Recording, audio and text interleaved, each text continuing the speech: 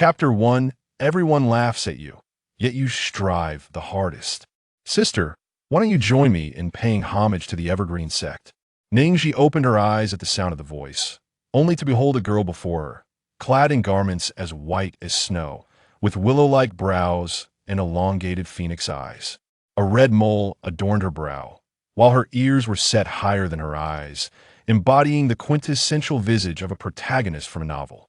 At that moment, a torrent of fragmented memories surged into her mind. 1,000 wild horses seemed to gallop through her thoughts. Heavens above, was the divine truly toying with her like a mere puppet? As a Suntoba-graduated university student, she had painstakingly found a completed novel featuring a powerful female lead in a cultivation genre, only to discover, after staying up late to read a third of it, that it was nothing more than a narrative draped in the guise of a strong female protagonist, but was, in fact, a tale of a pampered wife. The protagonist, Feng Qingsheng, presented herself as an independent and enlightened heroine. Yet every time danger loomed, she relied on a host of sycophants and a male lead, Long Hao Yin, who conveniently followed the trope of a reformed rogue to save her, unable to resolve any crises on her own, with all the glory resting on the male characters. Faced with adversity, she merely wallowed in self-pity, engaging in emotional turmoil as if she were mute. In the realm of cultivation resources, she proclaimed her desire for self-reliance. Yet in reality, she depended on her sycophants in the early stages and leaned on the male lead later, often teaming up with them for thefts, occasionally deriding the female supporting characters for amusement, ultimately achieving ascension. At the moment of ascension, she would not forget to declare, "My success is solely due to my own efforts."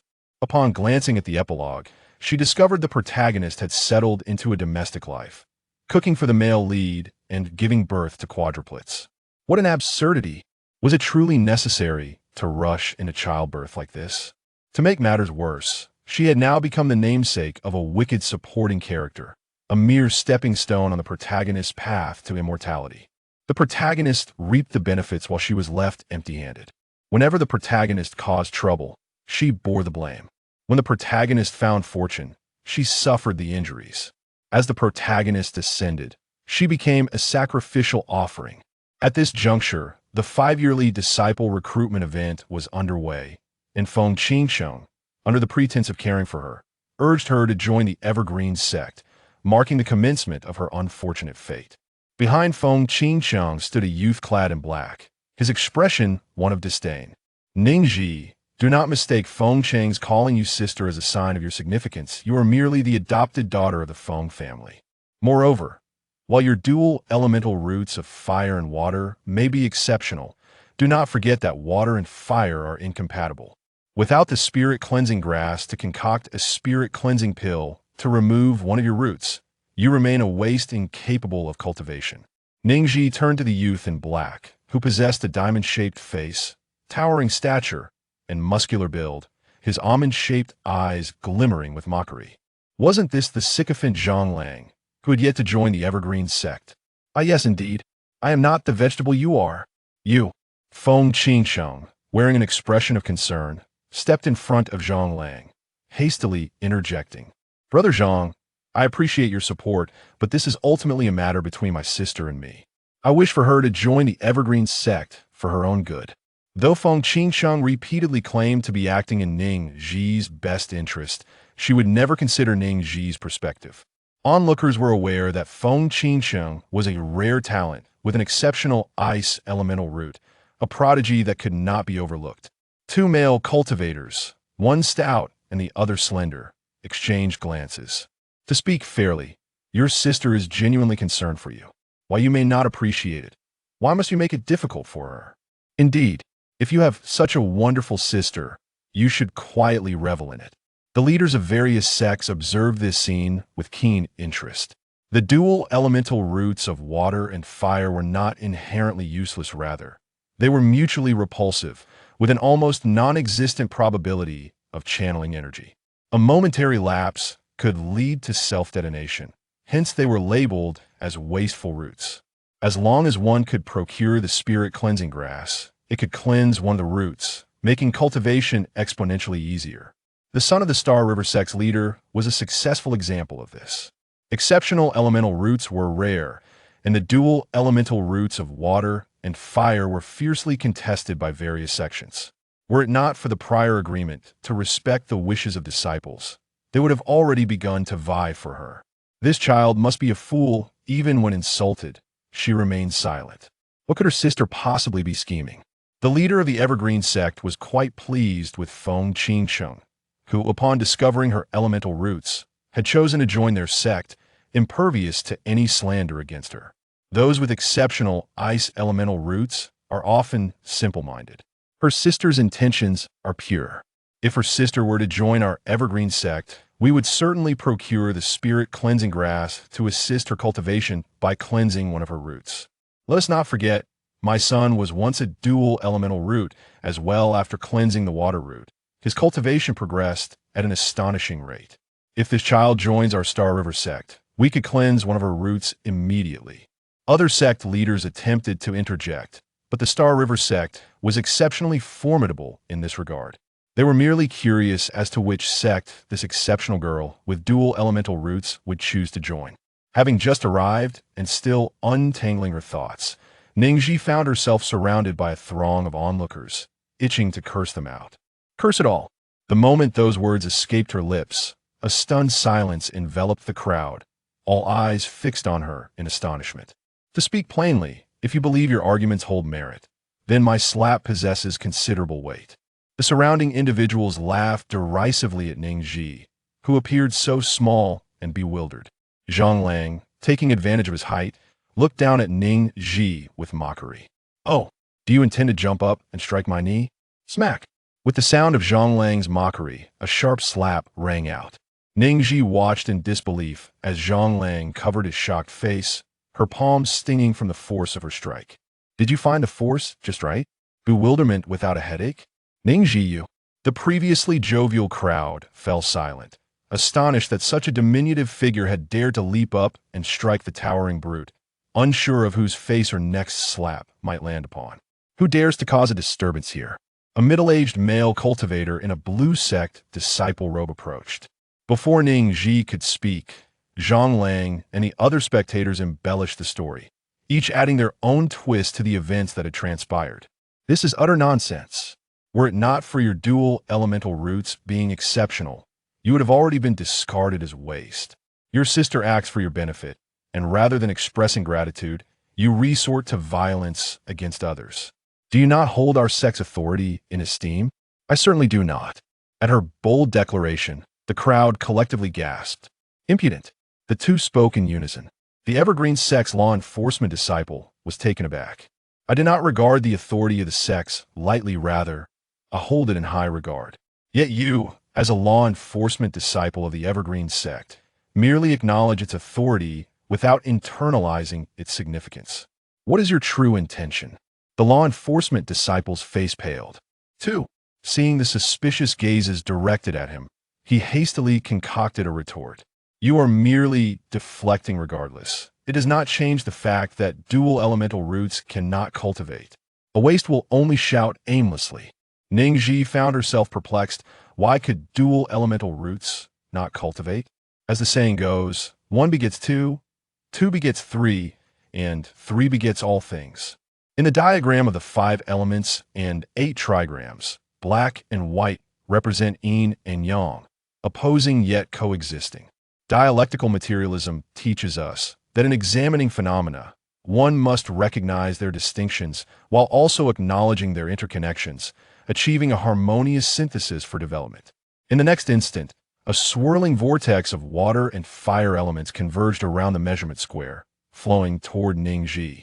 Those standing beside her felt the surge of spiritual energy and stood agape. Heavens! Oh my! She is. Chapter 2 Master. You are the one I have recognized as my master for 1,000 years at first glance.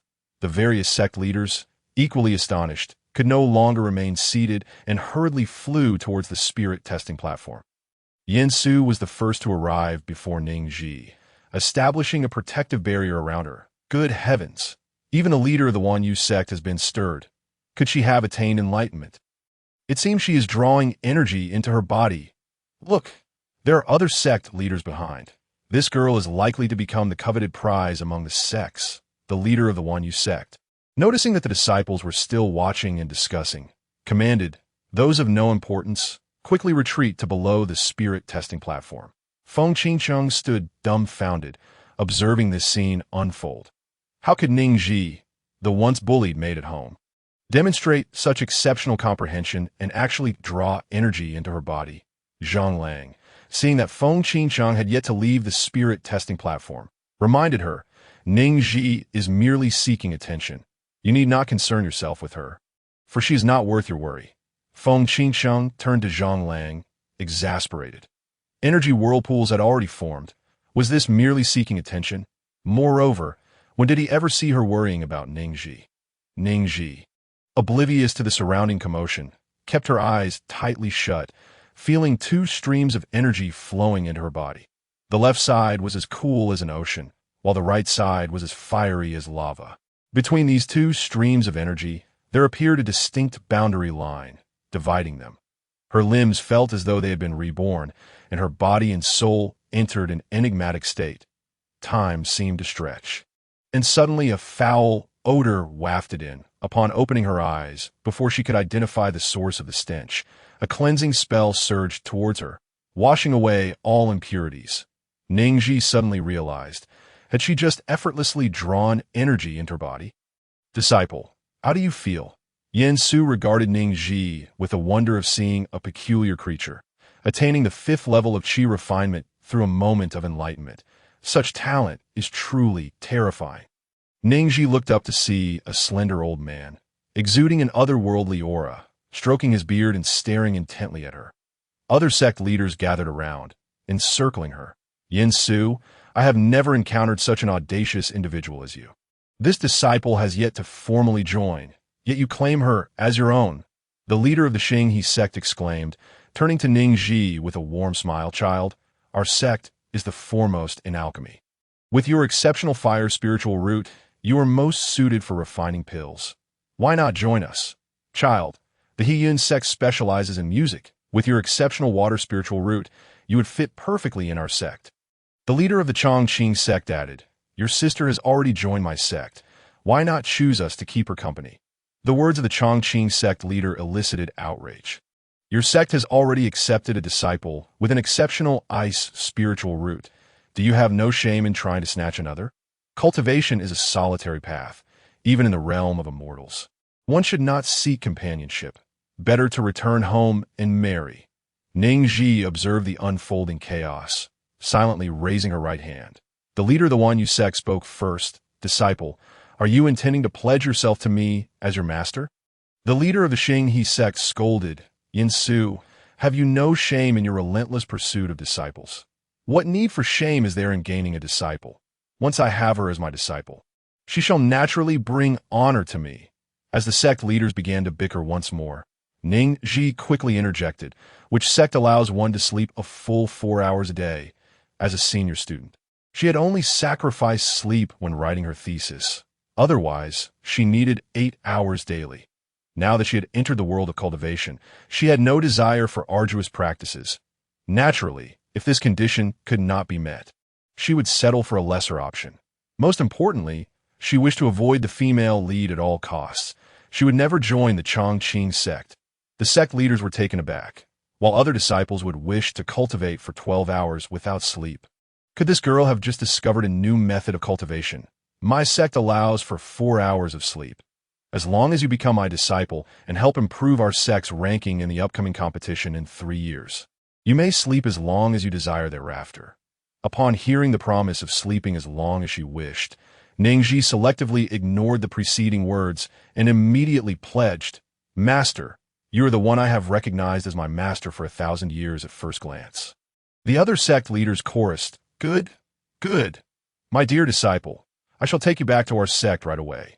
Yin Su beamed with delight, his smile wide enough to reveal his teeth as he summoned a spirit boat to take Ning Zhi away. This was Ning Zhi's first experience aboard a flying vessel.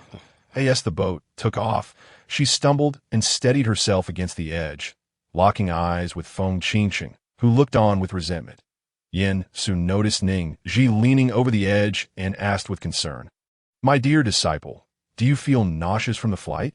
Ning Zhi shook her head. The female lead had just used a single sentence to incite hostility from everyone, leaving her in a passive position. One could see how powerful the female lead's halo was. She hoped to escape the fate of being a stepping stone and achieve a different ending for herself, the original host, and those in the story. The spirit testing square had already lost Ning Zhi's presence, yet discussions about her continued. The chief disciple of the Chongqing sect had drawn energy into his body in an hour, being hailed as a once-in-a-century genius. The girl had accomplished this in merely half a stick of incense. Was she not a prodigy of remarkable talent? I have never heard of anyone drawing energy into their body to form a vortex. And yet she has reached the 5th level of qi refinement in one go. A true monster. Her sister possessed an exceptional ice spiritual root. Had she hesitated just a moment, she might have witnessed the sect leaders competing for her attention. Zhang Lang, overhearing discussions about Feng Qingcheng, stepped forward to push the speaker aside. "Step away. Qingcheng is not someone who wavers. She has no desire to be fought over by the sect leaders." Feng Qingcheng cast a glance at Zhang Lang. "How do you know? Does she not want to be fought over by the sect leaders?" She simply didn't know such treatment existed, that it is all Ning Zhi's fault. She should be the one receiving the adoration of the masses. For reasons unknown, she felt as if something had slipped beyond her control that a disciple nearby called out, "Senior brother, why are you still standing here?" The previously skeptical law enforcement disciple of the Chongqing sect stood frozen in place. Upon hearing someone call out to him, he instantly erupted in rage. Impossible. Absolutely impossible. Water and fire cannot coexist. How could she possibly draw energy into her body? Even with an exceptional spiritual root, it cannot happen. False. All of it is false. The disciple continued to deny the reality, his spiritual power surging uncontrollably. The law enforcement elder of the Chongqing sect stepped forward and subdued him with a single palm. "What a disgrace. Do you not understand that there are always those beyond you and realms beyond your own?" More than an hour later, the flying vessel landed, and Yin Su retracted the vessel. Just before this, Ning Zhi, who had confidently claimed she wouldn't feel nauseous aboard the vessel, lost her balance and knelt before Yin Su. Yin Su was taken aback. "My dear disciple, what has happened to you?" Ning Zhi had not anticipated such swift retribution. Upholding her belief in not losing face, she earnestly declared, "Master, as a newcomer, I shall henceforth take pride in our sect, humbly seek your guidance, and strive for unity and friendship with my fellow disciples." "Ha ha!" Yin Su erupted into hearty laughter, growing increasingly fond of her. "Truly, you are a remarkable disciple. Your 3 senior brothers lack your level of insight. Master, before you speak ill of your disciple next time, could you kindly glance behind you?" Without seeing the person, she heard their voice first. Ning Zhi turned to see a youth standing at the entrance of the sect. Chapter 3, a sect rich beyond measure. He was clad in a fitted white outfit, tall and slender, the attire accentuating his athletic figure. His half-shoulder-length black hair was tied back, and his features were well-proportioned, his nose straight, his forehead full, and his expression as clear as the bright moon.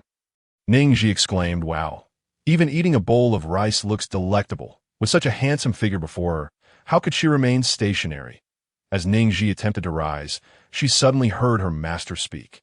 "My dear disciple, this is your second senior brother, Shen Yinhui. Second brother, this is Ning Zhi, your little junior sister. Please take her around to familiarize her with the sect, and once she is acquainted, bring her to find me." Once Yin Su finished speaking, he vanished from sight. Ning Zhi, who had intended to rise, abruptly halted and knelt back down. Oh my goodness! The incredibly handsome youth before her was actually Shen Yinhui, the immensely wealthy Shen family. A once-in-a-century genius. Due to his family's vast wealth, he had been rumored to have taken drugs to enhance his cultivation, which had led to various rumors throughout his life. Ultimately, these rumors destabilized his Dao heart, giving rise to inner demons, causing his cultivation to stagnate. After falling into demonic paths, he slaughtered everyone within the city of his life. And no need for such formalities. Little junior sister. Shen Yinhui observed his little junior sister, whose expressions fluctuated between shock, regret, and sorrow, and wondered if she might not be very clever. Ahem. Hi, hi. Could she admit her legs were trembling and she couldn't stand? Certainly not. Second brother. A brother is like a father. Senior brothers are the same. Meeting you today fills me with warmth. Allow me to bow to you. Shun Yinhui swiftly helped Ning Zhi to her feet. Little junior sister, let us converse once you are upright. He had always longed for a younger sister, but alas, he only had a stepbrother from his stepmother. This frail little junior sister truly tugged at his heartstrings. Ning Zhi stood up. Second brother, shall we now go to familiarize ourselves with the sect? Shun Yinhui produced a spatial ring and handed it to Ning Zhi.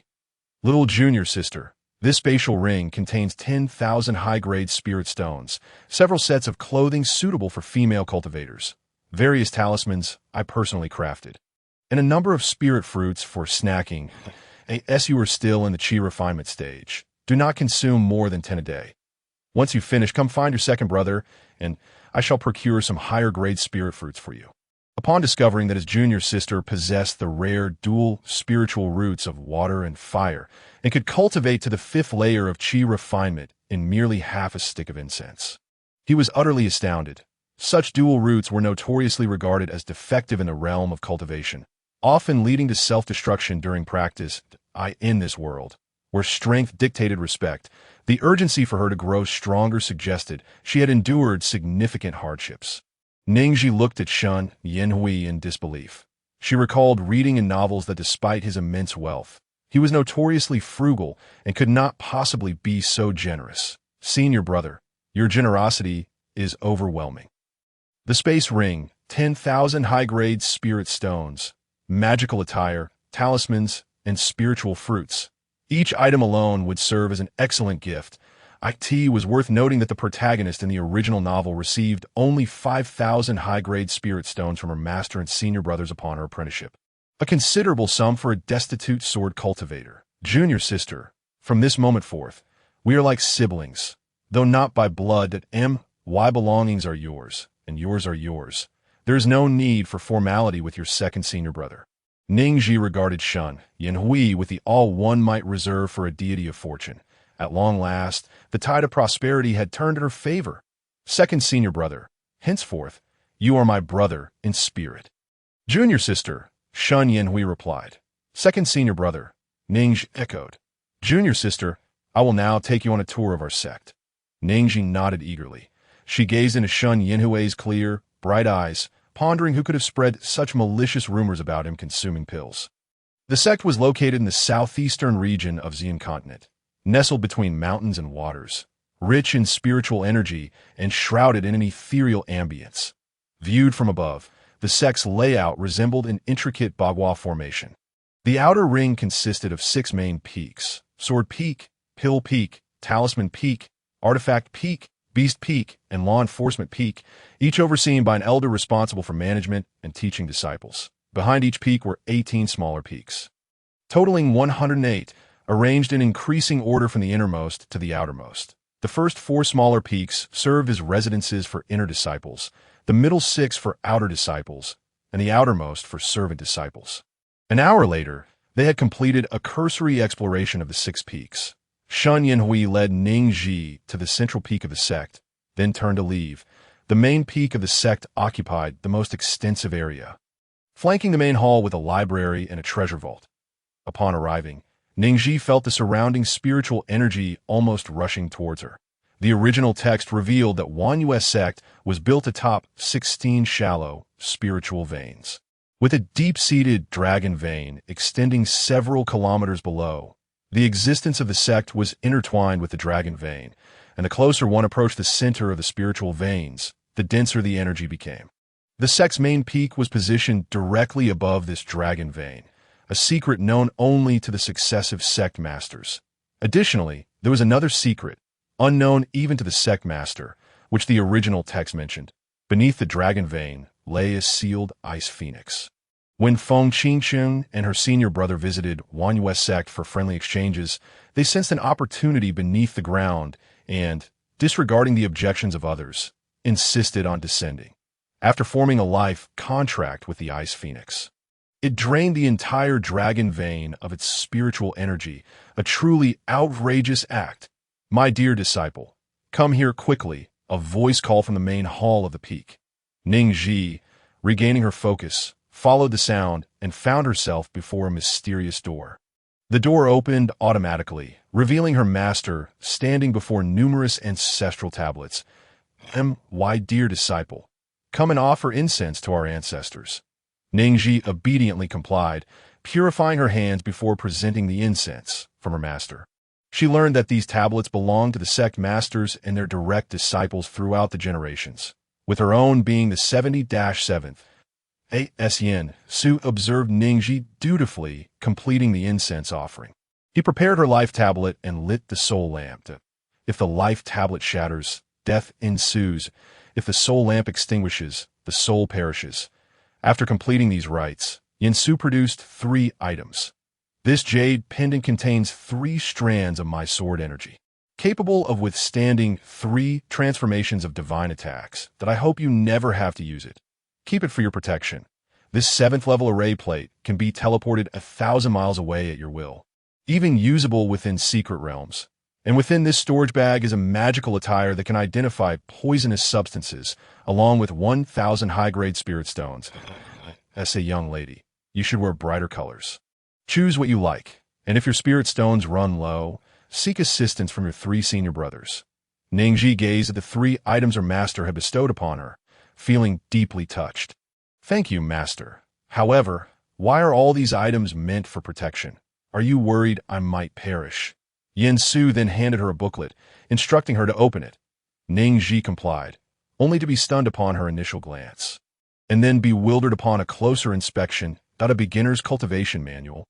She was taken aback. The curriculum bore no distinction from her university studies. Daily classes across 6 peaks, each lasting an hour, followed by final examinations and subsequent specialization based on exam performance. Yen Su chuckled. "My dear disciple, I just returned and have trimmed a significant portion for you. Your 3 senior brothers all navigated this path. If you cannot manage it, you must question your own commitment to cultivation." Ning Zhi gasped in shock. "Do you possess a desire or aptitude for a specific path of cultivation?" Yen Su inquired. Ning Zhi shook her head. She had only just arrived and, being a novice herself, had no idea what path suited her. "But master, dear disciple, do not forget you promised to elevate our sect's ranking by 1 place in the grand competition 3 years from now." Chapter 4. The Soul 3-0 Disciple and the Urgency of the Moment. Ning Zhi simply wished to find a sect to hide away from the protagonist. Upon hearing those words again, she detected something amiss. "Master, what was our sect's ranking in the last grand competition?" Yen Su looked taken aback. "2nd place. You didn't know?" Ning Zhi's pupils widened. "What? How many?" Yen Su gestured his ears. "Dear disciple, is something wrong here?" Ning Zhi exclaimed, truly worthy of a biological father. "I was overly emotional earlier, and now I'm utterly daunted. Dear disciple, there is no need for excessive worry. Your 3 senior brothers are unrivaled among their peers, capable of defeating opponents of higher ranks. They simply fell victim to underhanded tactics from the Chongqing sect during the last grand competition. Otherwise, they would have secured 1st place." Ning Zhi, puzzled, boldly inquired, "So, master, are you implying that my character is not pure? That I might resort to underhanded tactics?" "Ahem, I did not say that," he replied. He was pleased to see that this girl could remain composed and turn the tables on those who underestimated her. It was quite satisfying. Perhaps her intellect surpassed that of the 3 little rascals? "Thank you, master," she exclaimed. All she wanted was to find a sect and live in peace. Yen Su responded with a smile. "You're welcome. It is your due." Silence. Silence prevailed in the realm of cultivation tonight.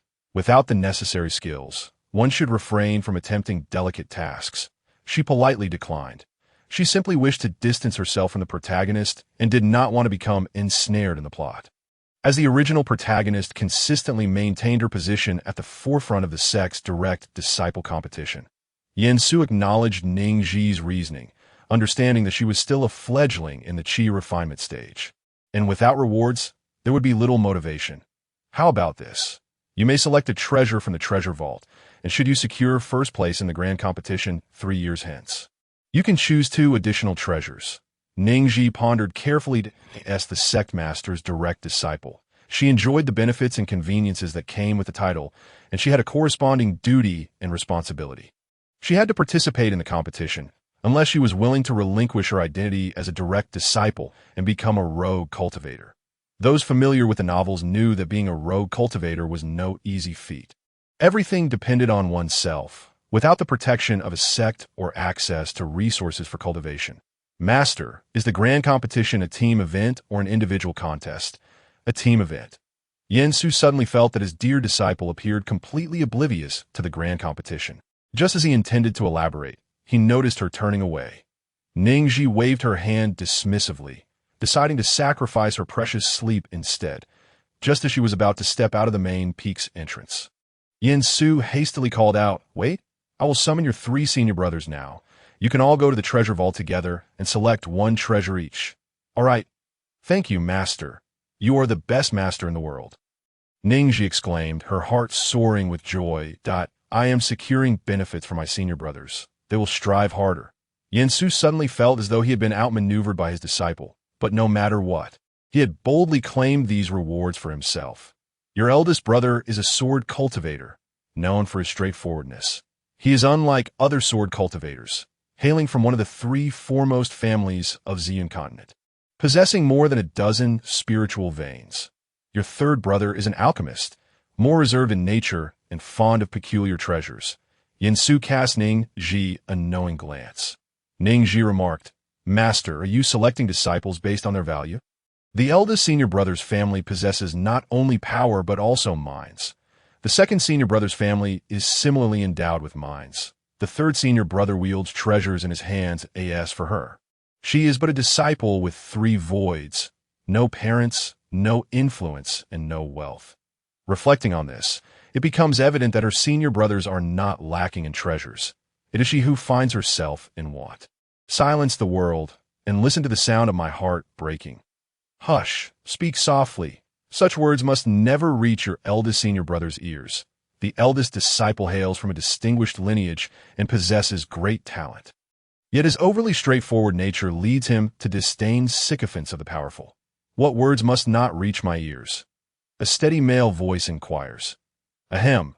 A tactical cough escapes. Yin Su. 2 tall figures stride into the grand hall from outside. The foremost gentleman stands tall like a slender bamboo, his ice blue robe embroidered with subtle patterns of icy silk, his features harmoniously blending grace and firmness, exuding an aura of righteousness. Ning Zhi feels a surge of emotion within. Recognizing him as an exquisite figure seemingly stepped out of the pages of a book, she had heard that the master recently accepted a new junior sister, but she had not anticipated her to be so young. Chiyu approaches Ning Zhi, presenting a bracelet to her. "Little junior sister, I am your eldest senior brother, Chiyu. This is a high-quality spiritual vein that should suffice for your cultivation up to the Yuan Ing stage. I wonder if this gift meets your approval, Chiyu." The one whose family was annihilated, resulting in a dual personality, with enemies being the female protagonist family and 2 other major families. The genius with a natural sword bone who was grievously injured during his revenge only to be counterkilled by the female protagonist.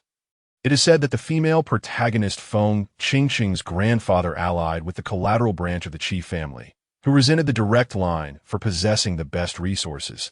They conspired with the other 2 great families to eradicate the direct line. The direct line never anticipated a traitor in their midst, just as the collateral branch did not foresee that the other 2 families were merely using them for their own gains, ultimately leading to Feng's family and the other 2 major families reaping the benefits. Seeing her stunned expression, Chiyu suspects she is overwhelmed with joy, not appearing to be a greedy person. "Little junior sister, do you not like the gift your eldest senior brother has presented?" Ning Zhi beams brilliantly. "I adore it. This gift is truly a treasure to my heart. This is indeed a high-quality spiritual vein. It is sufficient to establish my own sect." Alas, later on, after being counterkilled by the female protagonist, he would lose the several spiritual veins he possessed. Yin Su, observing the eldest disciple gifting his cherished junior sister a whole high-quality spiritual vein, speaks with a hint of envy. "Why do I not see you honoring your master?" Chiyu, expressionless, replies, "Master, the chair you sit on, the floor you stand upon, and the tea you hold." "Ahem, where is the third one?" Yansu wishes he could retract his previous statement, regretting his interjection. Shun Yinhui reminds, Master, today is the 15th. Yansu nods in acknowledgement. Ning Zhi senses something amiss, yet they say nothing further, and she does not pry. The treasure pavilion comprises 9 levels, secured by 10 prohibitions, accessible only to the successive sect leaders. It houses countless magical artifacts. The lowest grade of items allowed inside are treasure artifacts, with celestial artifacts and divine artifacts beyond that. Yansu unlocks the prohibitions and instructs Ning Zhi. Once inside, relax your senses. The treasures will choose their master. Ning Zhi nods in understanding. Upon entering the treasure pavilion, Ning Zhi perceives a stark contrast to what she had observed outside, as if she had stepped into another dimension. Surrounding her is an abyss of darkness, punctuated only by twinkling lights, which, if all goes well, must be the glimmer of the treasures. Ning Zhi releases her consciousness to begin sensing. A thought emerges in her mind. Only children make choices. Adults take all. How greedy! In a harem of 3,000 beauties, she can only sip from one ladle. She detects the treasure most eager to accompany her. A shooting star streaks across and hurtles toward her. Ning Zhi's mind buzzes, and when she opens her eyes again, she finds herself standing outside the treasure pavilion. Chapter 5. The bond of empathy upon seeing Ning Zhi emerge so swiftly. Yansu inquires with curiosity, Dear disciple, what have you obtained? Ning Zhi presents the colorful long cord entwined around her wrist for him to see. The cord of empathy? Yansu exclaims upon recognizing the treasure in her possession. The cord of empathy is a unique artifact that can only bind once. When tied to the hands of 2 different individuals, it becomes invisible and allows both to simultaneously sense each other's pain. But only if their cultivation levels are equal, that if one party's cultivation is higher, they can control the lower party's sensation of pain without being affected themselves. This is the only one of its kind in the cultivation world. Its utility seems rather trivial, and he wonders why it ended up in the treasure pavilion. Why did my dear disciple choose this? Master, existence itself is reasonable. It is merely that no one has recognized its profound usefulness. Since it chose me, it signifies our fated connection. Though others may regard the cord of empathy as inconsequential, it holds great significance for her. Were this artifact to exist in the modern world, it would be a monumental invention. For instance, if a husband were disdainful of his wife's inability to work during pregnancy, the artifact could make him empathetic to the experience from conception to childbirth. In various similar scenarios, Yansu nods, recognizing that this child is content and possesses a good mindset. She is indeed the disciple he had keenly chosen. The other 2 also emerge from the treasure pavilion simultaneously. Chiyu holds a jade flute, his expression joyous as he showcases it to everyone. The floating melody flute. I shall play a tune for you all soon. Shun Yinhui, holding a spirit-gathering basin, stumbles slightly at this remark. No. Eldest senior brother, I am not a mountain pig. I do not consume coarse grains. The last time Chiyu played was indeed a memorable occasion, and he wished he could have been deafened. Chiyu's earlier enthusiasm evaporates, and he adopts a serious demeanor. Shun Yinhui, are you itching for trouble? Not my skin, but my hands are itching. Hearing the exchange between the 2 senior brothers, Ning Zhi leans closer to her master and whispers, Master, do they usually interact like this? Yansu nods. It's a minor occurrence. You'll get used to it. That is good to know. Ning Zhi murmurs softly, You all should stop arguing. Just fight out already. Cultivators have keen senses. Despite Ning Zhi's quiet tone, they hear her words. You truly seem to thrive on chaos. Yansu remarks. Chiyu and Shun Yinhui instantly revert to their composed selves, momentarily forgetting that they too are now responsible for a junior sister, thus needing to uphold a good senior brother image. Little junior sister, pay no mind to your second senior brother's nonsense. You haven't chosen a residence yet, have you? Eldest senior brother shall guide you. Ning Zhi barely has time to observe the unfolding drama before she is led by Chiyu to a row of quadrangle courtyards with white walls and gray tiles. There are 5 in total, each adorned with intricately carved doors and eaves, and upon closer inspection, one can discern the array patterns on the walls. Chiyu explains as they walk. This first courtyard is mine. The second is your second senior brother's. The fourth belongs to your third senior brother. The courtyards appear the same outside, but the interiors vary. You may choose anyone you like. Point 1 courtyard per person. That seems extravagant. It is worth noting that the original owner, upon joining the Evergreen Sect alongside the female protagonist, only had a single room, and later, the crucial herb meant for cleansing a spiritual root was taken by the female protagonist's master for her use, leaving the original owner unable to cleanse her spiritual root and relegated to an outer disciple, sharing a room with 7 others. Eldest senior brother is only fitting for siblings to share equally. I shall choose the 3rd courtyard. Very well. Chiyu activates the formation of the courtyard and leads Ning Zhi inside. The air within the courtyard is crisp, the decor is simple, yet complete with all necessary furnishings. Little junior sister, I must return home for some matters, and my return date is uncertain.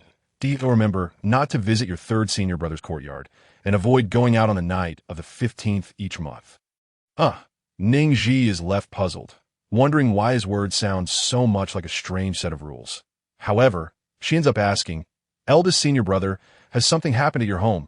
According to the unfolding narrative, after Feng Qingcheng joined the Evergreen Sect and became the direct disciple of the Sword Dao's foremost master, Yang Chen Xianzun, the Feng family, allied with the other 2 great families, annihilated the Qi family.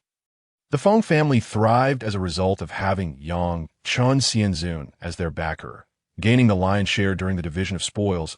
In contrast, the Qi family, having been exterminated, left Qiyu as the sole survivor. A tragedy that fractured his psyche and birthed a second personality. Qiyu smiles, reassuring her, little junior sister, do not worry. Eldest senior brother will return with gifts for you. Ning Zhi watches Qiyu exit her courtyard. Her emotions are complex. She had originally intended to find an opportunity to remind him of the conspiracy involving the Feng family and the other 2 major families, just as Qiyu's figure fades from view at the courtyard entrance. Ning Zhi strides outside. Wait, eldest senior brother, I have something to discuss with you. That night, aware that she has classes the following day, Ning Zhi, despite her habitual late nights, finds herself unable to sleep. The moonlight outside the courtyard shines bright as day. Reminded of how the modern world's light pollution obscured the moon, she rises, dons her outer garments, and steps into the courtyard.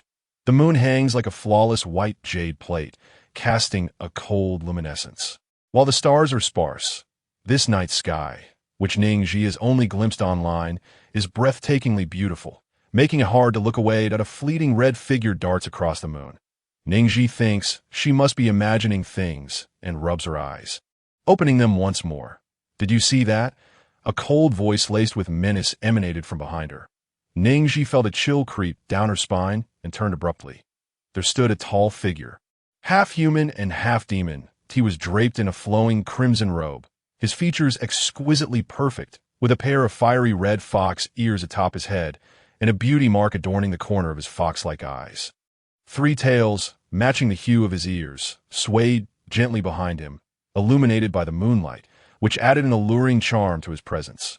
Ning Zhi, momentarily forgetting her thoughts, blurted out, with looks like yours, how could one not admire you? Do you truly think I am handsome? The young man replied, his voice tinged with disbelief. Otherwise, is there another person here? As Ning Zhi scrutinized the fiery fox ears and the tails he possessed, she recalled having seen such costumes at comic conventions.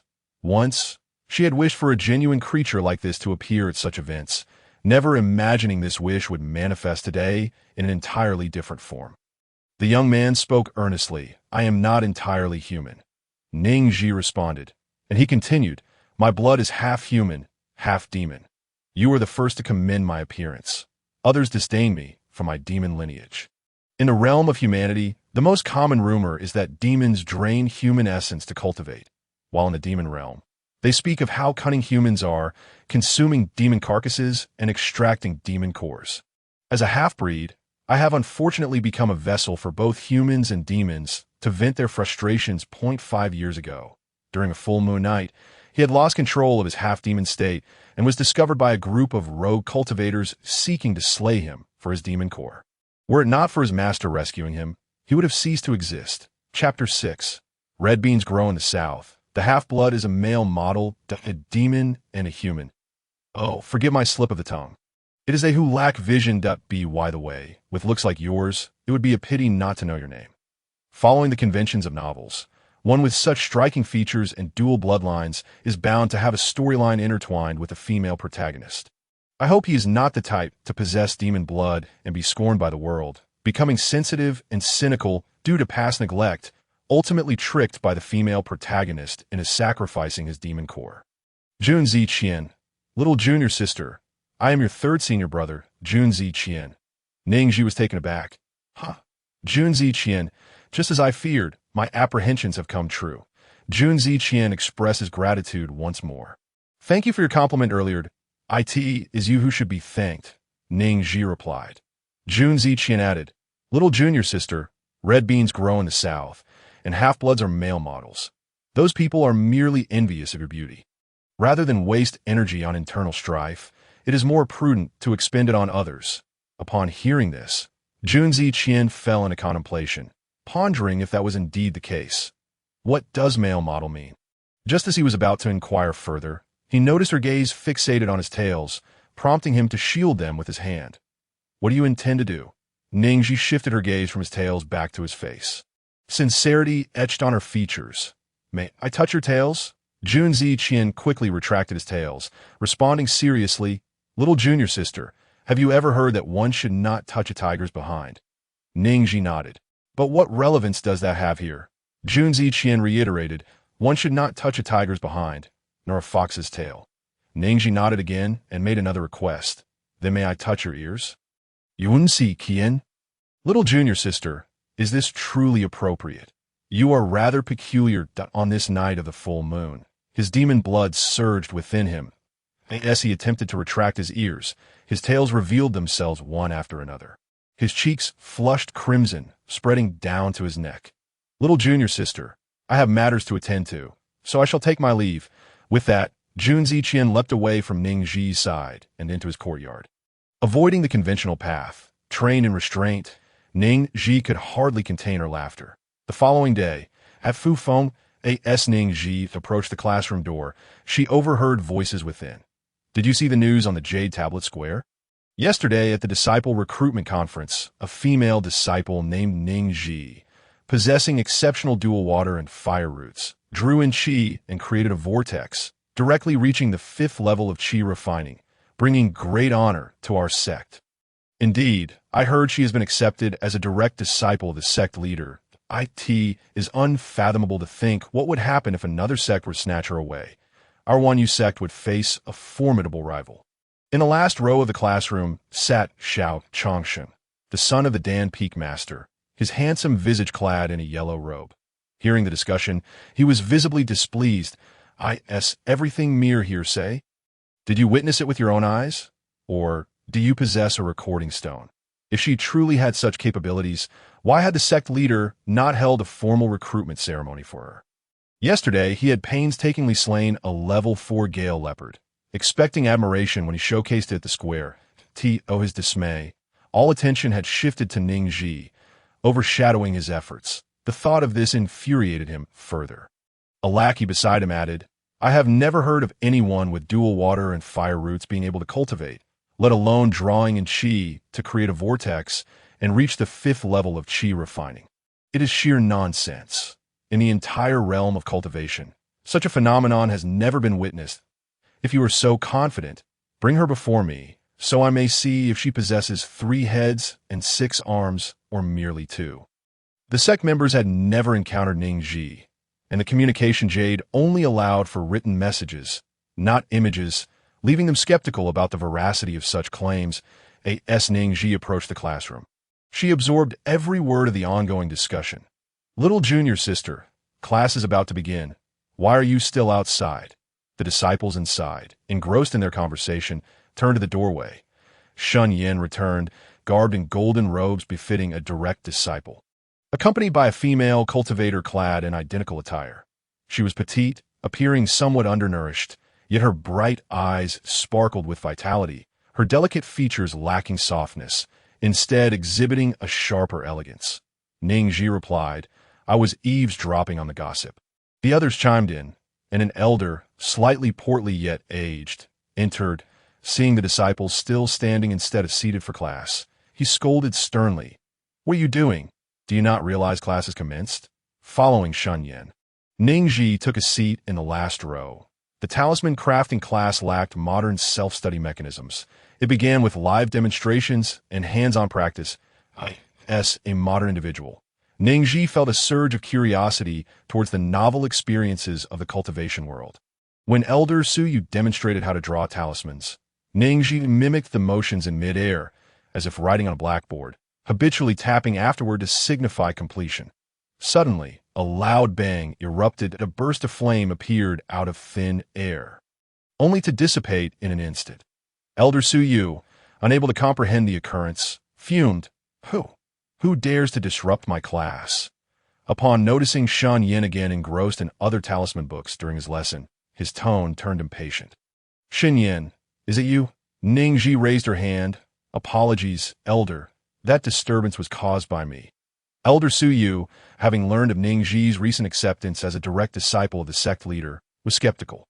Before yesterday, she had been a mere mortal. No matter how exceptional her talent, it was implausible for her to create such a ruckus. Moreover, since Shun Yin had attended a previous class, he had been able to draw talismans with ease, occasionally making mistakes that resulted in various disturbances. "Shun Yin, have some shame. Do you truly expect a novice to shoulder the blame for this? Do you think I am a fool?" The other disciples, having all been affected by Shun Yan's talisman mishaps, echoed in agreement. "Senior Brother Shun has done this more than once." While Xiao Chongxing could hardly believe that the flame was produced by Ning Zhi. He was adamant, "If that noise was indeed her doing, I would stand on my head." Before he could finish his statement, Ning Zhi interjected, "Eat shit." The classroom erupted into a cacophony of chatter, all joining in the raucous betting. After all, even in defeat, the one standing on their head would not be them. Relishing the attention from her fellow disciples, Xiao Chongshang slammed his hand on the table, rising with gritted teeth. "Fine. Chapter 7. A Genius. You are truly a genius." Elder Suyu, nearly apoplectic with rage, glared at the group of disciples. He was eager to see how this novice talisman artist would replicate the earlier chaos. "Ning Zhi, would you kindly demonstrate once more how you achieved that?" Ning Zhi nodded. Drawing upon her earlier sensations, she began to craft in the air anew. What is she doing? Has she lost her mind? Is it possible to draw talismans out of thin air? Do talismans not require special paper? I wager a high-quality spirit stone. It is inconceivable for a flame even larger than the previous one to materialize out of thin air. Directly scorching the face of Elder Suyu, the acrid scent of singed hair wafting through the air, silenced at a deathly silence. The other disciples could hardly believe that Ning Zhi, a novice with no foundational knowledge of talisman drawing, was able to replicate Elder Suyu's demonstration after merely witnessing it once, even managing to conjure a talisman out of nothingness. Simultaneously, what astounded them even more was that Ning Zhi had actually singed Elder Suyu's beard. It is worth noting that the last disciple who dared to touch Elder Suyu's beard was forever banned from entering the talisman peak. Ning Zhi was in dire straits, and what did talent matter in such a situation? Ning Zhi sensed an odd atmosphere, as if the scene had been rendered taboo. Was it not a fire talisman she had just drawn? Why did her fellow disciples remain mute? Shun Yinhui whispered a warning. "Junior sister, if you can run, do so quickly." Initially, Shun Yinhui had not noticed how his junior sister had produced the flames, but witnessing her conjure a talisman from thin air shattered his worldview. Yet now, he was more concerned for her safety. The last person to singe Elder Suyu's beard was none other than their third junior brother, a fool. Recalling this incident, he feared that his junior sister might meet the same fate, which is why he had come to class. Unexpectedly, the parallels were astonishingly similar. Ning Zhi pointed at herself. "Me?" Other disciples in the classroom also urged her to flee, while half of them awaited the spectacle. Elder Suyu, with his beard scorched, gazed ahead and suddenly burst into laughter. Ha! Ha ha ha! Hearing such a disconcerting laugh from Elder Suyu, those who had worried for Ning silently lit a candle in her favor. Elder Suyu proclaimed loudly, "Genius! You are truly a genius." The crowd? "Ning Zhi, why does this sound anything but complimentary?" Elder Suyu's expectant gaze fell upon Ning Zhi. How did you accomplish that? Might you demonstrate once more? It is important to note that a single talisman paper is not inexpensive. Only disciples from prestigious families with exceptional talent are afforded the opportunity to practice drawing talismans on such paper. And discarding it poses no consequence. For those of lesser lineage and average aptitude, it can be quite discouraging. Before distributing the talisman paper to them, he had demonstrated how to draw a talisman himself. He had even contemplated reducing the cost of talisman paper. However, inferior paper would not yield talismans of higher quality, resulting in mediocre effects. Moreover, this talisman paper serves as a medium for spiritual energy. He had attempted to draw talismans from thin air. Yet after years of drawing on talisman paper, he found it exceedingly difficult to achieve results through an alternate method. The high cost of trial and error is precisely why there are so few talisman practitioners. Now, witnessing someone capable of drawing talismans from thin air, especially a disciple attending their first talisman class, he felt a glimmer of hope. He yearned to impart all his skills to more disciples. Ning Zhi gestured in the air. First like this, then like this, and finally like this, that a flicker of flame flashed and vanished. The crowd. Xiao Changsheng gazed at Ning Zhi incredulously. She had truly conjured a fire talisman from thin air. Perhaps it was merely a coincidence. Who draws talismans without talisman paper? His lackey chimed in. Indeed, this seems rather disrespectful to the teachings. Ning Zhi turned her gaze to the talisman paper on Elder Su Yu's teaching platform. Isn't it yet to be distributed? If your eyes are tired, you may donate them to someone in need. Elder Su Yu was still pondering Ning Zhi's earlier method when he overheard a disciple assert that talismans must be drawn on talisman paper. He scolded, "You two foolish pigs." The disciples were left embarrassed. Ning Zhi reminded, "Didn't someone just bet on eating feces while upside down and wager a high-quality spirit stone?" The other disciples simultaneously cast glances at him, suggesting that if he could not bear to lose, he should not gamble, which only deepened Xiao Changsheng's frustration.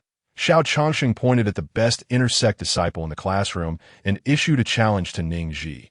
If drawing without talisman paper doesn't count, then let us see you compete with him. If you win, I'll give you 100 high-quality spirit stones. Ning Zhi, who was not one to shy away from a challenge, pressed further. Does that include the bet on eating feces while upside down?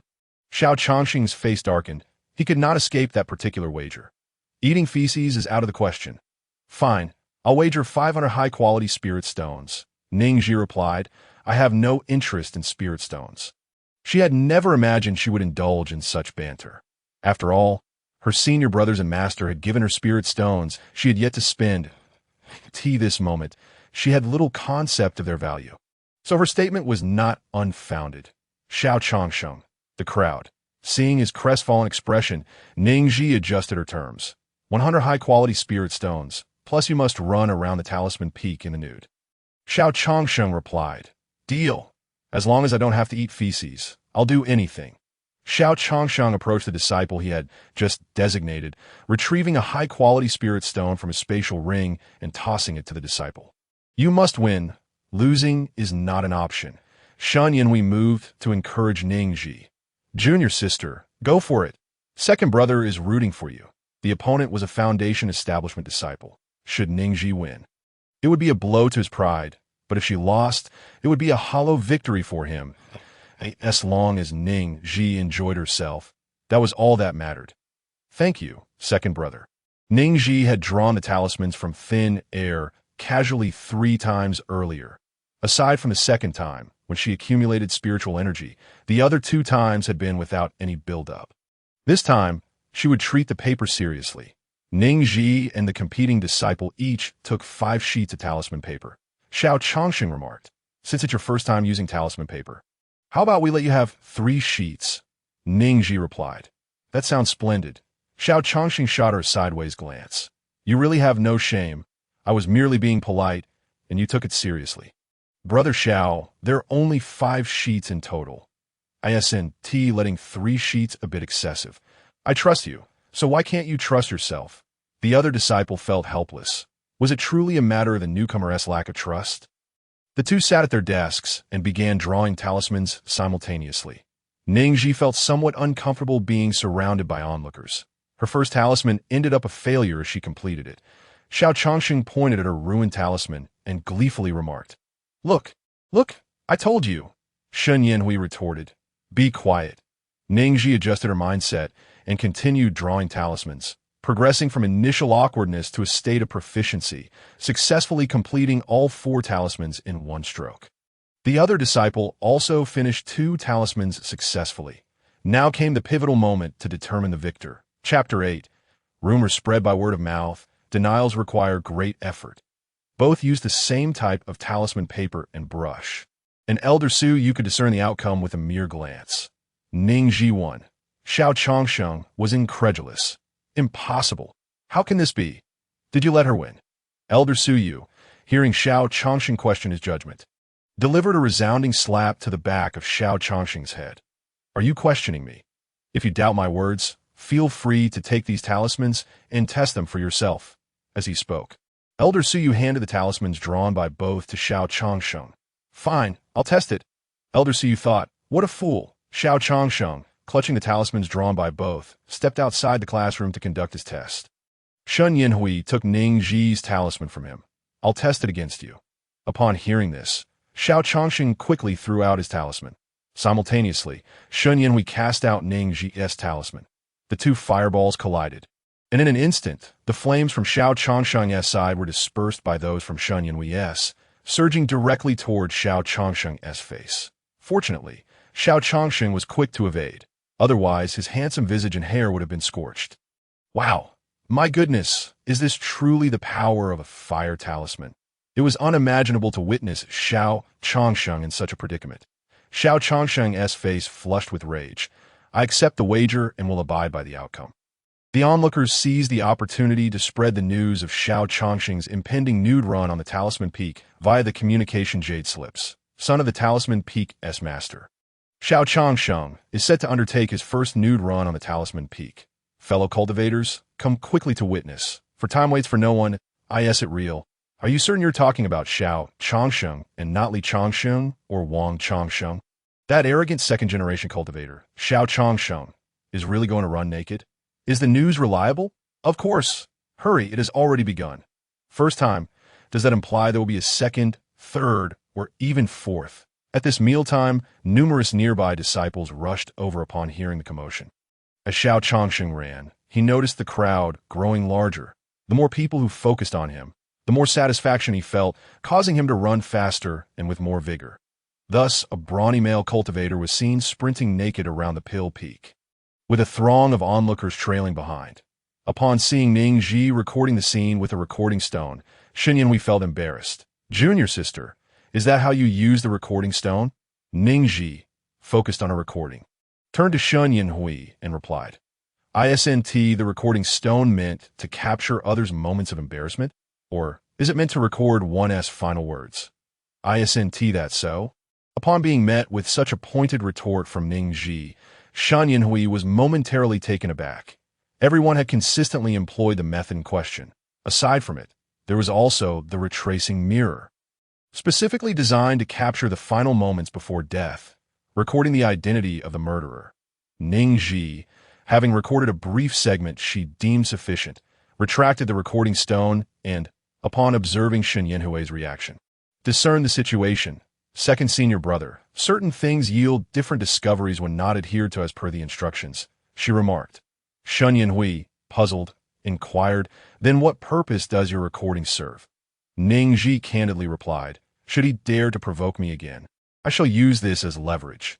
Shen Yanhui responded, I never anticipated you to be such a scheming junior sister. How peculiar it was that knowledge was expanding in such an unconventional manner. Junior sister, you have yet to undergo fasting. Allow second senior brother to take you to the dining hall. You have classes at Beast Peak this afternoon. Ning Zhi nodded in agreement. Her interest piqued at the mention of food. Just the previous evening, she had dined on a meal delivered by second senior brother, and she was curious about what delightful dishes the dining hall might offer. Yet, for some inexplicable reason, she felt as though she had forgotten something. The dining hall. Prior to witnessing the dining hall, Ning Zhi had assumed that the Wan Yu sect's dining hall was akin to the Chongqing sect's, limited to a single floor. However, as she stood before the grand entrance, she realized her narrow-mindedness. The dining hall before her boasted an astonishing 5 stories. Shen Yanhui patiently elucidated. Junior sister, the first floor serves as the main hall where all disciples may dine. The second floor is reserved for inner disciples, while the third is exclusively for the personal disciples of the elders. The fourth floor is accessible only to those who have spent 1,000 high-grade spirit stones. And the fifth floor is the domain of the sect master's personal disciples. The sect master's disciples are chosen based on the master's will. The elders' personal disciples may have only one heir to their legacy. There are approximately 500 inner disciples, over 1,000 outer disciples, and more than 2,000 miscellaneous disciples. A.S. Ning Zhi listened.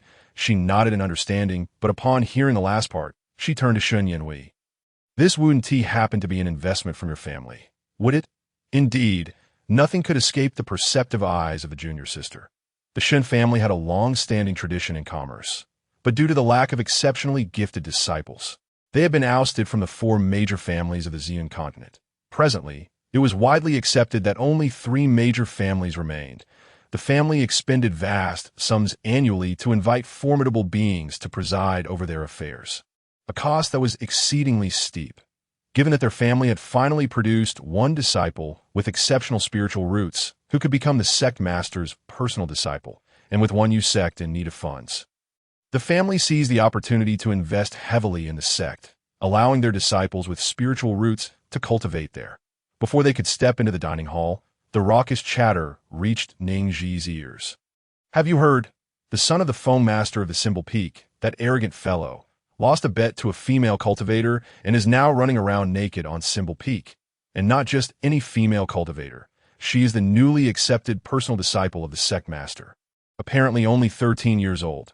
She made quite a scene at the disciple recruitment event yesterday, achieving the 5th layer of chi refinement with her innate skills. Ha! Where would a female cultivator find the resources to cultivate? Achieving the 5th layer of chi refinement just by drawing in chi. Who knows if she has been popping pills? If she truly is, then suddenly an unusual silence enveloped the dining hall, as all attention was drawn to the 2 golden figures entering from the doorway. Ning Zhi, with a clear target in mind, approached the sharp-faced male cultivator, leaning in closely. Which of your eyes saw me using pills? If I have not taken any, what then? Gossip may be one thing, but when it morphs into slander that she could not tolerate, you not know that spreading rumors is one thing, but refuting them requires effort. Is it true that as the sect master's personal disciple, you are so petty? She scoffed, incredulous. The male cultivator, taken aback by her reaction, felt a chill run down his spine and hastily attempted to flee. Yet, Ning Zhi deftly extended her foot, tripping him. With a thud, he fell face first onto the floor. As he looked up, ready to unleash a tirade, he found himself confronted by another person. The male cultivator quickly exclaimed, "Young master, I merely spoke without thinking, and she tripped me." Ning Zhi feigned surprise, covering her mouth. "No way. I was merely stretching my legs a bit, and you want to report me for that? How petty." The male cultivator stared at her in disbelief. Was this not his line? "Young master." Shen Yanhui's tone turned stern. To slander a fellow disciple merits 3 months of confinement as a member of the Shen family. Tarnishing its reputation warrants the revocation of your cultivation, and you shall be expelled. You plead guilty. The male cultivator, just having regained his footing, felt his legs weaken at the declaration, collapsing once more. "Young master, it wasn't me. It was her." Within the sect, disciples ought to refer to one another as brothers and sisters. You truly wish to incite hatred against the family? Shen Yanhui thought to himself. Had he not witnessed it today, he would not have believed that the family had invested heavily in nurturing these disciples, only to have them gossip within the sect. An utter disgrace. The sect abhorred forming cliques, and his loud outbursts were evidently an act of inviting animosity towards the family. Chapter 9. The sect also has a buffet. The male cultivator hastily changed his tune. Shun's senior brother. Please let me explain. Ning Zhi, relishing the chaos, muttered, "An explanation is merely a cover-up. A cover-up is merely a truth." Shen Yanhui had been contemplating whether to grant him a chance to explain, but upon hearing the junior sister's words, he suddenly found them exceedingly reasonable. If you have done nothing to shame the sect or the family, then establish a heart demon oath. The male cultivator was struck as if by a thunderbolt. He glared viciously at Ning Zhi, knowing full well that had it not been for her, he would not be subjected to such humiliation. I am willing to die in protest, only seeking to clear my name, he declared, rising to dash toward the pillared. A mere glance from Shun Yanhui had the disciples of the Shun family stepping forward to restrain him. Why are you stopping me? He exclaimed, bewildered. The disciples of the Shun family advised. Chun Hang, it is merely a heart demon oath. There is no need to make a scene. Exactly, unless you have something to hide, another disciple chimed in. If you don't know how to establish a heart demon oath, I can teach you. Following this, he proclaimed his heart demon oath. I, Wang Kuan, have never acted in a manner unworthy of the sect or the Shun family, neither in the past nor in the future. If I ever do, may my cultivation be obliterated and I meet an untimely end. The mark of the heart demon oath glimmered briefly before dissipating from Wang Kuan's form. The other two disciples from the Shun family followed suit, establishing their own oaths. Chun Hang, it is now your turn. Chun Hang felt utterly flabbergasted. He had not anticipated that they would take it seriously, and had never actually done anything to dishonor the sect or the family. Once the heart demon oath was established, he would be doomed for life. Ning Zhi stepped before Chun Hang once more, leaning in closely, whereunto you quite eloquent when spreading rumors. How is it that a mere heart demon oath terrifies you so? Upon hearing Chun Hang's name, she recalled the plot of the original story. After Shun Yanhui fell into darkness, the new family head of the Shun family was the second young master, while Chun Hang, an outer disciple of the Wanyu sect, became an elder of the Shun family. If there were no ulterior motives at play, she would be the first to disbelieve it. Chun Hang's gaze darted away, drenched in perspiration. Had he known, he would have refrained from spreading rumors. I admit I spread falsehoods, but I truly have never acted against the sect or the family. The onlookers began to sense that something was amiss. Was he not avoiding the crux of the matter? Given his guilty demeanor, nobody believed he had not done anything against the sect or the family. Others were willing to establish their heart demon oaths, yet he hesitated. Indeed, establishing a heart demon oath is merely the beginning. It is a waste of everyone's time. At that moment, disciples from the law enforcement peak arrived at the dining hall. Shen Yanhui weighed his options and exchanged a few words with the leading disciple from the law enforcement peak. Turning to Ning Zhi, he said, Junior sister, you go ahead and eat. Second senior brother has matters to attend to. This slander against you will be addressed. Ning Zhi nodded, pleased. All right, second senior brother. Shun Yanhui, still uneasy about leaving her alone, entrusted the disciples who had just made their heart demon oaths. You all accompany junior sister for her meal. I will see you after. The disciples of the Shun family readily agreed that as personal disciples, regardless of whether they were directly under the sect master or an elder, all inner and outer disciples, as well as the miscellaneous disciples, referred to one another as brothers and sisters. Once Shan Yanhui and the disciples from the law enforcement peak escorted Chun Hang away, the dining hall buzzed with life once more. It was at this moment that they noticed Ning Zhi had indeed achieved the fifth layer of qi refinement in one breath, without even having the time to solidify her foundation. There was no doubt about it. It was no deception. Having dual superior spiritual roots of water and fire, she possessed an astonishing talent. Had I possessed junior sister's talent, I cannot fathom how fervently I would cultivate. I would have dealt with that rumormonger with a single slap. If junior sister can cultivate, does this suggest that ordinary dual spiritual roots of water and fire can also find suitable cultivation methods? Wang Kuan, overhearing the chatter, approached Ning Zhi. Junior sister, I will silence them right away. That won't be necessary, she replied dismissively. As long as they were not spreading falsehoods, she could not be bothered. She glanced at the three male cultivators from earlier. It must be said, they were quite handsome, with commendable physiques. Wang Kuan, what would you like to eat, junior sister? Ning Zhi was still contemplating what to eat when a sudden commotion erupted at the doorstep. Fresh from his impromptu escapade, Xiao Changsheng donned a striking red robe, elegantly wielding an unfolded ink bamboo fan. Striking a pose at the entrance, first glance, Ning Zhi was taken aback, mistaking the seemingly innocent male cultivator for someone quite fiery, but a closer inspection revealed it was indeed Xiao Changsheng. Behind him trailed a cadre of female cultivators, clearly indicating Xiao Chongxing's fondness for the attention akin to that of a star, surrounded by admirers. The disciple, who was working part-time in the dining hall, approached with an inquiry. "Brother Xiao, what would you like to eat?" With a swift motion, Xiao Chongsheng snapped the fan shut. "The usual," he replied, before ascending the stairs. Suddenly, Ning Zhi remembered something she had overlooked and reached out as Xiao Chongsheng ascended the staircase. The once lively dining hall fell into a hush. All eyes turned towards the unfolding spectacle. While they acknowledged that the newly accepted direct disciple of the sect leader possessed some talent, they were acutely aware that Brother Shun was still present. With Brother Shun absent now, Ning Zhi had inadvertently drawn the ire of the notorious Xiao Chongsheng, essentially stepping on a landmine, just as everyone anticipated a dramatic scene. Xiao Chongsheng produced a storage pouch and tossed it into Ning Zhi's hands. "That it's merely 100 high-grade spirit stones. Do you really think I would be shortchanged?" Ning Zhi replied, "Not at all." With a snort, Xiao Chongsheng continued his ascent. Confusion spread among the onlookers. "What on earth is happening? Are you all still in the dark?" Someone chimed in. Brother Xiao lost a bet to the young sister, forfeiting 100 high-grade spirit stones and a lap around the talisman peak. "That 100 high-grade spirit stones? That's rather excessive." "Excessive? Brother Zhao's recent meal order alone costs 50 high-grade spirit stones, reputedly capable of aiding in breaking through realms. He has been indulging in it for a month, yet no breakthrough has been witnessed."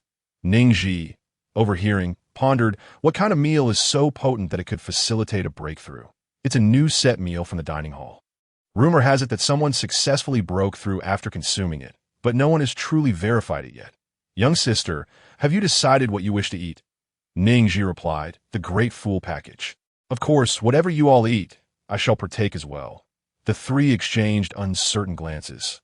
"Young sister, our appetites are rather robust. Would you not find it a disadvantage to dine with us?" "Indeed, young sister, we shall be ordering the package priced at 59 mid-grade spirit stones, permitting us to consume anything from the first-floor dining hall within an hour. Afterward, we shall head out on a mission, as we typically subsist on fasting pills." Upon hearing this, Ning Zhi realized it resembled a modern buffet. 59 for an all-you-can-eat. "No worries, I shall join you for that." The package for 59 mid-grade spirit stones allowed for delivery service with a minimum of 3 diners. Chapter 10. Breaking through is as simple as eating and drinking after purchasing the package. Ning Zhi learned more about her companions. Wang Kun, tall and robust; Zhan Peng, the youngest; and Li Sheng, who appeared rather simple-hearted, all disciples from the inner sect of Beast Peak. "Let us find a place to sit," Ning Zhi suggested. The trio turned in unison to her. Wang Kun spoke up. "Young sister, isn't your dining area on the 5th floor? Isn't there seating on the 1st floor? Why seek the distant when the near is available?" "With my slender limbs, climbing to the 5th floor would likely leave me fainting on the stairs from hunger." The three considered her reasoning, though they had never witnessed a direct disciple dining in the 1st floor hall. Typically, as inner sect disciples, they dined on the 2nd floor. Noticing that Ning Zhi had already found a vacant spot, they followed suit and took their seats. Most of the disciples dining here were outer sect or servant disciples, who began to murmur as soon as Ning Zhi settled in. The sect leader's direct disciple. "Why is she dining here? I wonder if she's seeking attention. Isn't her dining area on the 5th floor? Could she be one of those brash characters from the tales, frolicking with male cultivators?"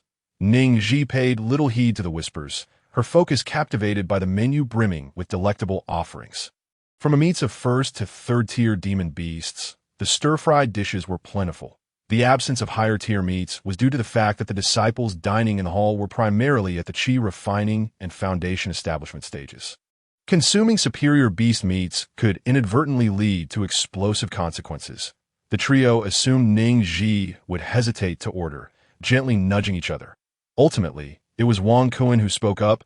"Young sister, please order without reservation. If you cannot finish, we shall assist." Ning Zhi, absorbing the menu, nodded absent-mindedly. "You all should order swiftly. I see limited quantities available. If we delay, they may vanish." With that, Ning Zhi began marking her selections, quickly tallying over a dozen. Wang Kun and Zhan Peng exchanged furtive glances and whispered, "Should we advise the young sister to order less?" "You say it." I find it hard to speak up, that I too feel hesitant. She is after all a young lady. I fear I might bruise her pride. The meal soon arrived, and Ning Zhi gazed at the array of fragrant dishes before her. Each small portion could be devoured in just a few bites. Unfamiliar with the culinary delights of the cultivation world, every morsel was a revelation to her taste buds. She dived into her feast, swiftly consuming over half, without noticing the astonished expressions on her companions' faces. Wang Kun and Zhan Peng began to communicate telepathically once more. Do modern female cultivators possess such appetites? I cannot vouch for others, but this is the first time I have encountered a female cultivator with such veracity. Nearby, another female cultivator had only ordered a single dish, taking a few bites before setting it aside. Ning Zhi, having stacked her empty plates, reached for a dish placed farther away, only to realize her companions had hardly touched their meals. Curiously, she inquired, "Aren't you hungry?" The two abruptly ended their telepathic exchange. Wang Kun replied, "Young sister, are you managing to eat enough?" Earlier, they had fretted over Ning Zhi's ability to finish her meal, yet now it seemed she could easily consume 2 more bowls of rice. "I suppose so," Ning Zhi replied, uncertain as she continued to indulge. The food in the cultivation world was truly authentic and infused with spirit, delectable enough to make one forget their tongue. After finishing her first round, she ordered more of the dishes she had found particularly delightful. The trio was utterly incredulous.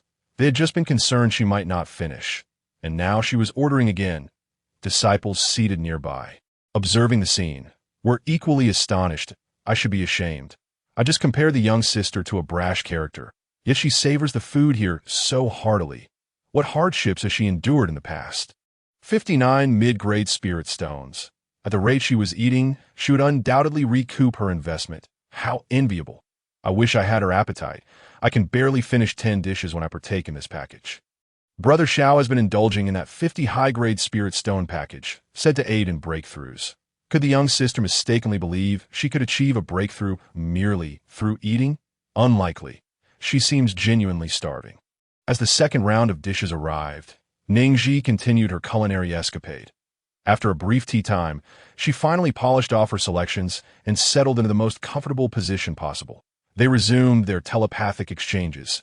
Isn't the young sister's appetite astonishing? She could rival me in consumption. The young sister surpasses me. I could finish what she ordered in the first round, but the second round is simply beyond me. Wait, do you feel that fluctuation of spiritual energy? It seems the young sister is on the verge of a breakthrough. Surely you jest. Do you genuinely believe a breakthrough is as simple as eating and drinking? Ning Zhi felt a surge of spiritual energy coursing through her, far more invigorating than the initial sensation of drawing qi into her body. She felt her body becoming significantly lighter as she guided the energy into her dantian, sensing a barrier being breached. The trio's eyes widened in shock. A breakthrough is as simple as eating and drinking. The young sister's talent is unmatched. Those dining nearby also sense the spiritual energy fluctuations that it seems someone is making a breakthrough. Did you feel that energy? Who in their right mind breaks through while dining? Surely this is absurd. As they spoke, they scanned the area and noticed the energy gathering around Ning Zhi. Heavens, someone is indeed breaking through. Isn't that the sect leader's newly accepted direct disciple? She just entered Qi refining yesterday and is breaking through again today. What a prodigy. As Ning Zhi completed her cultivation, she felt countless gazes fixated upon her. What is happening? The three regarded Ning Zhi with envy. Wang Kun asked, "Young sister, have you broken through?" Ning Zhi stood to stretch her limbs. "Yes, I am aware." Her master had previously mentioned that she had reached the 5th level of Qi refining upon entering Qi. And this news had spread after the disciple acceptance ceremony, alleviating her need to conceal her abilities. Now, with this sudden breakthrough, she felt it prudent to maintain a semblance of modesty. The trio exchanged glances, marveling at the young sister's composed demeanor. Ning Zhi overheard the surrounding discussions. Why is she so composed? Perhaps she is accustomed to it. After all, geniuses tend to be rather peculiar. What difference does it make? Another genius in the cultivation world will hardly matter. Ning Zhi. Amidst the cacophony of voices discussing the matter, an irate voice interjected. "Are you deceiving us with this package of 50 premium spirit stones?" I've been consuming it for over a month and have yet to break through. I demand a reasonable explanation. Everyone turned their gaze towards Xiao Changsheng, who was descending the stairs. Without hesitation, someone remarked, "Is it possible that the issue lies not with the food, but with the individual?" Upon hearing this, Xiao Changsheng's temper flared. He strode down the stairs and approached the male cultivator who had just insulted him. Gripping the man's collar tightly, "If you have the guts, say it again." The male cultivator, realizing his blunder, hastily apologized. "Xiao Shixiang, that was not my intent. I wasn't targeting you specifically, but rather everyone present, just moments ago." The junior sister broke through right after her meal. The crowd responded with a chorus of thanks. Xiao Changsheng, still processing the situation, asked, Who broke through after eating?" Chapter 11. She flees, he pursues, he falls into the dung pit. Ning Zhi sat atop a celestial crane en route to Beast Peak. Upon leaving her courtyard that morning, she had spotted the crane. To her astonishment, she found herself able to communicate directly with it. The crane informed her that it had been sent by her third senior brother as a mode of transportation until she mastered sword flight after establishing her foundation. The crane wore a spatial ring around its neck, a welcoming gift from her third senior brother. Unable to inspect it earlier that morning, Ning Zhi now opened her storage pouch and scanned it with her divine sense. Inside, she discovered not only hundreds of bottles containing various elixirs, but also heaps of spirit stones and 3 treasured artifacts: an invisibility cloak, speed-enhancing shoes, and a shrinking hat. "Ning Zhi, stop right there." Hearing a familiar voice, Ning Zhi glanced back to see Xiao Changsheng. It seemed he was intent on provoking her. She retrieved a spirit fruit from her storage pouch and said to the crane, "Shake off that pesky follower behind us, and these 5 spirit fruits are yours." The crane, catching a whiff of the fruit's enticing aroma, eagerly nodded in agreement and shot forward like an arrow. Xiao Changsheng, assuming Ning Zhi was feeling guilty, shouted, "Ning Zhi, did you add something unspeakable to your meal? Otherwise, how could you possibly break through?" At a certain point, the absurdity of the situation made Ning Zhi want to laugh. The Beast Peak was now in sight, and she conceived a bold idea. She aimed for the dung pit. Xiao Changsheng noticed the crane slowing down. He was about to catch up when the crane suddenly surged ahead, leaving him in the dust. Enraged, he shouted, "Ning Zhi, are you daring to toy with me?" He channeled his spiritual energy to accelerate once more. She fled. He pursued. Just as he thought she was cornered, he witnessed Ning Zhi visibly shrinking as the crane descended rapidly. "Ha! Ning Zhi, you can't shake me off!" Xiao Changsheng laughed triumphantly. Yet the next moment, his laughter ceased abruptly. The point where he aimed to land while flying his sword was none other than the dung pit of Beast Peak. Due to his excessive speed, he could not change his course in time. With a splat, Xiao Changsheng plunged into the dung pit. Nearby spirit beasts, startled by the sudden commotion, released their waste in a torrent. After a strenuous effort to extricate himself from the thick muck, Xiao Changsheng raised his head only to be met by another cascade of excrement. The culprit behind this misfortune let out a long cry. Elder Songhai, who was leisurely resting under a tree, witnessed the entire scene unfold. The disciples of Beast Peak, alerted by the commotion, began to speculate. Who on earth is so malicious as to blow up the dung pit? That doesn't seem right. The last time I saw someone blow it up, they were soaring through the sky. I just saw someone flying their sword and then falling into it. Anyone capable of that must be a foundational disciple. How could they be so inept? Xiao Changsheng, having been insulted as incompetent, raised his head from the dung pit. Just when he thought he could breathe fresh air, an overwhelming stench of dung assaulted him. He fainted from the odor. The other disciples remarked, "He truly is a person of substance." Ning Zhi and the crane hid beneath the large tree at Beast Peak, watching the spectacle with satisfaction before turning to leave. In the next moment, Ning Zhi felt a large hand grip her head. Thinking you can just walk away after causing trouble, Ning Zhi attempted to struggle, but soon realized she could not match the height of her captoress legs. Let us discuss this calmly. The grip on her head loosened. As she looked up, she finally recognized the towering figure before her. Elder Songhai, disheveled and imposing, standing at an astonishing height of 2 meters and 50 centimeters. Capable of delivering a fatal blow to a child. Elder Songhai, a disciple, has fallen into the dung pit and is currently unconscious, a disciple called out urgently, though they dared not approach.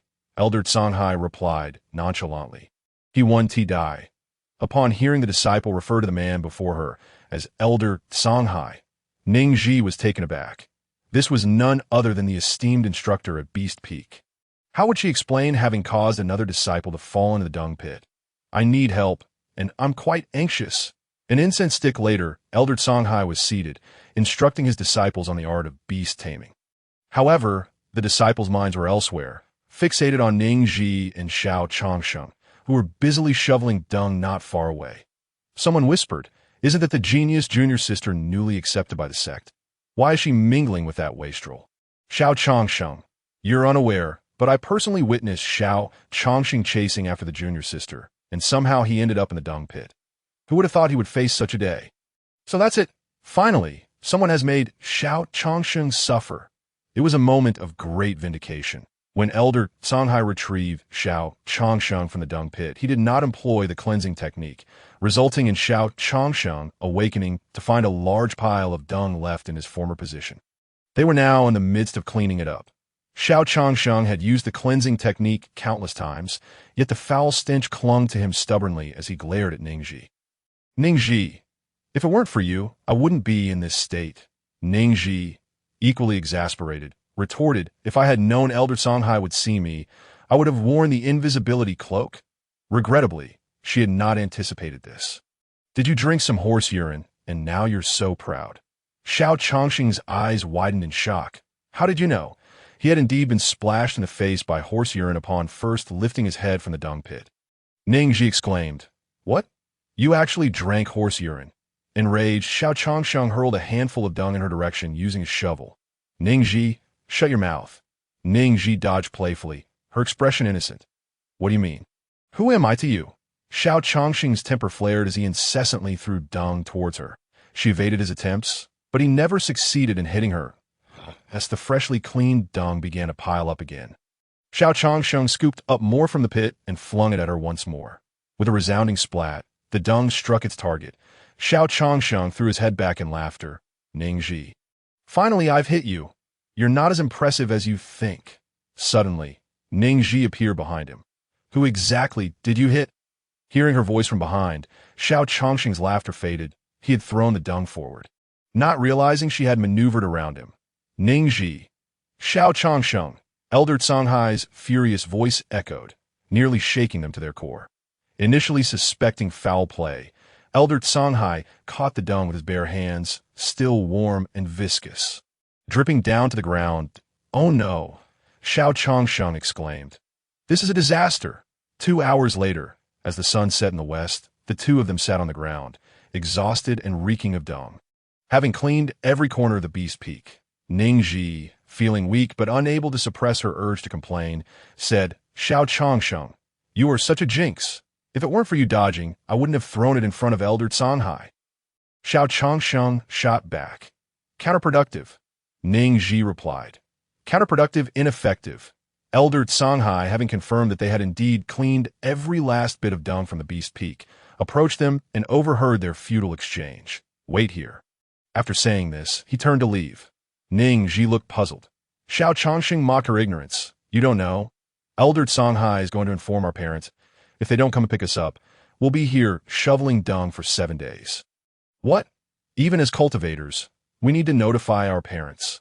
If my master fails to come for me, how will I endure as a long-term dung shoveler?" Upon seeing Ning Zhi's shocked expression, Xiao Changsheng smirked. "Don't even think about it. The last time Junzi Qin blew up the dung pit, the sect leader didn't come for him, but my father always comes for me first. Right, your father always comes for you. You must feel quite proud, huh?" Though Xiao Changsheng couldn't decipher the meaning behind her words, he understood that Ning Zhi was mocking him. "Ning Zhi, don't get too smug. Just wait to be left here shoveling dung."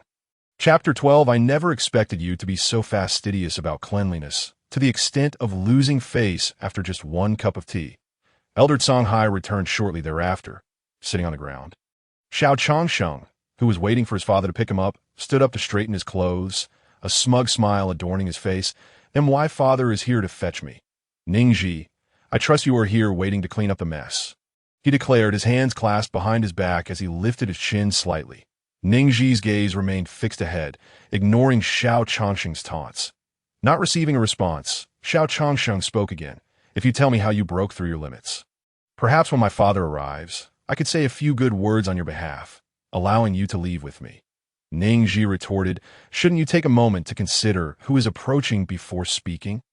She realized that not only was Xiao Changsheng lacking in intelligence, but his vision was also rather poor. What do you mean? Who else could it be but my father?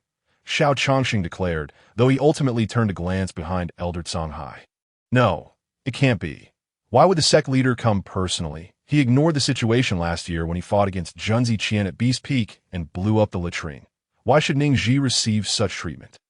Yin Su stepped in front of Ning Zhi and performed a spell, dissipating the foul odor surrounding her. You foolish child, I sent you to Beast Peak for lessons, not to wallow in filth. Initially worried about whether her master would reprimand her, Ning Zhi felt warmth in her heart upon hearing his words. Master, Xiao Changsheng accused me of consuming something of unknown origins to break through my limits. While I can overlook his slander, he cannot question your judgment in selecting disciples. As she spoke, 2 crocodile tears fell from her eyes. Upon hearing this, Yin Su's temper flared. Xiao Changsheng, how dare you question my judgment in choosing disciples? At that moment, he realized something was amiss and turned to Ning Zhi. Wait, my dear disciple, have you broken through again? You only initiated your qi into your body yesterday, and now you've achieved another breakthrough? Unbelievable. Ning Zhi, looking anxious, trembled as she replied, Master, my spirit has suffered a grievous blow. Without 100 or 80,000 high-grade spirit stones for comfort, I fear I may develop inner demons, and my cultivation will likely stagnate from now on. Yin Su gazed at Ning Zhi in disbelief, noticing the tears at the corners of her eyes, his protective instincts surging. Xiao Changsheng, she is but a child. Do you have any idea of the psychological damage you have inflicted upon her? Xiao Changsheng was left in shock, bewildered by the accusation. When Ning Zhi was cleaning up, she was merely doing her duty. How could this lead to inner demons? Sect leader, Xiao Changsheng attempted to defend himself but was interrupted by Yin Su. If you cannot provide at least 100,000 high-grade spirit stones as compensation, I shall go directly to your father for them. Upon hearing this, Xiao Changsheng panicked. He had just received 100,000 high-grade spirit stones from his father yesterday. And if the sect leader were to demand another 100,000, he feared he might end up with broken legs. Sect leader, I have it. He produced a storage pouch and tossed it into Ning Zhi's hands. This contains 100,000 high-grade spirit stones. Let today's events be forgotten. Ning Zhi resembled an innocent child awaiting a decision from her parent. Yin Su nodded, allowing her to accept it. Ning Zhi placed the storage pouch in her spatial ring. Very well, given your sincerity, I shall graciously accept it. Xiao Changsheng exclaimed, You truly have no shame. Seeing that the matter had been resolved, Yin Su took Ning Zhi away. Xiao Changsheng collapsed on the ground. Feeling the weight of the 100,000 high-grade spirit stones he had only just received slip away, Elder Songhai tossed a shovel for cleaning near Xiao Changsheng. Xiao Changsheng looked up at Elder Songhai in a daze. Your father instructed you to clean up properly. Hearing this, Xiao Changsheng felt 100 doubts surge within him. He was the sole heir of the Xiao family. How could his father possibly want him to stay here and clean? He took out a jade slip to contact his father. After a long while, he finally received a response. Xiao Changsheng, I never expected you to be so fastidious about cleanliness to the point of losing face. You, defeated by a little girl, still have the audacity to ask me to pick you up that you do well to just clean. Xiao Changsheng muttered to himself, Father, is this something a father would say? On the way back, Yin Su inquired about her studies that my dear disciple. Did you learn anything today? Ning Zhi replied honestly, in the Talisman Peak, I learned to draw simple fire talismans, and I spent over 2 hours cleaning at Beast Peak. The image of Ning Zhi, shovel in hand, laboriously cleaning flashed before Yin Su's mind. Ahem, as long as you gain something, that is what matters. The rest is but fleeting clouds. Be able to draw fire talismans on your first day of talisman class shows that you possess a certain talent in this area. Ning Zhi responded, Master, you truly have a way with words. The two quickly returned to the main peak. Yin Su noticed Elder Su Yu pacing restlessly, his once well-groomed beard now disheveled. sensing something was amiss. He was about to suggest that Ning Zhi rest when Elder Suyu approached her. "Ning girl, you have finally returned," Elder Suyu said, handing her a book. "This is a middle-grade heavenly technique, a combination of cultivation and talisman arts. Practicing this technique will enhance your cultivation effects, and when drawn as a talisman, it can double the effects regardless of the type of talisman used. Most importantly, it imposes no restrictions on your cultivation level. With your talents, take it and practice." Ning Zhi's eyes lit up. Isn't this just stacking buffs? As Yen Su realized the implications of the enhancement technique, he felt a surge of indignation. "Elder Su Yu, how dare you poach disciples in front of me?" When Elder Su obtained this technique, he had vowed to reserve it for his only direct disciple in the future. Now, he was blatantly presenting it before Yen Xu to poach a disciple and act so shamelessly. "I never knew you possessed such audacity." Elder Suyu nodded. "Are you only realizing this now? I took the position of talisman instructor at Talisman Peak precisely to find a talented disciple to inherit my legacy. Now that I have found her, you should be happy for me." Yen Su retorted. "Happy? Not a chance." Listening to their quarrel, Ning Zhi felt her head spinning and began to understand the situation. Yen Su snatched the enhancement technique from Ning Zhi and tossed it back to Elder Suyu. Elder Suyu once again extended an olive branch to Ning Zhi. "Ning girl, your master is merely a poor sword cultivator. If you take me as your teacher, you will have an endless supply of spirit stones from now on." Yen Su was both amused and exasperated. "What if I have no spirit stones? Her 3 senior brothers have plenty." Ning Zhi chimed in. Elder Suyu, witnessing Ning Zhi's lack of a definitive refusal, began to entice her further. "Ning girl, just your innate ability to draw talismans from thin air proves you were born for the art of talismans. You haven't even had the chance to learn swordsmanship. So why bother? You might end up losing a watermelon to pick up a sesame seed, wasting your potential." Yen Su's eyes sparkled with interest. "Why, dear disciple, you can draw talismans from thin air?" Elder Suyu interjected. "You, as Ning girl's master, were unaware that she could draw talismans from thin air." Ning Zhi scratched her head. "Master never asked what I used to draw the talismans. I assumed others could also draw from thin air." Elder Suyu responded. "Do you really think everyone possesses your kind of genius? Chapter 13, I regard you as a teacher, yet you wish to be my grandfather." Elder Suyu, "Thank you for your good intentions, but I have only one master and will not take another." Ning Zhi resolutely declined, for it was her master who brought her back from the disciple selection conference. Through their interactions from yesterday to today, she realized her master genuinely cared for her, independent of her 3 handsome and wealthy senior brothers. "Ha ha! Ha!" Yen Su laughed heartily, recognizing that she was indeed the disciple he valued. Unlike those 3 boys, one always wore a cold expression. Another was perpetually preoccupied with family matters, and the last was rarely seen throughout the year. Elder Suyu, undeterred, pressed on. "Ning girl, how about reconsidering?" Yen Su succinctly replied, "Get lost." Seeing Yen Su's protective stance, Elder Suyu pondered that perhaps he knew things he was unaware of. "Ning girl, why not recognize me as your grandfather? This child is quite stubborn.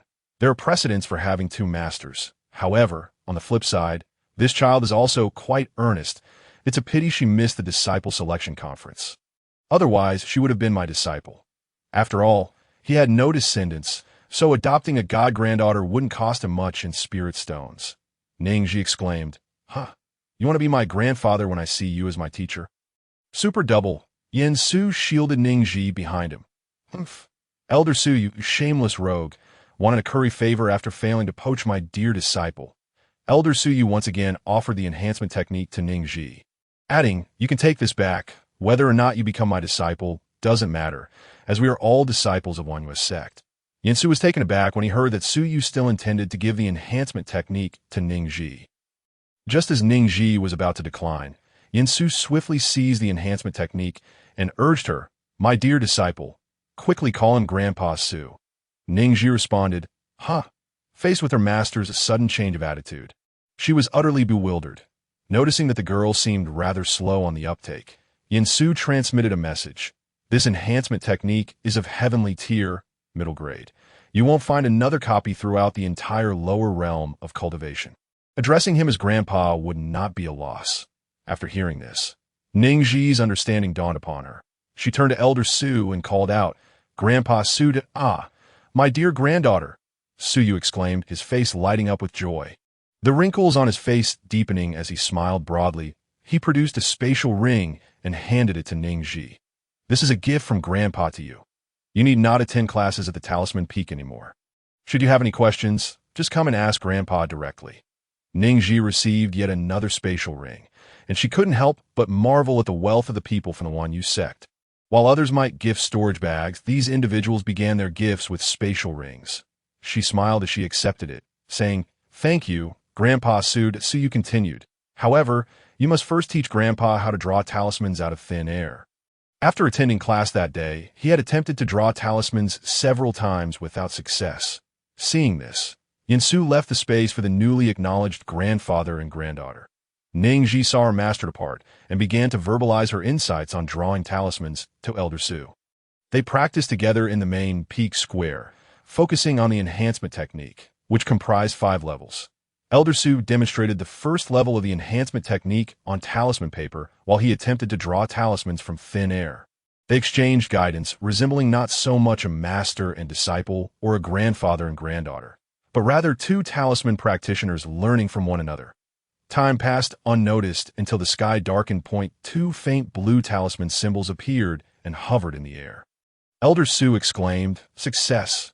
Just as he turned to share the news with Ning Zhi, he discovered that she had also drawn the foundational symbol of the first level of the enhancement technique. Suyu exclaimed, "What a prodigy!" When he was learning the first level of the enhancement technique, it took him over a month to grasp the threshold and 2 months to draw a single talisman. Now, after 100 years, he had only barely touched upon the threshold of the 4th level. Ning Zhi, seeing the talisman Elder Su had drawn, unabashedly praised him. "Grandpa Su, you are truly amazing." Elder Su responded, "Thank you for the compliment, but it does not console me that he had never imagined that one day he would be outdone by a junior. Indeed, effort pales in comparison to talent. Cough, cough, it is getting late. We shall stop here for today. Why, dear granddaughter, I must take my leave," Elder Su said, and with that he vanished in a flash. Ning Zhi stood in the wind, feeling disheveled. What was happening? Had her ability to compliment someone diminished? After returning to her room, she found that Shun Yin had not yet returned, but had sent her a message via Jade Slip. IT stated that Shun Hang, who had slandered her in the cafeteria, had committed suicide, and he would return to the Shun family for a while, promising to compensate her once he returned to the sect. Ning Zhi was not overly concerned about the compensation. Instead, she worried about Shun Yin and whether this would affect his storyline. She inadvertently noticed her name mentioned in the communication Jade Slip regarding her victory over Xiao Chongsheng in class at the Talisman Peak. However, no one brought up her ability to draw talismans from thin air, as if it were a topic forbidden to discuss. Her junior sister had won against senior brother Xiao and made him run naked, even recording it with a recording stone, showcasing her deep affection. Ning Zhi couldn't help but comment, "What difference does this make to the rumors about a nun?" Additionally, there were mentions of her breaking the mirror after finishing her meal, and her and Xiao Chongxing being punished by Elder Songhai to clean up. They escaped while the other pursued. Neither could fly away. While others fled in times of trouble, they faced their trials together, humorously sharing the burden of cleaning. It was unfortunate that a brilliant junior sister had fallen for the second-generation heir Xiao Chongsheng. But it was fine. They could still indulge in their ship. Ning Zhi felt numb. Indulging in such fantasies would only harm them. Meanwhile, Xiao Chongxing also refuted the rumors in the comment section, even posting a clarification that I would rather remain single for a lifetime than look at Ning Zhi, that skinny bamboo pole. The onlookers, witnessing the 2 protagonists personally debunking the rumors, were even more eager to indulge. Indulging in rumors only ensures a balanced diet for me. Explanations are mere disguises, and disguises are the truth. Those who understand, understand. Ning Zhi, caught up in her emotions, failed to notice that this Jade Slip was under a real name system. After her outburst, she set the Jade Slip aside. She retrieved the gift from Elder Su and probed into it with her divine sense. She was nearly blinded by the brilliance within that 1/3 of the space in the spatial ring was dedicated to holding 1st to 7th grade talismans, with a wide variety of talismans available. Nearby, there are also numerous spirit stones, mostly of high quality, With a few of medium and low quality, in the entire realm of cultivation, 5th grade talisman masters were considered exceptional. While 6th grade masters were top-tier, to her astonishment, her newly acknowledged grandfather was actually a 7th grade talisman master. Calling him grandpa was indeed a great deal. She resolved to practice the enhancement technique diligently and not squander Grandpa Su's goodwill. Ning Zhi stored the spatial ring away, recalling that she had yet to consolidate her cultivation after breaking through in the cafeteria earlier that day. She rummaged through the pills given to her by her 3rd senior brother and found a foundational pill. Just the right remedy to avoid the recent commotion. After consuming the foundational pill, Ning Zhi began to channel her spiritual power and entered a state of cultivation. This was her first experience with cultivation, and she was uncertain of what rewards it might bring. Chapter 14. What benefits does this bring to the sect? Ning Zhi concluded her cultivation 10 days later. Initially, she thought that cultivation would be monotonous. Yet after solidifying her foundation, she found herself increasingly addicted to it. Unintentionally, she progressed from the 6th level of qi refinement to the peak of qi refinement, without even practicing the enhancement technique. She stepped out of her courtyard and headed toward the main peak hall. As she approached the hall, she overheard her master conversing with Elder Su. Elder Su asked, "On which day do you plan to hold the disciple ceremony for Ning Zhi?" Yin Su replied, "We shall wait until she emerges from her seclusion to inquire about her thoughts." Elder Su nodded. Indeed, Ning Zhi has lived under someone else's roof for too long. 3 days ago. Her foster sister's disciple ceremony attracted numerous congratulatory visitors that we must prepare well. We cannot fall short compared to her sister. Yin Su affirmed, "Of course, whatever others have, our child must have as well, and even better." Upon entering the hall, Ning Zhi immediately captured their attention. Yin Su beckoned, "My dear disciple, come here." Elder Su called out, "My dear granddaughter, come to Grandpa." Ning Zhi remarked playfully, "Shall we split her in half, one for each?" She approached her master seated at the main seat and bowed to Elder Su, who occupied a position on the left side below. "Master, Grandpa Su, I do not wish to hold a disciple ceremony." Yin Su and Elder Su spoke in unison. "Why is that?" Ning Zhi explained, "If we host a ceremony, we will need to entertain those who come to congratulate us, that if someone accidentally or intentionally damages something within the sect, it will ultimately be our own people who have to deal with it. Why should we make it difficult for our own, allowing others to enjoy themselves? The disciple ceremony, in another sense, served to showcase to outsiders that our sect has gained another talented disciple. Our sect's strength is evident. Why must we prove it to outsiders in such a manner? What benefits does this bring to the sect? Those trifling gifts they bring as congratulatory offerings are inconsequential to our vast sect. Rather than expending human resources, material, and financial assets on the disciple ceremony, why not invest those in the cultivation of the sect disciples?" Yin Su and Elder Su nodded repeatedly. They exchanged thoughts through telepathy. Yin Su, each time we hold a disciple ceremony for the sect leader's personally chosen disciple, it requires 3 days and indeed consumes considerable resources. Elder Su remarked, "Just a couple of days ago, the disciple ceremony for the personally chosen disciple of the Yangchun Immortal from the Chongqing sect required gifts that were certainly inferior to those meant for our own disciples. Calling it trifles is not an exaggeration." Yin Su added, "I heard that on the first night, there were competitions that ended up burning down a courtyard in the Chongqing sect. The guests were invited. Yet they feigned high-mindedness and did not demand compensation in spirit stones. The Chongqing sect, being predominantly sword cultivators, was already impoverished, and this incident only worsened their plight." Ning Zhi stood still, having not received a definitive answer from them. She spoke again, "Master, Grandpa Su, take a look at my current cultivation."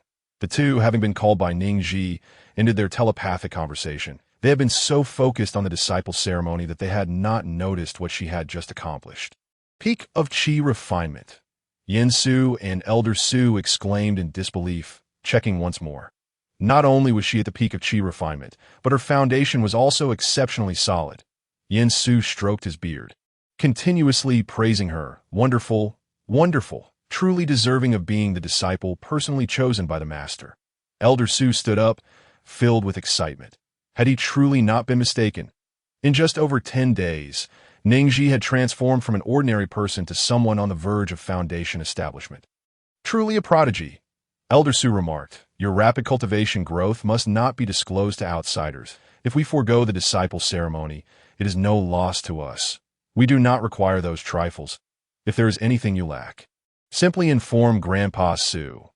Yin Su listened to Su Yu's words with a semblance of agreement, but as he heard the final sentence, he hastily interjected, away with that. She is my disciple, not yours. Whatever she lacks, the sect master will naturally provide. There is no need for you, a grandfather without blood ties, to intervene. Su Yu retorted, regardless of the circumstances, I am recognized as her grandfather. I enjoy giving. What can you do about it? Yin Su stroked his beard thoughtfully. That is not entirely unacceptable. The more, the merrier. He then beckoned to Ning Zhi. My dear disciple, have you been in need of anything lately? Let your Su grandfather provide for you. Su Yu harbored grave suspicions that the sect master was setting him up. Yet, it was for his beloved granddaughter. How could that possibly be a trap? As they departed the grand hall, Ning Zhi found herself adorned with two new items. One was a medium-grade celestial artifact gifted by her master, which concealed her true cultivation level from all but the most discerning eyes. The other was a medium-sized flying boat, along with the spirit stones necessary for its operation. Courtesy of Su grandfather. Once they left the main peak, Ning Zhi affixed a speed talisman and compounded it with a boosting talisman, eager to assess the effects of the enhancement. She was en route to attend a class at the Beast Peak, which was convened at the entrance of the Beast Garden. The area was characterized by towering mountains shrouded in mist, lush vegetation teeming with life, reminiscent of a primordial forest, yet the presence of disciples tidying the surroundings lended a touch of vibrancy. The 200 new disciples recently admitted to the Beast Peak were mostly gathered here, awaiting the elder who would conduct their lesson. With her cultivation level having risen, Ning Zhi's senses had sharpened significantly. Even before stepping into the Beast Garden, she overheard snippets of conversation. The exceptional ice spirit root female cultivator from the Disciple Recruitment Conference has become the personal disciple of Yangchun, the esteemed elder of the Evergreen Sect. In just 10 days, she has ascended from the 8th level of Qi refinement to successfully establishing her foundation. It is truly enviable. Rumor had it that Feng Qingqing's master had procured a young Qilin for her, initially intending for her to form a life bond, but she ended up forming a master-servant contract instead. One could only wonder what she was thinking. But speaking of which, didn't Feng Qingqing's sister become the sect master's personal disciple? How come we haven't heard from her lately? Surely she isn't hiding away in tears, overshadowed by her sister's success. We are nearing the end of our foundational training and have yet to see her. If she were indeed more formidable than Feng Qingqing, the news would have spread like wildfire across the Jade Tablet Square. Ning Zhi stepped into the Beast Garden. Many noticed her presence. Isn't she the personal disciple of the sect master? How come she looks even more beautiful?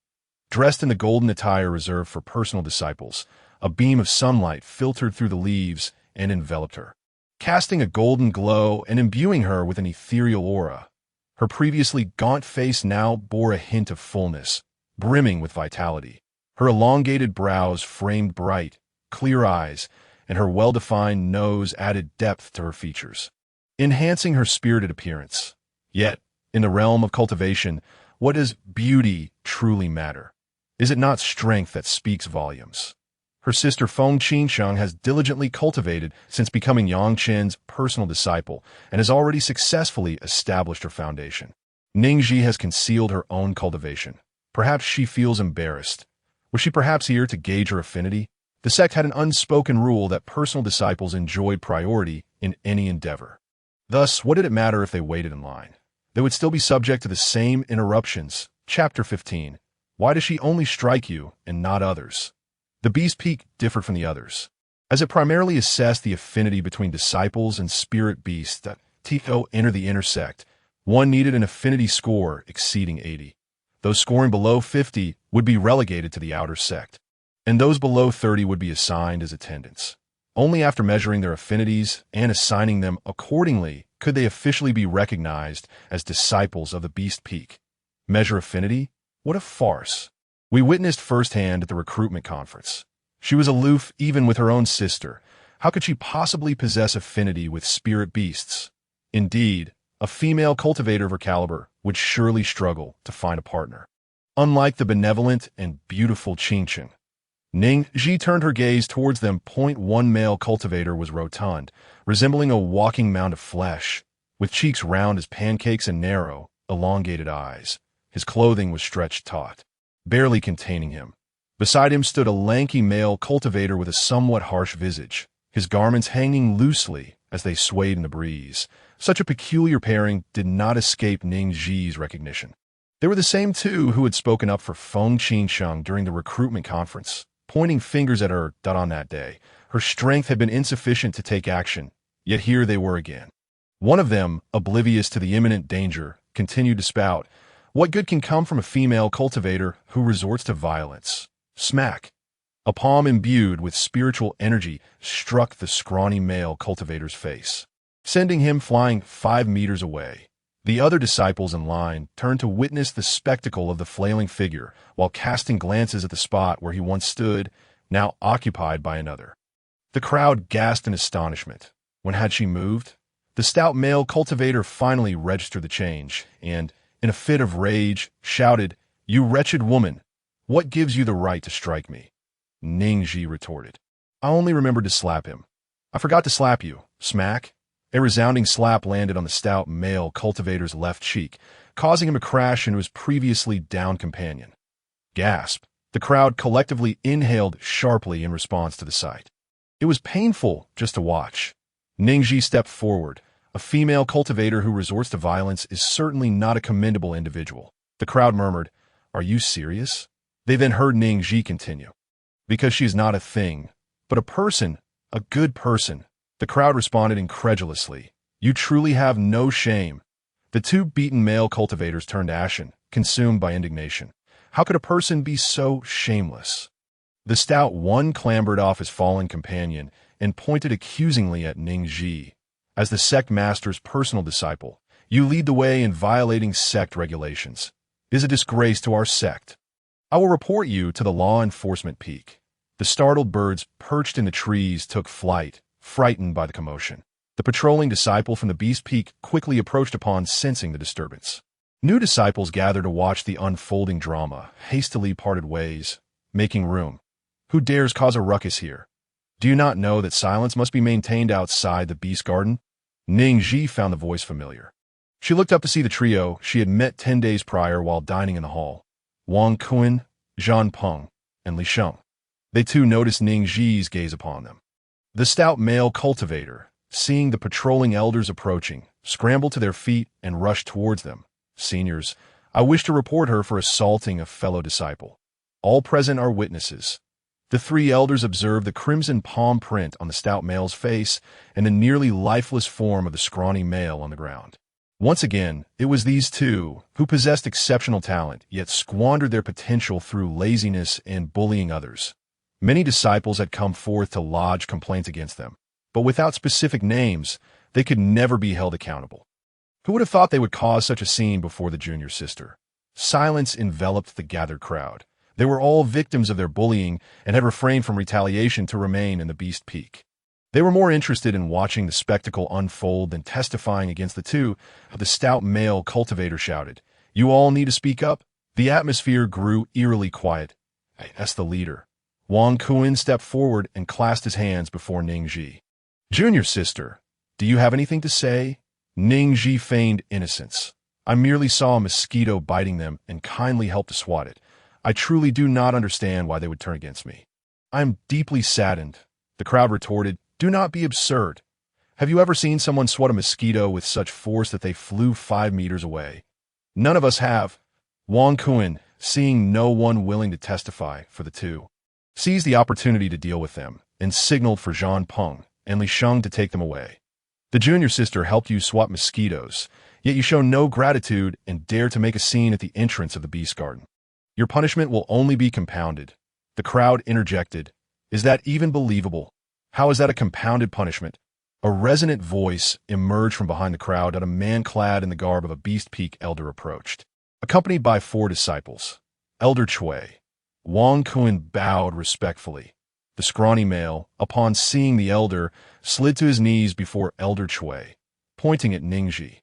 Elder Chui, it was that wretched woman who struck me. Elder Chui's brow furrowed as he observed the evident palm print on the disciple's face.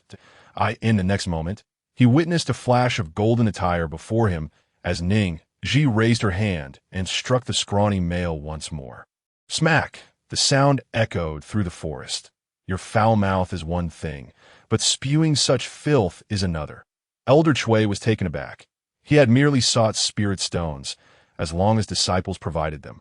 He would act as their protector, dealing lightly with trivial matters, for the law enforcement peak managed significant issues. However, upon realizing that the one who had struck was none other than the sect master's personal disciple, Ning Zhi, he felt as if he had kicked a steel plate. These two were not merely seeking a shield. They aimed to tear apart his protection.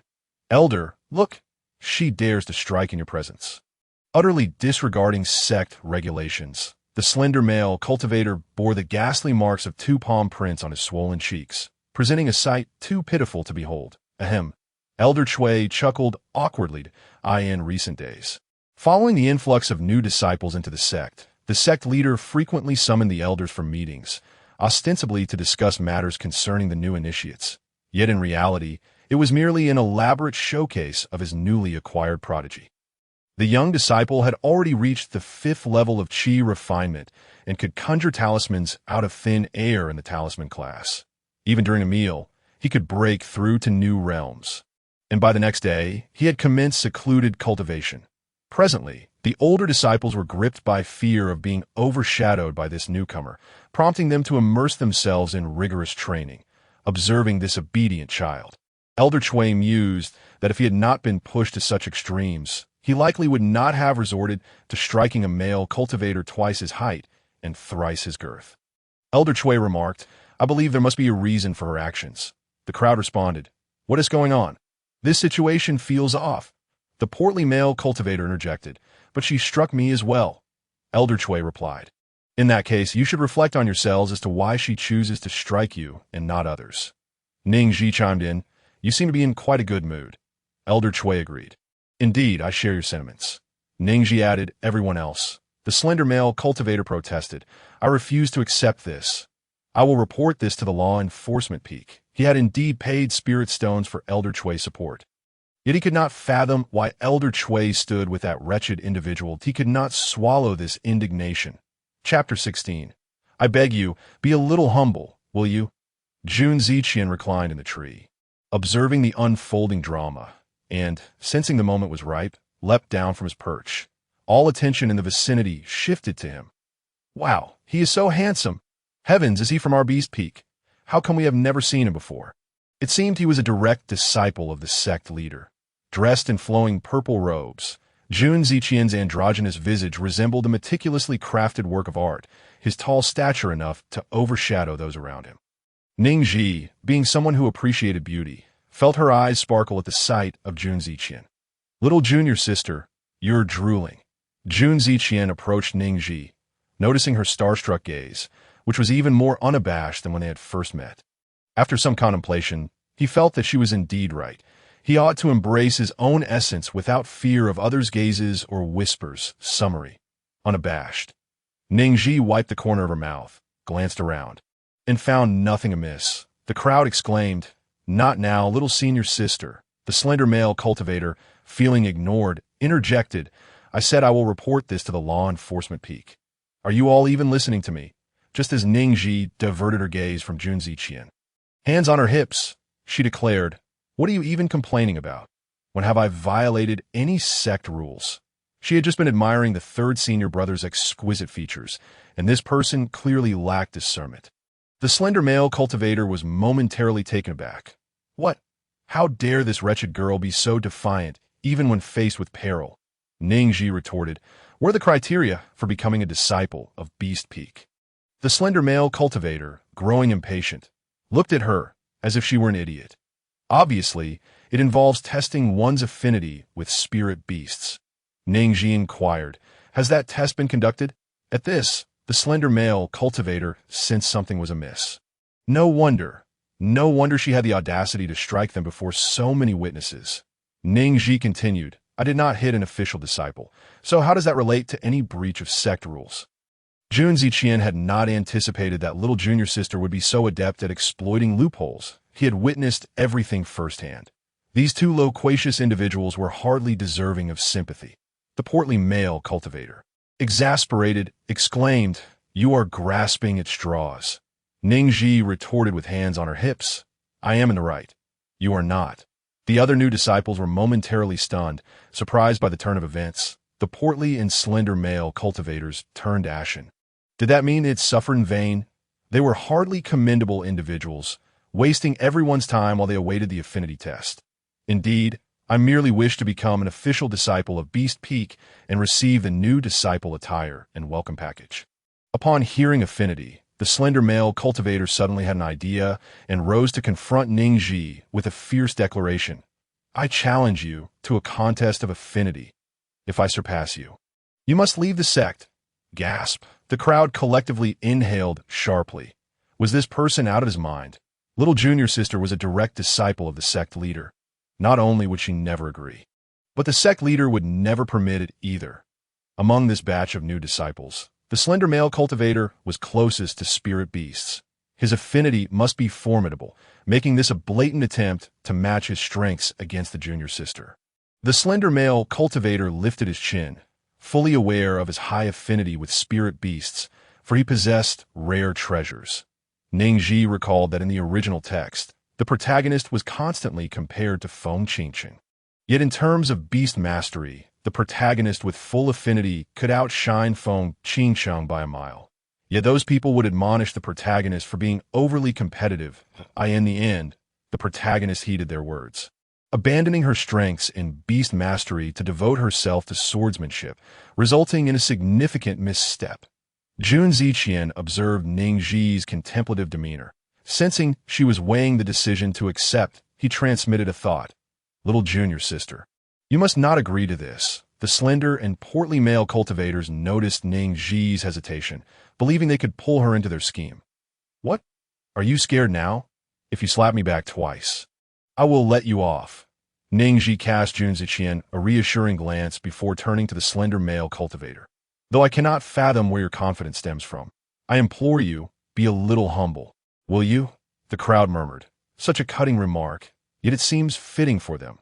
The slender male cultivator gritted his teeth and pointed an accusing finger at Ning Zhi. "You have guts. Let us compete." Ning Zhi replied, "What do I gain from this?" The crowd chimed in. "What more could you want? It's merely a matter of pride." The slender male cultivator declared, "Fine, I'll wager 100 high-grade spirit stones." Ning Zhi replied, "That's merely peanuts. If you lose, you must grant me a favor." The slender male cultivator laughed heartily. "Ha! How could I possibly lose?" Ning Zhi smirked. "Go ahead and laugh. I wonder if you can laugh until you choke." The crowd noted that today, the teaching elder was absent, and Jun Ziqian would oversee the new disciples' affinity testing. He produced a crystalline orb for the test and placed it atop a stone pillar. The crystal ball gleamed brilliantly, and Jun Ziqian explained the testing method before inviting the disciples to step forward. The slender male cultivator approached, reaching for the crystal orb. Slap. Ning Zhi struck his hand away. Gasp. The slender male cultivator inhaled sharply. He glared at Ning Zhi with venomous eyes. "Are you out of your mind?"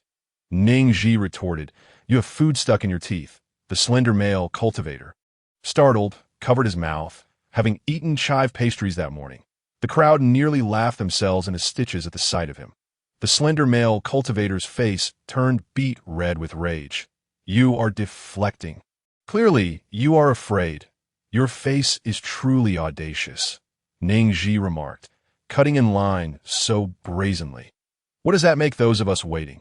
She turned to the queue of disciples, recalling the disparaging remarks they had made about her earlier. They both realized it simultaneously. Upon hearing Ning Zhi's words, the crowd felt even more favorable towards her. "No worries. We can wait. Right? We're not in a hurry." Ning Zhi extended her right index finger, swaying it side to side. No. It's not about waiting. It's about respecting those who queue orderly." Upon hearing Ning Zhi's explanation, the new disciples admired her even more. It turned out that they could earn respect while waiting for their affinity tests. Jun Ziqian wholeheartedly agreed with Ning Zhi's sentiments, instructing the slender male cultivator to return to the line and have those ahead of him test their affinities in order. The slender male cultivator gritted his teeth. This wretched girl was deliberately targeting him, aiming to humiliate him. Just wait. He would surely win, and at that moment, he would deliver a resounding slap to her face. Half an hour later, it was the slender male cultivator's turn to test his affinity. Clenching his palms tightly, he approached the stage and placed his hand upon the crystal orb, which soon emitted a soft blue glow. Moments later, the final value appeared upon the orb. 92. An uproar erupted among the crowd. Chapter 17. The elder served tea to the disciples, pouring it backward. 92. According to their knowledge, the highest affinity in the entire 1US sect belonged to the Beast Peak's master at 95. Witnessing this result, the crowd began to worry for Ning Zhi. The slender male cultivator boldly declared, "Ning Zhi, just prepare to leave the sect. If you refuse to depart, you may serve me instead." Gasp! The crowd collectively inhaled sharply. Was this individual not being excessively arrogant? Regardless of the circumstances, little junior sister was a direct disciple of the sect leader. Bang! A heavy thud resonated as the slender male cultivator, who had been standing on stage, was kicked away by Junzi Qian, landing at Ning Zhi's feet, rendered speechless from the pain to ate this moment. Ning Zhi lounged in a rocking chair, casually munching on seeds, positioned at the back of the queue. "Oh dear, what is this? Are you suddenly in awe of me?" The slender male cultivator clutched his lower back, gazing up at Ning Zhi, wishing he could annihilate her with his glare. Ning Zhi, startled, instinctively placed her hand over her chest, her face a portrait of terror. "Please, do not regard me with such a gaze. I am genuinely frightened. Unless I receive 500 or 600 premium spirit stones to soothe my wounded soul, I shall remain in distress." The crowd murmured, "But just moments ago, when you were clamoring to strike someone, where was your fear then? And is this truly the moment for such talk?" The lean male cultivator, with a charm rating of 92, maintained an unsettling calmness. Junzi Qian, observing Ning Zhi's distressed expression, took her words to heart and approached with concern. "Little junior sister, do not frighten third senior brother. I would hate for anything to happen to you, as you're the only one who appreciates me." Ning Zhi winked at Junzi Qian. "Little junior sister, are your eyes unwell as well?" he inquired. Elder Chui, seated nearby, recognized the mischievous glint in her eyes, realizing that she was as cunning and greedy as he. If her emotional turmoil remained unresolved, it would negatively impact the charm rating test results. Failing to compensate her with 500 or 600 premium spirit stones would leave him unable to command respect. Elder Chui spoke with grave absurdity. The lean male cultivator, fiercely determined to win, pushed Ning Zhi down and, without a second thought, tossed 500 premium spirit stones at her feet. "You better not lose embarrassingly." Ning Zhi accepted the spirit stones, dismissing his words as mere nonsense. A voice from the crowd remarked, "Wasn't it said that 100 premium spirit stones is just a trifling matter?" Everyone turned to look at the speaker. They contemplated the situation. If they too were deceived by Ning Zhi into parting with their spirit stones, they would be equally unwilling. Sigh. Ning Zhi lamented. Feeling wronged, she explained, "I thought everyone was as emotionally fragile as I am, seeking a bit of spirit stones to mend our wounded hearts, that I did not expect your spirits to be so resilient. Thus I shall." Ning Zhi sensed a burning gaze upon her. Turning, she discovered Elder Chui's eyes gleaming with excitement, reminiscent of the look she had when receiving a gift from second senior brother. "Then I shall bestow them upon Elder Chui, considering you made the effort to come here." Elder Chui beamed. "I knew you were a selfless girl, filled with beauty and talent, always thinking of others." The crowd gasped. "Elder, we never imagined you to be such an elder." The disciple who had spoken earlier regretted his words, realizing those 2 premium spirit stones could have been his. After all, they were worth 200 inferior spirit stones. Following this brief interlude, the charm rating test resumed. The previously tested disciples lined up to receive their 2 premium spirit stones. The lean and stout male cultivators stood as if they had been struck down, their expressions filled with resentment. Particularly the lean one, watching as Ning Zhi distributed his spirit stones to others, garnering their favor, it felt like a dagger to his heart. Ning Zhi languidly reclined in a rocking chair, while Elder Chui poured her tea. Not for any other reason, but because Ning Zhi had given away her premium spirit stones to the other disciples, leaving all the remaining ones for him, as the disciples lined up for their spirit stones. Witnessing Elder Chui serve tea to Ning, Zhi left them momentarily stunned. What is happening? Elder Chui, unfazed by the gazes around him, advised Ning Zhi, should you feel uncertain about defeating him, you could feign a faint and claim amnesia, thus evading your predicament. Ning Zhi accepted the tea Elder Chui offered, sipping it and thinking, that is a good idea. Elder Chui continued, no, I thought you were confident in your victory. Otherwise, what gave you the audacity to act so brazenly? Ning Zhi noticed Elder Chui's incredulous expression and retorted, Elder Chui, are you in a hurry? Not at all, he replied, that if you are not in a hurry, neither am I, she responded. Elder Chui observed after Junzi Qian descended. He did not continue watching the disciples test their charm rating. Now Wang Kun, Zhan Peng, and Li Sheng are in charge. Upon hearing this, he discreetly contacted his master, lost in the gratitude expressed by the disciples receiving spirit stones. Ning Zhi would respond, in wealth and nobility, do not forget each other. Upon receiving the news, Yin Su hurried over, followed closely by Elder Suyu. They arrived to find Ning Zhi reaching for the crystal sphere. Elder Suyu exclaimed, alas, we are too late. Yin Su retorted, nonsense, my clever disciple will surely triumph. He could not bear to contemplate the consequences should his foolish disciple lose a bet. If she were to fail, he would have no choice but to employ secret techniques to erase their memories of the incident. Ning Zhi's hand rested upon the crystal sphere, the blue light growing ever brighter, indicating an escalating charm rating. Everyone present, apart from Ning Zhi, anxiously awaited the final rating and could see the moment the blue light reached its zenith, transforming into a brilliant gold. The entire forest was bathed in golden radiance, so dazzling that one had to shield their eyes. Ning Zhi, closest to the crystal sphere, felt as though her titanium alloy eyes were about to be blinded by the brilliance. All the spirit beasts on Beast Peak howled skyward. The Beast Peak master hurried over, cradling a newly born white tiger. Upon witnessing the 5 radiant stars displayed above the crystal sphere, he staggered back in disbelief. Master Wang, you have arrived too? Elder Chui remarked, shielding his eyes from the golden light as Master Wang approached. Ha! At last, my chosen disciple has emerged. Master Wang laughed heartily, gazing at the diminutive figure before the crystal sphere. Standing before the golden glow, Ning Zhi appeared to meld seamlessly with her golden disciple's robe, making it difficult to discern the color of her attire. What utter nonsense! Yin Su's voice rang out, filled with exasperation. Master Wang turned to see Yin Su and Elder Suyu descending from the air. Master, Elder Suyu, how is it that you are here as well? If I had not come, my clever disciple would have been snatched away once more. Yin Su's expression was one of displeasure. Having finally managed to bring his beloved disciple back to the sect only to have her taken again by Elder Suyu for his granddaughter. Chapter 18. Oh no, it seems I must think. Please cease your bickering. My arm feels as though it shall perish. Ning Zhi's voice trembled as she sought help from their direction, her entire right palm ensnared by the crystal sphere, her spiritual energy being relentlessly drained. Junzi Qian attempted to pull her hand away from the sphere, but to no avail, he was flung back instead. Yin Su, witnessing this scene, felt a surge of panic rise in his throat. Master Wang. What is happening? Master Wang, now clutching the white tiger, approached Ning Zhi, peering around her cautiously. Fear not. It will release your hand once it has absorbed enough energy.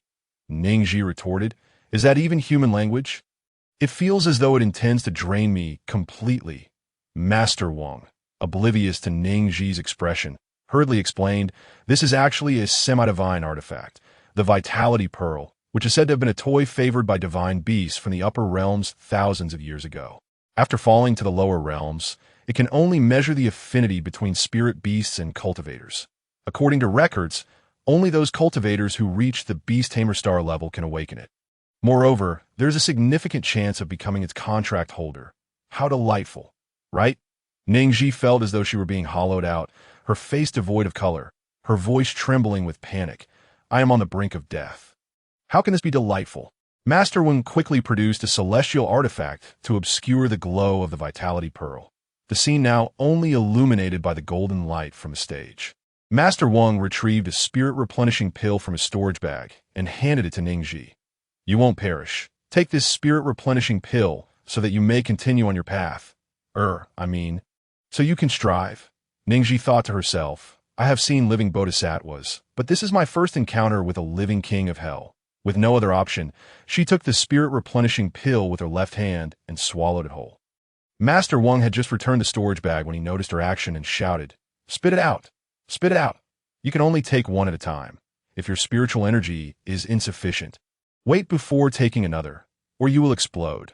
Ning Zhi's face was as pale as a sheet, and she managed a smile that was more grotesque than tears. You truly are my biological father. What do you mean by biological father? Master Wang asked, bewildered. Ning Zhi sighed. Let it all be destroyed. I am exhausted. Ning Zhi began to channel the spiritual energy within her, releasing it like a dam bursting forth. The elemental fire and water energies from Beast Peak surged into her, transforming into spiritual energy as she became enveloped in a vortex of vitality. The spectacle was more magnificent than the previous golden light. Yin Su, Elder Su Yu, and Elder Chui witnessed Ning Zhi consuming a handful of spirit-replenishing pills and hurried to the stage. Yin Su exclaimed, My dear disciple, allow me to clear your throat for you. Elder Su Yu added, Silly girl, I will use a Qi drawing talisman to extract the spiritual energy within you. Elder Chui remarked, Oh dear, my little fortune bringer, we must ensure nothing goes awry. Ning Zhi, hearing their words, quickly intervened, preventing them from interfering with her. The trio turned their gazes towards her. Ning Zhi urged, It is truly imperative that external forces do not disrupt this process. Otherwise, a catastrophic explosion will ensue.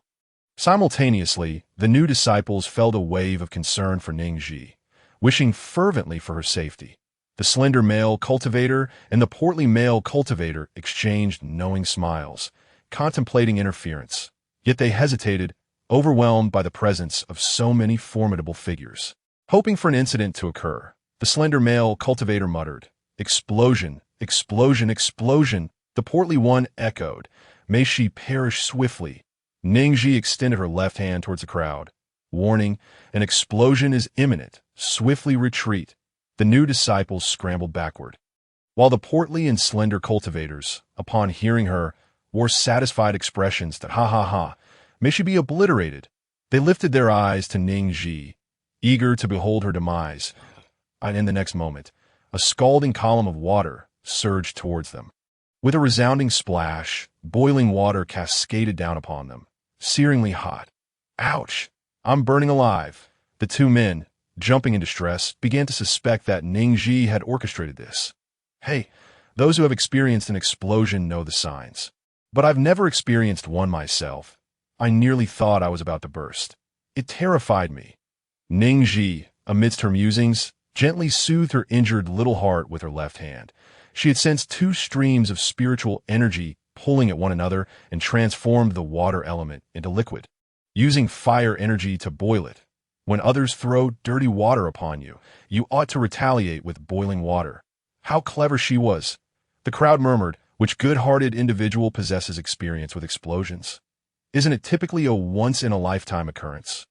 What perplexed them was how the spiritual energy flooding into her could almost coalesce into droplets.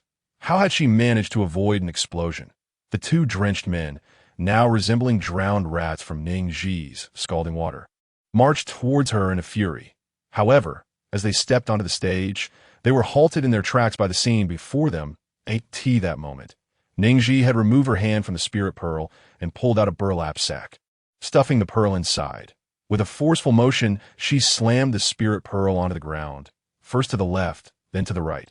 You think you can siphon my spiritual energy, you freeloading fiend? My temper is explosive. I want to allow you to escape unscathed. Return my spiritual energy at once. When individuals reach the peak of their anger, they often disregard the current circumstances and feel no remorse for their actions, only wishing to vent their fury. Witnessing Ning Zhi's violent display left everyone in stunned silence. Elder Yin Su immediately set down the white tiger he had been holding and rushed forward to grasp Ning Zhi's hand. That is a semi-divine artifact. If you are upset, do not strike it. Strike me instead. Ning Zhi halted her actions, gazing at Elder Yin Su in disbelief. Strike it. The crowd collectively gasped, realizing that while Ning Zhi striking a semi-divine artifact was indeed inappropriate, Elder Yin Su's request was utterly bizarre. They could hardly fathom such a scenario. Coughing, Elder Yin Su recognized his error and released Ning Zhi's hand, his face flushed and ears bright red. If you strike it, you cannot strike me. The crowd murmured in agreement, undoubtedly perverse. Ning Zhi felt her embarrassment reach new heights, her grip on the spirit pearl faltering, causing it to tumble to the ground.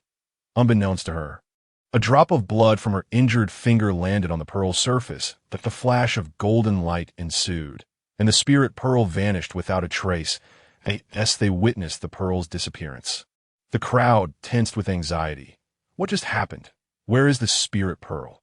Ning Zhi clutched her head, exclaiming, "Oh no, I think I might be gaining intelligence." The crowd responded incredulously. In this moment, you're thinking of gaining intelligence? Elder Yin Su inquired uncertainly, could it be that the spirit pearl has entered your sea of consciousness? Ning Zhi replied, I do feel a pearl within my mind. Elder Yin Su reflected for centuries. He has sought to bond with the spirit pearl, but to no avail. How has this girl managed it so effortlessly? The pain, it was unbearable. Comparisons among people can be infuriating upon learning that Ning Zhi had bonded with the semi-divine spirit pearl. The crowd fell into a state of shock. The slender male cultivator, filled with resentment, thought, what gives her the right? Not only had he been outsmarted by Ning Zhi, but now the spirit pearl he coveted was also claimed by her. What gives her the right? Ning Zhi retorted, because I am virtuous. The crowd was left speechless. Speechless became the theme of the day. Ning Zhi declared, you have lost. You must fulfill the conditions I stated earlier. The slender male cultivator protested. I disagree. I will report you for cheating. Ning Zhi slowly formed a question mark with her expression. Chapter 19. The Fence Sitter. The slender male cultivator asserted confidently, you are not even close to your sister. How could your affinity possibly reach a star level? You must have employed forbidden techniques. It is known that a normal beast tamer's affinity with their spirit beast is quantified numerically, and the last star-level beast tamer had long since vanished millennia ago. It was impossible for a new star-level beast tamer to emerge. If she truly were a star-level beast tamer, he would rather perish. Ning Zhi approached and delivered a resounding slap. You casually spread rumors. A slap could determine your fate. She found it laughable that this fool would accuse her of using forbidden techniques simply because she was not close with Feng Qingcheng. The slender male cultivator was spun around by the force of the slap, his head buzzing. The new disciples were left in shock. Some heard the slender male cultivator accuse her of using forbidden techniques, while others were taken aback by the swiftness of her strike. The already bruised slender male cultivator leaned unsteadily against the portly male cultivator, who wished to intervene but saw the murderous intent in his eyes. The slender male cultivator, in a fit of rage, pointed at Ning Zhi and shouted, everyone look! I merely suggested she was using forbidden techniques, and she struck me. She is clearly enraged. She claims to advocate for fairness while hoarding the spirit pearl for herself. That is a semi-divine artifact. She has taken it along with the 500 superior spirit stones I lost to her. These trivial matters, which do not threaten her interests, do you truly believe they represent fairness?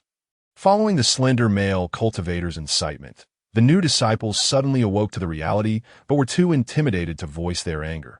Ning Zhi sighed, oh, my explosive temper. Elder Yin Su, noticing his dear disciple's frustration, quickly communicated, my dear disciple, wait a moment, I shall seek justice for you. Ning Zhi clenched her fist at do not be angry. Do not be angry. Life is but a play, and should you die of anger, none will take your place. The male cultivator, who had previously been denied the 2 superior spirit stones, stepped forward first. No wonder I felt as though I were being led by the nose since the beginning. It turns out this was all a conspiracy. With one voice, the new disciples erupted into a cacophony of discussion. Strangely enough, despite the sect's wealth, its strength continuously lagged behind that of the Evergreen Sect, raising suspicions about the sect's legitimacy in its dealings that I regret coming to this sect. Had I known, I would have chosen another me too. Had I known, I would have gone to the Evergreen Sect. The murmurs persisted for a while before gradually subsiding. After an extended period, silence fell over the crowd. Elder Yin Su pointed towards the slender and portly male cultivators, those wishing to leave the sect. Stand over there. Without hesitation, the new disciples complied, leaving only 18 individuals behind. The departing disciples cast scornful glances at the remaining 18. I can't believe some are still willing to stay. Indeed, I feel embarrassed for them. Do they lack common sense? Why would they choose to remain in such a wretched sect? The 18 individuals wore grim expressions. Their choice to stay was primarily due to a lack of alternatives. Elder Yin Su observed the departing individuals with an unperturbed heart. Have you finished speaking? If so, allow me to speak. The slender male cultivator, having just consumed a beauty-repairing pill, regained some confidence and lifted his chin haughtily. Looking down upon others, what do you want? Do you wish to silence me? Elder Yin Su raised his hand, unleashing a surge of spiritual energy towards the slender male cultivator. Bang! The slender male cultivator was sent flying, crashing into a tree and coughing up blood. The portly male cultivator rushed to assist him. The departing disciples, witnessing this scene, instinctively took several steps back, their hearts racing in fear of being silenced themselves. Elder Yin Su turned his gaze to Ning Zhi. My dear disciple, do you trust your master? Ning Zhi replied without hesitation. I do. Elder Yin Su nodded, and his palm revealed the exquisite mystic spirit tower. Among the new disciples, many were from influential families and recognized that the head of the Wan Yu sect possessed a divine artifact. The mystic spirit tower. Heavens, is that not the tower capable of discerning all things in the world? The reason the Wan Yu sect had never faced demonic invasions was largely due to the protection of the mystic spirit tower. Alas, in a moment of desperation, I momentarily forgot about this miraculous artifact.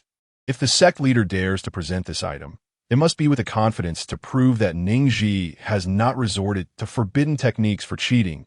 It's still possible for me to return to my original position. Yin Su must have Ning Zhi drip a drop of her fingertip blood onto the Linglong Xianling Tower. Suddenly, a myriad of colors illuminated the surroundings, and moments later, the tower displayed Ning Zhi's strength from the time she began to absorb qi until now. Along with everything related to her spiritual power, supreme water and fire dual spiritual roots, enlightenment once, absorbing qi into her body, half a stick of incense, absorbing qi into the 5th level of qi refinement. Consumed spiritual fruit, successfully drawing talismans for the first time. Utilized fire talismans, after indulging in a total of 30 exquisite dishes, including crispy 5-spiced meat, she broke through, able to communicate seamlessly with spiritual beasts. Consumed a 5th grade solidifying spirit pill. In 10 days, she ascended from the 6th level of qi refinement to the great perfection of qi refinement. A 5-star beast master, a contract holder of the semi-divine Yuan Qi Pearl. The disciples who chose to leave the sect read the intricate details about Ning Zhi's recent transformations as they appeared on the Linglong Xianling Tower, nearly dropping their jaws in disbelief. Is she even human? Holding the legendary water and fire dual spiritual roots that could self-destruct upon absorbing qi, she has taken a half-step into foundation establishment in just 12 days. Such temperament and talent could hardly be overstated as the greatest genius of the cultivation world. What on earth were they thinking, choosing to believe someone who once mocked them over a brilliant young sister? The sky has fallen. Open your eyes and see clearly.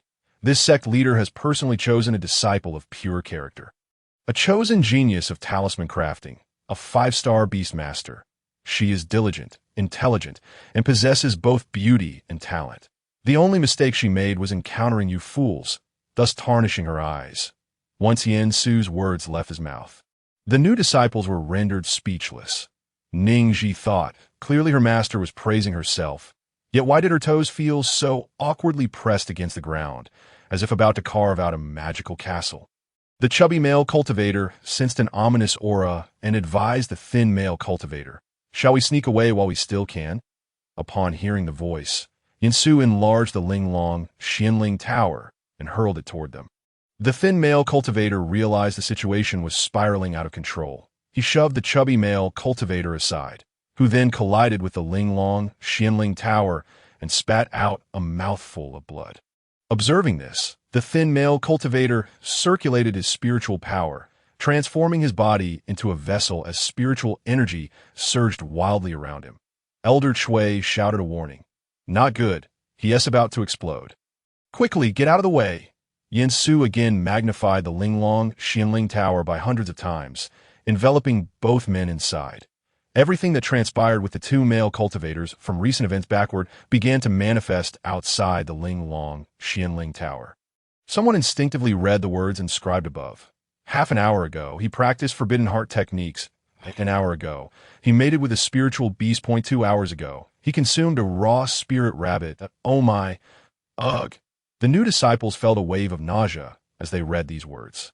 Suddenly, the Linglong Xianling Tower emitted a cloud of black mist, accompanied by wretched cries from within. Yin Su activated the Linglong Xianling Tower, unleashing a powerful array of 7 colors, causing the previous wails to vanish. He glared at the emerging black mist, cursing, "Damn it, using forbidden techniques against my dear disciple." With that, he once again activated the Linglong Xianling Tower, obliterating the last remnants of the souls of the two. Many new disciples slumped to the ground, as if they had traversed the gates of hell.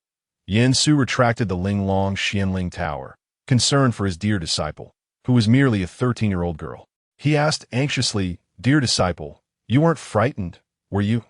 Chapter 20. Little one, do not bite recklessly. Ning Zhi shook her head, as long as she was not subjected to the gruesome sight of burning corpses. She could accept it. She gave a thumbs up. Master, you truly are the most formidable and best master in the world. Not to mention, the fluidity of the operation just performed with the Linglong Xianling Tower was absolutely stunning. Upon hearing the praise, Yin Su beamed with delight. Dear disciple, you are also the best disciple in the world. Elder Su Yu, Peak Master Wang, Elder Chui, enough? You two really have had enough. Is this the time for such banter? Junzi Qian, standing silently since the masteress' arrival, felt a tinge of envy witnessing the harmonious interaction between the junior sister and the master. He had never seen the master treat the 3 male disciples in such a manner. Ning Zhi, noticing Junzi Qian's gaze, turned to him with a radiant smile. Third senior brother, you are also the very best senior brother, taken aback by the sudden praise from the junior sister. Junzi Qian felt unprepared. He smiled slightly in response. Initially worried that the third disciple would not get along with the dear disciple, Yin Su was pleasantly surprised by the unexpected bond that he stroked his beard, affirming, "Every disciple is a good disciple to me." Never having heard the master praise him before, Junzi Qian's spirits lifted. He hesitantly replied, "Master is also the best master." Hearing the third disciple compliment him for the first time, Yin Su's heart soared. "I say I'm second, and no one dares to claim first. Elder Su Yu, Peak Master Wang, Elder Chui, what about your dignity? Sect leader, where is your dignity?" The children were unaware that they had been interacting for several hundred years, all ancient foxes pretending to be innocent. The new disciples, observing this scene, could hardly believe that the supposedly taciturn and fiery sect leader would so generously praise his disciples, unconditionally believing in Ning Zhi when she faced doubt and slander, even employing the Linglong Xianling Tower to clarify her name. They had grown weary of expressing envy. Peak Master Wang placed his hand to his mouth, feigning a cough. "Ahem, shouldn't we now discuss their future?" As the Beast Peak Master, he preferred not to meddle in the affairs of the disciples within the peak, favoring the pure-hearted spiritual beasts over human concerns. Yin Su, jolted back to reality by the praises from his disciples, surveyed the current new disciples and noted with disappointment that each generation seemed less astute than the last, easily swayed by mere words. They appeared hopelessly foolish, their brains filled with nothing but mush or water. He had initially considered erasing their memories for their sake, but now he thought otherwise. Everyone, though the words were harsh. The tone and attitude reflected the sect leader they recognized. All the new disciples turned to the sect leader, who waved his hand, showering them with hundreds of beams of light.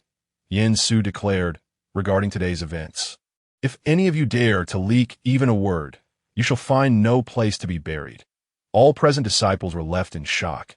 The sensible ones began to pledge their loyalty, while the oblivious ones started to cause a ruckus. Xiong Jie shouted, "Why should we? We are also victims." Ning Zhi retorted, "Do you deserve the key?" Xiong Jie replied, "I don't. Wait, are you out of your mind? Asking if you deserve the key now?" As the new disciples prepared to leave, having been scolded without realizing it, they now understood they had been led astray by such a foolish person. Xiong Jie, undeterred, pointed at Ning Zhi, cursing, "You just don't look like a good person, bullying others so blatantly." Ning Zhi stood on the platform, feeling as if something were weighing down on her foot. Looking down, she saw a creamy white ball resting on her foot. "Hey, little one, do not bite recklessly." The new disciple suspected she was cursing but had no evidence. Xiong Jie, growing frantic, exclaimed, "Did you hear that? What's the difference between her and those two just now? She is just as much a mocker, with such malicious thoughts. How could this sect be good? Our decision to leave is justified." Unable to tolerate the trend of wanting to leave, some new disciples began to retort, "You fool! If you hadn't led us to cowardice, would we have chosen to leave the sect? If you want to seek death, go ahead, but you were the one who provoked others first." Ning Zhi squatted down and picked up the creamy white ball, discovering it to be a white tiger cub. Upon seeing the white tiger cub, Peak Master Wang's heart raced. He had nearly forgotten about it. "Girl, that is the white tiger cub I just birthed from the ancient battlefield." Ning Zhi noticed Peak Master Wang approaching. She extended her hand to offer the white tiger. In the next moment, the white tiger licked the wound where she had dripped blood, and an array lit up beneath her feet, enveloping both her and the white tiger within. Everyone was left bewildered. An ancient battlefield-s white tiger cub? What the? Shouldn't they be focused on Ning Zhi and her contract with a white tiger cub? That is an ancient divine beast. How could someone who contracts with an ancient divine beast be a bad person? That cannot be. Oh no, I picked the wrong side. If I could stay, I'd have a junior sister with a divine beast. How many people would envy that if it got out? Everyone. Can the pig teammates not be so heart-wrenching? After Ning Zhi signed an equal contract with the white tiger cub, a soaring image appeared on her chest, and she felt an intense heat. Only those with milk are mothers. I have no milk. Why are you biting me? As soon as the words escaped her lips, a collective gasp resonated through the gathered crowd. It seemed that she had deemed even the white tiger cub beneath her notice. Had it been another, they would have surely leaped 3 feet high in excitement, proclaiming their triumph to the realm of cultivation. Master Wang exclaimed, "Oh my heavens!" Ning Zhi, flustered and anxious, replied, "I apologize, Master Wang. It was not my intention to form a contract with it. It ambushed me. You must find a way to dissolve the contract. I truly have no milk to feed it." The onlookers murmured, "So, you take advantage and then act innocent." Master Wang, bewildered, remarked, "Do not place such expectations upon me. If I could manage that, I would have ascended long ago. Since it has chosen you, you might as well keep it." Yin Su added, "Once bound by a contract, it belongs to you. Take good care of it." Ning Zhi stammered, "But everything I raise tends to die."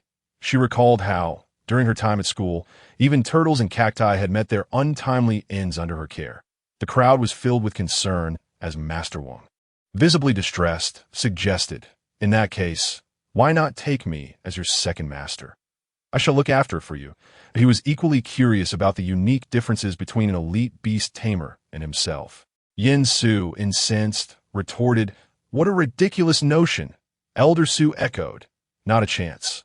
Elder Chui, observing the escalating tension, interjected, "The sun is setting. Should we not arrange for their departure before further deliberation, before the battle for apprentices could unfold?"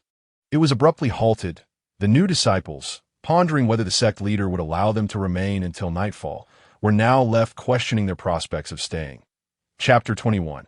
Humanity, you smell so good the sect does not accept refuse. Gather your belongings and depart before nightfall, where you shall be punished for trespassing. Yin Su's declaration extinguished any remaining glimmers of hope.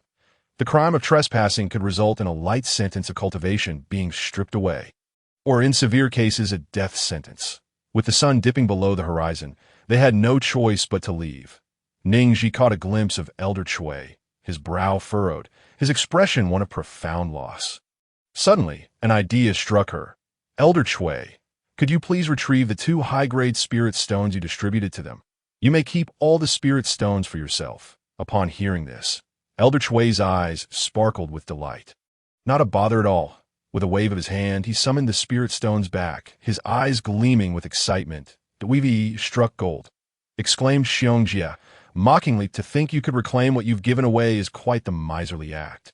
Before Ning Zhi could respond, those forced to leave the sect swarm around him. "I seriously suspect you're just trying to stir trouble because you didn't get those 2 high-grade spirit stones. Are you done fighting? If so, it's my turn. Curse it, I detest arrogant people." The scene descended into chaos, with Ning Zhi's view blocked by Yin Su's protective magic. Children should not witness such altercations. Ning Zhi replied, "Huh." The crowd shot back, "Did you not just slap someone and wildly strike at the essence orbs? You truly didn't see that." Ning Zhi, opting instead to gaze at the white tiger cub nestled in her arms, which had fallen asleep shortly after their contract was formed, observed its snow-white fur, roughly the size of 2 palms. For reasons unknown, her vision began to blur, her consciousness fading, her body toppling backward. Jun Zimian, witnessing this, called out, "Little junior sister." However, when he reached out to catch Ning Zhi, he found only the white tiger cub in his arms. Ning Zhi had seemingly vanished into thin air. The scene erupted into disarray. In the secret realm, a group of disciples clad in blue robes were pursued by a 4th-tier dual-horned beast, its speed so swift that it left after-images in its wake. "Little junior sister, flee. I will hold it off. Second brother, we leave together. If one stays, we all stay. I shall not abandon you." Feng Qingsheng, wielding a longsword, maintained her composure despite the chaos of their escape. Her attire remained pristine, her features exquisite, radiating an awe-inspiring brilliance. Those who might have escaped safely halted upon hearing her words, pledging their loyalty. "If Sister Feng does not flee, we shall not either." The dual-horned beast, eyeing the heavenly heart grass it guarded, leaped towards her. Others rushed to shield Feng Qingsheng, but all were easily sent flying by the beast's relentless charge, sprawled upon the ground in a tangle of limbs. The scene was gruesome, filled with cries of despair. Feng Qingsheng was pushed back step by step, and as the dual-horned beast prepared to charge, a golden figure appeared out of nowhere, shielding her from harm. With a thunderous crash, all present, including the dual-horned beast, froze in shock. The beast sniffed the air, intoxicated by the lingering scent, and instinctively moved towards the one who had been struck down. Feng Qingsheng, realizing they had been granted a moment of reprieve, urged her companions, "Jean de go. Why do you linger? You must escape." Zhang Lang snapped back to reality at her call. He had glimpsed the face of the one who had appeared, turning to Feng Qingsheng. "Sister Feng, you go ahead. I will hold them off." Since joining the Chongqing sect, Feng Qingsheng had surpassed Zhang Lang in strength. She harbored a deep disdain for those weaker than herself who acted overly clever. Without further persuasion, she readily agreed. "Be careful." As she and the others fled, Zhang Lang approached the figure lying among the grass. He dared not get too close, but from his vantage point, he could clearly see the face of the one being devoured by the dual-horned beast. "Ning Zhi, it truly is you. Look at what you've become." Had she not defied him that day during the disciple recruitment event, he would have undoubtedly become an esteemed elder of the sect, given his single-wood spiritual root. Now, he was merely an inner disciple, all due to her actions. He was determined to witness her meet her end, utterly obliterated. Ning Zhi, lying in the grass, was jolted awake by pain. Opening her eyes, she saw a 4th-tier beast with 2 sharp horns nuzzling against her, its expression one of utter delight. She even heard its voice. "This human smells so good. I want to lick her." No, what if she finds my saliva distasteful? Ning Zhi placed her hand on the beast's head, weakly saying, "Stop nuzzling. If you keep this up, my bones will shatter." The dual-horned beast appeared to have heard the sweetest sound in the world.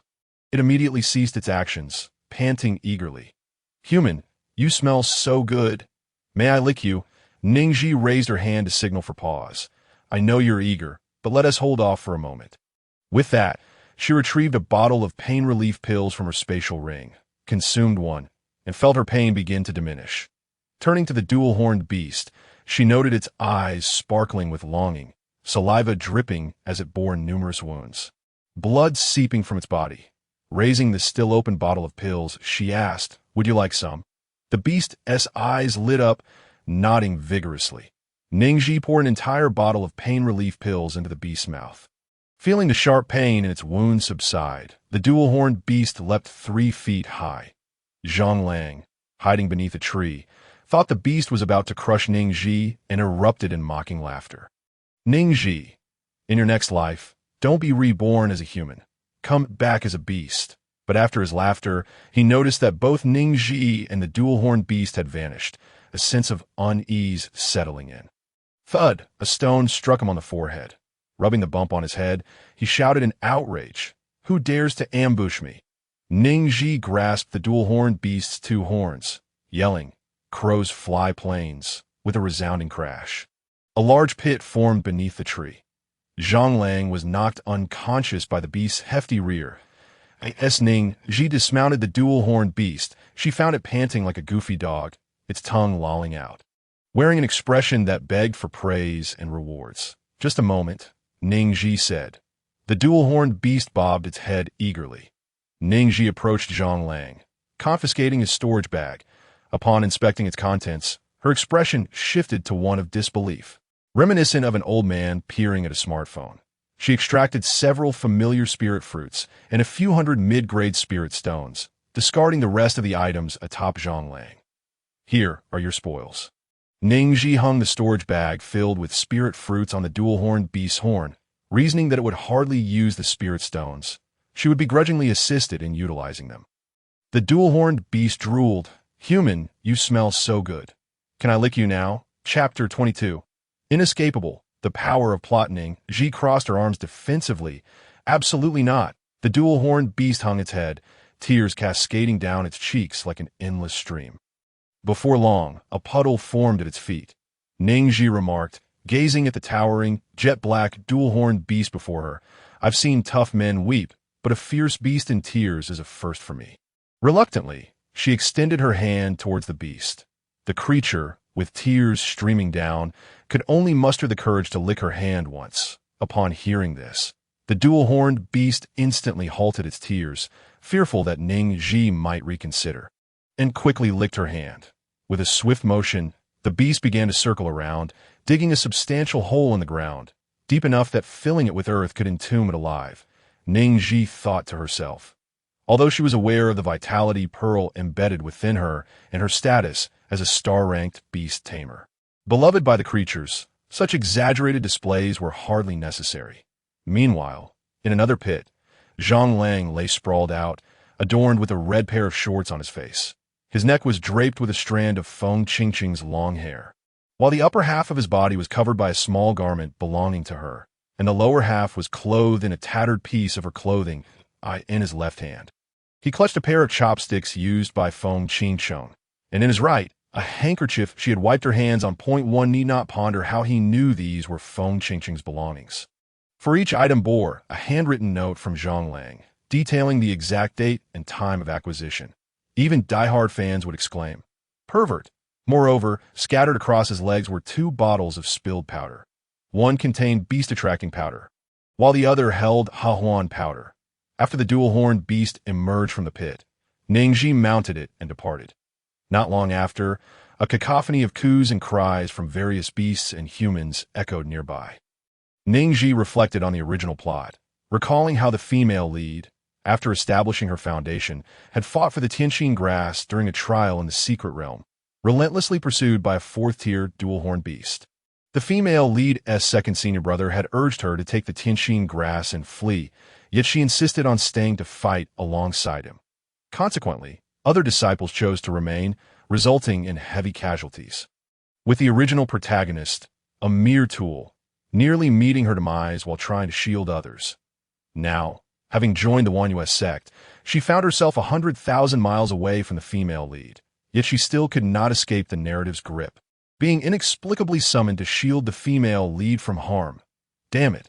Ning Zhi cursed vehemently.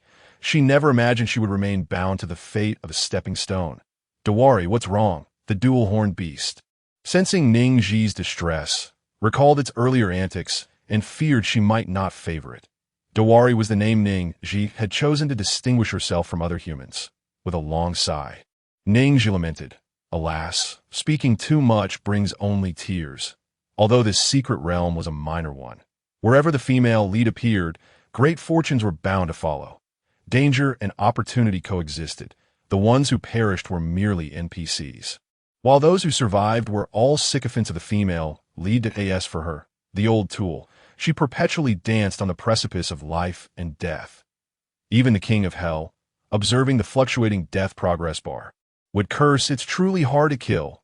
The dual-horned beast piped up, "Then perhaps you should say less." Ning Zhi replied, "Is this merely a matter of saying less? Your precious Tianqing grass has been stolen. Do you not wish to retrieve it?" The beast, perplexed, mused, "How does Dawari know that I guard the Tianqing grass?" Ning Zhi thought to herself, "I am a woman with a script in hand," yet outwardly she replied, "What do you think?" The dual-horned beast pondered carefully. After all, she was Dawari, a star-ranked beast tamer, and it was entirely reasonable for her to know. Having just licked Dawari, it noticed a significant decrease in the murderous aura surrounding it. Now it yearned only to be with Dawari, suddenly finding the Tianqing grass less significant. No, Ning Zhi asserted firmly, "You do want it." The dual-horned beast hesitated, questioning its own desires. Ultimately, it stammered, "Then I want it." Ning Zhi affectionately patted the beast's large head. "Very perceptive. Come, Dawari shall take you to flaunt your prowess and soar." Since she could not evade the plot, she would instead linger behind the female, lead to seize her opportunities. After all, those who play the game must eventually pay the price. The dual-horned beast was instantly elated, determined to reclaim the Tianqing grass. After Feng Qingsheng and her companions escaped danger, they paused by a riverside to catch their breath. The stronger among them bore varying degrees of injuries, while the less capable disciples were battered and bruised, presenting a rather disheveled appearance. Nevertheless, they were grateful to have survived. "Who was that unfortunate soul who delayed for us?" Someone pondered aloud. That person seemed to be wearing the attire of a direct disciple of the Wanyue sect. Impossible! The direct disciples of the Wanyue sect are notoriously arrogant. Even if they entered a major secret realm, they would merely take a cursory stroll, let alone venture into such a minor one. I was about to say, that person appeared to be female. That makes it even less likely. The minimum requirement to enter the secret realm is to have established a foundation, even with exceptional talent.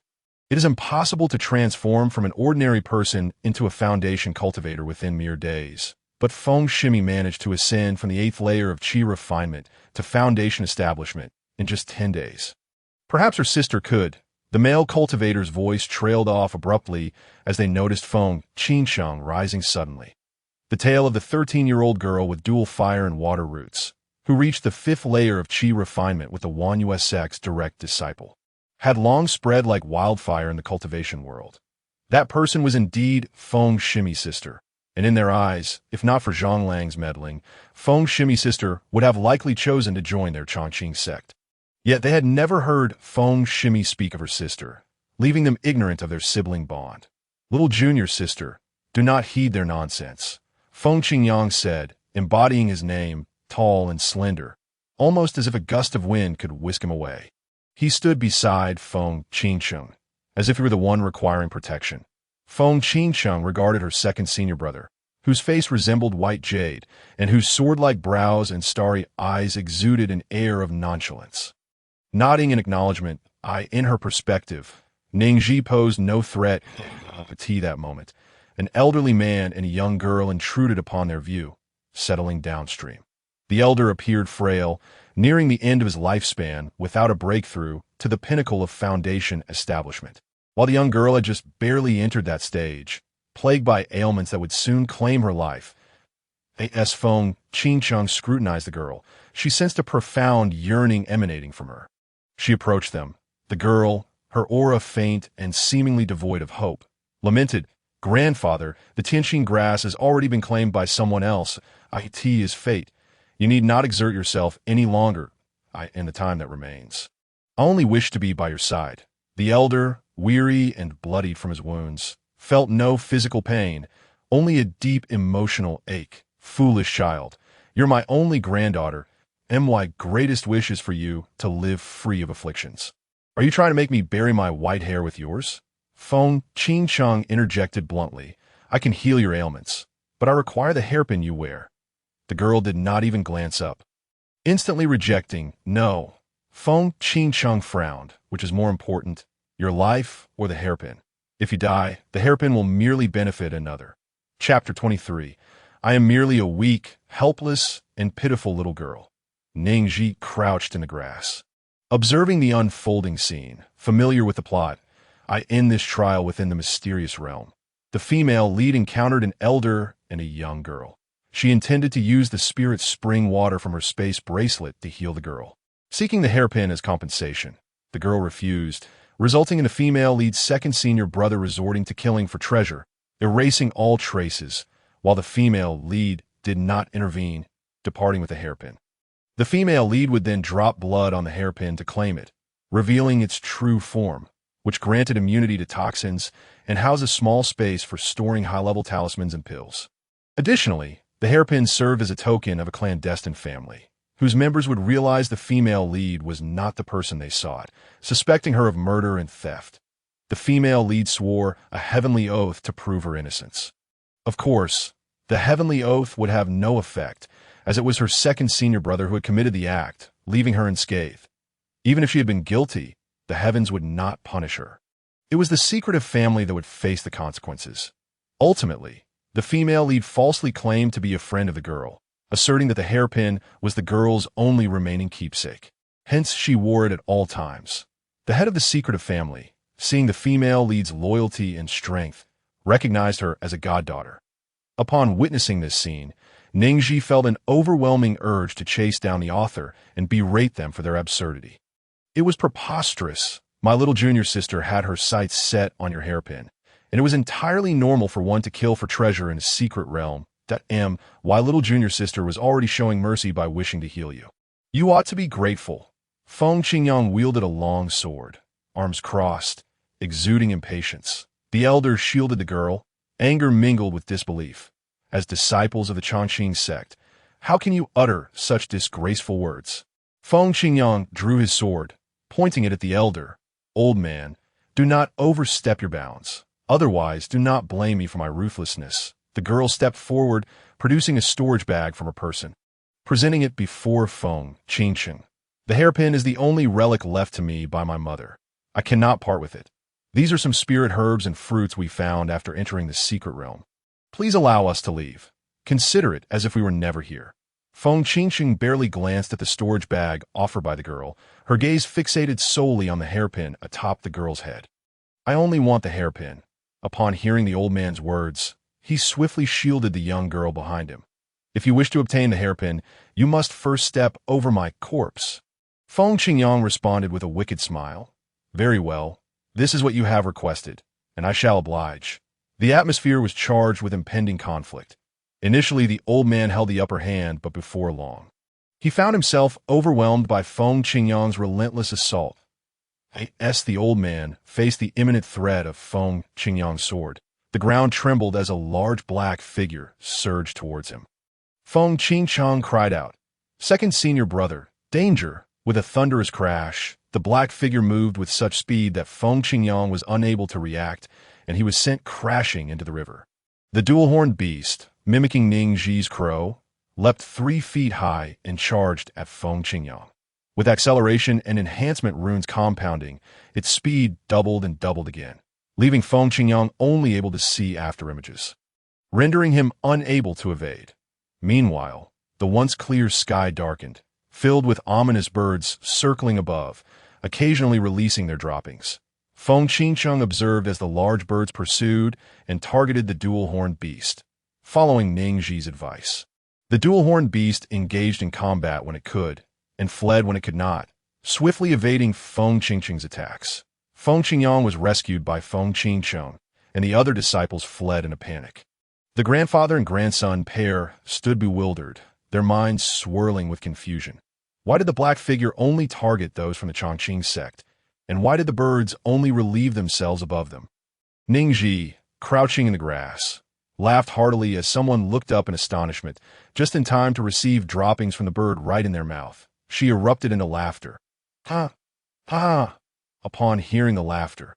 The old man immediately heightened his vigilance, shouting towards the bushes, "Who is it? Who's there?" Ning Zhi's laughter abruptly ceased to avoid being harmed.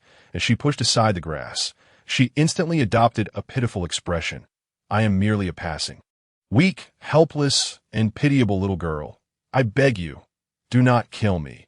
The old man, noticing a small head peeking from the grass, saw that she wore an expensive pink robe, with her hair tangled in grass.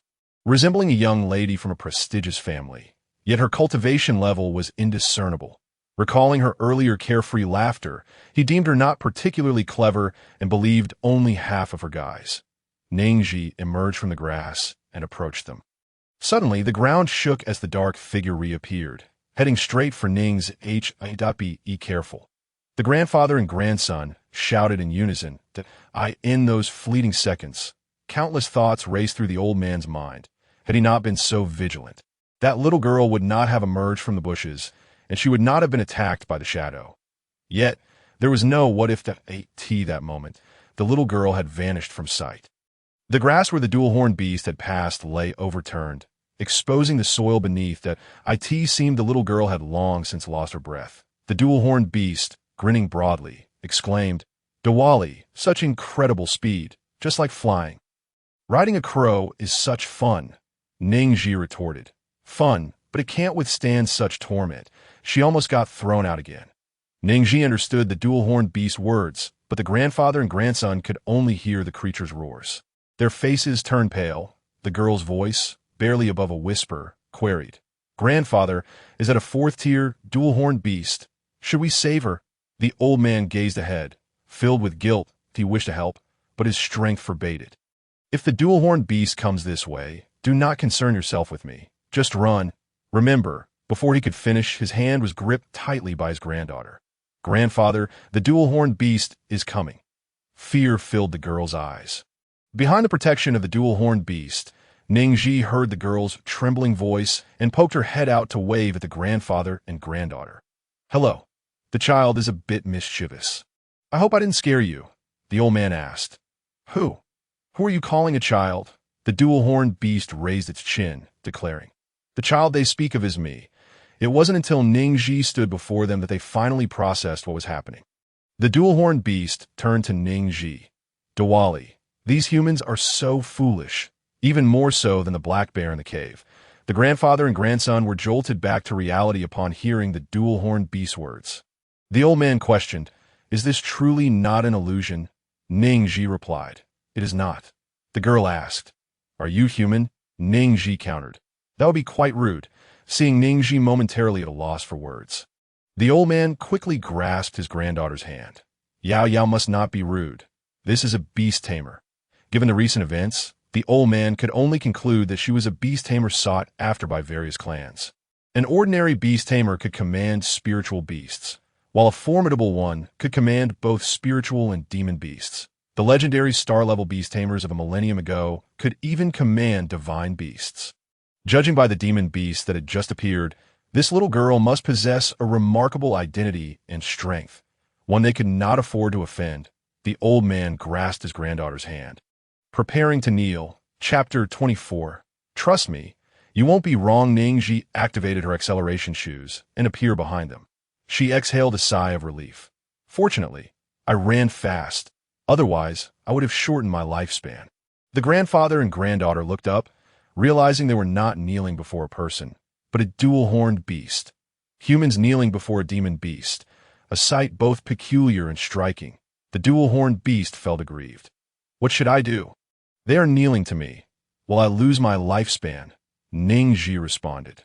The grandfather and granddaughter turned to Ning Zhi as they heard the dual-horned beast's roar.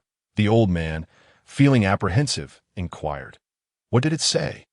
Ning Zhi, now a proficient translator, remarked, "It asked if kneeling would shorten its lifespan." The old man hastily waved his hand, turning to the dual-horned beast. No, it won't." The dual-horned beast observed the old man's fearful demeanor and turned to Ning Zhi. "If it won't, then why is his hand trembling? How cowardly." After hearing this, the grandfather and granddaughter looked expectantly at Ning Zhi, waiting for a translation. Ning Zhi replied, "It said it is very pleased to meet you." The old man remained skeptical, sensing something amiss, particularly in the dual-horned beast's gaze. After saying so much, is that truly the essence? Ning Zhi, unfazed, continued her jest. Beast speech is like that. There's no need to dwell on it. Trust me, you won't be wrong. The dual-horned beast roared. Diwali, you're lying? The old man asked. What else did it say? Ning Zhi replied. It said you're all good people. The dual-horned beast added. Is that really okay? Just then, a hairpin appeared before Ning Zhi, cradled in two hands. Thank you, miss, for saving my life. This is a token of my gratitude, said Hu Bingyao. Ning Zhi, having spoken with them earlier, had not paid attention to their appearances. But now, gazing at the girl who introduced herself as Hu Bingyao, she appeared to be merely 15 or 16 years old. Her eyes sparkled like clear springs, her skin pale, almost sickly so, exuding a subtle elegance, reminiscent of a refined young lady. Ning Zhi blurted out, What a foolish child, Hu Bingyao replied. Huh. Ning Zhi, realizing her slip, quickly changed the topic. Why were you so unwilling to give the hairpin to that person earlier? Yet now you are willing to give it to me. Hu Bingyao explained. They could have simply taken my hairpin, yet they claimed they wanted to treat my illness. Ning Zhi posed. What if she truly could cure your ailment? Following the novel's trope, the female protagonist could remedy any affliction, raising the dead and restoring flesh and bones with ease. Hu Bingyao seemed taken aback. Ning Zhi refrained from further explanation and instead inquired, Do you think I am someone who seeks to repay kindness with malice? Absolutely not, the old man and Hu Bingyao exclaimed in unison. They had never entertained such a notion. It merely seemed unreasonable not to repay a life-saving favor. Ning Zhi glanced at the setting sun, already dipping below the horizon. She mounted the dual-horned beast back and instructed Hu Bingyao, You should try to recognize this hairpin by dripping your blood on it. Then she turned to the old man. Tonight, find a place nearby to rest. Be sure not to enter the cave. Having said this, Ning Zhi and the dual-horned beast vanished in an instant. The old man's words echoed in Hu Bingyao's mind as she pricked her fingertip with a hairpin's tip. The old man did not intervene. A flash of red light emanated from the ruby at the hairpin's center. Hu Bingyao glimpsed a small space and, upon probing with her consciousness, discovered it was a tidy area filled with high-grade talismans and elixirs. She felt her vision blur and realized tears had begun to flow down her cheeks. The old man, concerned, asked, Yao Yao, what's the matter? Did you hurt your finger? Hu Bingyao shook her head. She handed over the hairpin she held in her hand. Upon seeing it, the old man's dim eyes instantly ignited with a glimmer of hope, his fingers trembling with excitement. Both grandfather and grandson simultaneously knelt in the direction where Ning Zhi had just vanished. The silence speaking volumes. The A.S. Ning Zhi returned to the jungle. She felt two beams of golden light approaching her forehead. She sensed nothing amiss. Rather, a peculiar comfort enveloped her. Oh no, could it be that I am actually gaining intelligence? Meanwhile, on the other side, Feng Qingqing and her group of 10 were relentlessly pursued by a giant bird, which was incessantly dropping droppings from above. Therein, chased, they found themselves unable to take flight. Feng Qingqing and her companions fled from the plains to the hills, from the hills to the woods, and then from the woods to a cave. Fortunately, after hiding in the cave, the giant bird did not follow them in. Unfortunately, upon entering the first cave, they encountered a fourth-tier, two-headed giant python. Oh no, it's a fourth-tier, two-headed giant python. Run! The group fled in a panic. Emerging from the cave, they were once again pursued by the giant bird dropping its droppings. After much effort, they found a second cave, only to stumble upon a family of 5 black bears. Oh no, 5 black bears. The group fled once more, chased by the bears for 10 miles. The giant bird continued to hover above them, dropping droppings, and then the rain began to pour, the sticky droppings falling equally upon each of them. With no other options, they sought refuge in a third cave, only to inadvertently disturb the lair of a fourth-tier giant venomous red spider. Oh no, a fourth-tier giant venomous red spider. Run! The group once again embarked on a frantic escape. Upon entering the fourth cave, they found the surroundings remarkably serene. However, they overlooked the fact that they had entered Wolf Tooth Mountain territory. Damn it! I have never been this unlucky in my life. Disciples of the inner sect of Chongqing sect, lay exhausted on the cave floor, sprawled out like dogs, indifferent to the filth beneath them. Another person echoed, "I have never felt this speechless in my life. Why are those beasts solely chasing us? Moreover, it seems like their droppings never end." Those nearby felt puzzled that we don't have any beast attractant powder on us. Nor have we wronged the giant bird. Aside from picking spirit fruits and digging spirit herbs, what difference is there? No, there is one difference. Today we mentioned Feng Shimi's sister, Ning Zhi. What the heck? Are you out of your mind? Just mentioning someone can lead to such bad luck? Once this was said, everyone instinctively turned to look at Feng Qingcheng. Feng Qingcheng sat by the fire, meditating silently, while the unconscious Feng Qingyang was laid beside the fire. The cave fell into an immediate silence that, in Feng Qingcheng's view, regardless of the reasons behind the unusual events of the day, she hoped it had nothing to do with Ning Zhi. Even if Ning Zhi were extraordinarily gifted, it was impossible for her to establish her foundation so swiftly, let alone enter this perilous Xianyu secret realm. The sound of rain outside grew louder, yet they could distinctly hear footsteps approaching them. All became vigilant. Suddenly, a crisp voice rang out. Hi. Chapter 25. Ning Zhi plays the fool. Ning Zhi, clad in coarse linen garments, had her attire faded and clearly patched in several places.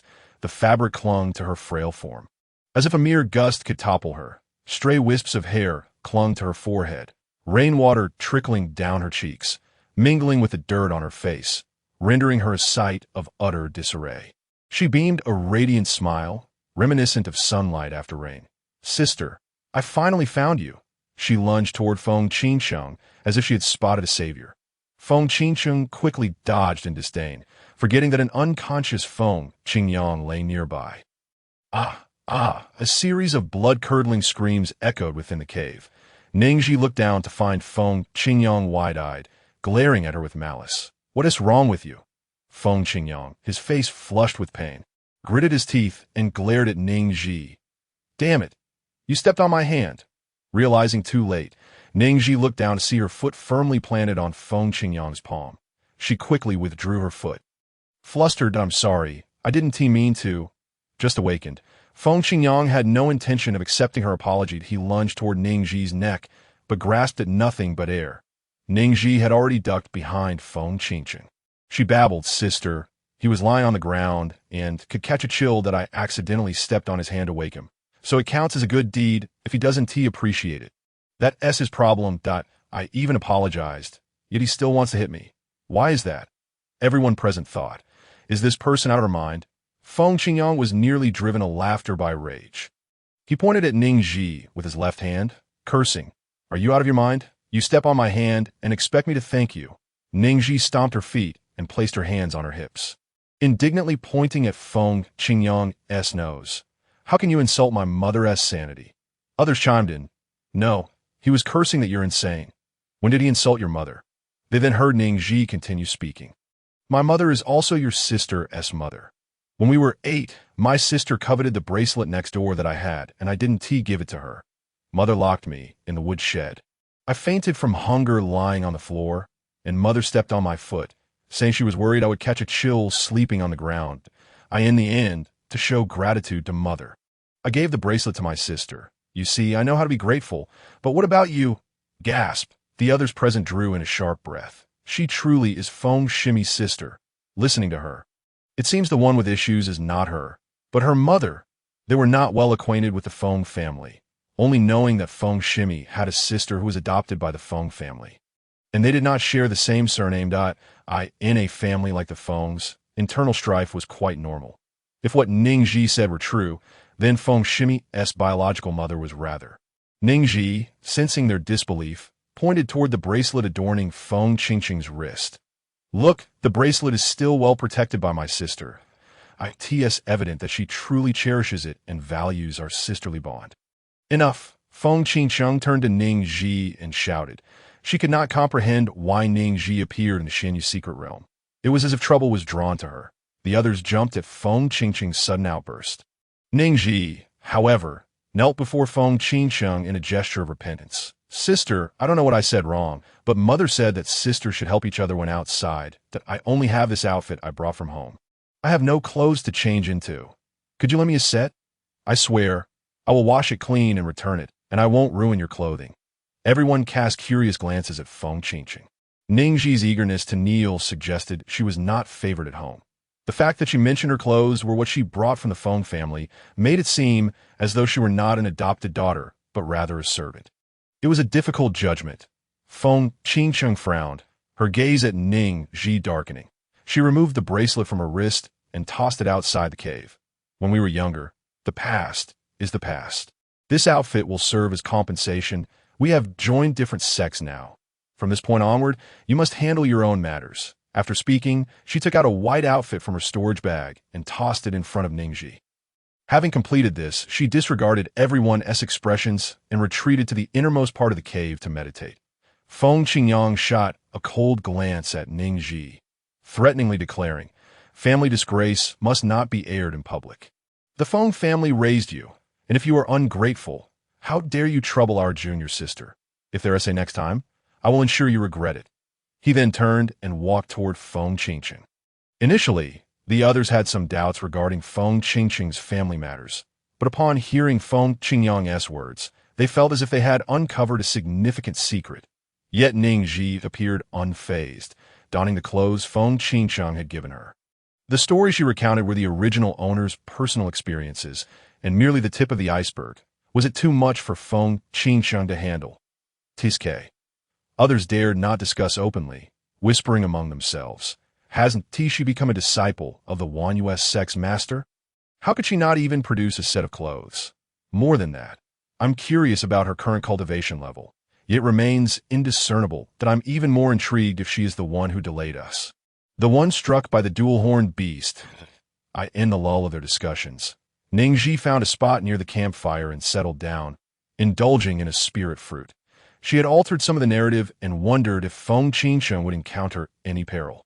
If so, her role as the old tool would again compel her to shield against harm. Presently, she was curious whether getting closer to Feng Qingqing would cause her to lose consciousness once more during the teleportation.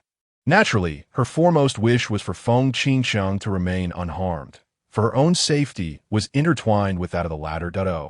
How did she come by the clear heart fruit? The individual who had been communicating secretly caught a whiff of the fruit's aroma and turned to see it was Ning Zhi enjoying it. You ask me, how would I know? You might as well inquire of her. Hearing footsteps approach, Ning Zhi hastily smeared the juice from the clear heart fruit across her face.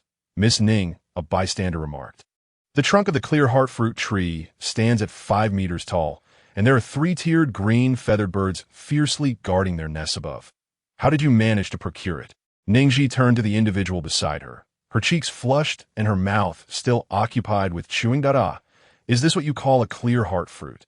The male cultivator, momentarily taken aback by her expression. Pressed on indeed. Do you have any more? Ning Zhi shielded her spatial ring with her sleeve, rummaging inside until she produced 5 fruits of varying hues. The male cultivator's eyes brightened at the sight. Not only did she possess the clear heart fruit, but also the heartless fruit, ginseng fruit, blood chi fruit, and water lotus fruit. Would you be willing to sell me a clear heart fruit? Absolutely not. Ning Zhi swiftly declined, retracting her spirit fruits. My sister just said that one must handle their own affairs. I cannot sell it to you, that if you desire a clear heart fruit, you should go pick one yourself. With that, she flashed a silly smile at the male cultivator. Initially, she had no intention of smiling so foolishly, but she recognized him as the same male cultivator who had been dropped into the bird's mouth earlier that day. The clear heart fruit has properties that dispel foul odors and soothe the spleen and stomach. If all goes as anticipated, then unexpected events may arise. Had she not smiled foolishly, she might have succumbed to uncontrollable laughter. The male cultivator, visibly irritated, muttered, "Damn it, she's truly a fool." Ning Zhi clenched her fists, immediately retorting, "You cannot call me a fool. My master has gifted me treasures. He observes my every move that if he learns that you insulted me, you'd best be wary of him flattening you." The male cultivator, feeling exasperated, thought to himself, "What a fool. The sect leader of the Wanyu sect is at the late stage of the transformation god realm. And here I am, merely at the foundation establishment stage." He could only force a smile at Ning Zhi, declaring, "I am the fool. You are not at all foolish. You are the most pure-hearted, kind, lively, and lovely female cultivator in the entire realm of cultivation, blessed with both beauty and talent. Others nearby remarked, "What a pathetic display." Thankfully, it was fortunate that the individuals who had approached earlier were not from their group. Returning to the cave, Feng Qingyang, listening to the commotion outside, turned to Feng Qingcheng. "Junior sister, is your sister's mind always this erratic?" After finally calming her own emotions, Feng Qingcheng felt her irritation rise again upon hearing Feng Qingyang's words. "Her affairs are of no concern to me." At home, Ning Zhi had always been obedient and not particularly sharp-witted. Ever since the day of the apprenticeship conference, Feng Qingcheng had sensed something amiss with her. Just earlier, she could not fathom why Ning Zhi had the audacity to confront her. Noticing the discontent in Feng Qingcheng's eyes, Feng Qingyang stood up. "That I will assist you in dealing with her."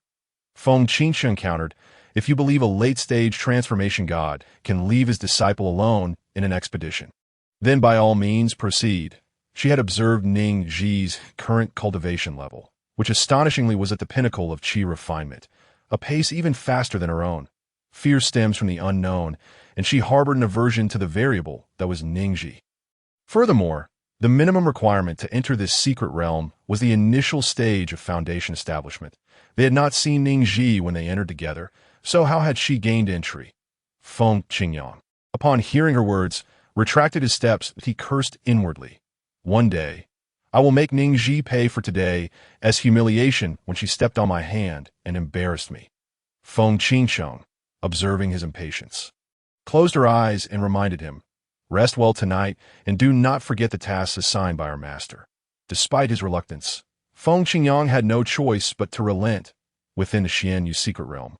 The weather was capricious. One moment it poured rain, accompanied by thunder and lightning. The next, the clouds dispersed, revealing a bright full moon at a mere 10 meters above the cave. The Wolf King and a pack of adult wolves began to howl. The Longqing sect disciples, who had just settled down to rest, were roused by the cacophony of wolf howls, each brimming with hostility. "Damn it! Are we to be denied sleep? Let us go and slay those beasts." The inner disciples of the Longqing sect brandished their swords, ready to charge out. However, upon reaching the cave entrance, they were met with the sight of Ning Zhi, sleeping soundly like a dead pig. Damn it! How could she possibly sleep through such noise? How dare she sleep at her age? "Hey, do you want a big chicken leg?" Ning Zhi suddenly sprang up, gazing blankly at the 6 male cultivators before her. "First, I am not Hey, I am Ning Zhi. Second, where is this big chicken leg?" The 6 men were taken aback. Damn it, she can sleep through the howling of wolves but wakes up at the mention of a chicken leg. How absurd. Ning Zhi extended her hand. "Where is the big chicken leg?" One of the more cunning male cultivators devised a scheme, saying, "We placed the big chicken leg at the mountain peak. Would you like to come with us to retrieve it?" Ning Zhi retorted, "Do you think I'm a fool? With so many wolves howling outside, how could the chicken leg possibly be out there?" The 6 were momentarily speechless, unable to respond, just as they were about to communicate discreetly. Ning Zhi shouted towards the depths of the cave, "Sister, they're hiding the big chicken leg on the mountain. Want to hoard it all for themselves." The 6 men cursed. Damn it. She claims she is not a fool. Hearing the commotion, Feng Qingcheng emerged from within, having already sensed the noise outside. The 6 men, apprehensive, glanced at Feng Qingcheng, regretting they had attempted to deceive Ning Zhi about the chicken leg. While she may be foolish, Feng Qingcheng was no fool. As the male cultivator who had initiated the deceit was about to apologize, he was met with an astonishing proposition from Feng Qingcheng. "Shall we go together?" Ning Zhi looked up at Feng Qingcheng, her expression cautious. Everyone held their breath, and Ning Zhi inquired, "Can I have 2 chicken legs?" Silence enveloped the group. The atmosphere in the Xianyu secret realm was heavy with tension. The howls of wolves grew increasingly louder as they took a shortcut up to the mountain peak. There, they beheld the Wolf King leading over 30 adult male wolves, their eyes gleaming with wariness as they fixed their gaze upon the intruders. Heavens! How can there be so many wolves? Are they attempting to claim this mountain as their own? Wait, this seems to be Wolf Tooth Mountain. The atmosphere between the 2 parties became charged with hostility as the Wolf King queried Ning Zhi, "Shall we fight?" Ning Zhi nodded vigorously. "Let us fight. Let us fight." Feng Qingcheng, sensing something was amiss with Ning Zhi, questioned, "What are you doing?" "Sister, I'm searching for the big chicken leg." Ning Zhi replied, a gluttonous expression on her face. Everyone else thought, what a time to be thinking about chicken legs. What a pure fool. At that moment, the Wolf King commanded his pack to launch an assault, completely bypassing Ning Zhi. The battle raged fiercely, with Ning Zhi performing mock evasions, skillfully avoiding injury. The wolves targeted Feng Qingqing, who, lacking substantial combat experience, found herself retreating step by step, perilously close to the edge of a cliff. In a moment of clumsiness, Ning Zhi collided into Feng Qingqing, causing her to teeter towards the precipice. In a critical moment, Ning Zhi threw the resonance rope towards Feng Qingqing's outstretched hand. Feng Qingqing grasped the colorful rope that flew towards her, only to see it wrap around her wrist and vanish. Instantly, she sensed something was amiss, feeling an inexplicable connection with Ning Zhi. Utilizing the momentum from earlier, she propelled herself back to the mountaintop. Instinctively, Feng Qingqing reached out to Ning Zhi, pushing her away from the cliff's edge. Ah! Ning Zhi's terrified scream echoed as everyone, including the wolves, ceased their fighting. Feng Qingqing's hand was clawed by the wolves as she fell to the ground, her gaze fixed on Ning Zhi plummeting over the cliff. Devoid of any remorse, this was all Ning Zhi's doing. The other 6 witnessed Feng Qingqing deliberately push Ning Zhi off the cliff, leaving them momentarily stunned. "What did you all see?"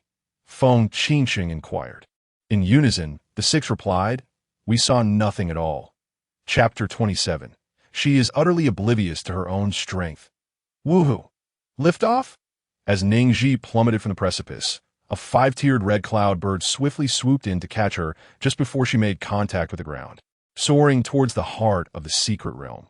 For someone who had never experienced extreme sports, the sensation of falling from height was akin to riding a free-fall elevator, a thrilling rush that nearly made her forget that she had been pushed by Feng Qingqing.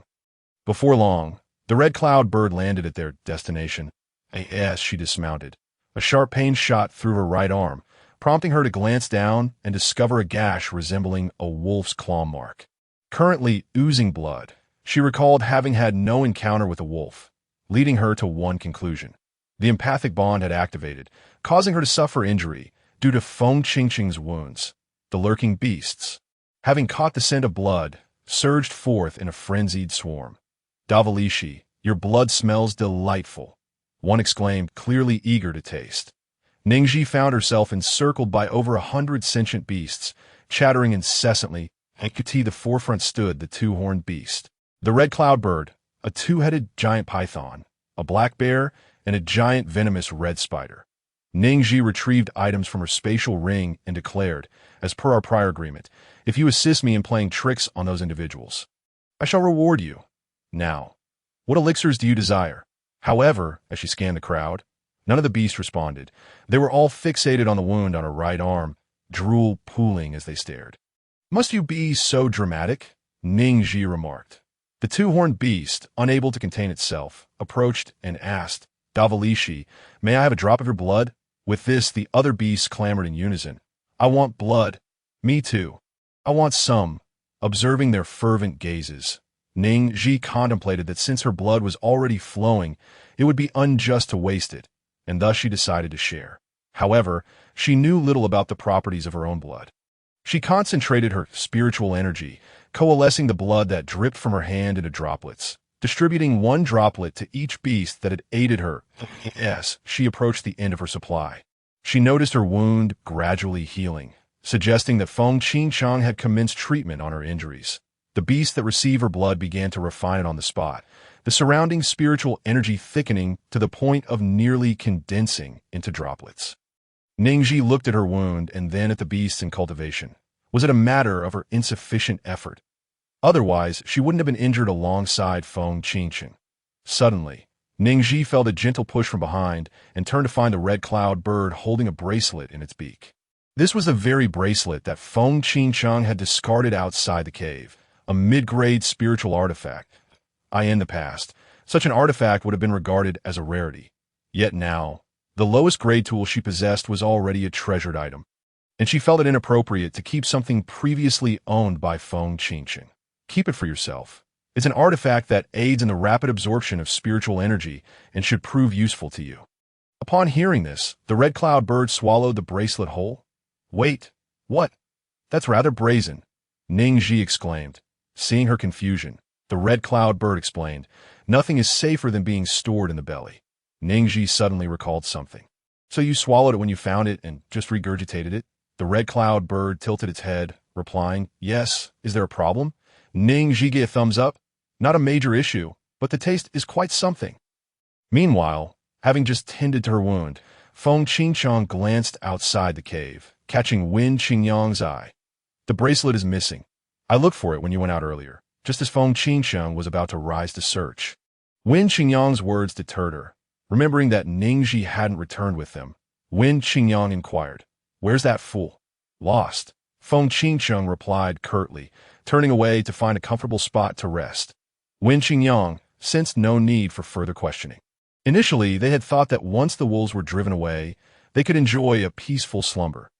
However, starting from the latter half of the night until dawn, the sound of thunder echoed throughout the Xianyu secret realm, signaling the advancement tribulations of the beasts as dawn broke. Ning Zhi concluded her cultivation. Upon opening her eyes, she was greeted by the sight of the beasts that had refined her blood, all having advanced, and they were all staring at her.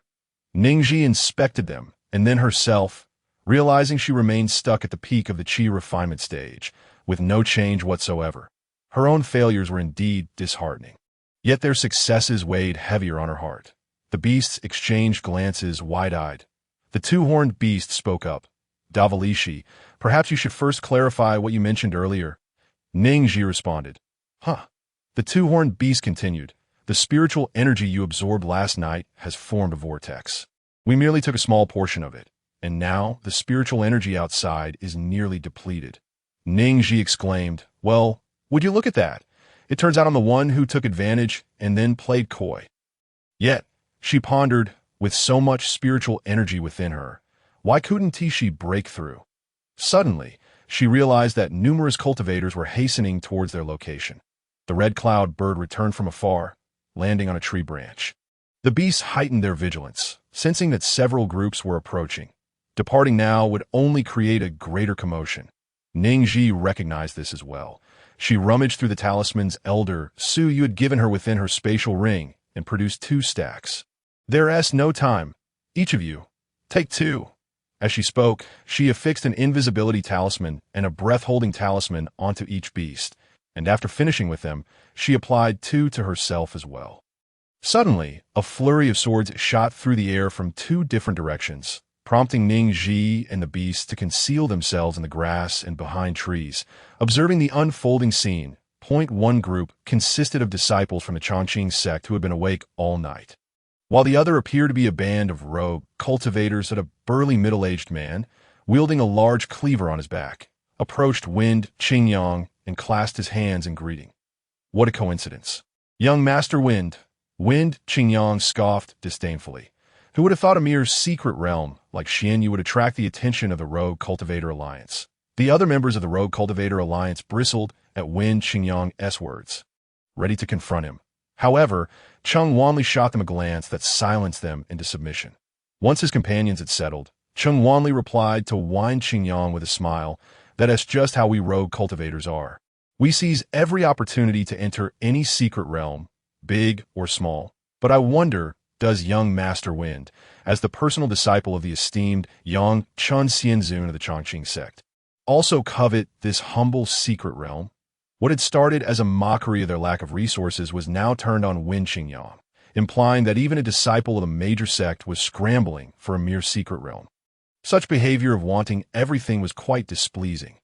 Wen Qingyang pointed at Cheng Wanli, declaring, Cheng Wanli stroked his chin and said, is it because you were embarrassed by the incident yesterday when you fell into a mess while being chased by a large bird? The disciples of the Chongqing sect collectively cursed silently. They might have been able to maintain their composure had that incident not been mentioned. Chapter 28. Can a female protagonist really not steal resources? The previous night's anomaly suggested either the emergence of a rare treasure or the discovery of previously hidden opportunities. Undoubtedly, you all have come for that purpose. Haven to you, Cheng Wanli stated bluntly. Feng Qingcheng and Wind Qingyang exchanged glances upon hearing this. Master said this secret realm has existed for a century and will appear at irregular intervals. Lacking an immortal's cave, it is considered a no-owner entity. Currently in a weakened domain, as long as they bring the domain of this secret realm back to their sect, it will belong to them indefinitely. Could it be that the Rogue Cultivator Alliance was aware of this matter as well? The atmosphere between the two groups instantly became tense. Ning Zhi observed their reluctance to be the first to strike, so she picked up a small stone from the ground and threw it towards the disciples of the Chongqing sect. Thud, thud, thud. The three disciples of the Chongqing sect knelt in unison before the rogue cultivators. Cheng Wanli was taken aback at their sudden display of submission, then burst into laughter. Huh! What a grand gesture! Feng Qingcheng and Wen Qingyang's expressions soured at this unexpected turn of events. What were these three thinking? In unison, they protested, Brother Wind, I was set up. Without waiting for a rebuttal, Wen Qingyang drew his sword and lunged at Cheng Wanli. Cheng Wanli interpreted their actions as a self-directed play to frame him. Rallying his companions to retaliate, a chaotic brawl ensued, with numerous participants converging from various directions to witness the scene. Did we arrive too late? Can't you see? The formation hasn't even been activated. The beasts, seeing more arrivals, mimicked Ning Zhi's earlier action, tossing stones at the newcomers. Ning Zhi exclaimed, Wait, who told you to throw? Those struck by the stones, believing they were under attack, began to fight amongst themselves. The surrounding trees and foliage suffered from the spiritual energy unleashed, leaving devastation in their wake. Ning Zhi shouted to the beasts, We must leave. The beasts retorted, Why should we leave? This is our territory. Ning Zhi, you all make compelling arguments. However, this is not the time for reasoning. Hiss. Ning Zhi felt a sudden sting at her back, initially suspecting an ambush from some rogue. To her surprise, she heard Feng Qingyang shout, Junior sister. A surge of radiant energy from the formation illuminated the area, revealing that Feng Qingcheng, who had been standing there moments ago, had vanished. It dawned on Ning Zhi that this was not a treachery against her, but rather Feng Qingcheng had simply fallen. This destined child of fate, wherever she went, seemed to attract misfortune, and all she ever encountered was bad luck. If all went as expected, she had likely tumbled beside the boundary stone by now. Upon witnessing Feng Qingcheng's disappearance, the others halted, opting to dismantle the formation. It was quickly breached. Seizing the opportunity as they entered, Ning Zhi stealthily slipped inside as well. The moment she crossed into the formation, she felt an irresistible force drawing her in. Surrounding her was a pitch-black void, devoid of any landing point. After an indeterminate time, she finally spotted a glimmer of light below, as if someone stood there. Cautiously, she began to warn the person below, only to be interrupted as wind rushed in her mouth. A thunderous bang resonated, followed by the sound of two individuals spitting blood simultaneously. Ning Zhi felt dizzy and detached from the person, and as she prepared to apologize, she heard the other speak first. Ning Zhi, you're not dead? With blood at the corners of her mouth, Feng Qingcheng gazed at Ning Zhi in disbelief. Just the night before, she had pushed Ning Zhi off a cliff. With her perfected qi refinement cultivation, she couldn't possibly fly with a sword. How had Ning Zhi survived? Ning Zhi tilted her head and chuckled foolishly. Yuri's still alive. Why would I dare to die? What if no one is left to collect her body?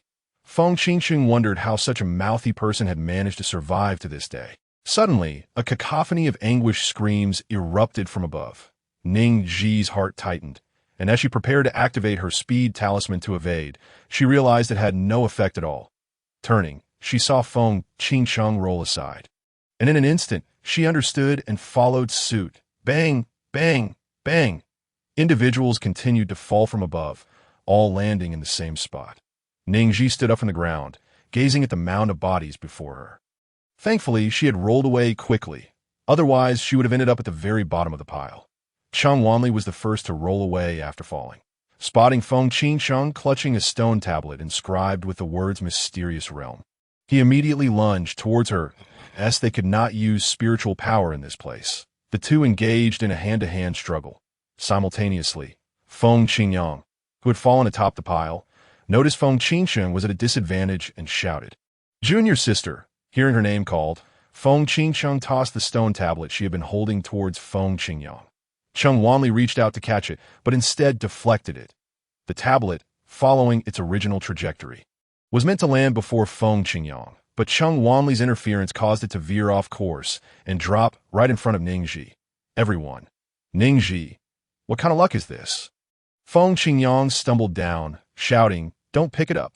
The 6 disciples of the Transmigrating sect, who had witnessed Ning Zhi being pushed off the cliff by Feng Qingcheng the previous night, were equally astonished to see her. Was he, this fool, supposed to be dead? The person pinned beneath Feng Qingyang happened to be from the loose cultivator alliance. Seeing him attempt to retrieve the tablet, they all seized him. Ning Zhi, witnessing this scene, squatted down to pick up the stone tablet, feeling as though it carried great expectations. She urgently addressed Feng Qingcheng, "Sister, this plan is called luring the tiger away from its mountain, right? Don't worry, I will definitely lead them away. You must take the real domain with you." After saying this, Ning Zhi turned to the others who were not from the Transmigrating sect, raising the 2-palm-sized stone tablet, and proclaimed, "The domain is with me. Come chase me." With her announcement concluded, she dashed towards the only exit in sight. Everyone present. Damn it! Where did this fool come from? Cheng Wanli believed Ning Zhi's words and turned to Feng Qingcheng, insisting she hand over the domain. Feng Qingcheng laughed in exasperation, pointing in the direction Ning Zhi had disappeared. "You believe a fool like her?" Cheng Wanli retorted, "Fools don't lie." Feng Qingcheng, observing that Feng Qingcheng still had not produced the genuine domain, Cheng Wanli resumed fighting with her. The others who had fallen also dispersed, reigniting the chaos. Ning Zhi clutched the stone tablet and followed the narrow path leading out. As she walked, she noticed the surroundings shimmering with light, revealing an abundance of spirit crystals. This was her chance. Until now, Ning Zhi had never earned spirit stones on her own, relying instead on the contributions of her master and seniors.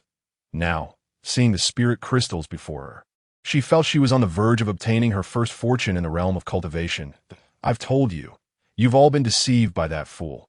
Why don't you believe me?" The voice of Feng Qingyang echoed, accompanied by the sound of hurried footsteps. Ning Zhi turned to see their shadows approaching, that a group of individuals swiftly entered, glancing at Ning Zhi before their attention shifted to the space behind her. Coming to an abrupt halt, Ning Zhi felt an overwhelming sense of pressure from behind. As she turned to look, the stone tablet in her hands was knocked away, crashing into Feng Qingcheng's embrace. "Run!" Seeing the stone tablet secured, Feng Qingyang seized Feng Qingcheng and fled, with the others following suit.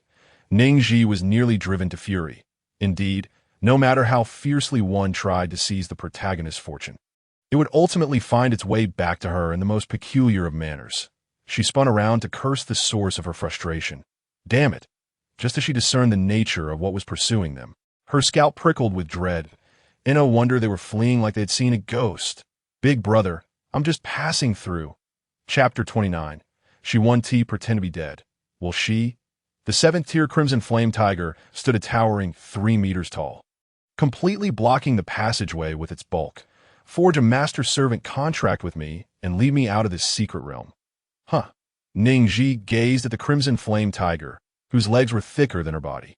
Bewildered, "A master-servant contract?" The tiger, growing impatient, replied, "Of course, you will be my servant." Ning Zhi. What the hell, a bright and sunny girl raised under the red flag is to be its servant? How ridiculous! If I became its servant, it would be a loss beyond measure. The Crimson Flame Tiger, noticing her incredulous expression, declared, "It is an honor to become my servant." Humph. Ning Zhi couldn't help but laugh in anger. "Do you want this honor or not?" The tiger lifted its front paw, and a master-servant contract array formed on the ground.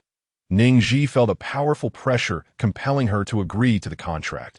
She cursed, "Damn it," resorting to force when it couldn't win an argument. The Crimson Flame Tiger intensified the array's power. In the next moment, a formidable and divine bloodline suppression radiated from Ning Zhi's chest. With a thud, the Crimson Flame Tiger knelt before her. Ning Zhi was taken aback by the spectacle. "You have formed an equal contract with the divine beast, the White Tiger." The Crimson Flame Tiger, overwhelmed by the bloodline suppression and kneeling, spat blood in disbelief as it gazed at Ning Zhi. Last night, it had learned that this diminutive human was the legendary star-level beast tamer. Thinking she would be easily intimidated due to her youth, it had hoped to become her master. But unexpectedly, she had forged an equal contract with the divine beast, a status the Tiger clan could never aspire to. Those capable of forming equal contracts with the divine white tiger were individuals of immense fortune, far beyond the reach of a mere beast like itself. Ning Zhi looked at the once mighty crimson flame tiger, now kneeling before her. Tiske, you didn't even ask. However, to be fair, had she not formed an equal contract with a white tiger cub before entering the secret realm, she might have found herself as the servant of the crimson flame tiger. She would have to reward the white tiger cub well upon her return. The crimson flame tiger acknowledged its oversight and, still kneeling, said, "I am willing to become your servant. Please allow me to sign the master-servant contract." Ning Zhi appraised it from head to toe. Wasn't he just boasting a moment ago, declaring that being its servant was an honor, only to be met with such a swift slap of reality? The crimson flame tiger then proclaimed, "To become your servant is my honor."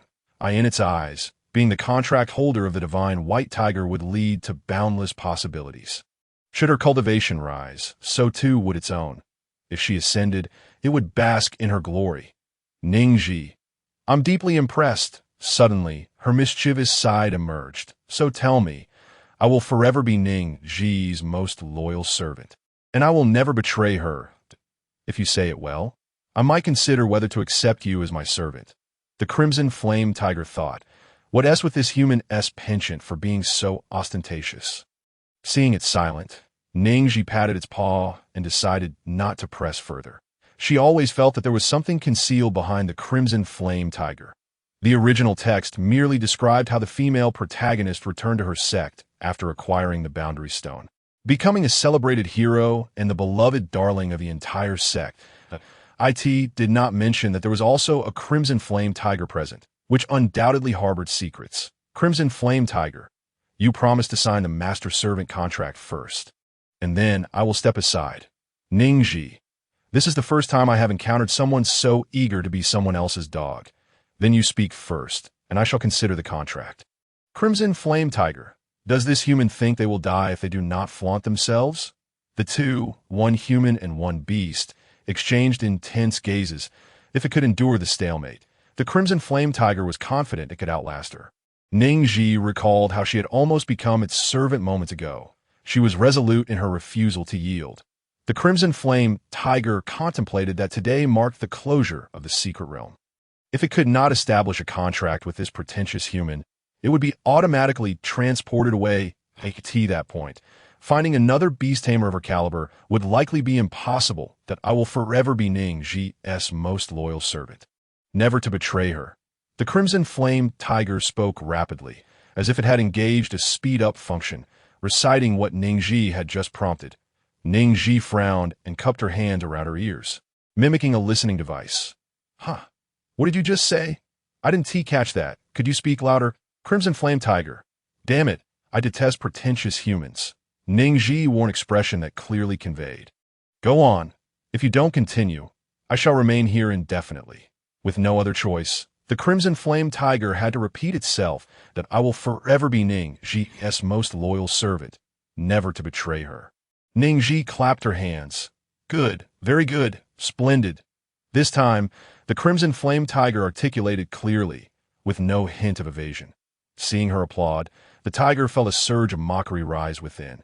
Had it not witnessed so many pretentious humans, it might have fainted from frustration. That I have finished speaking. Hurry and finalize the contract. Ning Zhi placed her hands on her hips, exuding confidence. That's impressive. Now you say, Princess, please sign the contract. Crimson flame tiger. Damn. How long will she keep this up? With a sense of resignation, the tiger repeated, Princess, please sign the contract. Ning Zhi recognized its perceptiveness. A free 7th-tier crimson flame tiger was an opportunity too good to pass up. Before long, the master-servant contract was completed, and Ning Zhi felt a new surge of life force intertwining with her own. This contract meant that if the servant perished, the master would remain unscathed. But if the master died, the servant would follow suit. The crimson flame tiger stepped aside, revealing an unnamed stone tablet resembling a jade plaque resting nearby. "What is this?" The crimson flame tiger raised its chin haughtily, declaring, "Do foolish humans truly believe that the stone tablet outside is the domain of this secret realm?" Ning Zhi jumped up and struck the tiger's knee. "Who are you calling a foolish human? Speak clearly." Remembering how she had been flung outside when she brought in the stone tablet, she strongly suspected the tiger was belittling her. "Crimson flame tiger, I meant those humans outside." Ning Zhi gave a thumbs up. Very insightful. She stepped forward to grasp the true domain, standing before the crimson flame tiger. "How do I make this mine?"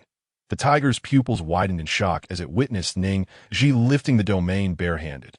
Countless cultivators had attempted to handle this domain, all unceremoniously flung away, with some even dying on the spot. "You, Ning Zhi, straighten your tongue before you speak. Crimson flame tiger, just drip your blood on it." Upon hearing that blood was required again, Ning Zhi felt certain she would eventually suffer from excessive blood loss. Outside, people were fighting furiously over the stone tablet. The disciples of the Chongqing sect, lacking practical experience, were no match for the scattered cultivator alliance and other factions. Cheng Wanli, hand over the domain. Your Chongqing sect is not in need of such a trivial secret realm. Feng Qingcheng fiercely guarded the stone tablet. Realizing she could not bring it back to the sect, she swiftly pricked her finger and smeared her blood on the tablet, before the tablet could react. They were all suddenly ejected from the secret realm by a mysterious force. Chapter 30. Who among the good people has a tribulation during Foundation establishment? Outside the secret realm, a distinguished male cultivator stood tall, wielding a longsword clad in a deep blue robe, with his dark hair pulled back that he furrowed his brow, gazing up at the roiling storm clouds above, where red lightning flickered ominously, feeling that something significant was about to unfold. As the exit of the secret realm stirred, everyone present inside was transported out. "Senior brother," Feng Qingcheng exclaimed upon being ejected, her eyes immediately landing on He Chao.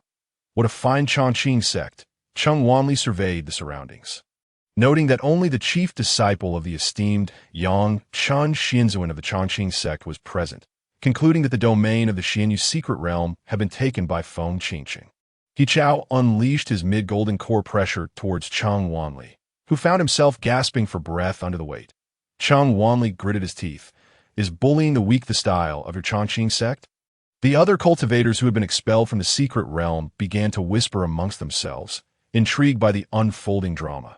While it was common for people to kill and seize treasures after each secret realm concluded, it was unprecedented for members of the 8 great sects to clash. What treasure could incite such fervor? "Shoo, keep it down. Do you want to get yourself killed?" Cheng Wanli, struggling under He Chao's pressure, managed to speak. "Of course, it's the secret realm." Silence. He Chao intensified his pressure, threatening Cheng Wanli. Seeing Cheng Wanli's facial features bleeding under his senior brother's oppressive force, Feng Qingcheng clarified, "Senior brother, we did not obtain the item." At that moment, while she was dripping blood, she felt no anomalies, the only explanation being that she had not acquired the domain. He Chao. The onlookers, who had seen her fight for the stone tablet in the secret realm, now regarded her with disbelief. How could this be possible? They had witnessed Feng Qingcheng dripping blood onto the stone tablet.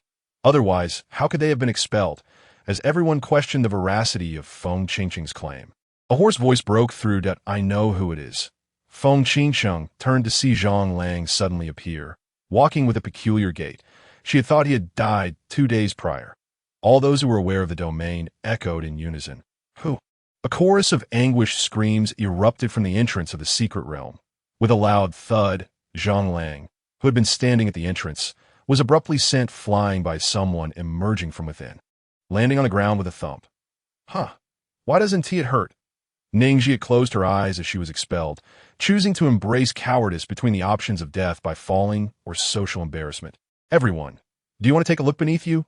Ning Zhi followed their gaze, lifting her foot only to find it resting atop Zhang Lang's hand. Zhang Lang shouted. Startled, Ning Zhi accidentally stepped on his groin as well. Zhang Lang's eyes rolled back, and he fainted. A collective gasp arose from the male cultivators present, instinctively tightening their legs. That it was a painful sight indeed. Only then did Ning Zhi realize that she had inadvertently used Zhang Lang as a cushion, the very person who had wished for her demise. However, before she could utter a word, a bolt of lightning struck down towards her forehead. Ning Zhi stood in bewilderment. Thankfully, the acceleration shoes and talismans she wore were now operational again, allowing her to evade disaster. The first bolt of lightning struck Zhang Lang squarely. He was jolted awake in an instant. Ning Zhi paid little mind to him, as the second bolt of lightning had already formed. Hurtling towards her, without a second thought, she dashed towards Feng Qingcheng, confident that as the protagonist, she would be unharmed. Ning Zhi, what madness is this?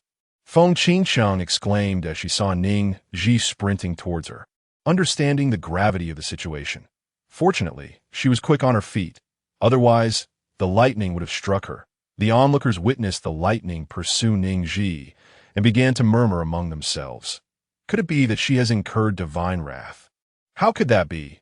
What could a young girl possibly do to deserve such wrath? That may not be the case. Could she be facing the lightning tribulation of the Golden Core stage? That's even less likely. She is merely 13 years old. How could she possibly break through to Golden Core? Red bolts of lightning cascaded down in relentless succession, presenting no end in sight. As Ning Zhi heard the disciples of the Transmigrating sect gossiping about her, she dashed into the crowd. What is wrong with you all? Damn it, I'm the one facing tribulation. Why drag us into it? The disciples of the Transmigrating sect cursed under their breaths, yet their speed of evasion was anything but slow. Sharing the calamity, right? Ning Zhi quipped, irritated that they were enjoying the spectacle. Crowds of people pursued by lightning exclaimed, "Who faces tribulation while running around like this?" She's making it special. Ning Zhi counted the bolts. 10 had already struck down.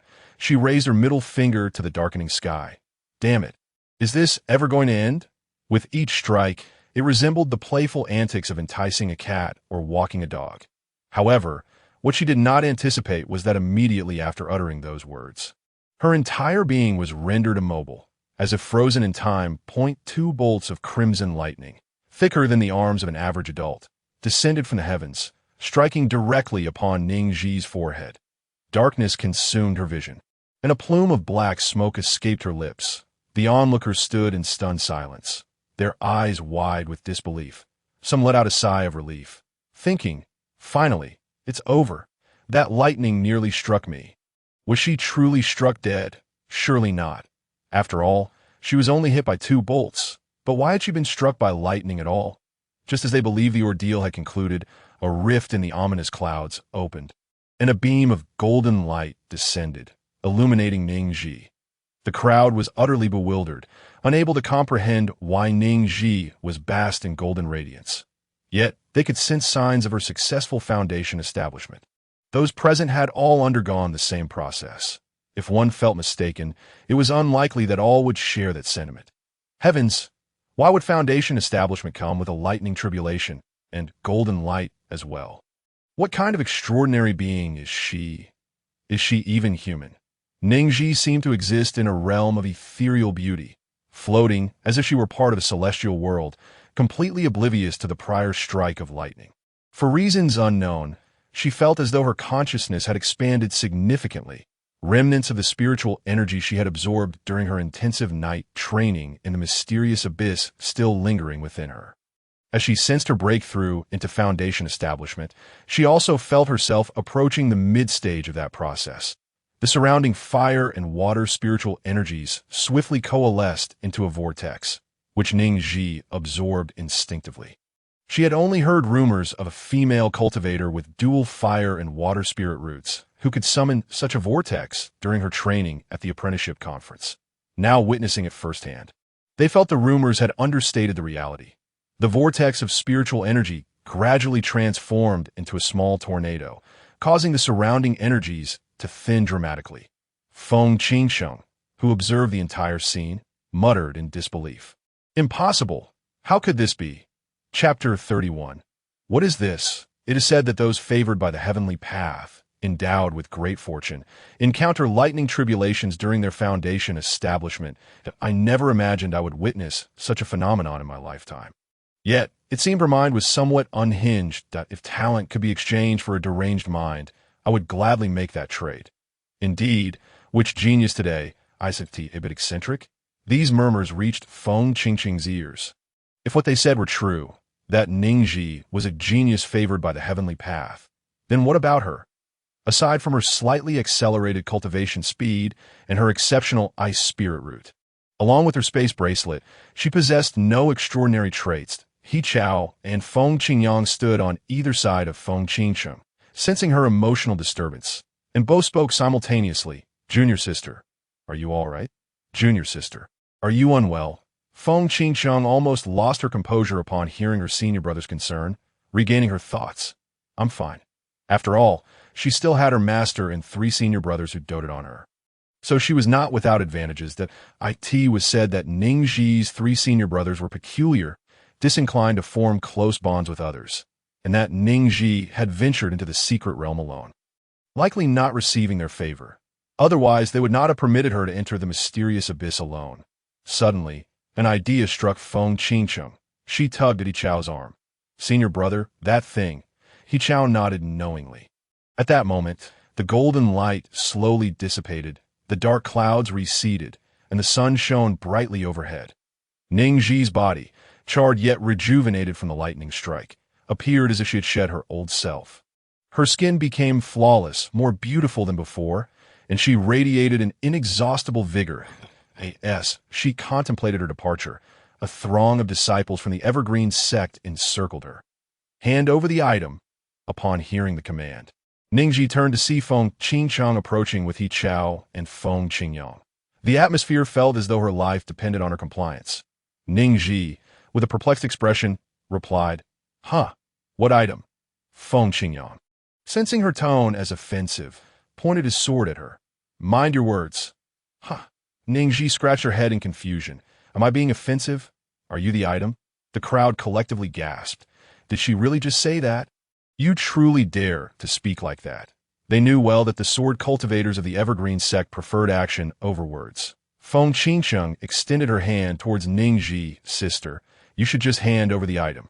Otherwise, you may face some hardships. Ning Zhi, seemingly not understanding, absurdly remarked, underwear. Why would I eat underwear? How bizarre. The crowd. Are you truly deaf? Or is your mind genuinely befuddled? Feng Qingqing was left speechless. It is well known in the cultivation world that aside from what one possesses on their own territory, no one and no faction can claim public resources as their own, including secret realms, cave abodes, and legacies of powerful beings. Anyone daring to convert public resources into private property would become an enemy of the entire cultivation community. Thus, they refrained from mentioning matters regarding the mysterious abyss. That if you won't speak, then do not block my path. I'm eager to return to the sect for a meal. The crowd. Now that we have all established our foundation, who still consumes impure food? Isn't it all about spirit pills? Feng Qingyang, enraged, exclaimed, Ning Zhi, stop pretending to be foolish. Don't force us to resort to force. Ning Zhi crossed her arms defensively. That you're the one who's bizarre, wanting to use force against me. The crowd. This fool can't converse like a normal person. He Chao, unwilling to waste breath, stepped forward, threatening, if you lack the item from the secret realm, you can either swear a heavenly oath or allow me to soul search you. Upon hearing this, Ning Zhi realized she had encountered formidable opposition. Swearing a heavenly oath was out of the question, and a poorly executed soul search could be fatal. Everyone, come and see. They keep insisting I took something from the secret realm, yet they refuse to specify what it is. Does that mean if I merely plucked a spirit herb from the secret realm, it counts as taking something? If they seek to rob me of the trivial things I gathered, they must guard their own spoils from the secret realm carefully. Don't let them be taken. Others quickly covered their storage bags, fearful of being robbed. Some began to notice the oddities as well. Those in the know remained silent, while the uninformed buzzed with speculation. She faced a lightning tribulation during Foundation establishment. If she is mere garbage, what does that make us? Perhaps she truly took something extraordinary. Otherwise, the disciples of the Evergreen Sect wouldn't be so adamant. Anything taken from the secret realm belonged to the individual. If we follow our logic, does that mean everything taken inside must be surrendered upon exiting. Lest one be robbed, the disciples of the Evergreen Sect were indeed overstepping. Suddenly, an overwhelming aura, characteristic of the mid-stage golden core, enveloped the area, causing everyone except the disciples of the Evergreen Sect to kneel. Ning Zhi, now on her knees, coughed up blood, her insides racked with pain. She had not anticipated He Chao's ruthlessness, merely exerting pressure to intimidate. Feng Qingcheng stood before Ning Zhi, reveling in the sight of her kneeling. "Sister, it would be best not to stubbornly endure your suffering.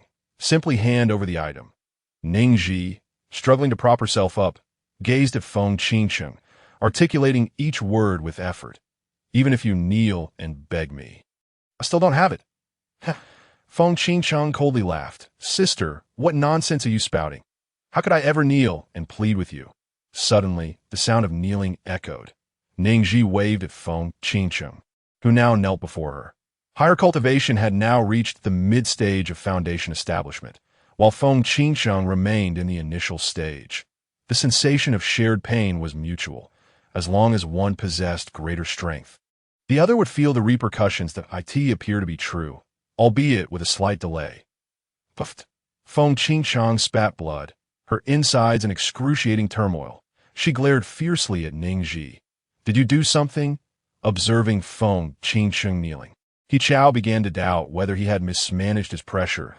He quickly withdrew the oppressive aura and moved to assist Feng Qingcheng, junior sister, the inner disciples of the Evergreen Sect, who had been misled by Ning Zhi in the secret realm, pointed and cursed at her. Damn it! This fool claimed she was in danger, that her master would appear. It was all a lie. How dare she deceive me?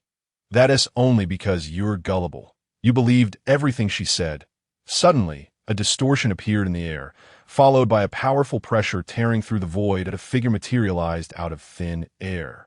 Who dares to bully my precious disciple? Chapter 32. I will support you. Wah? Master. Ning Zhi's mouth opened like a boiling kettle, continuously whimpering. Yin Su turned to investigate the sound, only to behold the diminutive figure of Ning Zhi kneeling before a disciple of the Chongqing sect. Her body was covered in soot and ash, a trickle of blood staining her lips, and 2 pools of blood lay before her. He appeared before Ning Zhi, lifting her gently and offering words of comfort. It's all right. It's all right. Your master has come to support you. The previously feigned tears of Ning Zhi transformed into genuine emotion upon hearing this. Her tears cascading down like a waterfall, she pointed at all the disciples of the Chongqing sect, exclaiming, "Master, they bully me because I am helpless, powerless, and pitiable, treating me like a soft persimmon to squeeze." The other inner disciples of the Chongqing sect were drenched in sweat, having just been discussing how Ning Zhi was deceiving them. Little did they expect that, as soon as those words were uttered, the leader of the Wanyue sect would tear through the void to support Ning Zhi personally. Such an event was unprecedented in the entire cultivation world. It was their first encounter with such a situation, especially so closely affecting them. Furious, Yin Su's anger ignited as he unleashed his divine pressure upon the disciples of the Chongqing sect.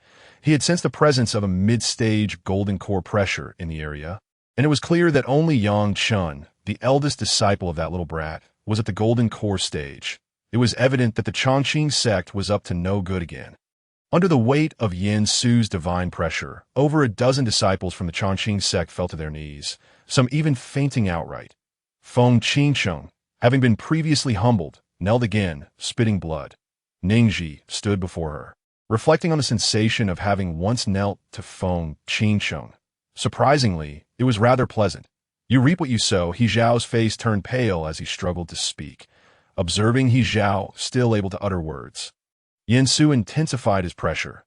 Just a moment ago, he radiated an imposing aura, but now he turned to Ning Zhi, softening his tone. "My dear disciple, you speak, master, upon seeing me emerge from the secret realm.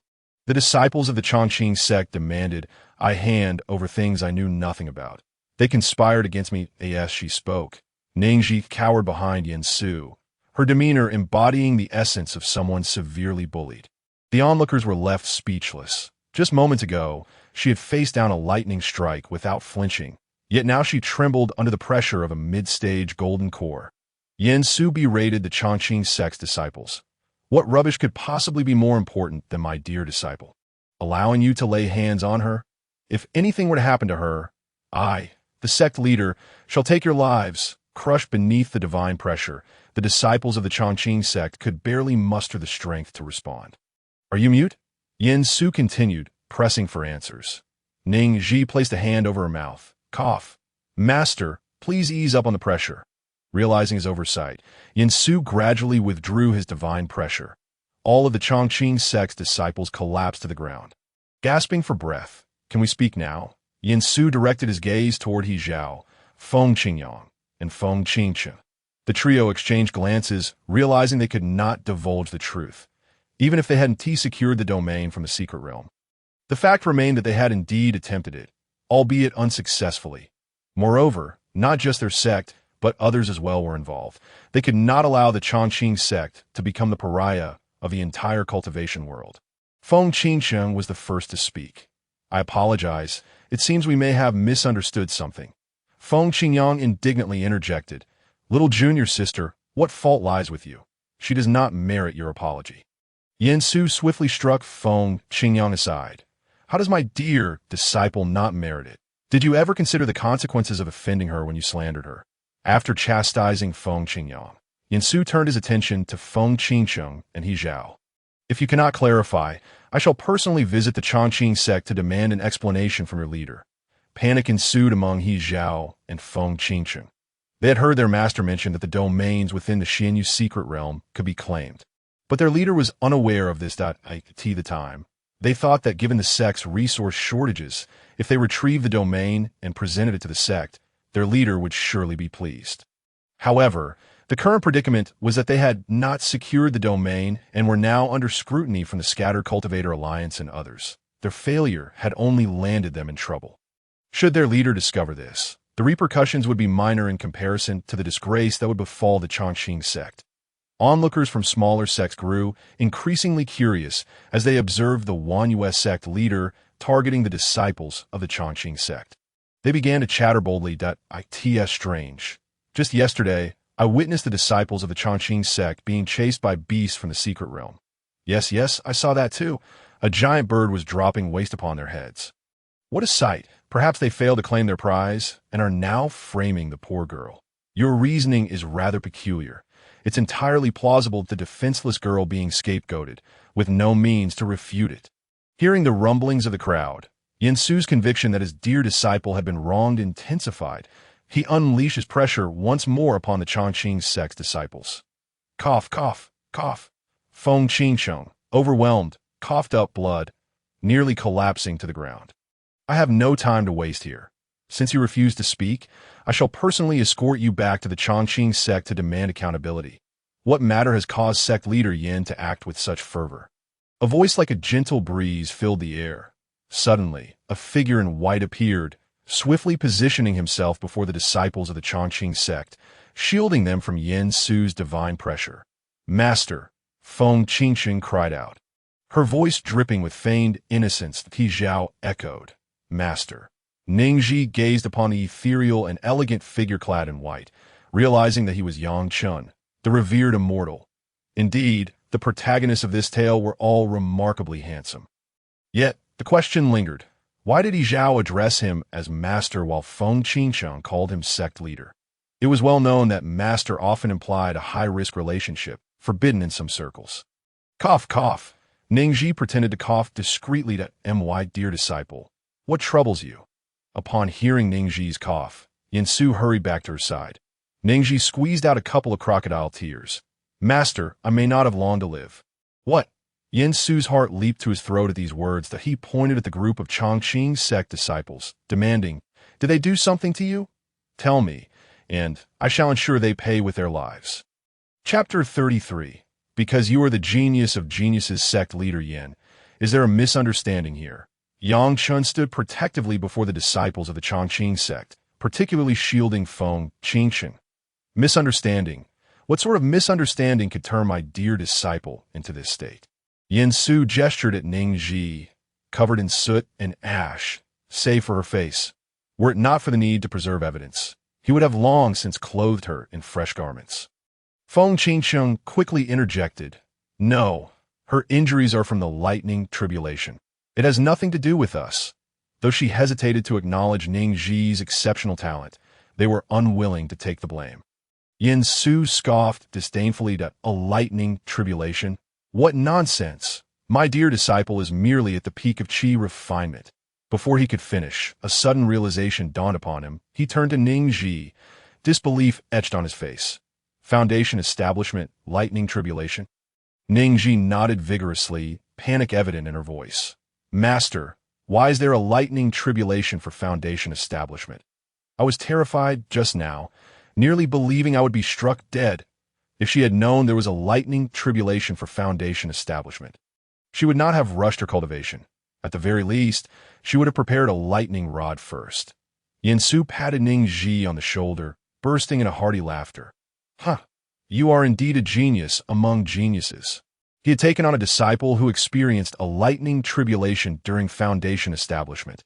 Who else in the cultivation world could boast such a feat? Upon hearing this, Yang Chun was equally astonished.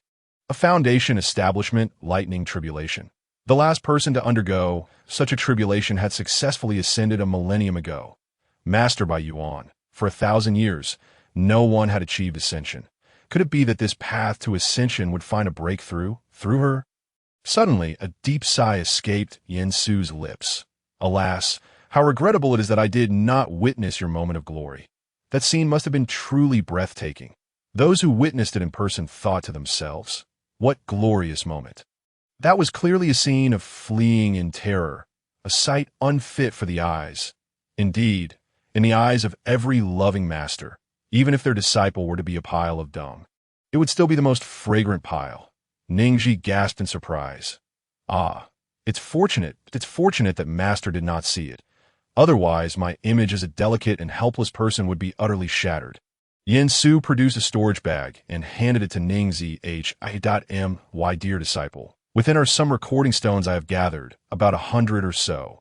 Should you encounter any similarly glorious moments in the future, use the recording stones to capture them, and I shall take them back for the sect's disciples to study.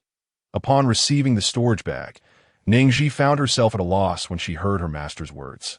She was torn between accepting the bag and refusing it. Master, she pondered, if next time I were to unexpectedly crawl in darkness or walk in a twisted manner, and that were to be captured on the recording stones, I would surely suffer social demise. Not to mention presenting it to the other disciples of the sect. The mere thought of such an image sent shivers down her spine. Yin Su was all smiles. Declaring, all right, it's settled, the rest of the assembly sighed in exasperation. Enough already. The head of Wanyue sect should exercise restraint. He evidently had not witnessed the chaos Ning Zhi had wreaked moments ago. If this were to be shown to the other disciples of Wanyue sect, how could they possibly escape being implicated by her antics? Feng Qingsheng felt an inexplicable twinge of jealousy upon hearing that Ning Zhi's master had given her nearly 100 recording stones. One must understand that each recording stone was worth at least 100 high-grade spiritual stones. Ning Zhi had simply accepted such a bounty. She herself possessed only 2, one brought from home and the other gifted by her master. After a moment's contemplation, Ning Zhi ultimately decided to stow away the storage bag containing the recording stones. As long as she did not feel embarrassed, it would be others who bore that burden. Master, should we not address the pressing issue at hand? Yin Su, momentarily lost in delight, nearly forgot that there were matters yet unresolved. Yes, let us first resolve this issue. He turned to Yang Chun, exuding the authority befitting a sect leader. Your disciple insists that my well-behaved disciple took something from the secret realm. Yet when asked what it was, he stammered and could not articulate a coherent answer. If this matter does not yield a satisfactory response from my disciple, I shall personally visit Chongqing sect to seek an explanation from your sect leader. Without a moment's hesitation, Yang Chen replied, perhaps my disciple has misunderstood something. If Yin sect leader requires compensation, we shall provide it. Upon hearing this, Yin Su was infuriated. What a convenient excuse. If from now on any incident could be brushed aside with the word misunderstanding, the realm of cultivation would undoubtedly descend into chaos. Furthermore, with so many from Chongqing sect bullying a single young lady, wouldn't compensation be only just? Had he not witnessed it firsthand, he would not have known how shameless those from Chongqing sect could be. Fortunately, he was there to back his well-behaved disciple. Otherwise, she would have been wronged beyond measure. Yang Chen glanced at Feng Qingsheng, who lowered her head as if bearing the weight of immense grievance. He tossed a storage bag towards Ning Zhi. Indeed, we were at fault. Here is a compensation of 100,000 spiritual stones. Ning Zhi opened the storage bag without hesitation, revealing an expression of disbelief. The onlookers assumed she had never seen so many spiritual stones and prepared to advise her to accept graciously. With an innocent and harmless demeanor, Ning Zhi remarked, "Mid-grade spiritual stones? But I only use high-grade ones. I feel embarrassed to present them." The crowd collectively thought, "For heaven's sake, can you not be so pretentious? Who would believe that?" Yin Su, observing their disbelief, interjected, "My dear disciple, do reveal your spiritual stones." Ning Zhi nodded in response. As all eyes were fixed upon her, she began to pour forth high-grade spiritual stones, as though they were mere pebbles, a steady stream flowing forth until a veritable mountain of high-grade spiritual stones was formed before them. The onlookers gasped in astonishment. Good heavens! She is truly wealthy! Jealousy surged within them. Ning Zhi scratched her head. Has it run out so soon? Feng Qingsheng, upon witnessing the 1,000th high-grade spiritual stone tumble forth, could no longer bear to watch. She refused to accept that Ning Zhi could possess such an abundance of spiritual stones. Yet, she was forced to witness the creation of a mountain of spiritual stones before her very eyes. By what right does she possess all this? Yin Su pointed at the pile of high-grade spiritual stones. See for yourselves. This cannot be faked. If there are not 100,000 high-grade spiritual stones in compensation, I shall insist on personally visiting Chongqing sect. As he spoke, he tossed back the 100,000 mid-grade spiritual stones Yang Chen had given Ning Zhi. Turning to Ning Zhi, he wore a benevolent expression. Silly child, when I asked you to present your stones, I did not mean for you to pour them out like that. Hurry and gather them up, lest someone attempt to rob you. The crowd muttered. For heaven's sake! Where was your concern when she was pouring them out? And besides, who would dare rob in the presence of a late-stage transformation cultivator? Chapter 34. After seizing 100,000 high-grade spiritual stones. Why not steal more? Feng Qingyang, having emerged at an unknown time, was seething with indignation. All eyes in the assembly turned to him. Do you not have ears? Is she not already in the act of theft? Yang Chen, noticing Feng Qingyang's filthy appearance and aura of malice, spoke in a chilling tone. Apologize. Why should I? Feng Qingyang began to refuse, but was cowed into submission by Yang Chen's icy glare, reluctantly muttering an apology. Ultimately, Yang Chen produced all the high-grade spiritual stones he possessed, totaling 1,000, while the remaining 90,000 were documented on an IOU, thus bringing the matter to a close. Yin Su summoned a flying vessel to escort Ning Zhi away. The other attendees gazed at them with envy, for they understood that operating such a vessel consumed a significant amount of spiritual stones. To travel back to Wanyue sect via flying vessel would require at least a few hundred high-grade spiritual stones. Previously, they had known Wanyue sect to be quite affluent, but they were astonished by just how wealthy they were. Even fetching a disciple required a flying vessel. If I had a foundation-building disciple who would face a thunder tribulation, I would be willing to use a flying vessel to bring her back. Shoo, keep your voice down. The people from Chongqing sect are still here.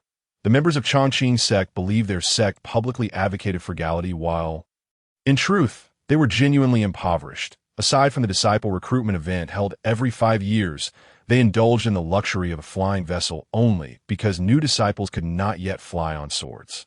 Otherwise, they would have to rely on sword flight for all their travels. On board the flying vessel, Yin Su earnestly advised, "You silly child, do refrain from uttering phrases like 'my life is short.' If you truly find yourself in need of spiritual stones, seek out your grandfather Su." Ning Zhi shook her head. "Master, do you not find joy in seeing Yang Chen humbled?" In the original text, the female protagonist contracts an ice phoenix and absorbs all the spiritual energy from Wanyue sect's dragon vein, after which Yang Chen declared that it was the protagonist's fortune. Were it not for the dragon vein being buried underground and remaining undiscovered, this would indicate that the dragon vein was intended specifically for her. At that moment, she felt Yang Chen's reasoning was quite far-fetched. Moreover, the premise was flawed. If the author was determined to bestow the dragon vein upon the protagonist, why could it not be situated elsewhere? Places like dragon pools, tiger dens, snowy mountains, or deep seas would better embody the protagonist's courageous and adventurous spirit. Yin Su reflected on the earlier proceedings and nodded. While I am indeed pleased, these are two separate matters. Do not speak in such a manner henceforth. Ning Zhi raised her right hand. Very well. I vow that there shall be no next time. If there is, I shall swear again at by the way. Master, I obtained something in the secret realm. Yin Su gestured for silence. Some things are best kept to oneself. You need not divulge everything to your master, as it may expose you to unnecessary trouble or harm. Maintain vigilance with everyone. Should conflicts arise due to interests, even the strongest bond will become worthless at times. It is necessary to employ certain measures. Ning Zhi obediently nodded. She could not shake the feeling that her master seemed to have been betrayed in the past. In the original narrative, aside from the main character group, the backgrounds of certain supporting and peripheral characters were not elaborated upon, leaving her in the dark about what her master had endured. As she pondered these thoughts, her stomach growled. Master, do you have anything to eat on this flying vessel? Upon hearing this, Yin Su produced a bottle of fasting pills and handed it to Ning Zhi. The moment Ning Zhi saw the fasting pills, the light in her eyes dimmed. To be precise, since arriving at the sect, she had only eaten 2 meals. The last meal was 12 days prior. Cough, cough. Yin Su cleared his throat. The last time I ate was the last time. This bottle of fasting pills was saved before I reached the foundation building stage. Ning Zhi glanced at her master, then at the bottle of fasting pills in his hand. Master, these fasting pills would not have expired. Would they? Cough, cough, cough. Yin Su waved his hand, retracting the fasting pills. Suddenly recalling something, he added, I will take you to use the teleportation array, wherever you wish to eat. We shall go. Ning Zhi's eyes brightened. Thank you, master. Yin Su replied, it is only fitting to express gratitude. Ning Zhi exclaimed, Master is truly a gem. After more than half an hour, Ning Zhi ultimately chose to teleport to Huanqi City. Huanqi City is the nearest city to the 8 major sects, and the main residence of the Qi family, one of the 3 great clans, is situated there. Moreover, her adoptive parents, who are also the protagonist family, reside in Huanqi City. Previously, she had informed her senior brother about the alliance between the Feng family and the Qi family's branches with the other 2 great clans. Now, she was unsure of her senior brother's situation at home, and this provided an excellent opportunity to check on him. The master and disciple arrived at the city gate of Huanqi City via the teleportation array. The moment they stepped out, Ning Zhi was greeted by the acrid scent of black smoke in the air. Looking up, she saw ominous clouds looming over the city, with the flames of war raging. Huanqi City was now under a strict lockdown. You shall return whence you came. This morning, I ascended the mountain to gather spirit herbs. Yet upon my return home, I discovered I had been robbed in my household. There are the elderly above and children below. How can I venture into the city and not return? You must allow me entry. At the gates of Huanqi City, the guard were besieged by others, insisting on entry. Witnessing this scene, Ning Zhi was struck by a sudden thought, recalling the moment when the Qi family was annihilated, which mirrored this very tableau. The dark clouds loomed ominously over the city, threatening to engulf it. Ning Zhi shouted, Master, something terrible has happened to my senior brother's home. How do you know that your senior brother's household is in distress? Yin Su inquired, puzzled. As he looked up to the sky, he caught sight of his eldest disciple, who, in his memory, was not one to act recklessly. He led Ning Zhi towards the city gates. The guards, having just chased away others, now regarded the appearance of an elderly person and a child with evident impatience. Did we not state that entry to Huanqi City is prohibited at this time? Why do you persist in coming? How many times must we repeat ourselves? Do you seek a beating? Earlier, to avoid unnecessary trouble while using the teleportation array, Yin Su had concealed his divine transformation cultivation. As he revealed his true strength, the 2 guards immediately quaked in fear. Please spare us, esteemed one. We were blind to your greatness that we apologize for our offenses. Do not hold it against us. Observing their cowardly demeanor, Ning Zhi entertained a rather sinister thought. Regardless of your family background, we must enter the city now. If you wish to avoid death, open the gates." Upon hearing this, the other guards at the gates all knelt, obstructing the path.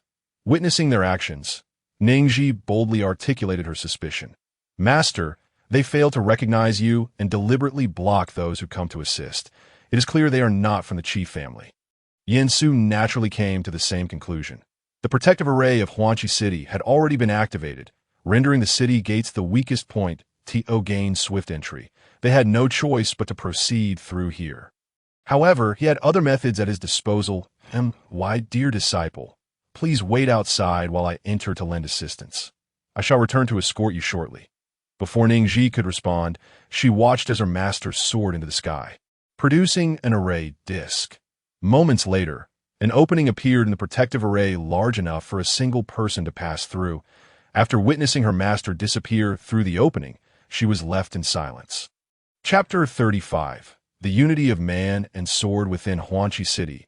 Hundreds of strands of spiritual energy intertwined in the air, their collisions creating shockwaves that incinerated the city's buildings and shops. Tiles flew, walls crumbled, and flames spread rapidly, sending billowing black smoke soaring into the heavens. Once a bustling city, it had now transformed into a living hell. The battle had escalated to a fever pitch. So much so that not even Yin Su's arrival attracted attention. "Chief family brat, for the sake of your master, if you surrender willingly, I shall grant you a complete corpse." An elderly man, white-haired and wielding a life sword, pointed it at Chi Yu, showing no shame in attacking a younger opponent despite being a mid-stage divine transformation cultivator. Chi Yu, struggling with his dawn sword, was drenched in blood, despite his grievous injuries. He persisted. "I shall return your words to you." The white-haired elder erupted into laughter. In the next moment, he fused with his life sword, lunging toward Chi. Chi Yu found himself immobilized, as it was clear that his opponent sought his utter destruction. Suddenly, a familiar sword energy propelled him backward. Turning to look, he saw two swords combined in a fearsome display of spiritual energy, signaling the onset of an exhilarating battle. All combatants halted their actions, incredulously gazing at the spectacle above. It is indeed the unity of man and sword. In the entire cultivation world, only three could achieve such a feat: the great void sword. It is the master of Yin. Amidst the crowd's cheers, the two swords exuded an overwhelming pressure, rendering Huanqi City eerily silent. The piercing brilliance of the sword energy was blinding, and the fierce momentum sliced through the air, as if to tear apart the very fabric of reality. After countless exchanges, it became evident that the great void sword held the advantage. Time elapsed, though its passage felt indeterminate. The two swords finally separated from their union. The white-haired elder, spewing blood and riddled with wounds, glared fiercely at Yin Su. "Yin Su, I never imagined that a century after my defeat by your sword, I would still find myself in such a predicament." "Wrong," Yin Su replied coldly. "Today is your day of reckoning." With that, he unleashed a barrage of 1,000 swords. The white-haired elder felt a chill creeping down his spine, his pupils dilating in terror. The other forces besieging the Qi family recognized the gravity of the situation and collectively rushed towards the city gates. 1,000 swords pierced the elder's heart, obliterating his form. His primordial spirit escaped, witnessing a breach at the gates, and he hurriedly fled. "This is bad. They are escaping." The younger members of the Qi family rushed to intercept at the city gates. However, before they could act, those who had dashed towards the gates were inexplicably returned to their original positions. Ning Zhi peered into the city from outside, witnessing a throng rushing out only to be sent back to their starting point. Has this succeeded? Yin Su, seeing Ning Zhi waiting outside the gates, swiftly produced the Linglong Xianling Tower, enveloping all fleeing individuals within. The battle thus concluded. The elder of the Qi family knelt before Yin Su, followed by others of the family.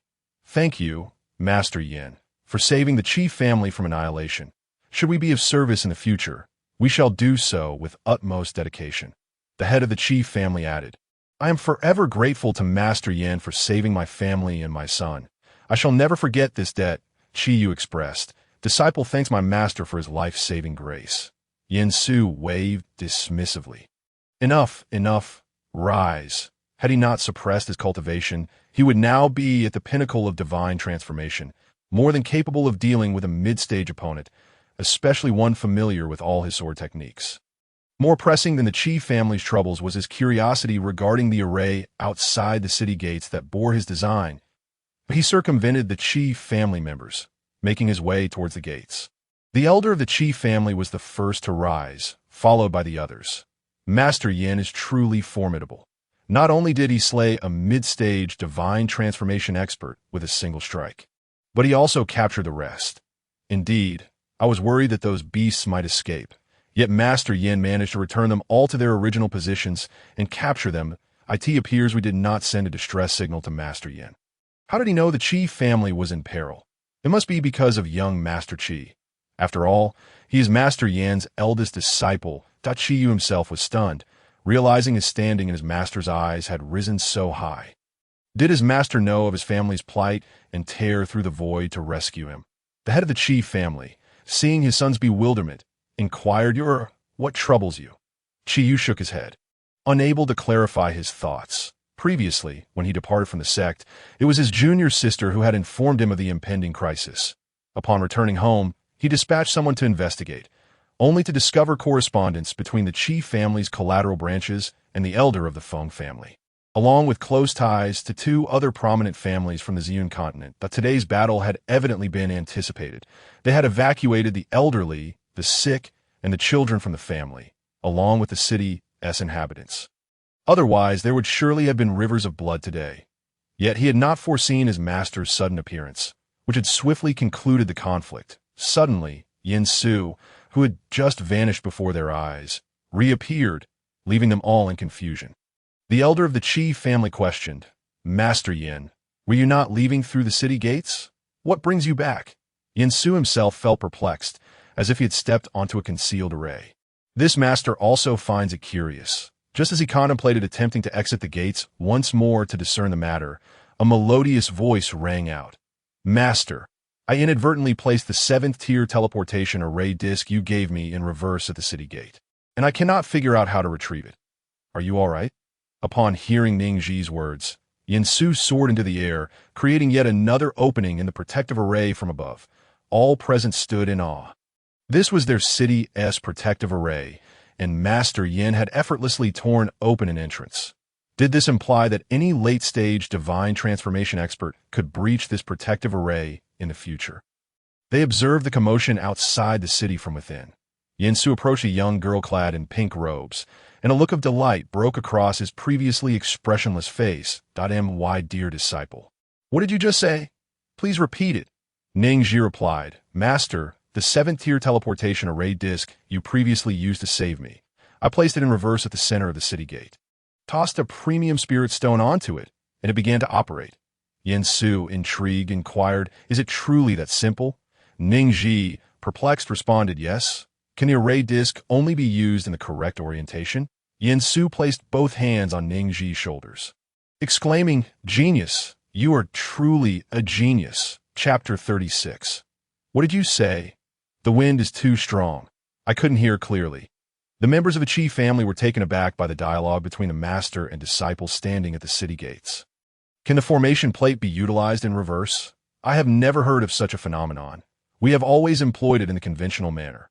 Previously, I had heard of someone who did not adhere to the proper usage of the formation plate and was subsequently struck by the spiritual energy it emitted, resulting in immediate death.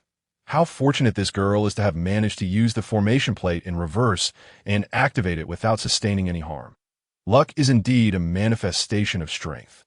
The patriarch of the Qi family turned to Qi Yu and inquired, "Is she the new disciple your master has taken under her wing?" Qi Yu gazed at Ning Zhi outside the city gates, astonished that this seemingly delicate little sister could bring forth so many surprises. "Indeed, she is my master's newly accepted junior sister." After a moment of contemplation, he continued, "Before I returned from the sect, she warned me to be cautious of the collateral branches and the Feng family. Otherwise, I would never have suspected that there were traitors within our own household." At the time, when he first heard his junior sister's words, he was skeptical, for the Qi family had always been united, with no signs of treachery among the collateral branches. It was only after his investigation upon returning that he discovered that, shortly after his birth, those from the collateral branches learned that his mother could no longer bear children and began incessantly introducing concubines and maidservants into his father's chambers. Eventually, after a scolding from his father, they ceased their underhanded actions. Little did he expect that not only did they not relent, but they also conspired to kill him, aiming to extinguish the direct lineage of the Qi family in his generation and replace it with their own. The unexpected turn of events occurred when he became the personal disciple of the moon-waving sect's master. Ultimately, when their plot to kill him failed, they resorted to colluding with outsiders to eliminate the entire direct lineage. What? As Qi uttered these words, the other prominent members of the Qi family were equally incredulous. This is indeed the case. If you do not believe me, once we have tidied up the aftermath here, you may answer yourself. Upon hearing this, the Qi family members had already believed half of it.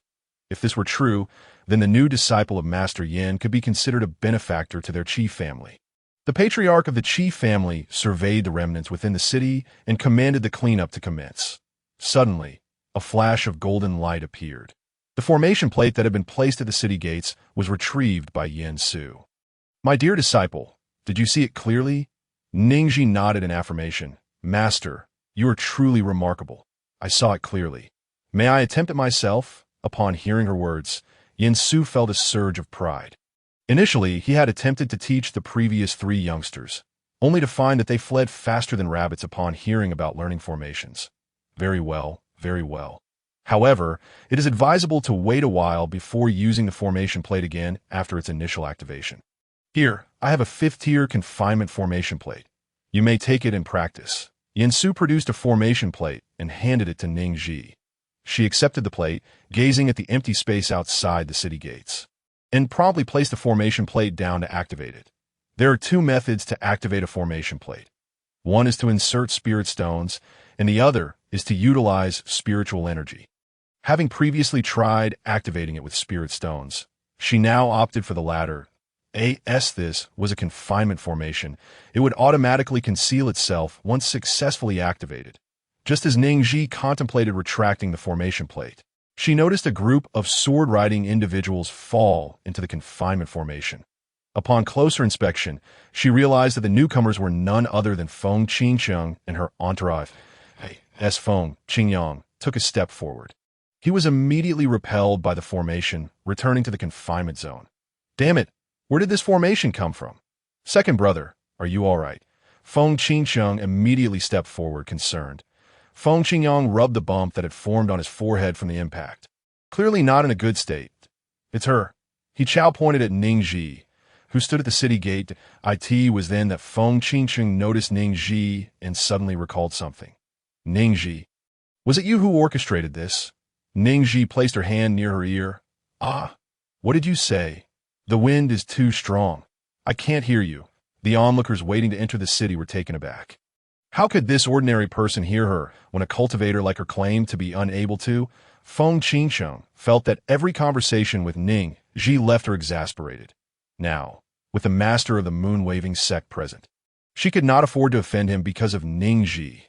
Sister, our family is currently facing calamity. You are not returning home to help, but instead are here fooling around. How can you face our parents and the Feng family's years of nurturing? Upon hearing this, those standing outside the city gates cast several glances at Ning Zhi, she the previous waste foster daughter of the Feng family. How is that possible? Yes, the Feng family's waste foster daughter was as thin as a twig. Dark and yellow. How could she possibly resemble the ethereal beauty before them? No, no, no. Her features do bear some resemblance, and her height and build are somewhat similar if she truly is the Feng family's foster daughter. How could she have transformed into this in less than half a month? What kind of upbringing did the Feng family provide? Feng Qingcheng awaited Ning Zhi's response, but the words of others left her speechless. Ning Zhi approached them and addressed Feng Qingcheng within the formation. Listen for yourself. This is what you refer to as the Feng family's nurturing grace. In other words, I must also express my gratitude for your family's mercy in not killing me. Feng Qingcheng's face turned pale with anger in an instant. Upon hearing Ning Zhi confirm that she was indeed the Feng family's foster daughter, the crowd buzzed with excitement. as oh she really was the Feng family's foster daughter. Who would have anticipated such a transformation? I always thought this child had a tragic fate. The Feng family is indeed a prestigious household. They ought not to have let the child go hungry. The Feng family members are truly despicable. Had it not been for their collusion with the Qi family's collateral branches to undermine the Qi family's main branch, we would not be in this predicament. Nor would we know if our home has been implicated. Right, my cousin works at the Qi family. He sent me a message earlier through a jade slip, stating that today's events were entirely caused by the Feng family. Who would have thought there was a Feng family member here? We must not let her go. Feng Qingcheng was taken aback upon hearing the conversation. How did this differ from the message she received from her parents? Wasn't the Feng family implicated? Feng Qingcheng shouted at those who had just spoken ill of the Feng family. This is impossible. You are spouting nonsense. Suddenly, a few rotten cabbage leaves flew past Ning Zhi, crashing into the ground near Feng Qingcheng's feet. This confinement formation only allowed entry, but not exit, unless they personally dismantled the formation or someone outside retrieved the formation plate. He Chao and Feng Qingyang stepped forward, shielding Feng Qingcheng in the center, and angrily rebuked those throwing vegetable leaves. What are you doing? Are you blind? Of course we're throwing things. Yes, you all step aside quickly, or you'll be hit too. Everyone come quickly. This formation has trapped the young lady of the Feng family inside. She cannot escape. Ning Zhi observed the frenzy unfolding before her and silently stepped aside. Well done indeed. Chapter 37. The hero saves the beauty stop. All of you, cease at once. A mysterious voice suddenly reverberated through the air, imbued with immense spiritual energy, echoing throughout the realm. Those throwing vegetable leaves all looked up in unison, noticing a grand flying vessel resembling a luxurious mobile mansion hovering above them. Sunlight gleamed upon the vessel, illuminating it with dazzling brilliance, showcasing opulence from bow to stern, with every detail exquisitely crafted, adorned with rare treasures that signified unparalleled nobility. Da-da! Has the city gate opened? That's wonderful. I shall return home now. Yes, I must go back to collect my laundry. Wait for us. We shall go together. The crowd that had gathered around the confinement formation suddenly sensed that the newcomers were not to be trifled with and promptly scattered, making their way into the city. Ning Zhi, witnessing the scene unfold, exclaimed, "Good gracious! These people are faster than ever." She turned just in time to see the flying vessel descend, from which emerged a tall figure clad in a robe embroidered with purple and gold threads. The man was strikingly handsome, holding a folding fan, exuding an innate air of nobility, his charming peach blossom eyes radiating an unusual allure. Long Haoyan spoke with an unfriendly tone. "I have never encountered a woman as malicious as you." Ning Zhi, upon hearing this, began to look around. A malicious woman? Where is she? Long Haoyan, observing Ning Zhi's reaction, became infuriated. He closed his fan and pointed at her. "Stop looking. I am referring to you." Ning Zhi pointed to herself. "Me? Yes. I'm speaking of you." Upon hearing his self-reference, Ning Zhi racked her brain, trying to match him to a character from the original text. Long Haoyan, noticing her disregard for him, grew visibly impatient. "Do you not recognize me?" Ning Zhi's face was a canvas of confusion. Was this person not a bit unhinged? He approached her without rhyme or reason, scolding her, and now questioned if she recognized him. "Are you a spirit stone? Why should I know you?" Long Haoyan was immediately incensed, his countenance darkening. "These are all common knowledge in the cultivation world, and you actually do not know." Ning Zhi, perplexed, wondered how this could be. Common knowledge? Surely, such knowledge is rather peculiar, offering no assistance in cultivation.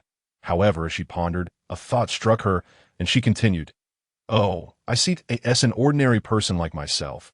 Upon learning of your identity, I would be astonished when you flaunt your prowess, allowing you to bask in the glory of your pretentiousness, thus providing you with a sense of satisfaction." Feng Qingcheng, noticing Ning Zhi's increasingly absurd remarks, hastily interjected, "Sister, please stop. Brother Long is not that kind of person." Upon hearing Feng Qingcheng's words, Ning Zhi swiftly turned to her, then cast a meaningful glance at Long Haoyan.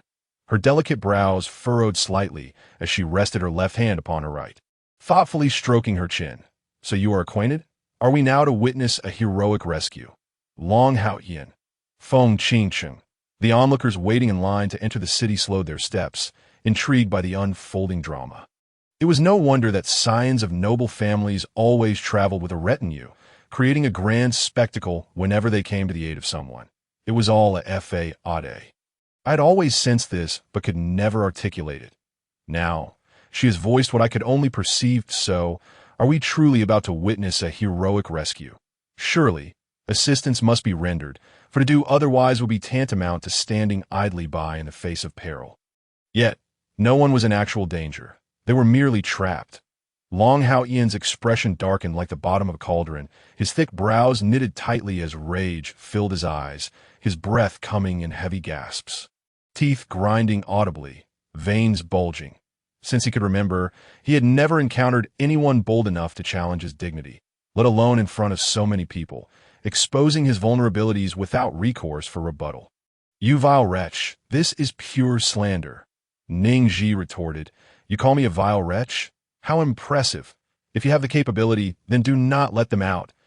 Long Haoyan, infuriated, gestured to the third elder who was meant to protect him, signaling to dismantle the confinement array, that if you do not permit me to act, I shall do so regardless. Ning Zhi quipped. "If I forbid you from consuming dog feces, would you then proceed to eat it?" Long Haoyan exclaimed, "What the hell? Is this even human speech?" The third elder, who had just been summoned by Long Haoyan to assist in dismantling the array, hesitated, his hand suspended in midair, uncertain whether to assist or abstain. Seeing the elder's hesitation, Long Haoyan turned to him, scolding, "Are you disregarding my words as well?" The third elder felt aggrieved. Had he not acted when someone was in peril before, he would have been reprimanded for inaction.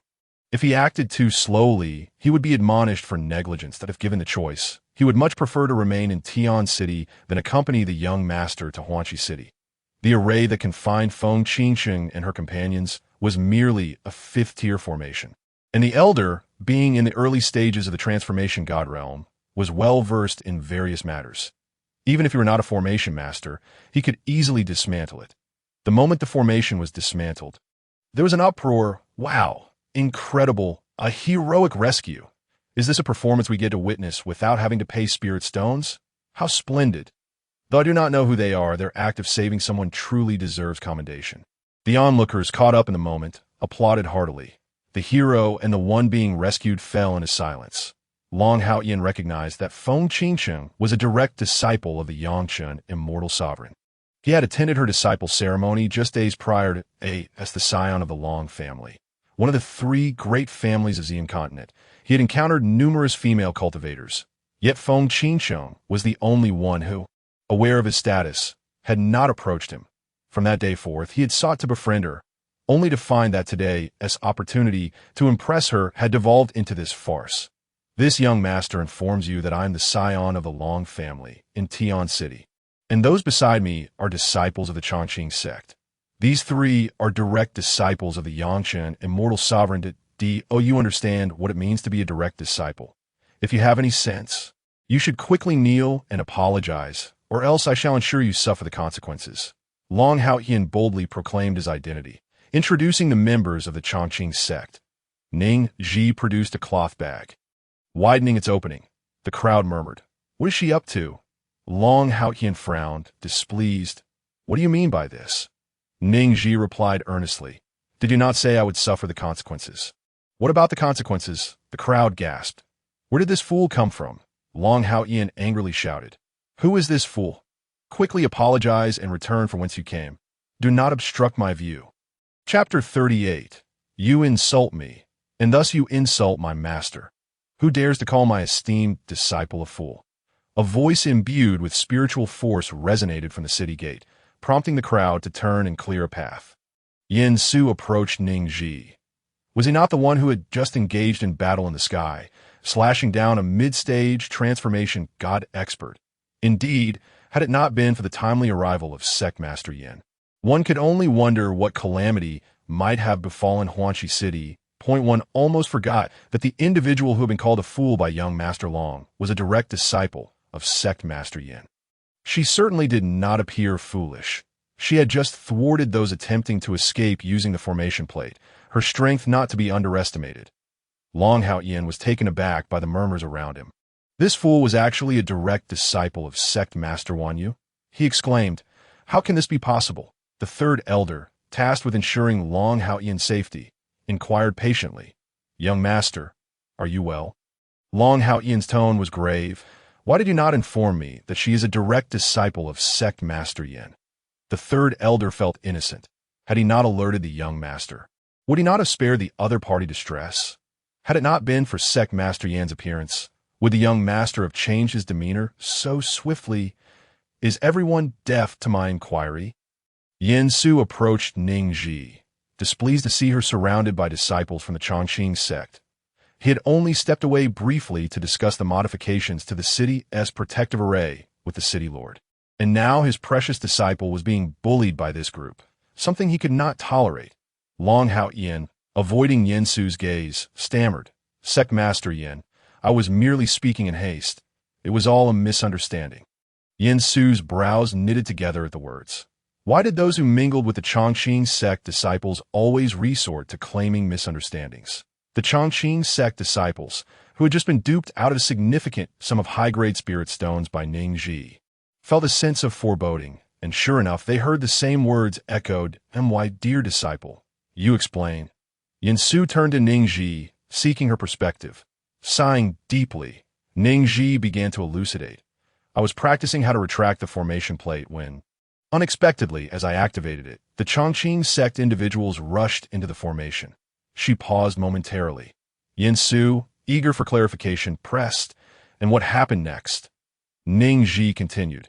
"As a result, when they retracted the formation plate, they took it with them. I suspect they conspired to steal the formation plate." Feng Qingcheng and Long Hao Yin exchanged glances, their gazes shifting to the third elder, who stood beside Long Hao Yin, clutching the formation plate. The third elder felt the weight of the plate grow heavy in his hands. He had unknowingly accepted the plate when he retracted it, oblivious to its ownership. Well, they dare to steal right under the nose of our sect." The third elder hastily advanced the plate. No. We did not steal the formation plate. Please do not misunderstand, Sect Master Yin. Yin Su declared, "I never entertain misunderstandings. All misunderstandings are merely excuses to obfuscate the truth." Long Hao Yin, momentarily stunned, contemplated that there was no problem that spirit stones could not resolve. "This time, I can see my error. How many spirit stones must I offer to put this matter to rest?" Ning Zhi replied, "I do not desire spirit stones." Yin Su and the disciples of the Chongqing sect thought, is she not causing a scene merely for spirit stones? Just like when she emerged from the secret realm. As they speculated, Ning Zhi spoke. "Master, do not be fooled by his insults. He is, in fact, insulting you." A collective gasp echoed through the crowd. Long Hao Yin's fingers trembled with rage. "Do not slander me. Even if he were a fool, he would never insult Sect Master Yin. For such an act would invite familial wrath and jeopardize his position as the scion of the Long family.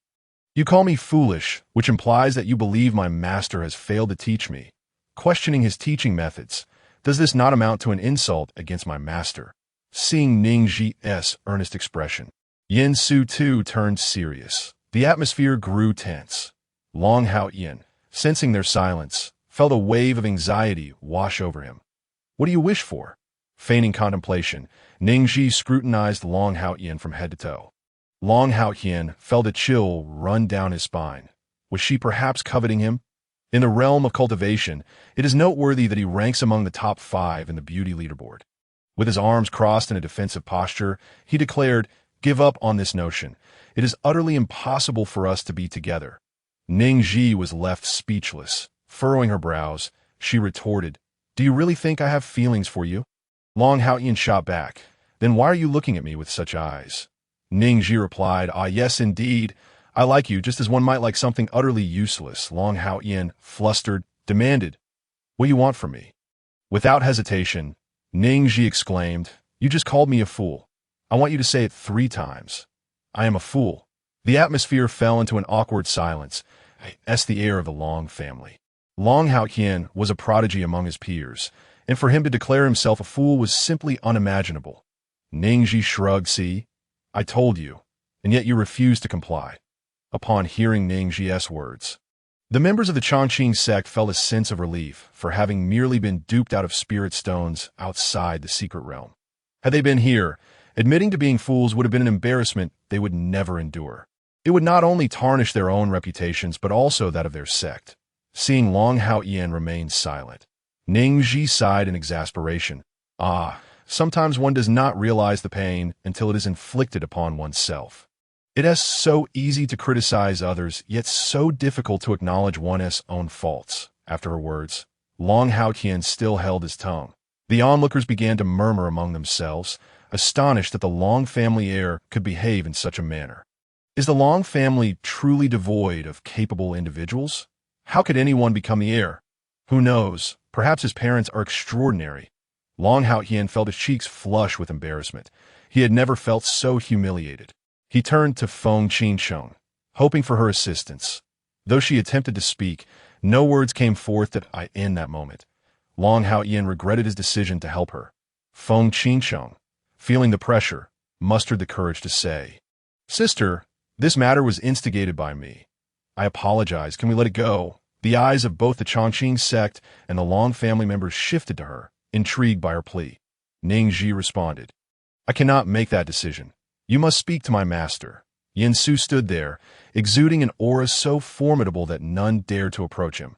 Even Feng Qinsheng, foolish as she might be, would not dare to plead before him. Long Haoyan clenched his fists and suddenly shouted, "I, Long Haoyan, am a fool? I, Long Haoyan, am a fool? I, Long Haoyan, am a fool." Chapter 39. The Anomaly of the Feng Family Ancestor, Ha! A hearty laughter resonated from above. A handsome male cultivator clad in greenish-blue robes leaped gracefully from a flying vessel, his garments billowing as if imbued with the essence of the ethereal. Long Haoyan, witnessing the sudden appearance of Yi Wentian, felt his countenance darken as if he had consumed something foul. He had not anticipated that his moment of disgrace would be witnessed by his arch-nemesis. Yi Wentian, smiling, addressed Long Haoyan at long last. "You have recognized your place, which is quite a rare sight." Long Haoyan's face flushed crimson with anger, his fists clenched tightly, the sound of his grinding teeth echoing. Yet Yi Wentian had no interest in hearing him out and instead turned to bow respectfully to Yin Su. Having met the sect leader before, Yin Su nodded in acknowledgement. Yi Wentian then turned his gaze to Ning Zhi, having observed the entire scene unfold from the flying vessel. He was astonished to witness someone capable of putting the arrogant Long Haoyan in such a precarious position. And now, she stood there unscathed, prompting him to steal another glance. Ning Zhi, feeling the weight of Yi Wentian's gaze, found it peculiar. In the original text, all the talented individuals admired the female protagonist. Although Yi Wentian might not be the most infatuated, his lingering gaze was unexpected. A middle-aged male cultivator donned in a dark green robe, tall and robust, exuded an air of authority. His features were sharp, and his deep-set eyes glinted like a hawk's, exuding stability and grandeur with every movement. When he stood, an innate commanding presence enveloped him. As the city lord, he prioritized the welfare of the citizens of Huangqi City above all else. City Lord, what exactly transpired within the city? City Lord, did the Feng family conspire with the demon clan, or was it the Qi family? Who shall bear the losses incurred in the city? Upon hearing the citizens' inquiries, the city lord provided a brief explanation. The recent turmoil in the city had affected everyone. It originated from the Feng family, who, in collusion with the Qi family's branch, falsely accused the main Qi family of colluding with the demon clan. Members of the other two prominent families were also implicated. As for the particulars, further investigation was required, and the losses would be borne by them, so the citizens need not worry. Upon hearing this, it was not the citizens of Huangqi City who reacted most vehemently, but Feng Qinsheng. "This is impossible." The message she received from her parents clearly stated that the Qi family had framed the Feng family. How had it transformed into the Feng family framing the Qi family? Long Haoyan felt equally incredulous. His father had told him that the Qi family head was in league with the demon clan, prompting him to bring reinforcements. The city lord meticulously emphasized the need for evidence, suggesting that if the Feng family's youngest daughter harbored doubts, she should witness the situation in the city for herself. Under the city lord's guidance, everyone proceeded into Huanchi City. Governed by principles of fairness, transparency, and justice, significant events occurring within the city were made known to the public, ensuring that no innocent person was wronged, while no guilty party escaped unscathed. An announcement square was established opposite the city lord's mansion, where evidence accusing the Feng family and the Qi family branch of slandering the main Qi family was displayed prominently. Feng Qingchen, confronted by the irrefutable evidence, felt her legs weaken. Feng Qingyang, quick to act, steadied her waist, saying, "Junior sister, do not despair. There may be some misunderstanding. Even if it is true, it does not implicate you. You still have us." Hearing this, Feng Qingcheng, previously lost in thought, could not help but mentally berate him. Fool! Setting aside whether the Feng family truly conspired against the Qi family, even if they did, as a member of the Feng family. She could not simply walk away unscathed if she were to disregard the Feng family. How was she any different from Ning Zhi, the ungrateful wretch, who would also be stabbed in the back? As Ning Zhi perused the evidence implicating the Feng family in collusion with the Qi family's branch, she suddenly felt a chill down her spine. Turning around, she found Feng Qingcheng glaring at her with venomous eyes. Thud! A path was cleared in the crowd, revealing those who had participated in the assault on the main Qi family, all of whom were now brought to their knees. That on the left knelt the Feng family members, including the ancestral figure in the mid-stage of transformation, 5 elders in the nascent soul stage, and the family head with their disciples. That on the right were the Qi family's branch, 2 elders in the early stage of transformation, 7 nascent soul descendants, and dozens of hired rogue cultivators. Behind them knelt 5 elders from the Long family in the early transformation stage, along with their disciples, as well as several nascent soul descendants from the Yi family. The city lord began reading the charges against them.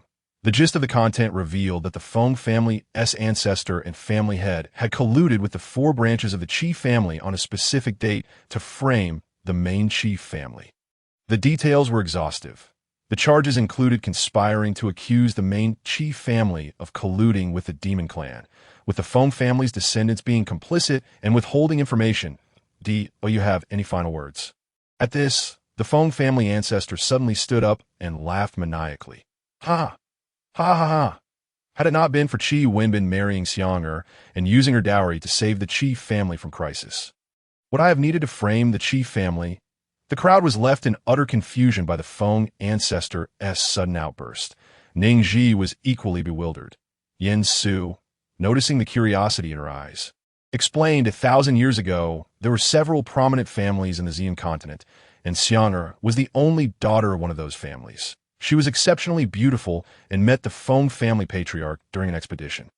They were initially set to become partners, but upon returning home, she discovered her engagement to the Qi family at that time. The Feng family patriarch was merely a rogue cultivator, while the Qi family was a prestigious household. Upon learning of their daughter's affair with the Feng patriarch, her parents hastily arranged her marriage, and the dowry took an entire day and night to transport. After hearing her master's recounting, Ning Zhi visualized the scene. A wealthy young lady fell for a poor boy during her travels, only to end up marrying a wealthy suitor from her own social standing. The poor boy, believing that the Qi family's crisis was resolved through his wife's dowry, harbored resentment and has now resorted to framing his rival. TSK. Ning Zhi marveled. He couldn't possibly think that Xiang'er's parents would willingly allow her to marry a poor boy if she had no engagement. Could he? What a naive child. Silence. The Feng family patriarch, hearing Ning Zhi's remarks, charged at her. Yen Su swiftly kicked him away. Old fool, my beloved disciple is not someone you can touch. The ancestral figure of the Feng family was abruptly kicked aside. And as he regained his composure and discerned the identity of his assailant, his eyes brimmed with resentment. He turned his gaze towards Ning Zhi. This wretched girl was also of the Feng lineage. She had eavesdropped during their clandestine scheming and had failed to report her knowledge. She was equally culpable. Ning Zhi retorted, "What the hell? Did she not merely enjoy the gossip? Why is she being targeted again?" Chapter 40. Me again. The other attendees were equally taken aback by this statement. Had she not assisted in capturing the culprits who harmed the Qi family? How could she possibly be that sort of person? Her words carried little weight. Would anyone believe her if she spoke out? Perhaps she had only aided in the apprehension to exonerate herself, distancing herself from any wrongdoing. Accusations of collusion with the demonic clan were no trifling matter. Her silence on the matter warranted her demise. Upon hearing these remarks, the city lord commenced questioning Ning Zhi. According to protocol, I asked what the Feng ancestor stated true. Did you withhold information? Or is there another underlying reason? Just arriving at the scene, Qiyu hastened to Ning Zhi's side, eager to defend her. Junior sister, she. Ning Zhi raised her hand to silence Qiyu, aware of the treacherous depths of noble families. She had no desire to become entangled in their murky affairs. She fixed her gaze on the Feng ancestor. Old fool, what evidence do you possess that substantiates my awareness of your sordid affairs? I am not the one who concealed the truth. She is. With that, she turned to the pale-faced Feng Qingcheng. Had Ning Zhi not mentioned her, everyone might have forgotten that she was present. The Feng ancestor was blinded by hatred. If fortune favored them, they would prosper together. But should they fail, they would perish as one. The entire Feng clan was privy to this affair. A collective gasp echoed through the crowd. Feng Qingcheng, overwhelmed with emotion, began to weep. No, I did not. The other members of the Feng family, upon hearing the elder's accusation, could no longer contain their emotions and erupted in a flurry of curses. The head of the Feng family proclaimed, "My daughter is unaware of this matter. Elder, cease your nonsensical claims." The grand elder of the Feng family interjected, "Only a few of us old-timers are aware of this. What relation do the younger generation have to it?" "They are innocent," the second elder added. "Does the ancestor wish to obliterate our Feng clan?" The Feng ancestor roared in anger, "You worthless lot! Were it not for your incompetence, I would have already invaded the Qi family and reclaimed what is rightfully mine. Death? All of you shall perish!" As he bellowed with laughter, dark energy emanated from his form. The city lord shouted, "This is bad. He has cultivated demonic arts. He intends to self-destruct." Upon hearing this, the crowd began to scatter in panic.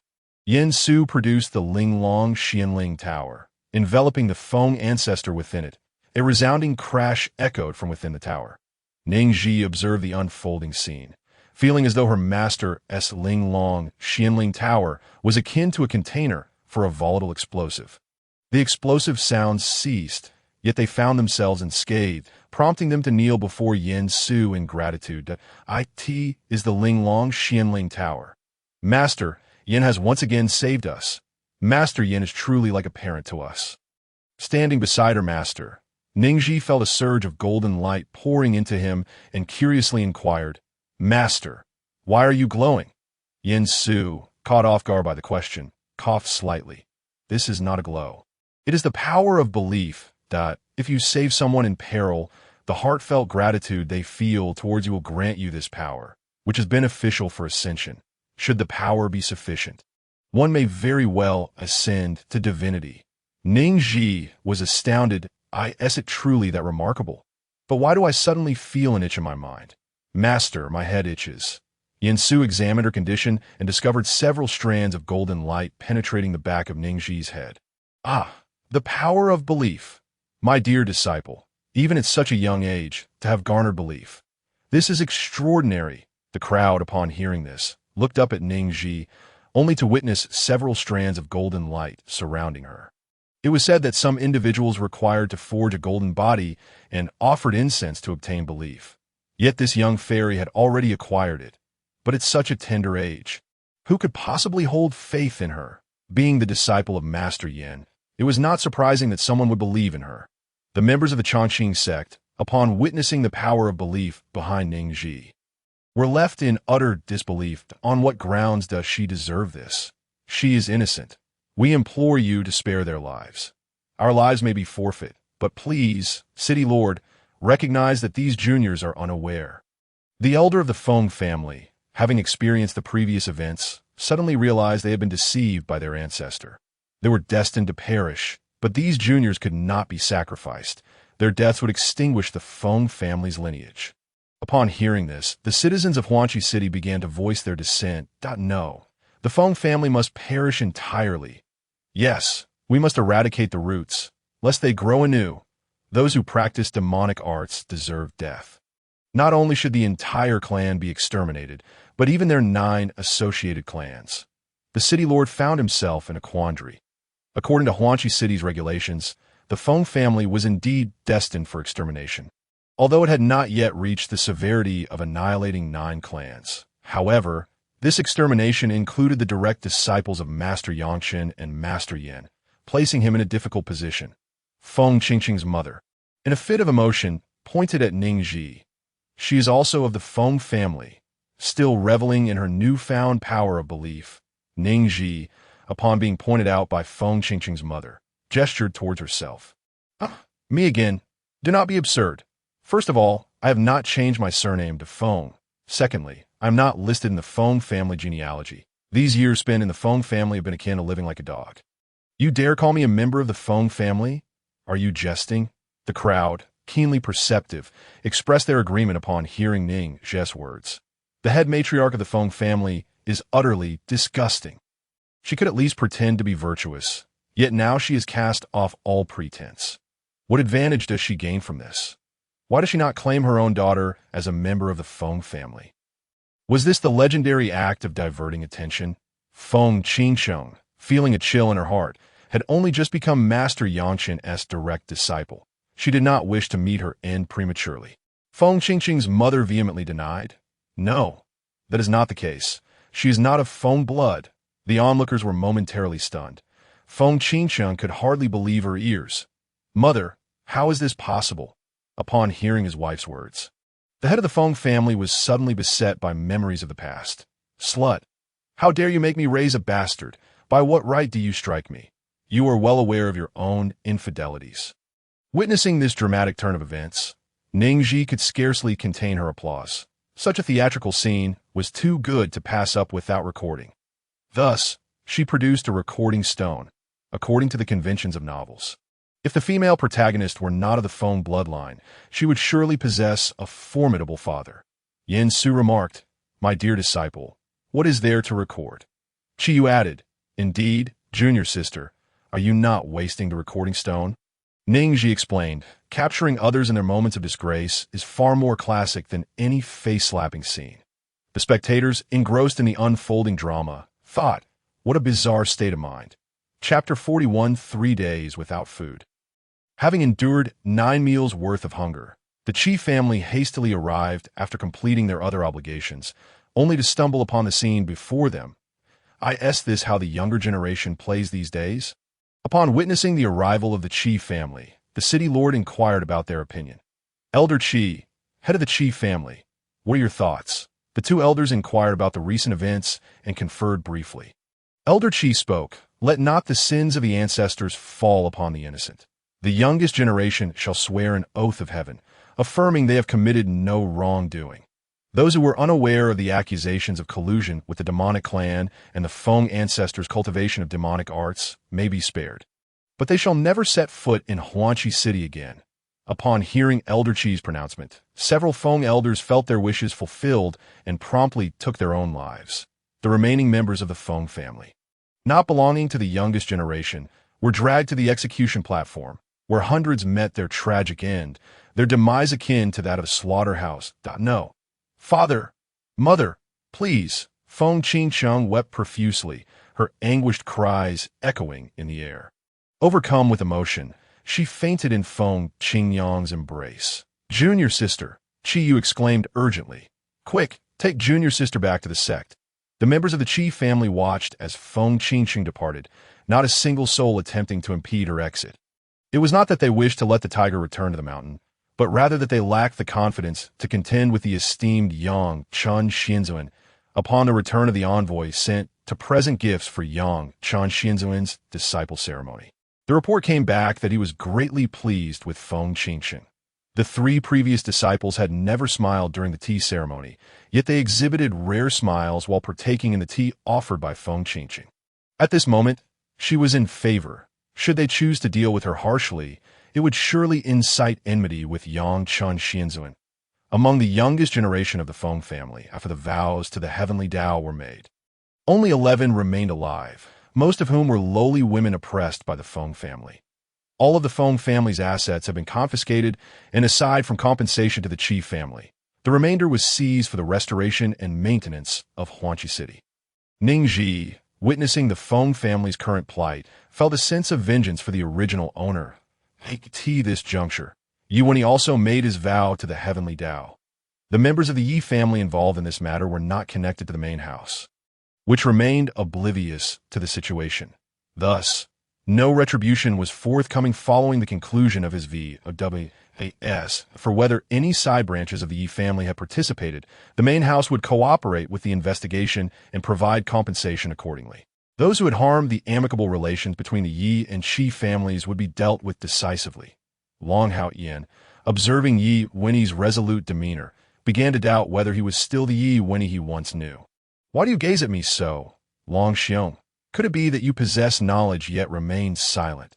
Long Haoyan retorted angrily, "Silence."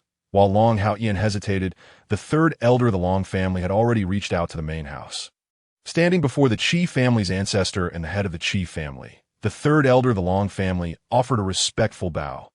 The Long family head was unaware of their presence in Huangqi City. Perhaps they had been misled while delivering gifts to the newly accepted direct disciple of Yang, Chun Xianzuan. Since they could not distinguish right from wrong, the Long family would no longer impose restrictions. The Qi family would decide their fate, whether life or death, and compensation would be determined as per the Qi family's demands. Once the third elder of the Long family spoke these words, the fates of those involved from the Long family were sealed. Observing this, the Qi family's ancestor and head had no choice but to acquiesce. They currently lacked sufficient evidence to prove that this matter was connected to the Yi family or the Long family main house and could not afford to jeopardize their relations. Having resolved this matter, it was already evening at the Qi family residence. Two individuals sat at the dining table. Point one was the handsome and dignified Qiyu, while the other was the unkempt and voracious Ning Zhi. "Little junior sister, do take your time eating. You wouldn't want to choke," Qiyu remarked, just as Ning Zhi froze momentarily, feeling a lump in her throat. "Cough, cough, cough. Quick, have some water to ease it down." Qiyu hurriedly poured her a glass of water, his eyes filled with concern. Ning Zhi took the cup and drank it in one gulp, feeling much better. Leaning back in her chair, she sighed. "Had I not eaten so quickly, I might have suspected you, big brother, of having the crow's mouth curse." Upon hearing the term crow's mouth, Qiyu's gaze darted away. He raised his left hand, clenched it into a fist, and feigned a cough. Cough, cough. Observing Qiyu's averted eyes and awkward expression, Ning Zhi felt something was amiss. Whether in the original narrative or as described by their master, her senior brother was always composed. With a perpetually stern demeanor, she stood up, leaned in to meet his eyes, and called out, "Big brother." "Huh." Qiyu jumped, startled, his entire body shuddering. "Big brother, something's off with you." Qiyu made a gesture for silence. Looking around and confirming they were alone, he whispered, "This matter must not be spoken of outside." "Huh."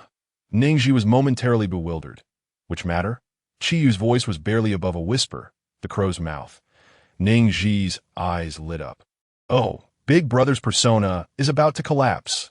I discovered this by accident in my childhood, and after a few experiments, I confirmed it to be true."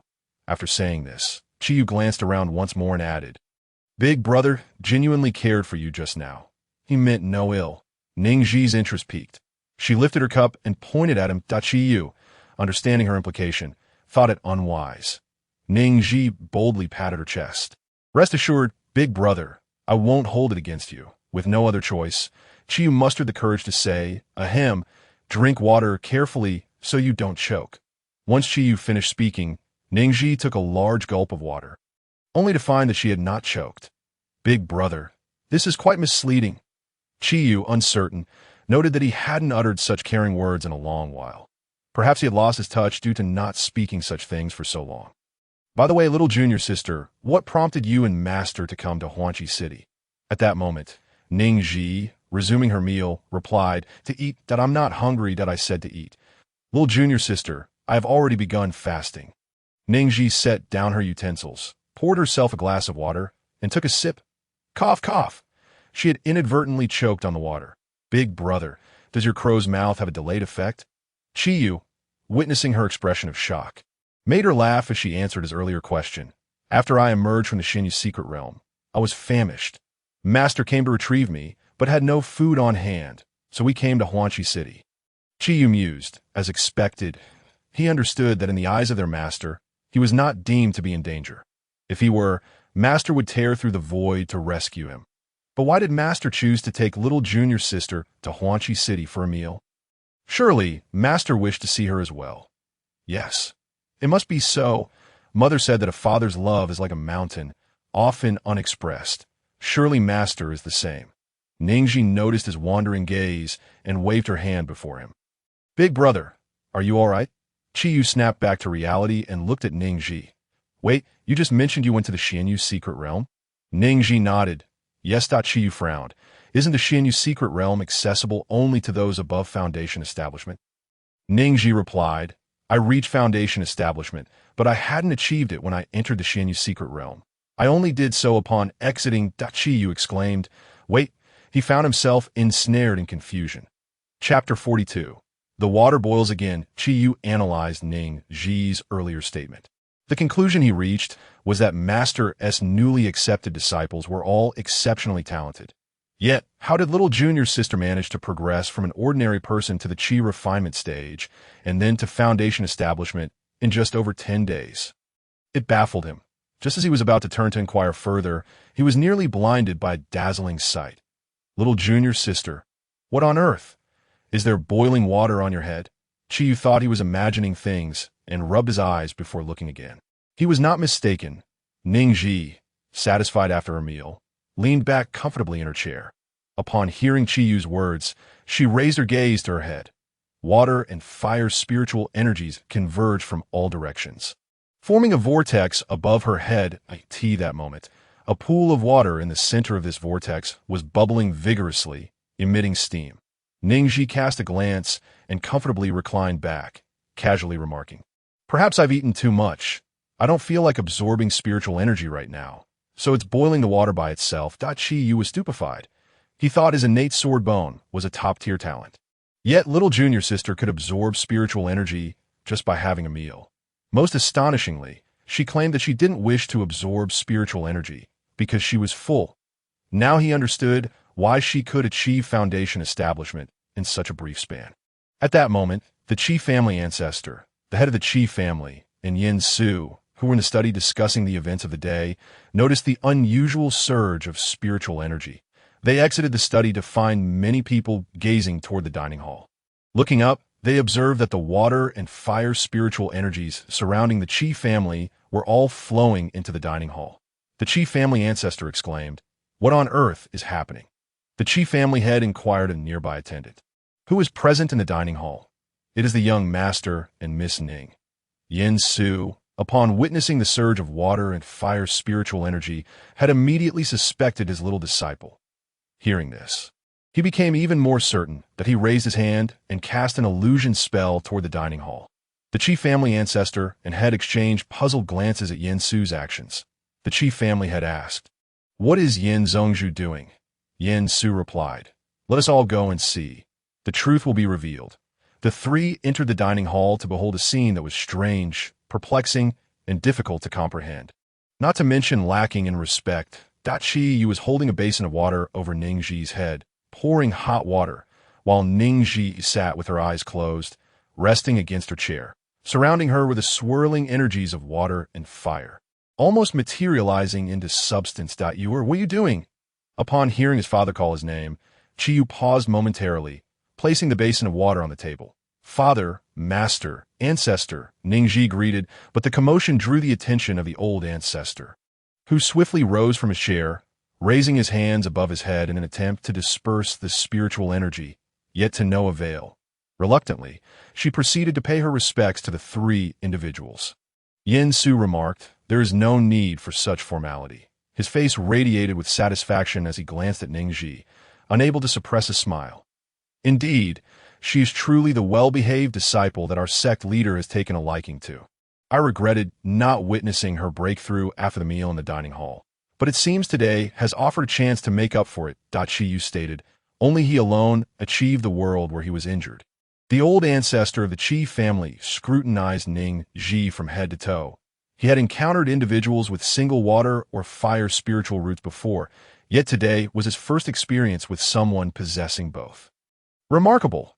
Upon hearing the exclamation, Ning Zhi turned her gaze toward the speaker, the chief family ancestor. Clad in a deep blue robe, with snow-white hair and bright eyes, his youthful appearance belied his status as an elder. Standing alongside the chief family leader like brother's child, would you be interested in becoming a member of our chief family? Yin Su, upon hearing this proposition, nodded vigorously, considering it a splendid idea. The chief family was currently left with only the main branch and distant relatives, their numbers dwindling. If their obedient disciple could join, it would not only provide her with more kin, but also additional cultivation resources, an advantageous situation for all. The chief family leader chimed in. Just as well, I am in need of a daughter. Ning Zhi hastily crossed her arms in a gesture of refusal. Wait, I am but a mere Kalama, and I never aspire to climb the ranks of the chief family. I understand the weight of wearing a crown. I merely wish to exist quietly and peacefully. The four present exchanged glances, pondering her words. While the reasoning was sound, what did she mean by existing quietly? Chiyu, intrigued by her audacity, inquired, Junior sister, what are you trying to survive from? Ning Zhi replied, surviving the plot. No, I mean surviving the peril of life. The four were taken aback by her peculiar phrasing. What is this surviving the plot you speak of? And who wishes to harm you? Yin Su blurted out. Who is after your life? At a loss for words, she realized she could not disclose that they were mere characters in a novel. After all, a careless slip could lead to being burned at the stake as a monster. She fabricated a tale. I had a dream where an old man with white hair warned me that I must not appear wherever Feng Qingqing is, or I would encounter great misfortune. The chief family is vast. If I were to inadvertently cross paths with her, the chief family ancestor interjected, then we shall ensure she cannot enter Huanqi City. The chief family leader added, and she shall be barred from any establishments operated by our chief family. Chiyu declared, we shall isolate her. Ning Zhi nodded in agreement, finding their reasoning sound. Why hadn't she thought of this before? If Feng Qingcheng could gather so many supporters, why couldn't she? Feng Qingcheng, awakening from state of discomfort, was oblivious to the fact that she had been blacklisted by all chief family businesses and prohibited from entering Huanqi City. Tears brimmed in her eyes. Her stomach, though empty, felt as if it were painfully overstuffed. She had just awoken from an extensive dream where countless prodigies aided her ascent to the skies, ultimately leading her to a successful ascension.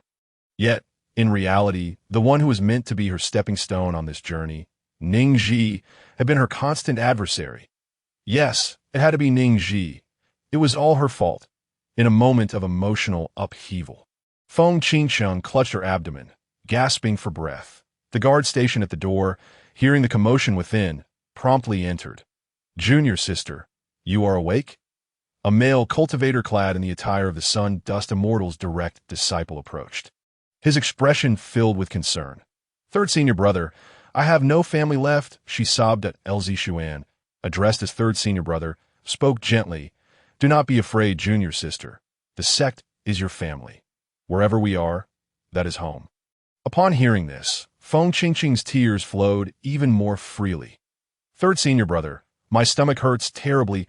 Elzi Xuan had entered equipped with a high-grade treasure to examine her condition. Upon doing so, he was taken aback. Junior sister, who has entangled you with the cord of sympathy? Chapter 43. Seeking a caregiver for the white tiger cub, Ning Zhi's automatic absorption of spiritual energy was so pronounced that it caught the attention of the older members of other families in Huanqi City.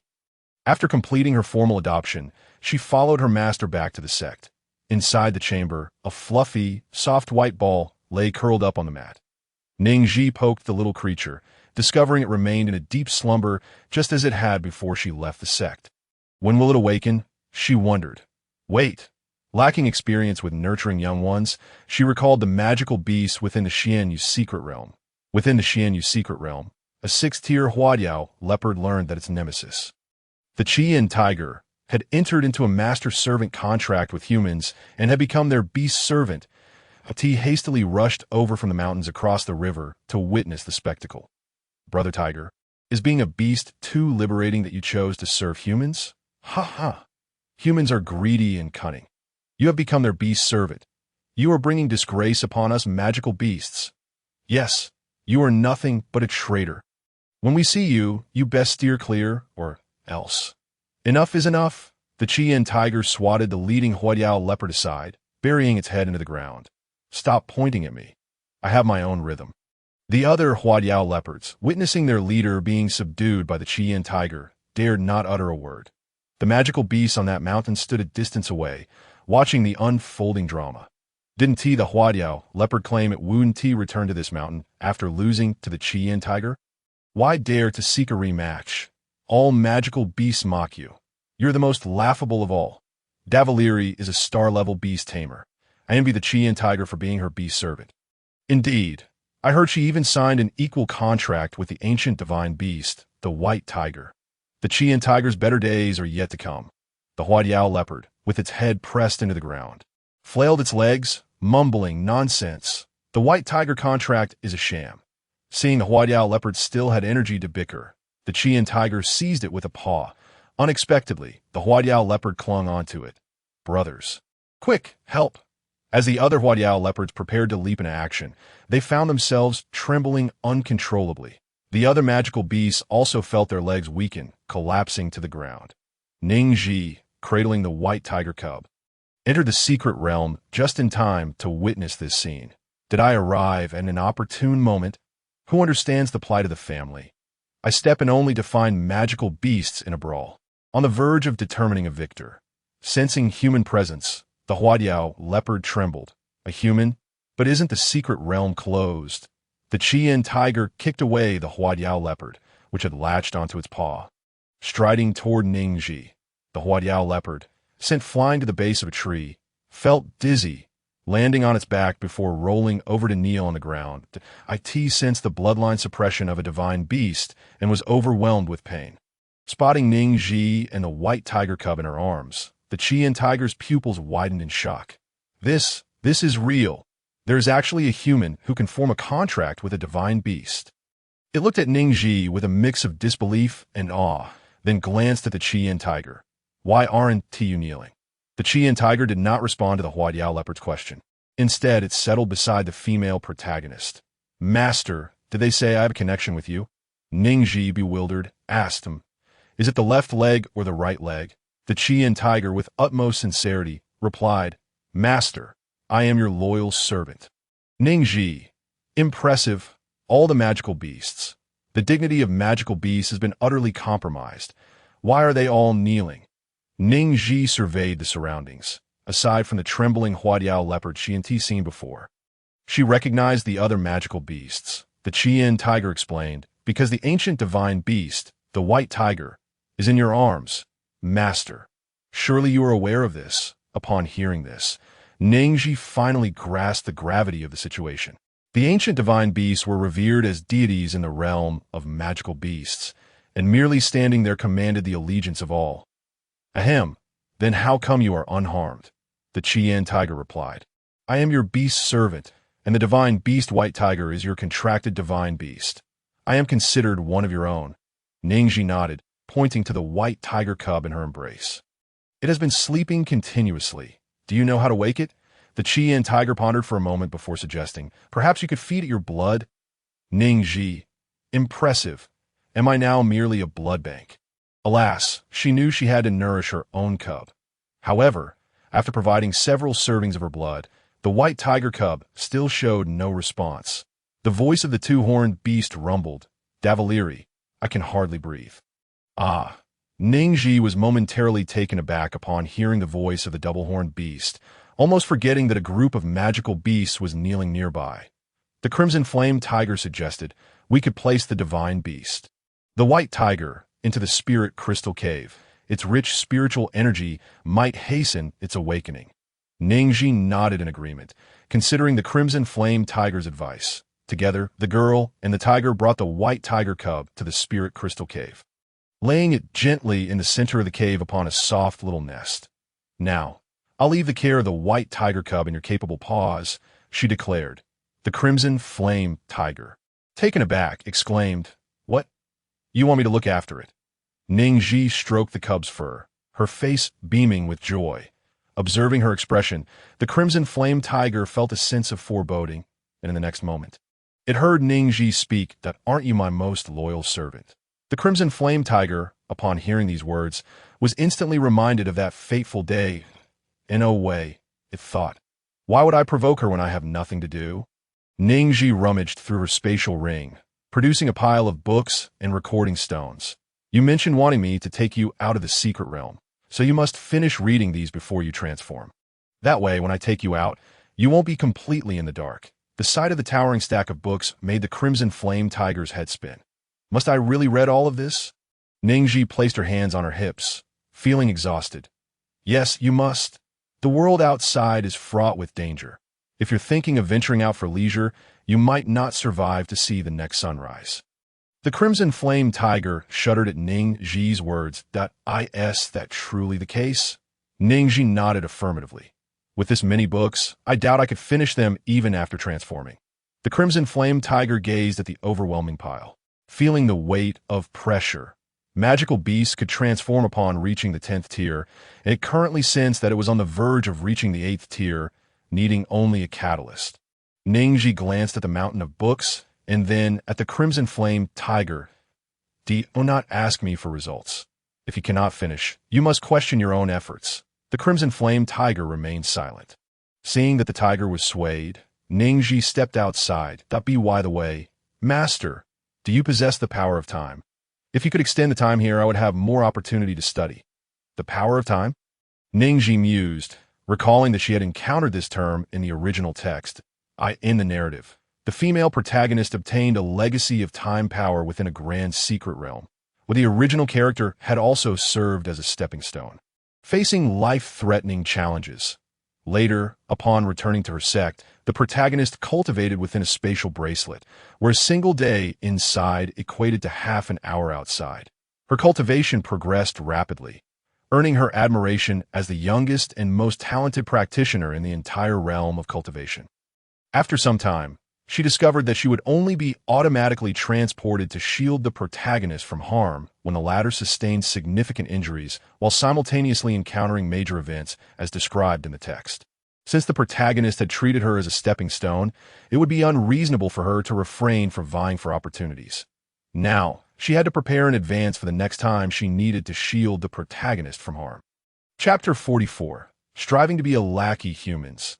Do you require a lackey beast servant? Ning Zhi, having settled the white tiger cub, stepped out of the spirit crystal cave only to be obstructed by a 6th-tier flowered leopard.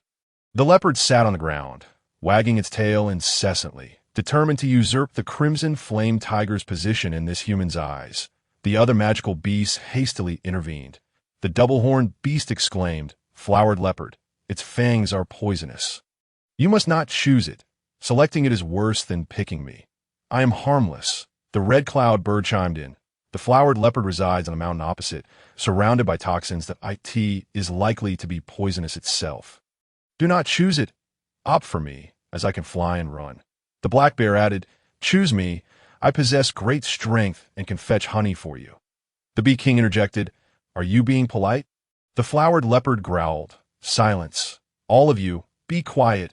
Its true nature had been exposed, making it impossible for it to become this human's beast servant. Ning Zhi, bothered by their clamor, spoke sternly, "You should all be aware that this secret realm now belongs to me. It is better late than never to realize this." Most of the magical beasts present witnessed the numerous cultivators vying for control over this realm, that I faced countless perils and risked my life to secure it. Consider this. Had someone else obtained this secret realm instead of me, would you still be standing here conversing with me? The double-horned beast protested, "That cannot be. Those cultivators not only seized the heavenly heartgrass I guarded, but also sought my life. Had it not been for the timely appearance of the flowered leopard, I would have perished long ago." The wolf king added, "Especially those sword cultivators. They kill beasts without blinking, even slaying their kin." The flowered leopard was nearly pushed off a cliff by its own kind. The red cloud bird added, "Had the realm fallen into the hands of another human, we would have faced certain doom. Our bodies scattered far and wide. The flowered leopard is our savior." Ning Zhi could visibly see strands of golden light flowing from the magical beasts towards her, merging within her being. The power of faith? How remarkable, she thought, impressed by their self-serving tendencies. The flowered leopard, perplexed, inquired, "Why are you radiating golden light?" The double-horned beast excitedly proclaimed, "Divine being. I've heard humans say that only divine beings emit golden light." Ning Zhi watched as all the magical beasts knelt before her. More golden light entering her body, an impressive 6. The flowered leopard, now a lackey, said, "Divine Lord, if you have any requests, do not hesitate to command us. We shall do our utmost to fulfill them." Ning Zhi experienced for the first time the phenomenon of opportunity presenting itself at just the right moment. The elixirs her third senior brother provided were primarily healing potions, devoid of poisonous ones. She now needed to prepare some poison elixirs for unforeseen circumstances. "I urgently require various poisonous herbs to concoct poison elixirs. Can you assist me in locating them?" The flowered leopard readily agreed. "We will ensure the task is completed." With that, it turned and led its dozen or so subordinates away. The other magical beasts clamored, "What about us? What about us?" Ning Zhi felt her head throbbing and quickly replied, "I also need non-toxic spiritual herbs. Go find them."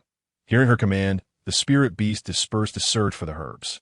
Once she saw all the magical beasts depart, Ning Zhi finally breathed a sigh of relief. She felt as if she had just been soothing a group of unruly children, in less than half an hour. Various magical beasts began to return with spiritual herbs. The flowered leopard and its subordinates brought back a trove of poisonous herbs. After Ning Zhi rewarded them with some elixirs to aid in their cultivation, she exited the secret realm.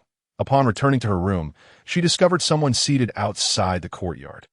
"Third senior brother, what brings you here?"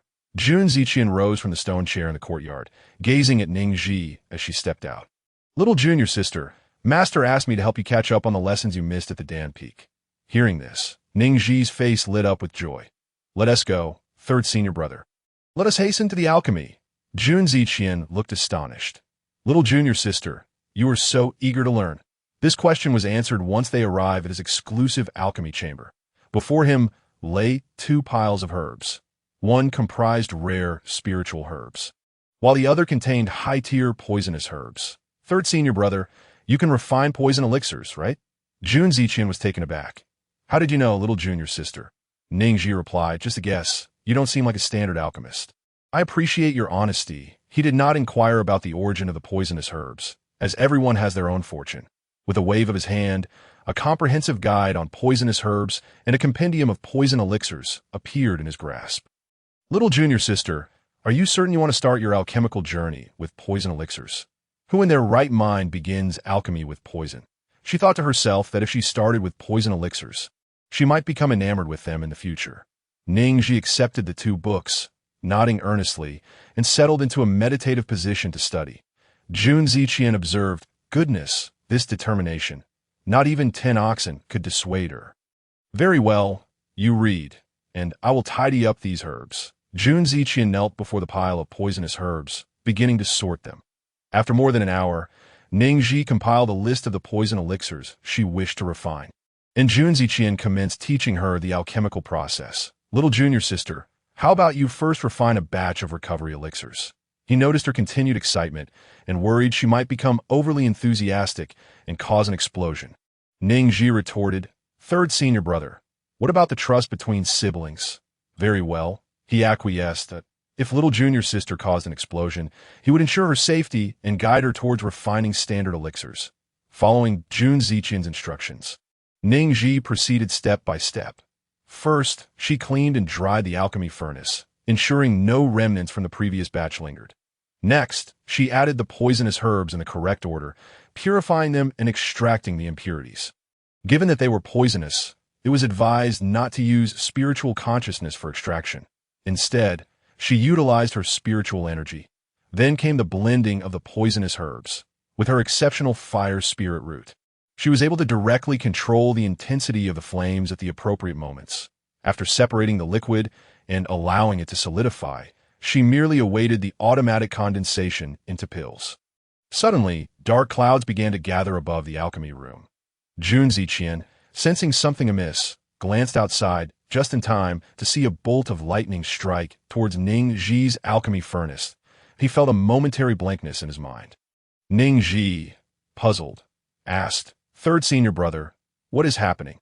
She did not perceive that she could invoke a tribulation on her very first attempt at alchemy. If she possessed such talent, it would be another matter entirely. Tribulation, Junzi Qian pronounced each word with gravity. What?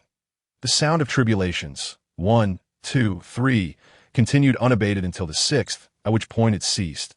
The fragrant aroma of the poison pill wafted through the air, prompting Junzi Qian to swiftly produce 2 Qingxin pills, handing one to Ning Zhi while consuming the other himself. Both, filled with curiosity, opened the alchemical furnace, revealing 10 pills, 9 large and 1 small, resting within. Hiss! Junzi Qian was momentarily stunned. Ning Zhi inquired, "How do we determine the grade of these poison pills?" Junzi Qian explained, "First, we examine the pill patterns. The number of patterns corresponds to the grade. However, yours is different. Those capable of attracting heavenly tribulations are all above the 10th grade. We should look for the golden patterns that appear after the tribulation. The number of lightning strikes corresponds to the number of golden patterns." Ning Zhi felt a wave of confusion wash over her. Could it be that she was holding a script for a triumphant tale? Chapter 45. The Chosen Alchemist. Ha ha ha. The familiar, hearty laughter echoed around them. Ning Zhi and Junzi Qian turned to see a figure swiftly materialize before them. "Master, this is bad." Yin Su, seemingly oblivious to Ning Zhi's presence, approached Junzi Qian with a radiant smile. Good, good. I never expected to witness you producing pills of the 10th grade or above in my lifetime. Truly, the younger generation is formidable. The younger generation is formidable." Junzi Qian chuckled awkwardly. Yin Su, for the first time, observed the peculiar smile on his third disciple's face and sensed something amiss. He glanced around the alchemical chamber and realized there was another person present. Could it be? Ha ha. You cannot be suggesting that this pill was concocted by your junior sister? What a jest! If memory serves me correctly, she only just... Junzi Qian nodded. Ning Zhi wore a deadpan expression. Why was her alchemical success a joke? Yin Su, incredulous, turned to Ning Zhi. It was indeed you who concocted this. More genuine than pearls. As she answered, Ning Zhi exchanged glances with Junzi Qian, seizing the opportunity. Junzi Qian extracted the pills from the furnace, stored them in a pill bottle, and dispelled the lingering fragrance within the chamber. Yin Su's eyes widened in disbelief as he looked back at Ning Zhi and then at Junzi Qian. Realizing they were not jesting, overwhelmed with excitement, he exclaimed, Good, good! I knew you were a chosen alchemist, surpassing your third brother. I am proud of you." Ning Zhi cautioned, "Do not be too proud. It may be premature." Junzi Qian added, "Praise your junior sister without belittling him. What purpose does that serve?" Though they appeared calm on the surface, their hearts were racing like crickets. Yin Su, observing his 2 disciples' composure, noted the maturity on their youthful faces, filling him with a sense of pride. Surely, it was a testament to his capable teaching. Come, come, let me see what kind of pill you have concocted." Ning Zhi, her gaze evasive, looked to Junzi Qian and whispered, "What should we do?" Junzi Qian frowned. "Shall I take the pills and flee?" The sect's regulations strictly forbade the concoction of poison pills within the premises. Such endeavor should be conducted discreetly outside. If their master were to discover their clandestine activities, they would face serious repercussions. Yin Su sensed that something was amiss with his 2 disciples, convinced they were whispering secrets beneath his very nose. He interrupted, "What are you 2 murmuring about?" "Master, it doesn't matter whether we look at the pills or not," Ning Zhi replied, her expression calm while her heart raced. Junzi Qian chimed in, "Indeed, there is nothing of interest, as long as we know it was concocted by our junior sister." Yin Su's brows furrowed. Something felt off, very off. Suddenly, a strange commotion erupted outside the alchemical chamber. "Senior brother, stop." "Ah, don't touch that, senior brother. You are so mischievous." A closer listen revealed that the voices belonged to male cultivators, the 3 of them. Yin Su, filled with fury, hurriedly exited the alchemical chamber. Under the bright daylight, what an outrageous spectacle! Before the alchemical chamber, a group of male cultivators stood with their garments and posteriors bulging awkwardly, some even having torn their clothes. Their Adam-esque apples had vanished, their once muscular arms now slender. and the rugged lines of their faces had softened into delicate features. Their skin was fair and smooth, almost as if one could squeeze water from it, and their smiles were alluring and enchanting. Ning Zhi followed them outside, only to be met with a sight that made her eyes sting. There is a saying, when men become heated, women have no part in it. She would need to look at 108 male models' abdominal muscles to cleanse her eyes. Meanwhile, Elder Nye, who was delivering a lecture at Danfeng, rushed over upon hearing the ruckus. Upon witnessing the scene before him, he momentarily forgot his purpose for coming, nearly fainting from rage. Who fed them female pills? The term female pills refers to those that, when consumed, transform the individual into a female, manifesting feminine traits. Not only do they alter appearances, but they also change reproductive organs. Such pills are deemed toxic when used on humans, thus categorized as poison pills. Ning Zhi gazed at the middle-aged elder before her, clad in the attire of the Danfeng elder, with a robust physique and a stern countenance, feeling a twinge of fear. She defensively muttered, "That didn't eat. Elder Nye, I see you still possess your charm. Elder Nye, you smell delightful. Senior brother, why do you linger at the entrance? Are you seeking my attention? Surely you are captivated by me as well." A few male cultivators, under the influence of the pill, lost all rationality and pressed towards Elder Nye and Junzi Qian. Ah! Elder Nye's scalp tingled, and he hurried into the alchemical chamber that Junzi Qian had opened, with Junzi Qian closely following. Ning Zhi, witnessing this, also dashed inside. Once he and Su entered the alchemical chamber, they swiftly closed the door. Elder Nye, his face flushed, peered out the window, cursing under his breath. "Damn it, you claim they didn't consume female pills. Yet look at the state they're in." Ning Zhi interjected. "No, let me explain." Elder Nye retorted, "Very well, I shall see what you have to say. I did not give them female pills. Perhaps the fragrance released during the tribulation attracted them, leading to this transformation.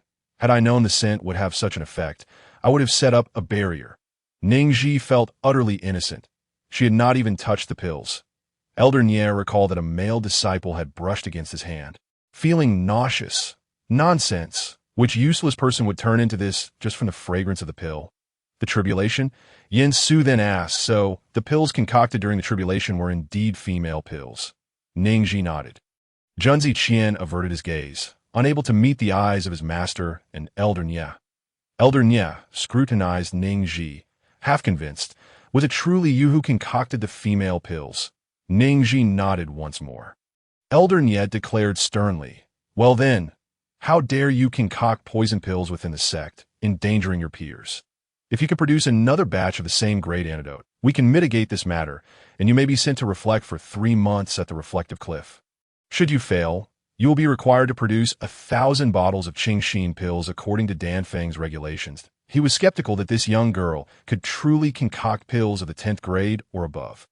Ning Zhi frowned, feeling as though she were caught in a trap. Regardless of whether she succeeded or failed, punishment awaited her. Then why should I even attempt it? I refuse to concoct. Elder Nye chided. "You speak without thought. Try to deceive me." Ning Zhi, exasperated, replied, "No. Choosing between concocting or not is akin to picking between 2 evils. How can I choose?" Elder Nye shot back. "If you refuse to concoct, you might as well eat 2 portions of it." The 3 of them exclaimed in unison, "Enough! Truly enough!" Chapter 46. Good for you, good for me. Truly good. After contemplating for a moment, Ning Zhi ultimately chose to proceed with the alchemical process. After all, among 2 evils, she had to select one, otherwise both would fall upon her.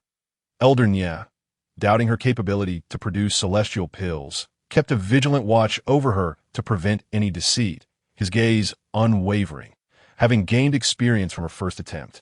Ning Zhi's techniques became notably more agile during her second endeavor. Before long, she awaited the culmination of the pill.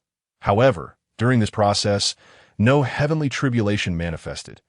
Elder Nye observed the antidote pill extracted from the furnace, noting it was only of the 5th grade. For an ordinary disciple to produce a 5th grade pill on the first day would indeed be considered a prodigy. Yet, having witnessed Junzi Qian achieve the same feat on his initial attempt, Ning Zhi's current output did not exceed his expectations, let alone yield a celestial pill, a mere child spouting nonsense, not a word of truth among them. Ning Zhi frowned, feeling the urge to strike something upon seeing Elder Nye's smug expression. This time does not count. I shall concoct another batch. With that, she began preparing the spiritual herbs for another round of alchemy. Elder Nye observed her actions, recognizing them as futile resistance, unwilling to admit her earlier bravado. The youth of today, I could have you concoct 10 batches, 100 batches, and you would still fail? Wait, what herbs did you just add? No, antidote pills do not require dark herbs. By the heavens, you are attempting to concoct male pills. Ning Zhi, amidst the incessant scolding of Elder Nye, successfully poured all the herbs into the cauldron, eagerly awaiting the formation of the elixir. IT was uncertain whether it was due to the ample infusion of fire spirit energy this time. But soon, dark clouds gathered ominously above the alchemy chamber, and a bolt of lightning struck directly down upon Junzi Qian's alchemical room. The by heavens! Elder Nye exclaimed, his tirade interrupted as the first bolt shattered the roof, sending debris flying perilously close to him. Almost immediately, a series of lightning strikes followed, totaling 9 in rapid succession. With hands on hips and 1 foot perched upon the small stool he had previously used for alchemy, Ning Zhi laughed heartily towards the sky. Ha ha ha! A genius! I am truly a genius. It seems I am indeed most suited for concocting poison pills. Elder Nye, feeling both ecstatic and pained, thought to himself, "Ah, my dear disciple, you are indeed a chosen alchemist. In the entire realm of cultivation, only she could be deemed an anomaly." Ning Zhi turned to her master and grinned mischievously. The fragrance of the male pills wafted outside, and the male cultivators, previously affected by the scent of the female pills, quickly regained their composure. "Who ripped my clothes to shreds?" One of them cursed. "Damn it, you exhibitionist. I always suspected there was something off about you, but never expected this." The 4 individuals in the alchemy chamber, upon hearing the commotion outside, understood just how potent Ning Zhi's concoction was. Elder Nye felt a mixture of joy and sorrow. He was thrilled that the sect had acquired a rare talent for alchemy, yet saddened that she could only produce poison pills to attain the quality of celestial elixirs. "Wait a moment, you actually concocted another batch of poison pills right under my nose." Elder Nye's expression changed abruptly as he pointed at Ning Zhi, scolding her vehemently. Yin Su stepped forward in defense, saying, "Elder Nye, she is but a child. Why must you hold her accountable? Could it be that her talent surpasses yours?" Elder Nye replied, "There may be some truth to that. But let us not speak of it. Yin Sect Master, you were the one who nodded in agreement when the sect established the prohibition against concocting poison pills. Now that your disciple has violated this rule, you choose to defend her? The sect must treat everyone equally. If she is not punished for this transgression, the sect's rules would be rendered meaningless. A severe punishment must be administered, and him as well." Elder Nye continued his tirade, not forgetting to implicate Junzi Qian. "Ning Zhi, Junzi Qian, why do they seem to have a personal vendetta against Elder Nye?" Half an hour later, Ning Zhi and Junzi Qian found themselves banished to the Cliff of Reflection. Considering it was their first offense, they were to remain there for 3 months. "Third senior brother, I apologize. Had I known that concocting poison pills would lead to such trouble, we would have gone outside the sect to do it." Junzi Qian replied, "Ah, it is but a trivial matter. I usually spend my time alone, rarely witnessing such excitement. If it were not for you, dear junior sister, I would not have experienced such a peculiar scene today." Ning Zhi patted her chest, proclaiming, "A brother in heart, sharing fortune and adversity." Junzi Qian remarked, "The Cliff of Reflection lacks spiritual energy, and we cannot use our powers. It is akin to being trapped in a small dark room." The 2 siblings sat on a meditation mat, observing the sun as it descended, illuminating the cave. Ning Zhi gazed at the wall behind her. While reading novels, she had often encountered a trope where protagonists, when confined, would discover hidden opportunities within their confinement. This particular novel featured a similar plot. The female lead and her senior brother had engaged in theft, only to be symbolically punished with a month of confinement, during which the female lead discovered a great legacy hidden within the confinement area, ultimately leading to her significant achievements. However, what was inscribed on the wall? "So-and-so visited here." Ning Zhi thought, "Damn it, I did not perform well in that argument. Next time, I shall ensure to scold him so thoroughly that even his father won't recognize him. Elder so-and-so is nothing but a fool." 30 years in the east, 30 years in the west. Do not underestimate the youth. Ning Zhi mused. This is hardly a cliff of reflection. It is clearly a cliff of venting. Junior sister, Junzi Qian asked as he noticed Ning Zhi pressing her face against the wall. Peering closely. Turning to him, she glanced at the darkening sky and said, "Third senior brother, let us escape." With that, she produced the teleportation array given by her master. Junzi Qian hesitated. Junior sister, is this truly wise? Ning Zhi responded, "As long as you are well, I am well. That is what truly matters." Very well, he conceded. Half an hour later, in Luoyue City, under the bright moonlight, the once spacious streets became crowded with throngs of people. Vendors shouted their wares from either side, and colorful lanterns adorned the streets, creating a lively and magnificent scene. Ning Zhi and Junzi Qian exited a shop selling masks and headpieces, one adorned with faux white fox ears, while the other sported a pair of genuine fox ears. Junior sister, this seems rather inappropriate, Junzi Qian remarked. On this night of the full moon, it was Junzi Qian's first time revealing his ears in such a bustling place, making him feel somewhat exposed. Ning Zhi waved her hand reassuringly. "Do not worry, third senior brother. Your life does not have that many spectators." Junzi Qian retorted, "Perhaps you should reconsider your current predicament before making such claims." 5 wealthy young ladies, dressed in extravagant attire, had been following the pair, gossiping as they went. "Those ears on his head are so lovely. They look so real." One exclaimed, "That white ear is beautiful too. I want it." In the next moment, they approached Junzi Qian, directly asking, "May I purchase your ears? Name your price in spirit stones." Ning Zhi retracted her earlier words, and Junzi Qian found himself cornered against a wall, resembling a reluctant gentleman. "Junior sister," Ning Zhi smiled brightly, though inwardly she thought, "Oh dear, let the pretty ladies pass." Just as she grasped Junzi Qian's hand, she shouted, "Run!" The 5 young ladies, seeing them flee, immediately gave chase. "We cannot let him escape. I shall bring him into my family." "You must be joking. If anyone is to have him, it shall be me." Chapter 47. I have my own rhythm in the bustling streets. They fled while being pursued. Ning Zhi pulled Junzi Qian along until they realized that no one was following them, prompting them to halt. The two, hands on their hips and leaning against the wall, breathed heavily in exhaustion. "I am sorry. Third senior brother, I did not anticipate that your face would attract so much attention from women. We were chased through 8 streets." Junzi Qian waved his hand dismissively. "It is nothing, junior sister. However, I insist on treating you to a meal, lest I feel guilty in both conscience and morality." Ning Zhi turned to search for a restaurant. She discovered a street lined with stalls stretching endlessly before them. Glancing back at the dimly lit path behind her, she recalled the saying, "Narrow at first, yet it leads to many." After walking a few dozen steps, the street grew darker, with vendors seated on the ground, ready to pack up and leave. Upon seeing this, a thought struck her. The black market. The siblings exclaimed in unison. "Junior sister, this is not safe," Junzi Qian cautioned. "Nonsense, third senior brother, we have come this far."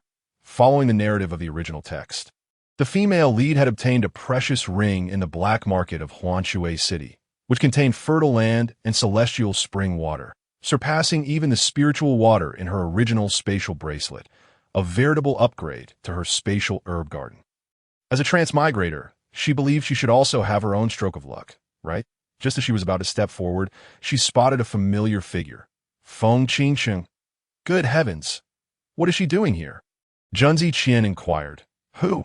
Following her gaze, he noticed 2 men and a woman walking side by side ahead. An enemy. Ning Zhi replied, and a murderous aura flickered across Junzi Qian's usually gentle face as he fixated on Feng Qingsheng. "I can take care of her for you." Wait, third senior brother. Please do not entertain such thoughts. Be cautious of unnecessary entanglements. According to the typical plot structure, female leads are often invincible. The more they are attacked, the stronger they become, akin to a cockroach. Killing her might lead to her awakening, reincarnation, or worse. Who could dare to imagine? Junzi Qian did not view such consequences as significant, but since his junior sister had spoken, he decided to heed her advice. "Then what shall we do now?" Ning Zhi declared. Let us seize a grand opportunity. To maintain a low profile, the siblings donned simple, patched clothing and crouched at the corner of the black market. Junior sister, is this what you meant by a grand opportunity? Ning Zhi replied, I have my own rhythm. Just listen. With a plop, 2 low-grade spirit stones were tossed at their feet by passers-by, one landing beside Ning Zhi and the other directly in front of Junzi Qian. The two exchanged glances. Ning Zhi experienced the sensation of being a beggar for the first time, calling out to the person who had thrown the spirit stones, May good fortune bless you always. Surrounding onlookers turned to scrutinize her words. Nearby, a small beggar, noticing the siblings dressed in ragged clothes, approached them and placed his battered bowl before them, saying, Use this, yes, soon as the little beggar placed the tattered bowl before them. A continuous stream of individuals began to toss spirit stones into it. Ning Zhi mused. A gentleman's demeanor can shift. When a person is rendered speechless to a certain extent, they truly appear dazed, even somewhat foolish. Hey, why not offer me a few auspicious words? A burly man with a fierce countenance fixed his gaze upon her with piercing eyes. Ning Zhi turned to face the person standing before her, her mouth moving with the sweetness of honey as she fervently exclaimed, You are truly a good person. I wish you a lifetime of peace and abundant spirit stones, with rapid advancements in your cultivation. After enduring a barrage of flattery, the burly man tossed a few high-grade spirit stones into the bowl before departing. Others, drawn by the commotion, approached to toss spirit stones to Ning Zhi, leaving with cheerful expressions after listening to her extravagant praise. Junior sister, look at that beggar. Feng Qingyang pointed mockingly at Ning Zhi, who was squatting on the ground in her patched, worn attire. Hearing the words of her second senior brother, Feng Qinsheng turned to glance. How did she end up here as a beggar? Could it be that the master of the Wanyue sect, aware of her past as the adopted daughter of the Feng family, has distanced himself from her and left her to this fate? It must be so, Lu Zixuan remarked with a harsh tone. Junior sister, is she the wretched girl who caused your family's ruin? Who else could it be? Feng Qinsheng retorted. She ought to be trampled beneath my feet. Feng Qingyang and Lu Zixuan spoke in unison. We shall help you rid yourself of her. Just as Feng Qinsheng was about to nod in agreement, she noticed members of the enforcement team standing before Ning Zhi. No need for us to intervene. Feng Qingyang nodded. Once targeted by the black market enforcement team, no one escapes alive. This little wretch is fortunate. Lu Zixuan glared at Ning Zhi with malice. Our junior sister still harbors kindness. Feng Qingyang remarked. Now, second brother and third brother, let us not waste time over unrelated matters. Feng Qinsheng contemplated that her purpose here was to locate something, and as long as she found it, she would depart. The two nodded in agreement and followed Feng Qinsheng away to AS for Ning Zhi. Had she not halted the passing enforcement team, her mouth would have found no respite. The leader of the enforcement team, with a stern demeanor, warned, impediment to the enforcement team's duties. Are you seeking death? No, no, no. We wish to live. Ning Zhi replied, retrieving a jade token from the spatial ring given by her second senior brother. Presenting it to the speaker, this token was a gift from her second senior brother, who had assured her that should she ever visit Luoyue City, displaying this token would earn her some regard from its inhabitants. Whether it would prove useful remained uncertain. Upon seeing the token, the leader's demeanor shifted. His expression softened as he scrutinized Ning Zhi, eventually returning the token to her. This is not the place for conversation. Please follow me. Ning Zhi secured the jade token and nodded. Indeed, her second senior brother's influence was substantial. Just as she prepared to leave, she sensed a fervent gaze upon her. Looking down, she saw the little beggar who had earlier presented them with the tattered bowl.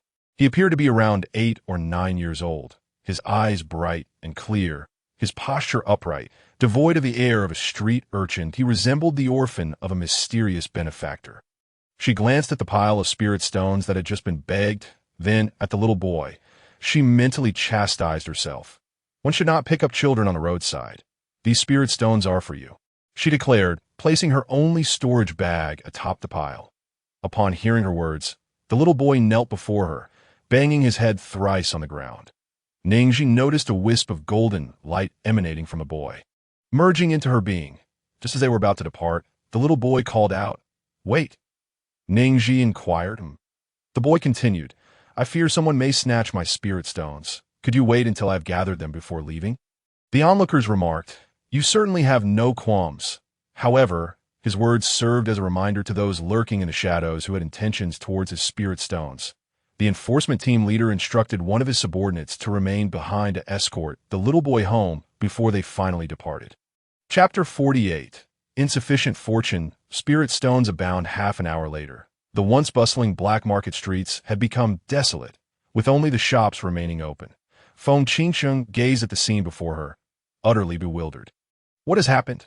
She still had not found what she sought, yet all the street vendors had closed their stalls early. Feng Qingyang shook his head. I have not heard of any abnormalities in the black market tonight. Lu Zixuan speculated. Perhaps it is because the auction is about to commence. Everyone has gone to join the festivities, leaving no one to buy. Feng Qingsheng, hearing their words, felt no comfort, as if she had lost something profoundly significant. This was the second time.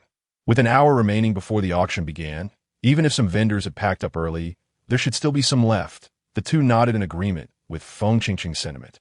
I will inquire at the shops up ahead, Feng Qingyang stated. A moment later, Feng Qingyang returned with news that left him looking as wilted as a frostbitten eggplant. Junior sister, someone has monopolized all the stalls here. Initially, they had hoped to take their junior sister out to ease her mind after the upheaval in her family.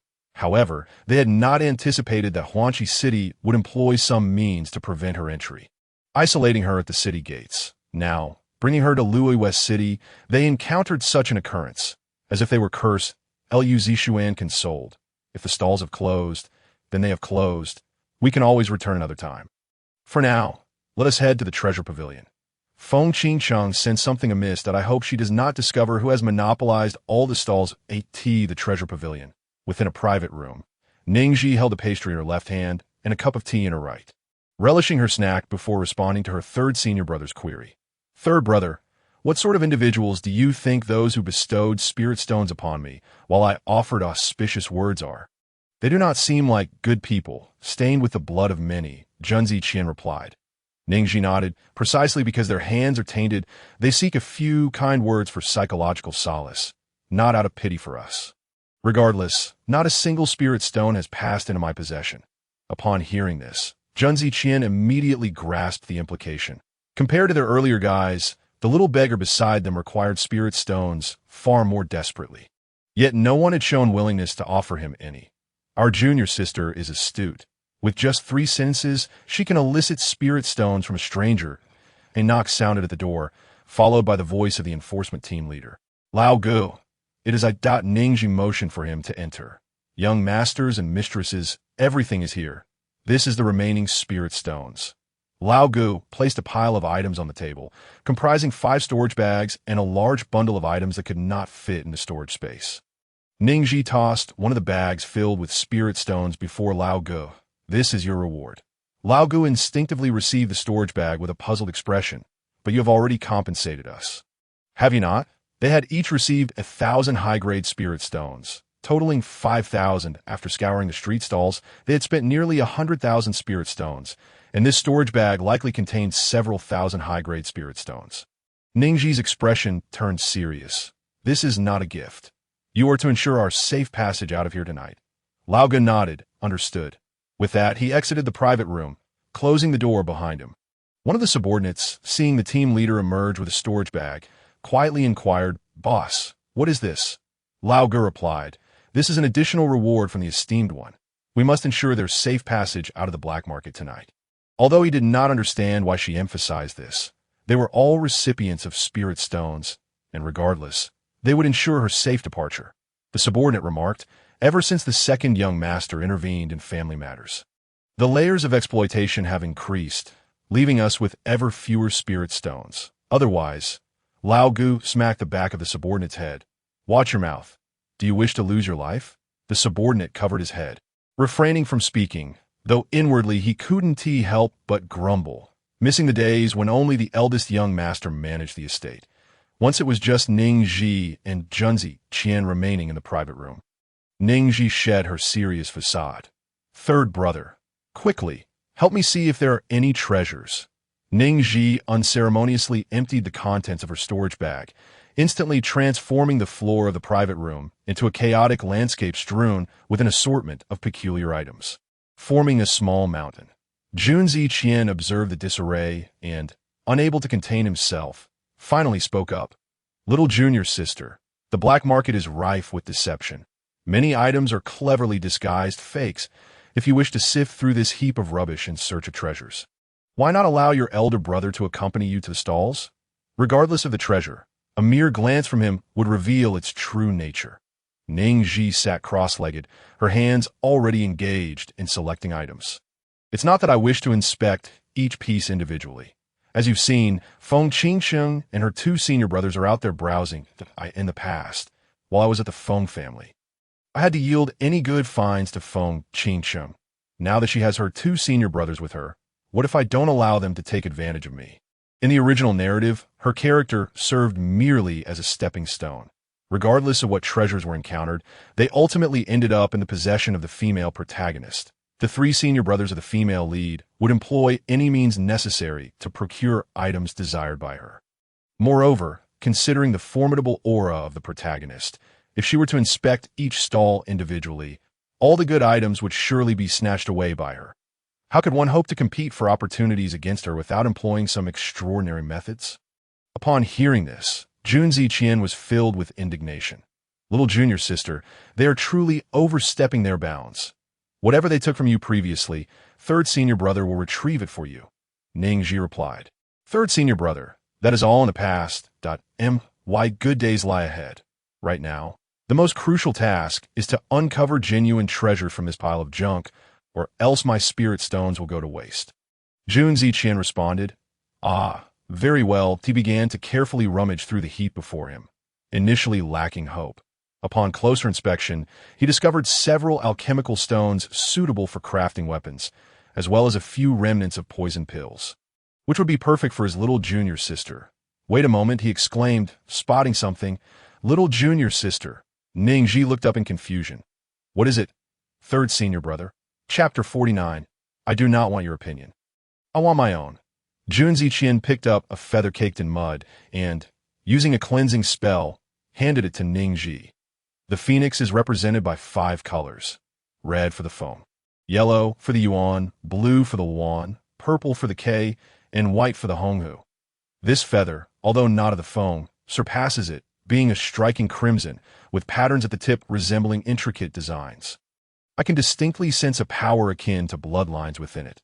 Ning Zhi examined the feather in her hand. Aside from its appearance matching Junzi Qian's description, she felt no unusual qualities. So, Junzi Qian hesitated before speaking again. I suspect this may be a Zhuke feathered. Ah. Ning Zhi was taken aback, glancing again at the feather before looking back at Junzi Qian. She found it hard to believe she could possess such fortuitous luck. Third senior brother, how confident are you? The Zhuke is a deity of creation, existing solely in legends. For millennia, no one from the lower realms of cultivation has ever encountered one that, while it might be plausible to claim this was a phoenix feather, as phoenixes have been seen in the lower realms a millennium ago. If the Zhuke truly existed, it would certainly reside in the divine realm. How could it possibly come to the lower realms? If this feather were indeed of the Zhuke, then the implications would be monumental. Junzi Qian's confidence wavered. About 50%. Ning Zhi casually tossed the feather in her storage space. After all, it had been purchased with spirit stones and was rather aesthetically pleasing. Discarding it would indeed be a pity. However, what she did not expect was that the feather seemed to possess a will of its own, flying into a bracelet containing high-grade spirit stone veins, adhering itself to the vein. Junzi Qian was tasked with determining the utility of the items, while Ning Zhi placed them upon the table. Among the heap, there were no treasures, only magical and spiritual artifacts, none of which could be classified as true treasures. Among the non-spiritual items, there lay a dubious treasure map and a scroll of poisoned pill remnants. Sigh, Ning Zhi lamented, finally understanding why the antagonists in novels so despise the protagonists. The antagonists, despite their exhaustive efforts to obtain what they desired, often failed, while the protagonist, endowed with an aura of fortune, achieved their desires with ease. Junzi Qian presented a ring he had just examined to Ning Zhi. Little junior sister, Do not sigh just yet. Take a look at this ring. Upon seeing it, Ning Zhi's first thought was whether this ring could possibly belong to the female protagonist, Feng Qingcheng. However, upon further consideration, they were in Luoyue City, while Feng Qingcheng had acquired her ring in Huangqi City. There was no conceivable connection. Junzi Qian elucidated that a century ago, the Yawang Valley faced calamity and suffered great losses. A 10th grade alchemist elder lost his spatial medicinal field, if I am not mistaken. This ring is that very spatial medicinal field. However, to enter it, a flash of white light suddenly darted by, interrupting Junzi Qian's words. Simultaneously, Ning Zhi found herself transported into the spatial medicinal field. The space was approximately 10 acres, with only a fraction cultivated and planted with rare high-tier spiritual herbs. There was a well situated at a higher elevation, and the air was thick with the fragrant aroma of the spiritual herbs. Ha ha! As expected, this is mine. Ning Zhi placed her hands on her hips and laughed heartily. Undoubtedly, this medicinal field was the opportunity belonging to the female protagonist. However, how could this ring have ended up in Luoyue City when it should have been in Huangqi City? Little junior sister? Where are you? Junzi Qian's anxious voice echoed from outside, prompting Ning Zhi to immediately emerge. Upon witnessing her sudden appearance, Junzi Qian was taken aback. Did you just enter the medicinal field? He had been speaking when she had vanished, and had it not been for the thought of the medicinal field, he would have had to search for her. Fortunately, she was unharmed. Yes. How did you enter? Ning Zhi toyed with the ring in her hand, explaining, I merely thought about it in my heart, wishing to take a look, and suddenly I was in. Junzi Qian replied, Ning Zhi, I must ask, what were you saying just now? To enter, one must be a 10th grade alchemist. This medicinal field's spatial dimensions correspond to the owner's rank, that I suppose if I can concoct poison pills of 10th grade or higher, I could be considered a 10th grade alchemist, right? Junzi Qian affirmed, of course that counts. Ding! A sudden sound, resonating with a piercing clarity, announced the imminent commencement of the auction. The dimly lit treasure pavilion fell silent, exuding an air of mystery. The hall was filled to capacity, all eyes fixated on the radiant light at the auction stage. Suddenly, a graceful woman clad in a resplendent red gown made her entrance, elegantly raising her chin as her gaze swept across the crowd, including the private boxes above, enveloping the entire auction venue in her aura. Esteemed guests, I am your old friend, Huin Yang. Tonight, I shall introduce the auction. Let us welcome our first item for bidding. Huin Yang's lips parted delicately, her voice resonating like a celestial melody. As her words concluded, the first auction item appeared on the stage.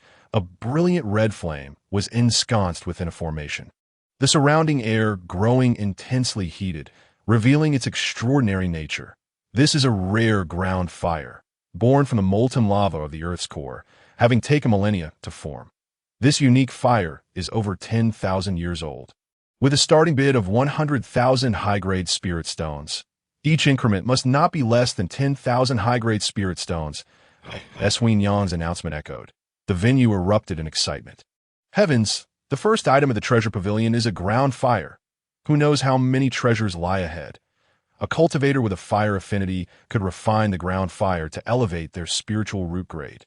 One could only wonder who would ultimately claim this extraordinary flame, that I wouldn't be surprised if it were snatched up by an alchemist lacking fire affinity. Ning Zhi remarked, unable to contain her astonishment at the discussions swirling around her. Wow, I didn't realize this ground fire had such a backstory at the outset. In the original text, it was merely given to the female protagonist by one of her admirers, although I failed to remember which admirer it was. Seeing her reaction, Junzi Qian assumed she desired it and called out, 1,000,000 high-grade spirit stones. Ning Zhi was instantly taken aback. Third senior brother, what are you doing? Junzi Qian turned to her. Little junior sister, I thought you wanted it. Ning Zhi shook her head vigorously. No, I do not want your opinion. I want my own. Besides, I am not suited for alchemy. Junzi Qian replied, listen to yourself. Upon hearing someone bid 1,000,000 high-grade spirit stones right off the bat, the crowd fell into stunned silence. Those who wished to bid on the flame were incensed, questioning who the fool was for bidding so recklessly. Yet when they realized the voice had emanated from the only top-tier private box, the atmosphere erupted with excitement. Chapter 50. Which fool is yelling out prices. Heavens, someone is in the top-tier private box. I must have misheard. The voice came from the top-tier private box. I never anticipated witnessing the day when the Tianziho would be activated. Who, I wonder, are the distinguished individuals inside? As the crowd gasped in astonishment, a haughty voice suddenly proclaimed, I bid 110,000 top-grade spirit stones. Upon hearing this, the onlookers turned their gaze towards the luxurious VIP room adjacent to the Tianziho. What a spectacle! Are tonight's attendees all such high rollers? What does it matter if there's one more wealthy individual among us? No matter how affluent the guests in the VIP room may be, they cannot rival the wealth of the Tianziho. Just as they awaited a bid from the Tianziho, an unexpected silence ensued. This was a turn of events no one could have foreseen. The ultimate victor of the Earth Cores was the VIP Room 1. Elzi Xuan, seated in the VIP Room 3, felt a twinge of regret as he watched the Earth Core being auctioned off. Junior sister, why didn't you allow me to bid on the Earth Core? Their junior sister possessed extraordinary talent in alchemy, yet regrettably lacked a fire spirit root and could only utilize earthly flames for her craft. Had he secured the Earth Core, she would no longer need to venture to the alchemy chamber, and the results of her potions would have been greatly enhanced.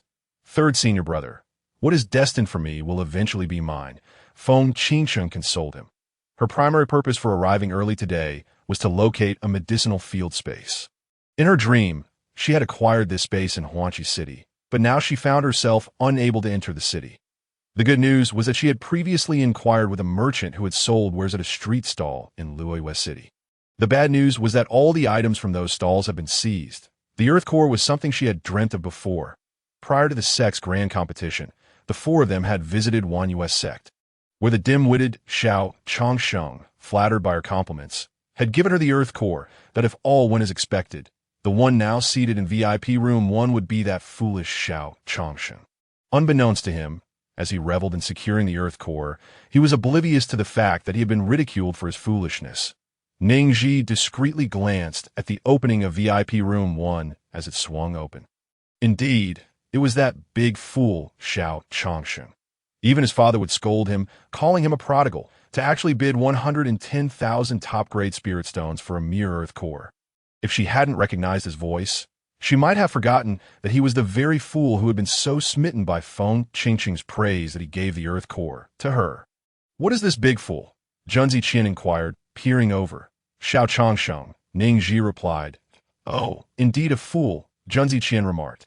Xiao Changsheng, baffled by the 3 instances of ridicule he had encountered, sneezed several times in the VIP room. Damn it!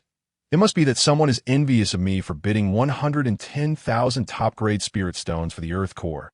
The auction continued, with 5 high-priced items being sold in succession. As per our usual practice, Huinyang said gently, after 5 items, we will auction off an item that has gone unsold at other auction houses. However, not every unsold item will be brought to Zhenbao building for auction. Those who understand know what I mean. As her words fell, the crowd began to murmur again. Zhenbao building often picked up treasures from other auction houses. What might this time yield? It wasn't uncommon for a buyer to damage an unsold item on the spot. As it happened a decade ago, such discrepancies occurred only once every 10 years. These unsold items were not expensive, and acquiring them would be a profit. Amidst the chatter, a rusted alchemy furnace appeared on the auction stage. Huinyang announced, the starting bid is 1,000 top-grade spirit stones. Upon seeing the alchemy furnace and hearing the price, the crowd fell silent. Yet Feng Qingsheng, seated in room 3, sprang up in excitement. Junior sister, what's wrong? Feng Qingyang and Elzi Xuan inquired, concerned, as it was the first time they had seen her so animated. Senior brother, I want to bid on this, Feng Qingsheng declared. Junior sister, this is merely a rusty alchemy furnace.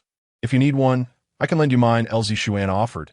Feng Qingyang echoed. Indeed, junior sister, that furnace is quite rusted. Feng Qingsheng remained resolute. No, I want this one. It's an unsold item and not costly. Just then, a playful voice rang out from the Tianziho. This alchemy furnace looks rather unique, reminiscent of the Zijin alchemy furnace. Third brother, I want to bid on this. Please bid for me. Very well, 100,000 top-grade spirit stones. Came the response. Upon hearing this, Feng Qingsheng's mind momentarily short-circuited. Impossible. How could anyone recognize this as a Z-gene alchemy furnace? The crowd outside the hall was equally incredulous, engaging in fervent discussion. The Z-gene alchemy furnace was a divine artifact. How could it resemble this rusted furnace? It can't be a fake, can it? Nonsense. How could it be a fake? Didn't you hear that voice came from the Tianziho? Goodness, that is quite a bold claim. Those who had initially expressed skepticism fell silent, and even others in the VIP rooms began to place bids. I bid 100,000 top-grade spirit stones, 150,000 top-grade spirit stones. Huangyang glanced at the Tianziho. She had shared the same concern, as their people had not identified what it was, but sensed it was different from others. Now, it seemed there was a 50% chance it was indeed a Z-gene alchemy furnace. If not, it was merely their buyers bidding among themselves, not affecting their Zhenbao building. Feng Qingcheng gritted her teeth in frustration and joined the bidding point. 200,000 top-grade spirit stones. Xiao Changsheng, eager to join the fray, exclaimed 500,000 top-grade spirit stones. Wow. Ning Zhi marveled again. Indeed, it is Feng Qingcheng. She has mastered these tactics from reading novels. The heroine always finds treasures in various places. Junior sister, is this truly a Z-gene alchemy furnace? Junzi Qian observed her unabashed enthusiasm. Unconvinced. Absolutely, it is genuine, Ning Zhi affirmed. Then she heard the bidding voices outside, now reduced to Feng Qingcheng and Xiao Changsheng. 150,000 top-grade spirit stones. She called, plunging the venue into silence. A knock resounded on the door of the VIP room. Who is it? Are you looking for trouble with me? Xiao Changsheng cursed. He simply could not stand others competing with him. Ning Zhi recognized the voice outside as Xiao Changsheng's and was not surprised at that moment. Huangyang called out 150,000 top-grade spirit stones. First call, 150,000 top-grade spirit stones. Second call, Feng Qingcheng interjected, 151,000. Immediately, Feng Qingyang stood up, addressing the Tianziho patrons. This alchemy furnace has caught our junior sister's eye. Would you be so kind as to yield? Chapter 51. How dull. Let us create some trouble for the heroine. Ning Zhi retorted without hesitation. And who are you? You think you can just waltz in and demand I give way? Am I your father or mother? Feng Qingyang, equally incensed, replied, What difference does it make if you yield? It's not like you'll lose a piece of flesh. Ungrateful. Feng Qingcheng, sensing the situation escalating, wished to avoid making enemies. Reluctantly said, I apologize. My senior brother did not mean it that way, but... Why does your voice sound so familiar? It seems like the newly accepted disciple of the esteemed Yang Chun Xianzuan. Ning Zhi inquired playfully. Feng Qingcheng hesitated. She did not wish to tarnish her Master S reputation, yet she truly wanted to leverage her Master S identity to gain the upper hand. Otherwise, the Z-gene alchemy furnace would slip from her grasp. Feng Qingyang boasted, and still ask. Ning Zhi's demeanor shifted a full 360 degrees, her voice trembling with a hint of submission. I'm terribly sorry. I was too loud just now. I deserve to be punished. I sincerely apologize to you all. You are magnanimous, and surely, the heart of a prime minister can accommodate a boat. Might I implore you to spare my life? Had I known you were the esteemed disciples of Yang Chun Xianzuan, I would never have dared to offend you. This Z-gene alchemy furnace is yours. Feng Qingcheng and her senior brothers exchanged glances, falling silent.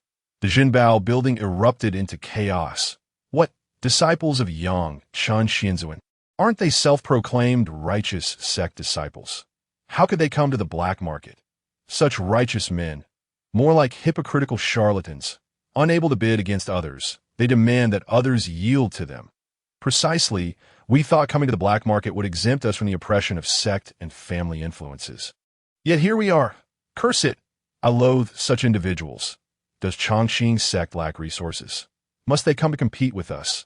Does this imply that the Z-gene alchemy furnace is indeed genuine? Those who merely grumbled verbally found themselves hesitant to confront the disciples of Yang Chun Xianzuan.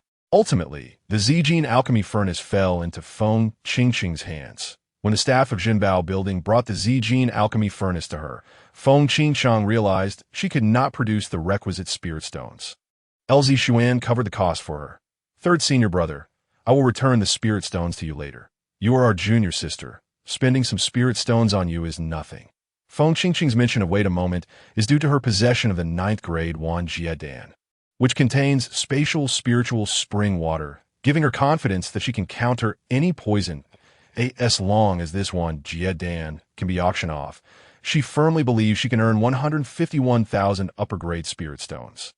This is a bottle of Wan Jiedan, containing 10 pieces. As its name implies, it can neutralize myriad toxins. Even the most potent poisons can be overcome, reclaiming a life in the process, with a starting bid set at 100,000 upper-grade spirit stones. Upon hearing these words from Huinyang, many individuals in the private rooms began to bid enthusiastically. Not all, but a significant number of those present had enemies. Securing the Wan Jiedan will be tantamount to purchasing 10 lives. 150,000 upper-grade spirit stones, 200,000 upper-grade spirit stones. In the Tianzi private room, Junzi Qian was on the verge of placing a bid for the Wan Jiedan when he was immediately stopped by Ning Zhi. Hey, third senior brother, what are you doing? Junzi Qian replied, little junior sister, don't you have a penchant for concocting poison pills? What if you were to encounter poison during the refining process? Ning Zhi retorted. Thank you, but while it's true that the main character's products are always of exceptional quality, hers is a 9th grade Wan Jiedan, while the poison pills I concoct are all above 10th grade. With this thought, she produced a stack of blank talisman paper and began to draw fervently. Junzi Qian, perplexed, inquired, little junior sister, what are you doing? Ning Zhi replied, third senior brother, practice is the only criterion for testing the truth. As she spoke, her hands moved even faster, producing dozens of toxic talismans, which she handed over to Lao Ge from the maintenance team outside. Giving him a few instructions, she asked Lao Ge to arrange for someone to feign death to test Feng Qingqing's antidote. Meanwhile, the Wan Jiedan outside had already reached a staggering 1 million upper-grade spirit stones, with a continuing upward trend. Suddenly, a male cultivator in the crowd collapsed, convulsing, frothing at the mouth, crawling in agony, and muttering incoherently. Everyone was taken aback. What on earth happened? Could he have been poisoned? Xiao Changsheng, not one to shy away from drama, shouted, isn't that Wan Jiedan supposed to be able to counter any poison? Since we haven't seen any results, let us use a piece to neutralize this man's toxin. I won't charge you for this one. The crowd erupted in a clamor, eager to see the outcome. As the burden of spirit stones would not fall on them, Ning Zhi thought to herself, as expected of Xiao Changsheng, so eager to be used as a pawn, Huinyang had no authority to decide whether to acquiesce to their demands. It was only after higher-ups consented that the man was given the Wan Jiedan. All eyes were fixed on the male cultivator. Feng Qingyang expressed his discontent. Didn't we already verify this earlier? Why are we testing it again? It's utterly redundant and a waste of the pill. Feng Qingqing also found it peculiar. During the backstage transaction, the individual had already been tested. Now, to retest on site seemed to imply a lack of faith in her.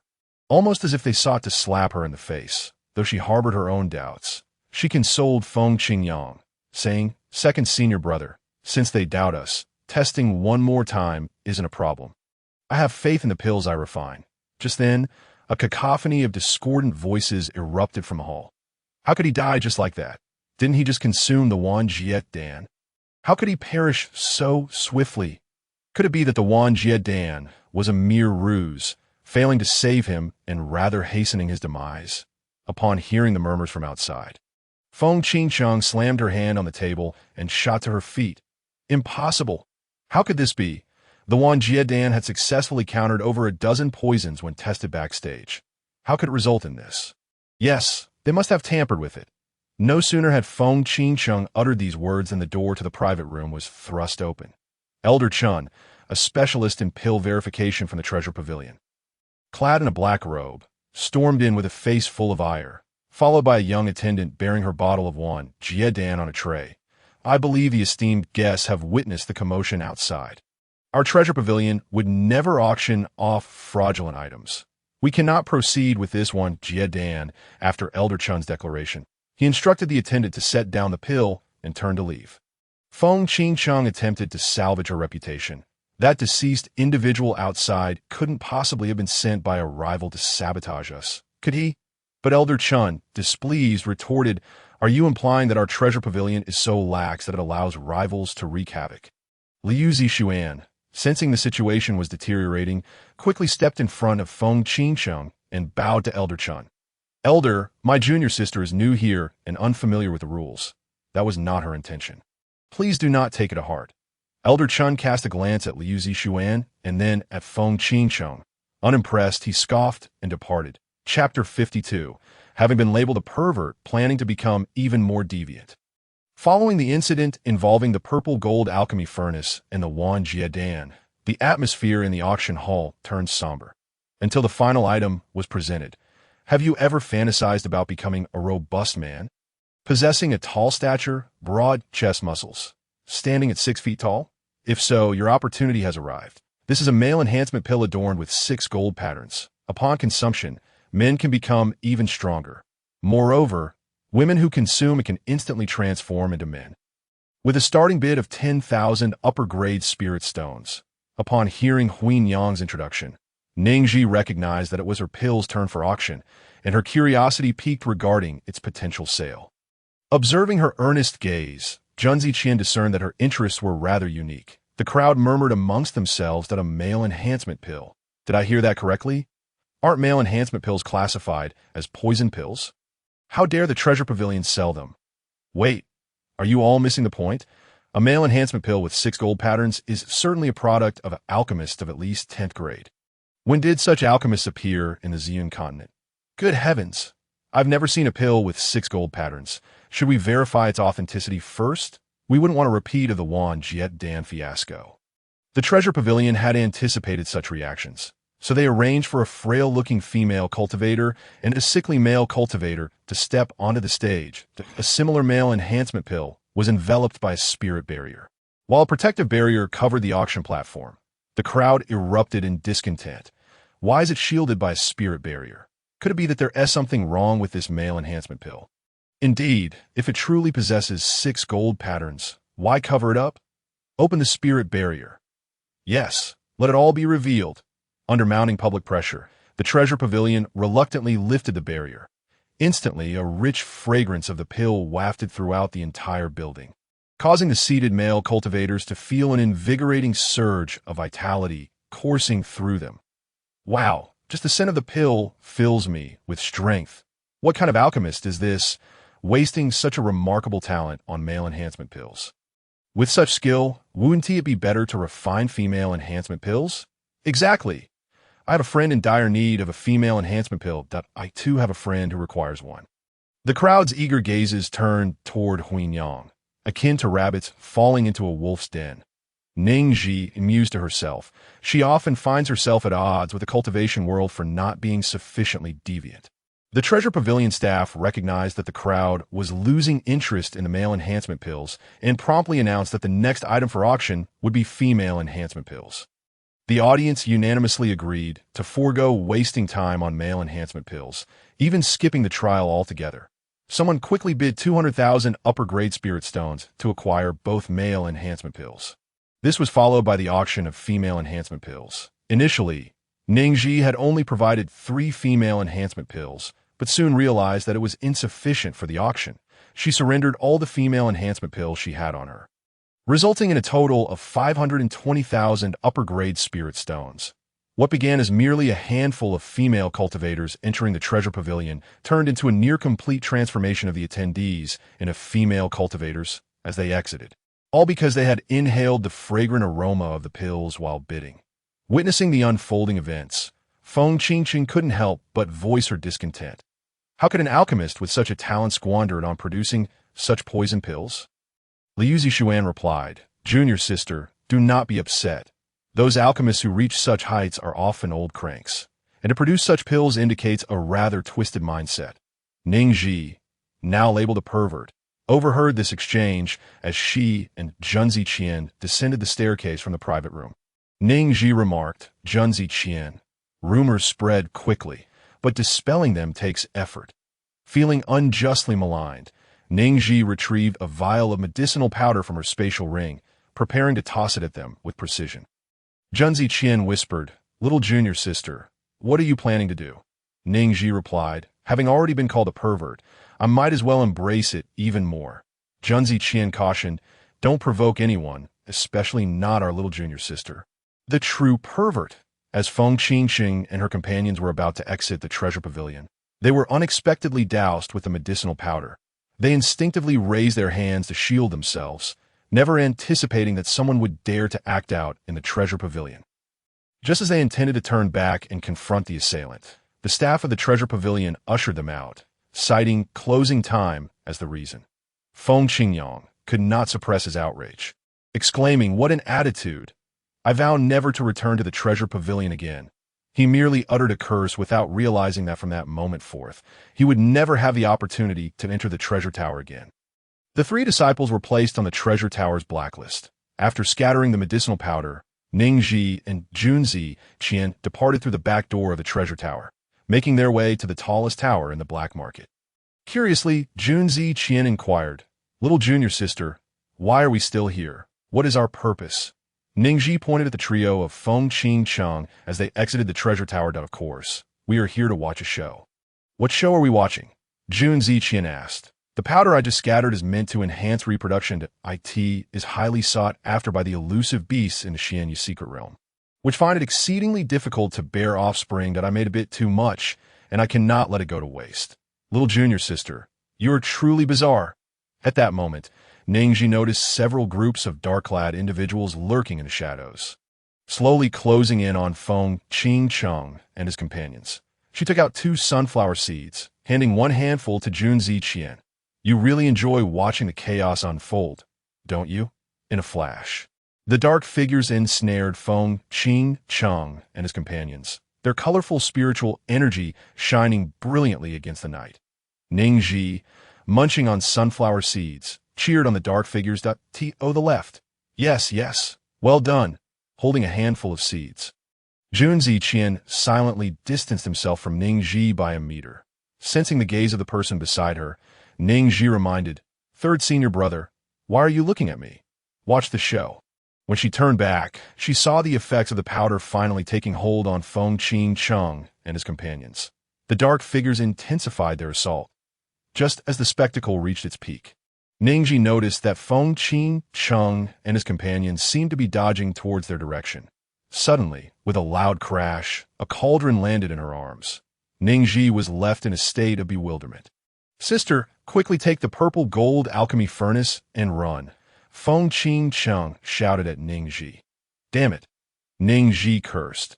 Was this the same trick she had used when seizing territory in the Xianyu secret realm? The dark figures, seeing the purple gold alchemy furnace in Ning Zhi's possession, charged towards her. "Damn it," Ning Zhi cursed again. "I will never eat sunflower seeds again." 2 groups of dark figures threatened, "Hand over the purple gold alchemy furnace, or face death," Ning Zhi replied. "Grip your swords tightly." With that, she hurled the cauldron at the nearest dark figure. There was a sharp crack as the so-called purple gold alchemy furnace split in 2. "You have been deceived. This is not the genuine purple gold alchemy furnace." The dark figures realized they had been tricked, and a portion of them turned to pursue Feng Qingcheng and his companions, while a smaller group remained, demanding, "Hand over your treasures." Ning Zhi felt as though she had stepped out without consulting the calendar, unable to confront the 5 nascent soul practitioners standing before them. She called out to Junzi Qian, "Run." Chapter 53. Quite the game as they fled. Ning Zhi rummaged through her spatial ring, producing various talismans: speed talismans, enhancement talismans, concealment talismans, and invisibility talismans, applying them to herself and Junzi Qian. The 5 pursuers seemed to possess an innate radar, relentlessly closing in on them regardless of how far they ran. "Third senior brother, how many can you fight?" Ning Zhi inquired of Junzi Qian. "Little junior sister, I am merely a frail alchemist who cannot lift a finger," he replied. Very well, very well. Your self-assessment is quite accurate. Perhaps next time you should choose a different role." Sensing the pursuers closing in again, she regretted not having asked her master for another 7th grade teleportation array disc, as each use required a 2-hour cooldown as they ran. Ning Zhi suddenly spotted a familiar scene ahead. 2 familiar figures were burying something in a small grove. An audacious idea sprang to her mind. "Third senior brother, jump into the pit." Junzi Qian was taken aback. Seeing his confusion, Ning Zhi quickly slapped 2 death-acting talismans onto him and shoved him into the pit. Junzi Qian landed soundly in the pit. Lao Gu and his underling, seeing no one around but noticing the disturbance in the pit, sensed something was amiss. Ning Zhi ripped off her invisibility talisman and called out to them. "It's me, old friends, hurry and cover it up." With that, she lay down in the pit, affixing a death-acting talisman, lying there in serene repose. The duo, who previously assisted Ning Zhi by pretending to bury a body, exchanged glances. Suddenly, Lao Gu sensed 5 auras approaching and quickly understood the situation. He motioned to his underling to grab a shovel and hurriedly began to bury the pit. Just before the 5 pursuers arrived, they successfully covered the pit. "Did you see 2 people pass by here?" the lead dark figure asked, stopping before them and moving closer to the pit. "What is buried in this pit?" Lao Gu merely stared at them, offering no response. The lead dark figure grew impatient. "If you don't want to die, you better speak up." Lao Gu thrust his shovel into the ground, kicking up a cloud of dust. "You better recognize whose territory this is. If you want to die, then stay here." The lead dark figure glanced at Lao Ji's black market maintenance team uniform, then at the surrounding area, realizing that the auras from within the pit were utterly extinguished. "Let us go." Once Ning Zhi and Junzi Qian heard the footsteps fade away, they pushed aside the dirt and sat up from the pit. Junzi Qian tore off all the talismans on him and curiously asked, "Little junior sister, how did you know pretending to be dead would work?" Ning Zhi followed suit. Removing her talismans, her face covered in dirt, "I suspected they could detect our body heat. Only the dead lack warmth. So I thought to play dead." "Little junior sister, you are truly clever, just average 3rd in the world. You really are not modest at all." Lao Gu and his underling quietly observed the two, noting their calm demeanor while sitting in the pit. Ning Zhi looked up and noticed the two standing nearby, giving them a thumbs up. Her mood elevated. "You were incredibly impressive just now. With a single phrase, you sent those 5 nascent souls scurrying away." Exemplary role models, flattered by Ning Zhi's praise. Lao Gu shyly scratched the back of his head. Really? After years of working in the black market, it was his first time being complimented. Outsiders typically avoided them, often cursing them for bullying the weak. Today, they merely had one underling feigned death, yet gained a substantial amount of spirit stones. Words from the heart. Lao Gu, overwhelmed by the praise, burst into hearty laughter. "Ha ha! In the future, feel free to come to the black market. Come, I'll help you." As he spoke, he extended his hand toward Ning Zhi. Just then, a delicate hand with graceful fingers appeared beside them. All eyes turned to its owner. Lao Gu and his underling immediately knelt in respect. "Young master." "Hello, 2nd senior brother," Ning Zhi greeted, noticing Shun Yin Hui's stunningly beautiful face twisted in anger as he waved his hand dismissively. "Quite the game you played, burying yourselves in a pit." Ning Zhi quickly made space in the center of the pit and patted it. "2nd senior brother, join us." Junzi Qian. Ultimately, Ning Zhi and Junzi Qian were hoisted out of the pit by Shun Yin Hui as if they were little chicks, and directly sent back to the sect. Ning Zhi and Junzi Qian were unceremoniously dropped at the entrance of the sect after being cast from the flying vessel. Upon seeing the familiar gate, Ning Zhi's emotions became complex. After they had narrowly escaped from the cliff of reflection, they were now sent back. "2nd senior brother, you are heartless and ungrateful." "Little junior sister, do not be unreasonable," Shun Yin Hui retorted. "Oh my, everyone is answering back now," Shin Yin Hui admonished.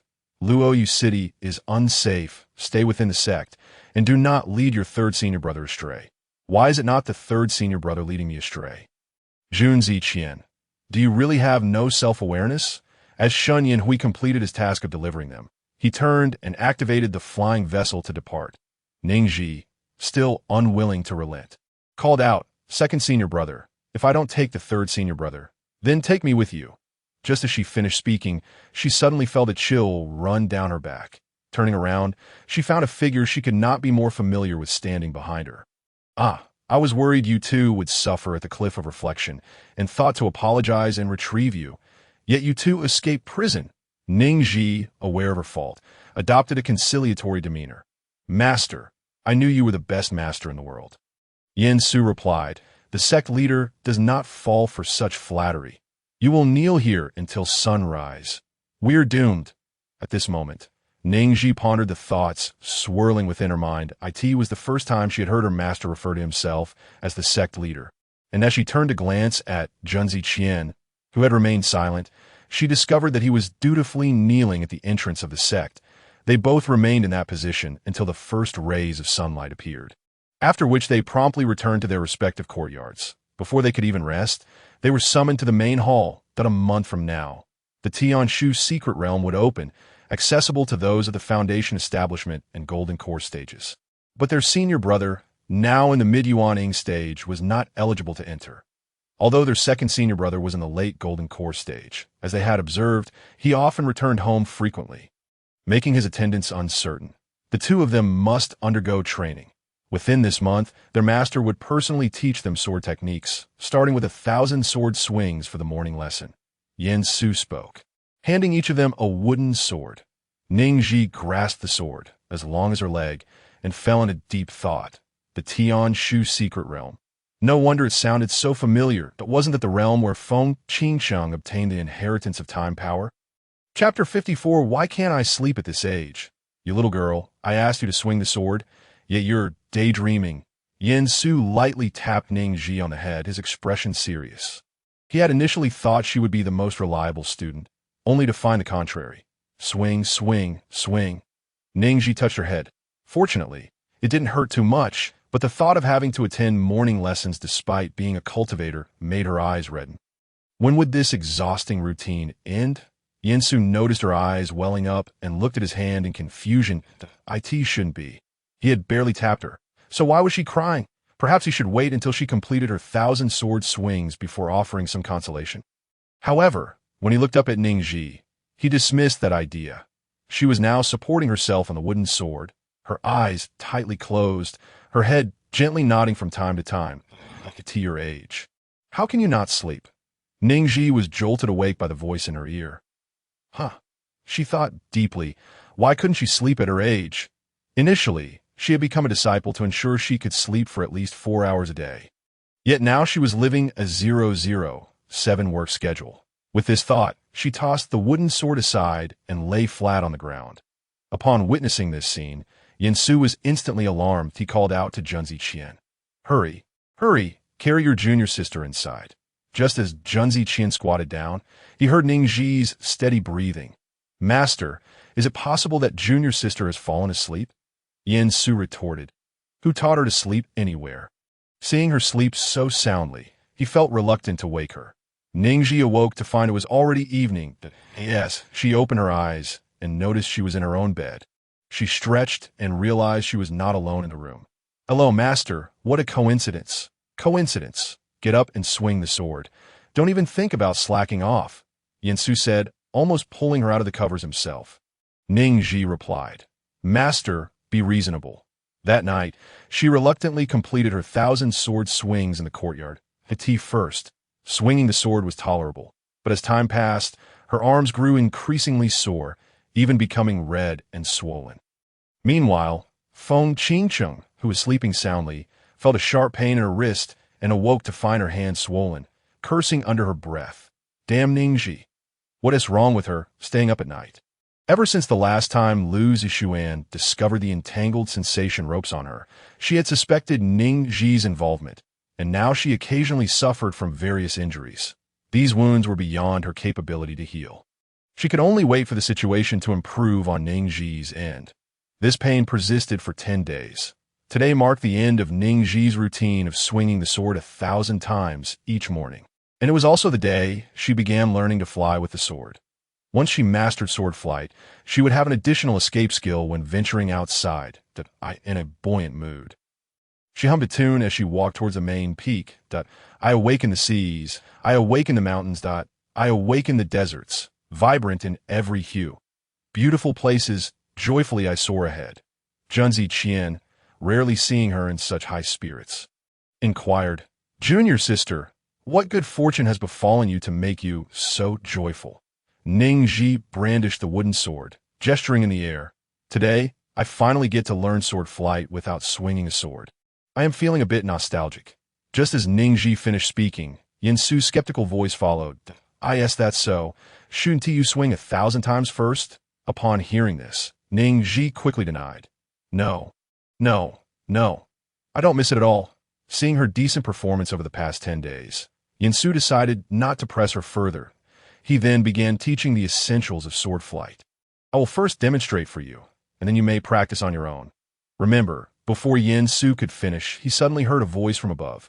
Master, is it like this? At that moment, Ning Zhi was standing on the wooden sword. Flying through the air, Su replied. No, is she really that bold? They hadn't even begun the demonstration. Junzi Qian stared intently at the wooden sword beneath Ning Zhi's feet, uncertain. Master, is junior sister really using a wooden sword to fly? Prompted by Junzi Qian's remark, Su glanced at the sword in his hand, which had just taken out for Ning Zhi's practice. Suddenly, he burst into laughter. Huh, it truly is a wooden sword. Hearing his hearty laughter, Ning Zhi descended to the ground. She transmitted to Junzi Qian. Third brother, Master has lost his composure, laughing so strangely. Junzi Qian replied. Thankfully, it's a private transmission. If Master hears, we'll be in trouble. The more Su looked at Ning Zhi, the more satisfied he became, unable to resist patting her shoulder. Good, good, good. I didn't expect your talent in the sword arts to be so remarkable. Ning Zhi was left perplexed. Junzi Qian explained. Flying with a sword requires ample spiritual energy, exceptional concentration, and a corresponding sense of balance. Furthermore, there are specific requirements for the sword itself, in the entire realm of cultivation. The minimum standard for flying with a sword is a spiritual sword. A wooden sword cannot withstand the spiritual energy and the weight of the sword wielder. There has never been a sword cultivator in the entire cultivation world reported to fly with a wooden sword. So, junior sister, your talent in sword arts is no less than in alchemy. After Junzi Qian finished explaining, Su posed his own question to Ning Zhi. My dear disciple, how did you manage to fly with a wooden sword? Having not heard his endearing address for a long time, Ning Zhi felt a bit uncomfortable. The reason she could fly so smoothly was primarily due to her experience with skateboarding during her university years. As the campus was vast, and she needed an efficient means of transportation. For her, with 3.5 years of skateboarding experience, flying with a sword was akin to gliding on a skateboard in mid-air, presenting no difficulty at all. However, skateboards did not exist in the cultivation realm. Could it be that I possess a universal talent? Su, Junzi Qian, compliment her once, and she floats away. Noticing their incredulous expressions, Ning Zhi also detected a point of confusion. Third brother, according to your current cultivation level, shouldn't you just be starting to learn the sword? Being suddenly called out, Junzi Qian's expression turned even more complex. Suddenly, with a loud thud, a magnificent sword appeared before Ning Zhi. The sword, 2 meters long, had a hilt encrusted with a ruby larger than a fist, emanating a terrifying presence. Junzi Qian, feeling embarrassed, spoke. Actually, I practice both sword and alchemy. This is my life sword. Ning Zhi gasped in astonishment. She had always thought her third brother was solely an alchemist. Wait, didn't you say you were a frail alchemist who couldn't lift a hand or carry a shoulder? Junzi Qian replied. I can't wield this sword. Yes, as soon as he finished speaking, the sword tipped over towards him, pinning him beneath it, and he spat out a mouthful of blood. Upon witnessing him being crushed by the sword, Ning Zhi believed he was indeed a humble and delicate sword cultivator. In a panic, she exclaimed while reaching to lift the sword's hilt. Third brother, you mustn't die. Junzi Qian's pupils dilated. Ning Zhi thought he was on the verge of death and urgently called out, Master, come help. Su replied, I'm not done living yet. Ning Zhi, what does that have to do with being done living or not? Chapter 55, Liberating Oneself. Ning Zhi, unable to hear their explanations, exerted all her strength to lift the heavy sword. She was utterly exhausted, breathless, and drenched in sweat. Third brother, you, before she could finish her sentence. She noticed Junzi Qian staring at her with a dazed expression. Turning around, she called out, Master, third brother is out of it. Junzi Qian, seemingly revived from near death, retorted, You're the one who's out of it. Your whole family is out of it. Ning Zhi pretended to be pitiful, not shedding a single tear.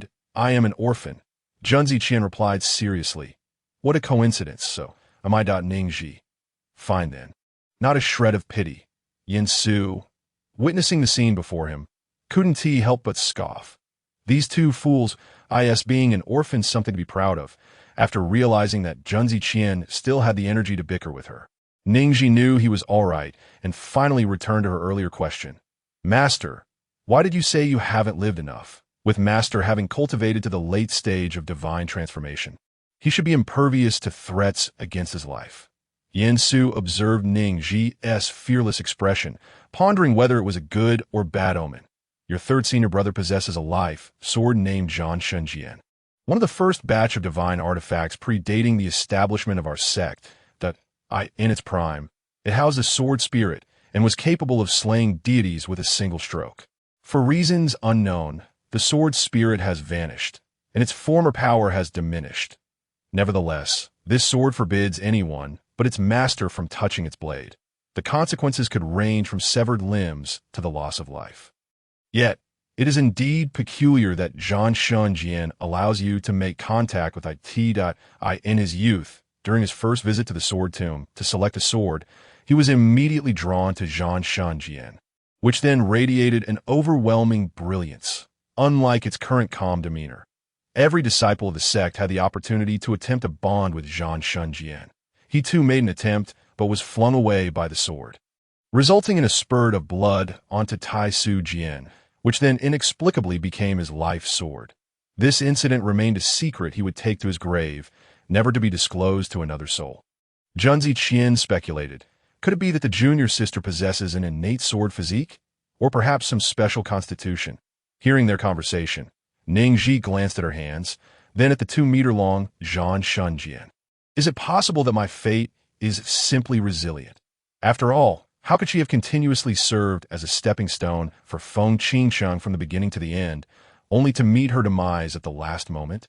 Yin Su suddenly recalled that he had never tested the little disciple for a special physique. I shall return shortly. You wait here, he declared before turning to head toward the main peak. Ning Zhi was left bewildered. Third senior brother, what is Master going to do? Junzi Qian replied, to the best of my knowledge, I am entirely in the dark. Ning Zhi remarked, I never thought the usually taciturn third senior brother could be so chatty.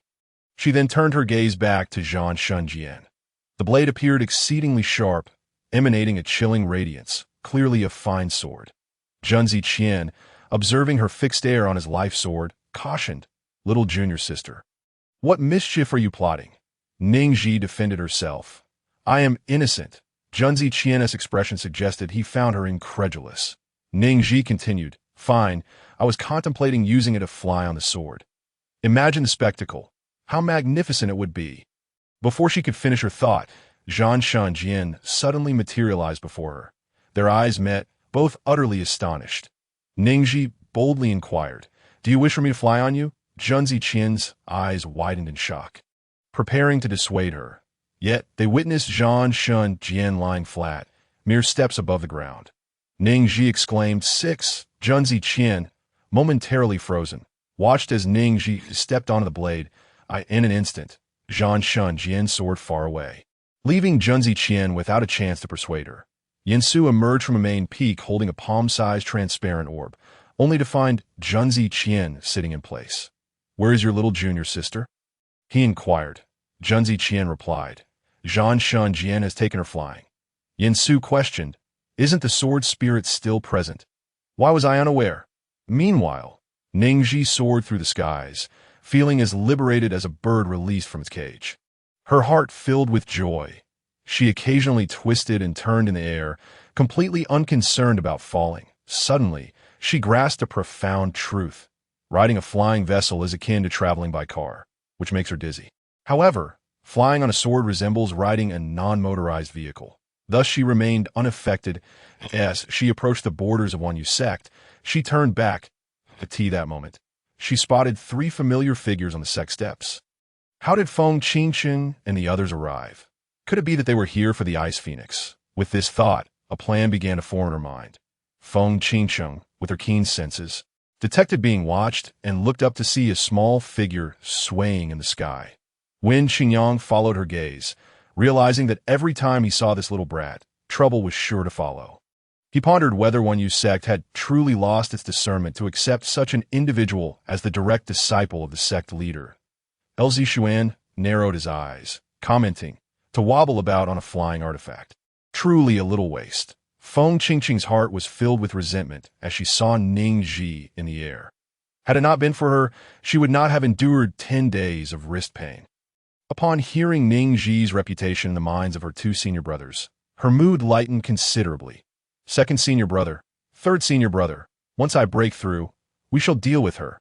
Feng Qingqing felt a surge of hatred thinking about how Ning Zhi had disturbed her mental state. Preventing her from advancing as soon as she formed a life bond with the Ice Phoenix, she would surely break through and then bag Ning Zhi, dealing with her severely. Achoo! Ning Zhi sneezed violently in midair. As Feng Qingqing and her companions were about to reach the sect's reception area, her body began to wobble uncontrollably, plummeting toward the ground. Be careful, she called out loudly. With a resounding crash, Zhan Shunjian slipped from beneath her feet, and she tumbled onto the backs of Feng Qingqing and her companions. The disciples at the reception area, who had been welcoming the Chongqing sect, stood dumbfounded at the bizarre scene before them.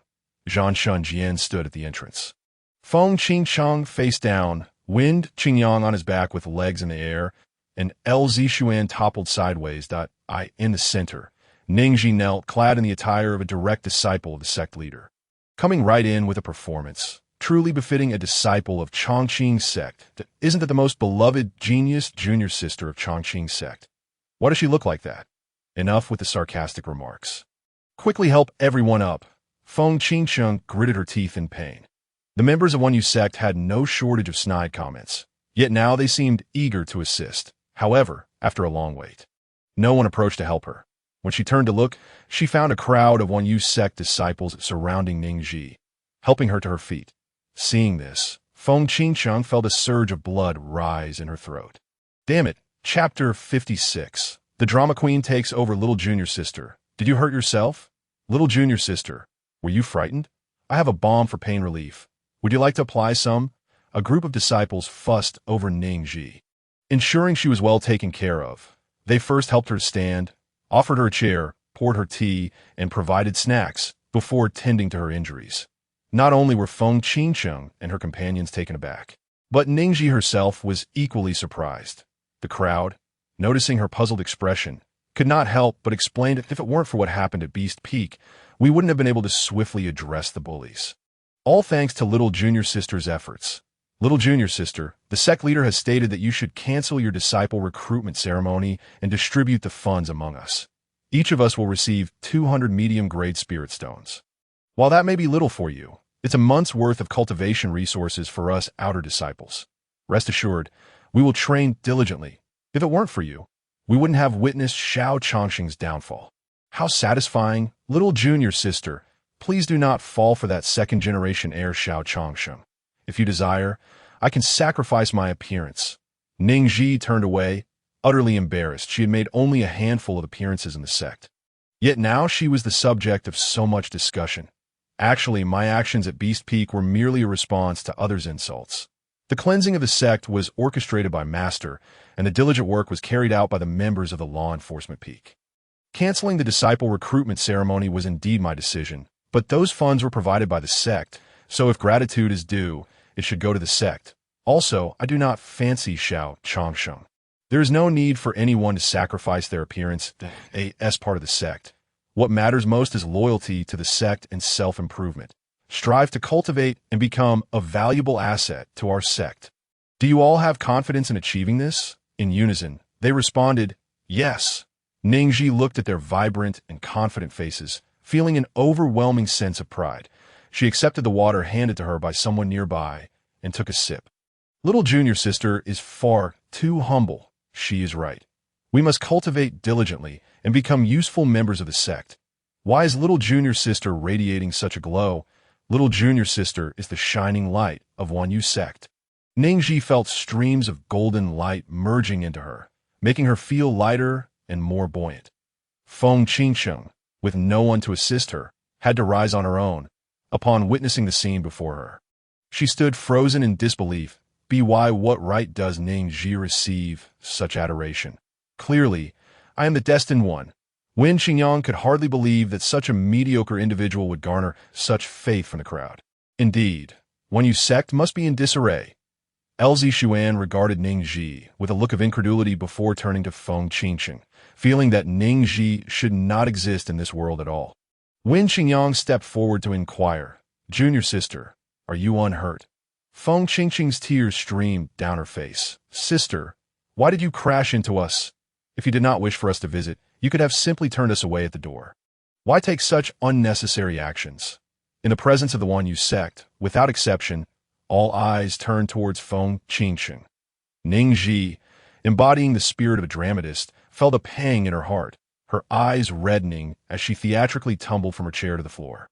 Resembling a weeping pear blossom, between her sobs, she implored, "Sister, I am truly sorry. It is my fault for recklessly wielding the god-slaying sword in the skies. I have heard that those with ill intentions may be harmed by its radiant blade. But I know you are kind-hearted and must have escaped unscathed, that if you truly cannot find it in your heart to forgive me, I will accept any punishment, just as if we were at home. I promise not to evade it. Please, I beg you to forgive me, so my conscience may find peace." As she spoke, tears streamed down her face, evoking sympathy from all who beheld her. Feng Qingcheng, who had just employed the cleansing technique, bore some scrapes on her face, while her back throbbed painfully from a strike by the sword. Though there was no blood, the agony was indescribable, that if she were to admit that she had been wounded by the god-slaying sword, would she not then bear the stigma of harboring ill intentions?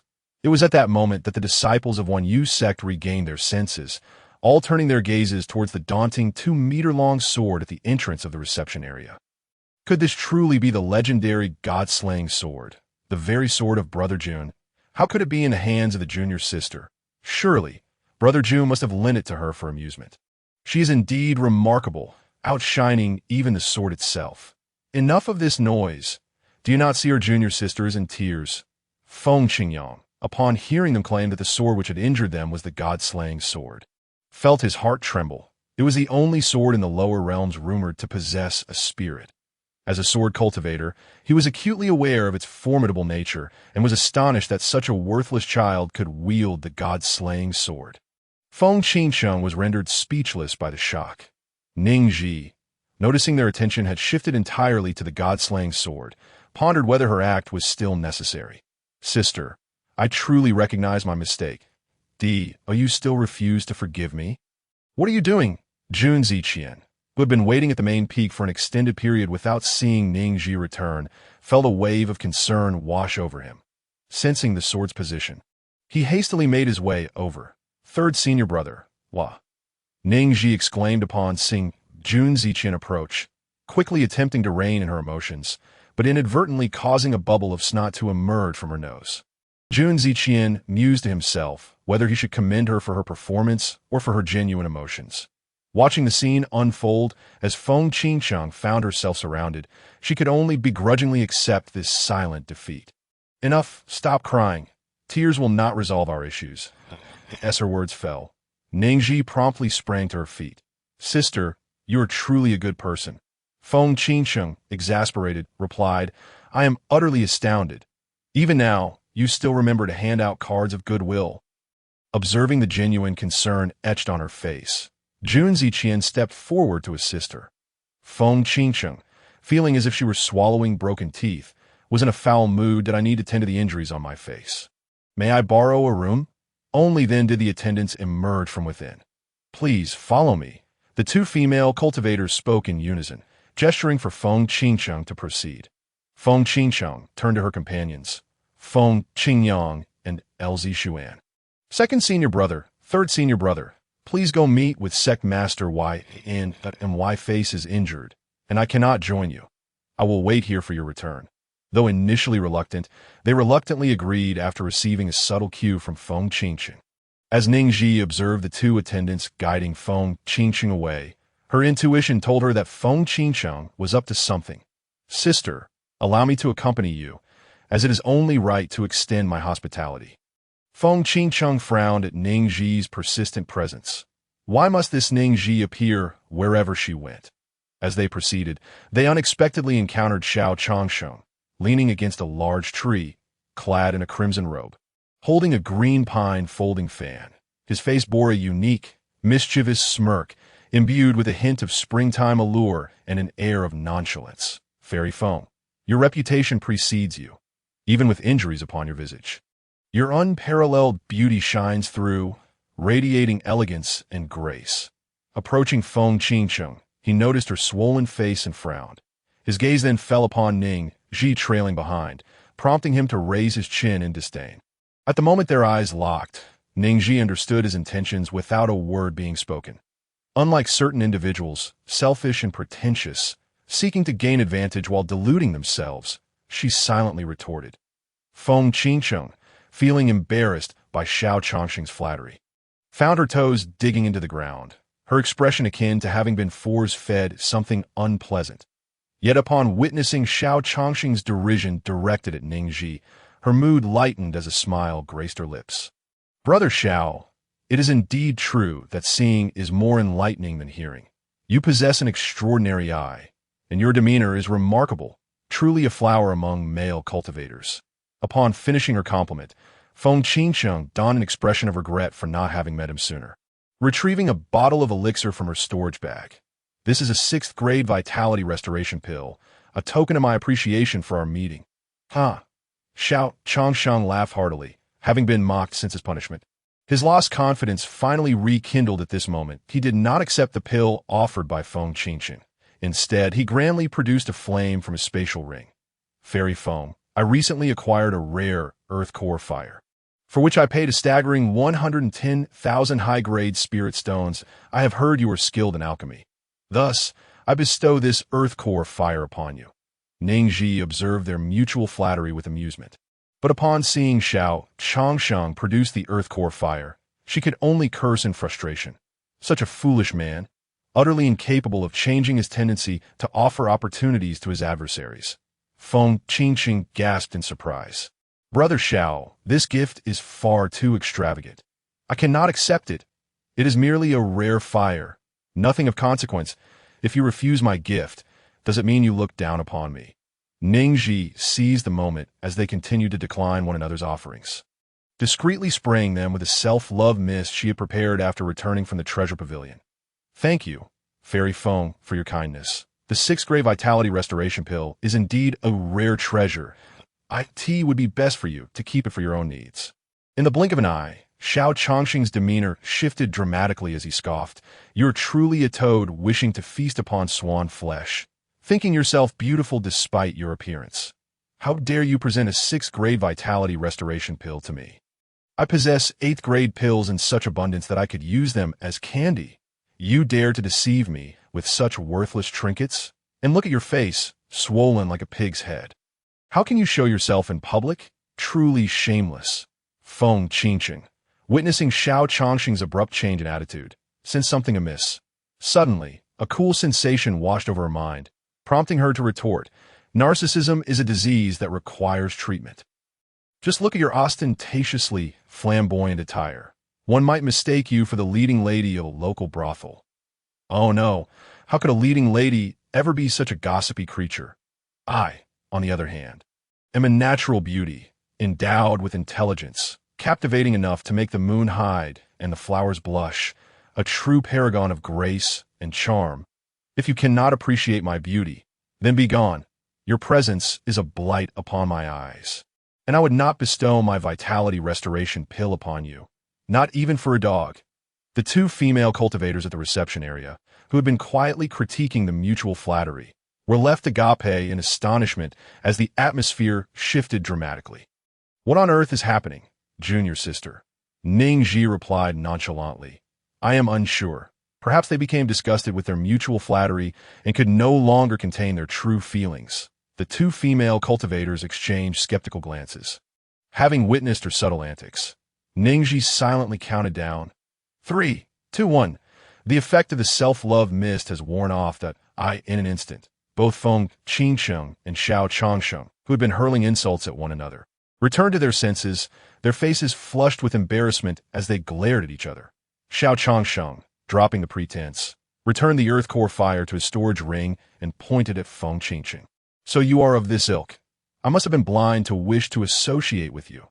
Feng Qingcheng, equally insulted, felt a surge of indignation. Having been adored her entire life, she had never before encountered such harsh words. Initially, she had flattered Xiao Chongsheng with intentions of acquiring the Earth Core Fire. Now that it was unattainable, she had to reclaim her dignity. Take a good look at yourself. You are nothing but a useless lump. Relying solely on your father, 110,000 high-grade spirit stones for that Earth Core Fire, and you strut about with pride. I cannot decide whether to call you foolish or brainless. With that, Feng Qingcheng flicked her sleeve and departed. Xiao Chongsheng, infuriated, stomped his feet in frustration.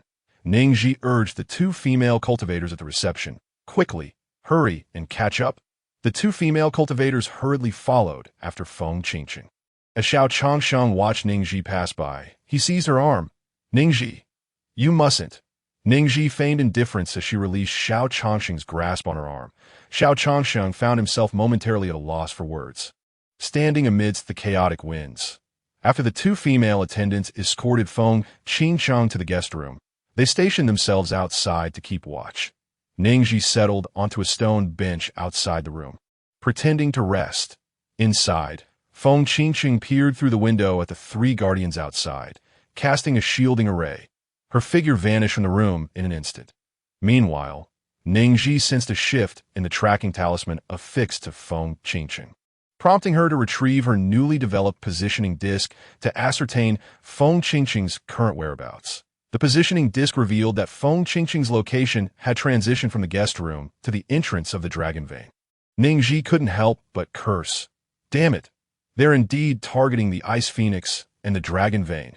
She hurriedly made her way outside, colliding with Xiao Chongsheng as he grasped Ning Zhi's wrist. His demeanor despondent. Is it true that wearing red makes me look gaudy? Why is Jun Ziqian so favored by female cultivators just for wearing it? Ning Zhi, exasperated by Xiao Chongsheng's incessant ramblings, felt overwhelmed. Are you an idiot? The insult ignited Xiao Chongsheng's temper. Just as he prepared to retort, he noticed Jun Ziqian approaching from a distance. Clad in a similarly vibrant red, it was evident that Jun Ziqian looked far more appealing in the garment.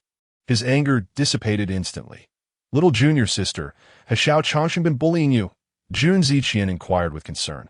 Third senior brother, take the god-slaying sword and come with me, Ning Zhi urged, disregarding everything else as she pulled Jun Ziqian along. Xiao Chongsheng shouted from behind. Where are you going? I want to go too. Without sparing him a glance, Ning Zhi left him with a parting remark.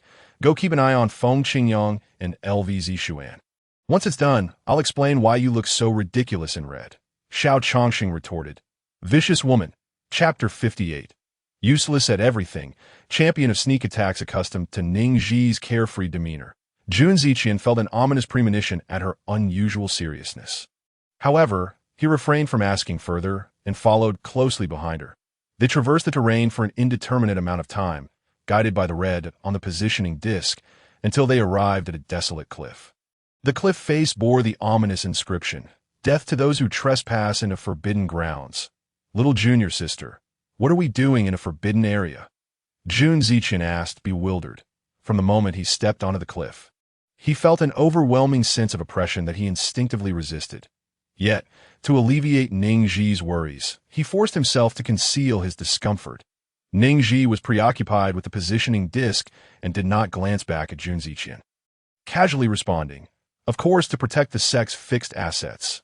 Jun Ziqian, puzzled, asked, what do you mean by fixed assets? It refers to items that are clearly defined, have a long lifespan, and possess a specific form. Ning Zhi clarified.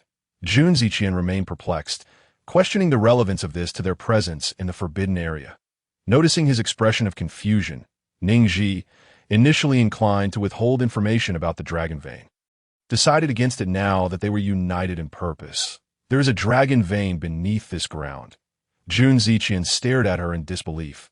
The Dragon Vein was formed from the death of a dragon in its original form, a process taking thousands of years.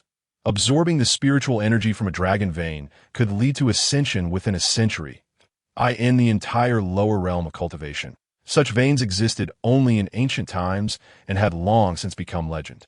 If the sect truly possessed a Dragon Vein, The revelation would undoubtedly attract countless factions vying for it. Ning Zhi was unaware of the rarity of the dragon vein.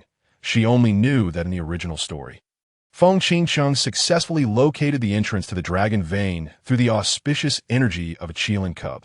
After entering the sealed location of the ice phoenix within the dragon vein, Feng Qingcheng struggled for a time before forging a life contract, subsequently absorbing the dragon vein's spiritual energy to restore her strength. It was only after a collapse in the forbidden area that the sect realized the presence of the dragon vein and that it had been stolen. Since then, the sect's fortunes had begun to decline. She had endured excruciating pain in her wrist from sword practice without resorting to pain relief pills, hoping that Feng Qingcheng would share her suffering. Little did she expect that on the very first day her wrist felt better, Feng Qingcheng would arrive at the sect, a timeline that deviated entirely from the original plot. Something must have transpired that she was unaware of. Jun Ziqian, noticing her silence as she contemplated the terrain, hesitated to speak up. Little junior sister, should we inform Master directly? Ning Zhi nodded. Use the communication jade slip to inform Master that I've discovered a thief trespassing in the forbidden area and that I'm going in to apprehend them. He should hurry over. Jun Ziqian, somewhat resigned, replied, Master doesn't require a communication jade slip. Ning Zhi lamented. That was a miscalculation. She produced her communication jade slip and sent a message to Elder Su Yu. Just after dispatching the message, she sensed that Jun Ziqian's expression was off. Remembering his unique half-fox bloodline, she reached out to him. Let me borrow the god-slaying sword. Huh.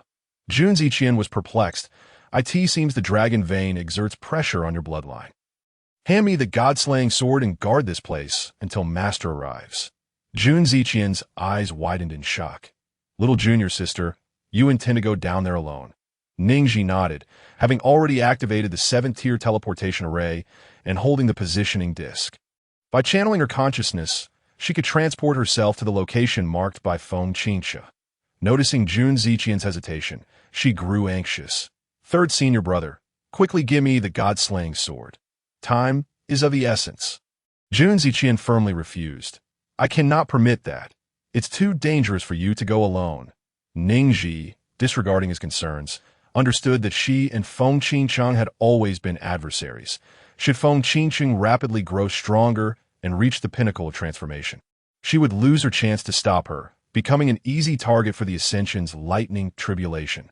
Currently, her cultivation level surpassed Feng Qingcheng's, providing her with a fleeting opportunity. Moreover, Feng Qingcheng's audacious thievery was intolerable to anyone. Ning Zhi shouted, God-slaying sword, the sect faces a pressing issue that only you can resolve. You are extraordinary enough to slay a transformative being with a single strike. Little junior sister, please stop calling for it. The god-slaying sword is my life sword, and it won't leave its sheath unless I consent. Jun Ziqian interrupted, but as he spoke, a powerful surge of sword energy erupted from behind him. The god-slaying sword soared to Ning Zhi, landing within the array. God-slaying sword. You are magnificent, she exclaimed, recognizing the sword's sentience upon their first meeting, realizing that flattery could sway it to her will.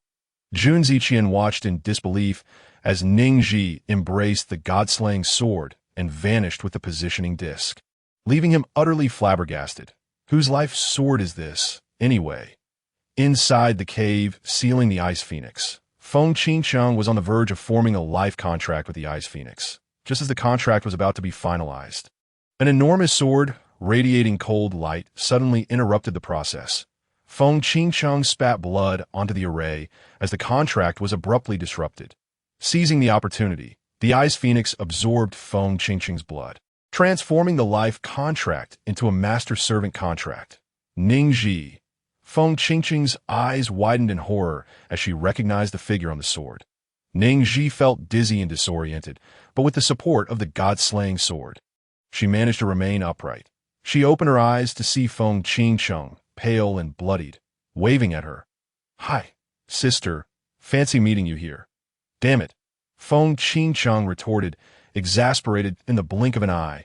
Ning Zhi felt an icy chill creeping up her back and turned to find a massive ice phoenix, bound by 18 iron chains, glaring ferociously at her. Cursed human, the ice phoenix spat, unleashing a blast of icy wind toward Ning Zhi. Ning Zhi spun around, clutching the god-slaying sword, which effectively blocked the icy gust, causing it to rebound and freeze the ice phoenix's sharp beak. Damn it, a sneak attack! Ning Zhi yelped, relieved that the god-slaying sword was large enough to shield her entire body. Just as she finished her outburst, she sensed another wave of cold approaching from behind. With a swift motion, Ning Zhi relinquished her grip on the god-slaying sword and fell to the ground. The ice released by Feng Qingcheng collided with the ice phoenix's previously frozen beak, shattering the ice. Damn it! Ning Zhi couldn't help but curse again, and oh wonder they were master and servant, excelling at sneak attacks. Take her down! Feng Qingcheng commanded the ice phoenix, and together they lunged at Ning Zhi. Ning Zhi hastily applied a stack of acceleration talismans to herself and began dodging wildly. God-slaying sword. Take down that mutt! She yelled. The god-slaying sword responded with a resonant cry, instantaneously immobilizing the ice phoenix. Feng Qingcheng stared at the ice phoenix in disbelief. What just happened? Chapter 59. How wonderful, another day to live. Ning Zhi cast a glance at the ice phoenix, then at the sword of god-slaying. It was only natural. After all, the ice phoenix was indeed the protagonist's fortune and not something easily obtained. Furthermore, she was not the master of the sword of god-slaying, which was currently not in its peak condition. Ning Zhi, why must you oppose me so vehemently? Feng Qingcheng exclaimed, her anger surging to her very core upon hearing Ning Zhi's intent to slay the ice phoenix. With the frost blade in hand, she lunged at Ning Zhi. The icy energy surged forth like lightning, aimed directly at Ning Zhi's face. Empowered by a combination of acceleration and enhancement runes, Ning Zhi swiftly dodged. You speak so carelessly. If you have the ability, then strike me down. And when you do, be prepared to accompany me to the afterlife. Alas, she lacked a suitable weapon, or she would not have found herself in such a passive position. Just as Feng Qingcheng was gathering her spiritual energy for a lethal strike against Ning Zhi, she suddenly recalled the bond of mutual understanding. You shameless wretch! Feng Qingcheng spat. Not nearly as shameless as you, Ning Zhi retorted. Suddenly, a sound of blood splattering broke their exchange of insults. Both Ning Zhi and Feng Qingcheng turned to see the ice phoenix coughing up blood. Communicating telepathically, the ice phoenix conveyed to Feng Qingcheng. This phoenix cannot break free from the soul-binding iron. The pressure of the sword of god-slaying is overwhelming. The only way to turn the tide is through nirvana and rebirth. Feng Qingcheng could hardly believe it. How could a mere sword compel the ice phoenix to undergo such a drastic transformation? As she understood it, a phoenix only chose to burn its last essence when it sensed death. A process known as nirvana. The soul of the phoenix would return to the earth, reborn anew.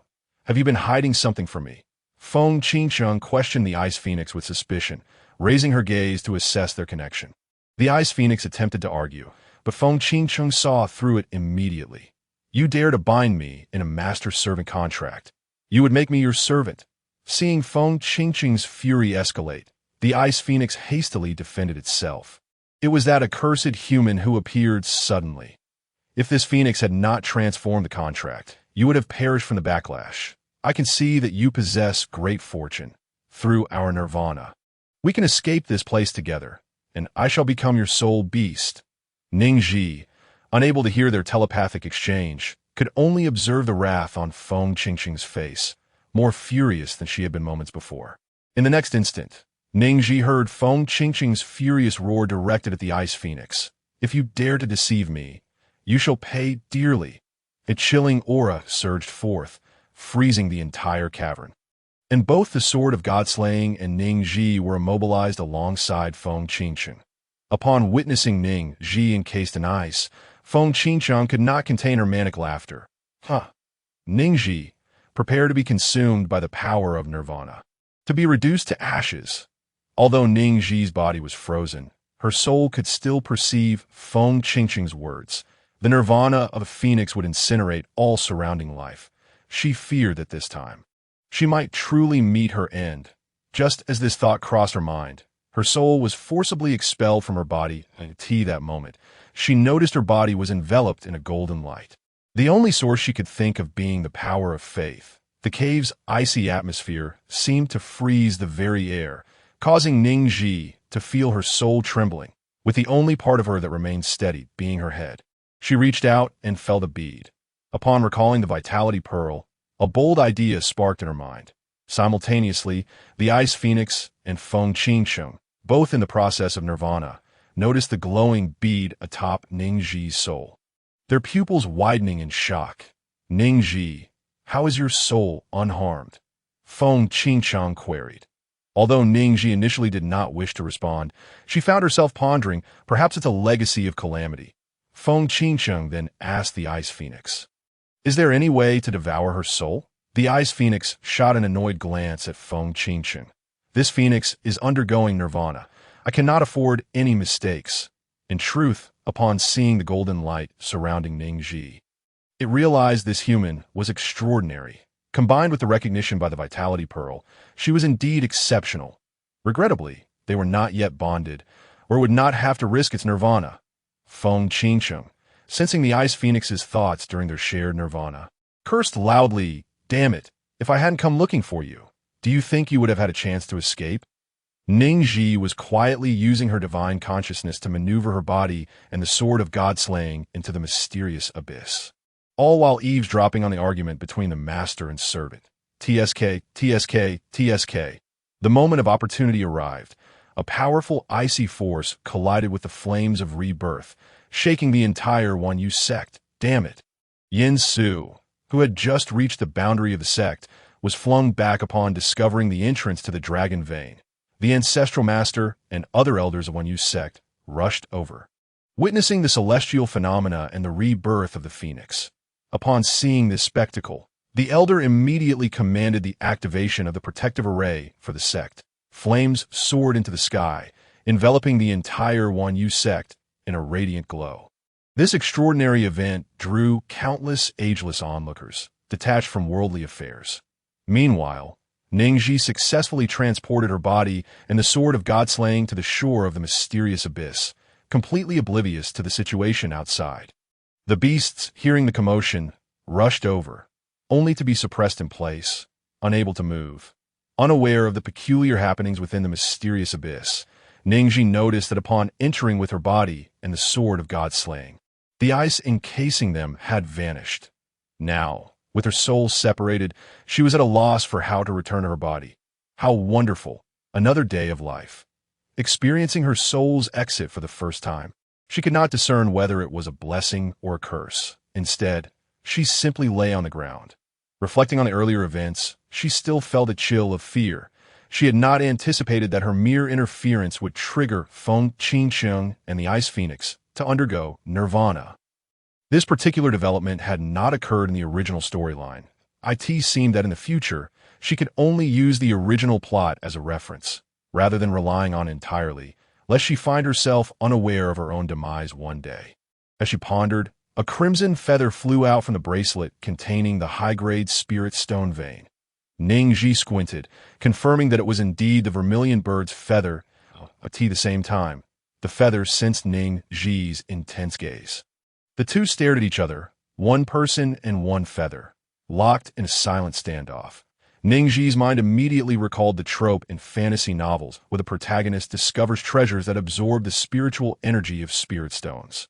She felt a sense of foreboding and swiftly grasped the vermilion bird's feather, using her divine consciousness to inspect the high-grade spirit stone vein. What she saw sent a chill down her spine. The entire vein was reduced to a mere outline, covered in dust. What the hell? Where has my high-grade spirit stone vein gone? The vermilion bird's feather emitted a sound akin to a satisfied belch. Chapter 60. I've given you face, to Ning Zhi. This was no mere sound of satisfaction. It was the sound of her heart shattering. Get out here, Ning Zhi shouted at the vermilion bird's feather, her instincts telling her that something must be attached to it. Burp. Again, the feather emitted a sound of satisfaction. Ning Zhi's expression darkened. If you don't come out, I will get serious, the soul attached to the vermilion bird's feather arrogantly declared. I am an ancient divine beast. It is an honor for you to offer me the spiritual energy of an entire spirit stone vein. Cease your lamentations and find me another vein of equal quality. The vermilion bird did not emerge from the feather. nor did it acknowledge Ning Zhi's furious glare, maintaining an air of superiority. Ning Zhi was on the verge of exploding with rage. You dare to steal the energy from my entire high-grade spirit stone vein and consider it an honor for me? I have given you face. Upon hearing Ning Zhi's defiance, the vermilion bird lost its temper. T poked its head out from the feather, only to be met with an unbearable stench. Ning Zhi had just thrown the vermilion bird's feather into a puddle of urine left by a beast, and as she watched a fiery soul emerge from the feather, it began to retch violently. You filthy human! How dare you taint my celestial feather with such vile substances? The vermilion bird cursed. Yet it was helpless against the lingering stench. Ning Zhi, noticing that the soul claiming to be the vermilion bird could not escape from the feather, suddenly hatched a brilliant idea. So you can't get out of your own feather. Can you? That's splendid. Not only will I soak your feather in the beast's urine, but I will also toss it into a cesspool, weighed down by rocks, ensuring you never see the light of day again and never have the chance to siphon off anyone else's spirit stone veins. Hearing Ning Zhi's words, the vermilion bird felt as if the sky had fallen upon it. Gritting its teeth, it cursed, "You insolent human! Do you know who I am? I am the vermilion bird, an ancient divine beast. If you dare to disrespect a divine beast, you shall face divine retribution." Ning Zhi replied, "I am so scared." Whether she would face divine retribution or not was uncertain. All she knew was that she could not swallow this humiliation. As the noxious essence of the beast's urine began to permeate the ground, she sought refuge beneath a tree, procuring 2 branches to delicately extract the celestial feathers of the vermilion bird from the foul liquid.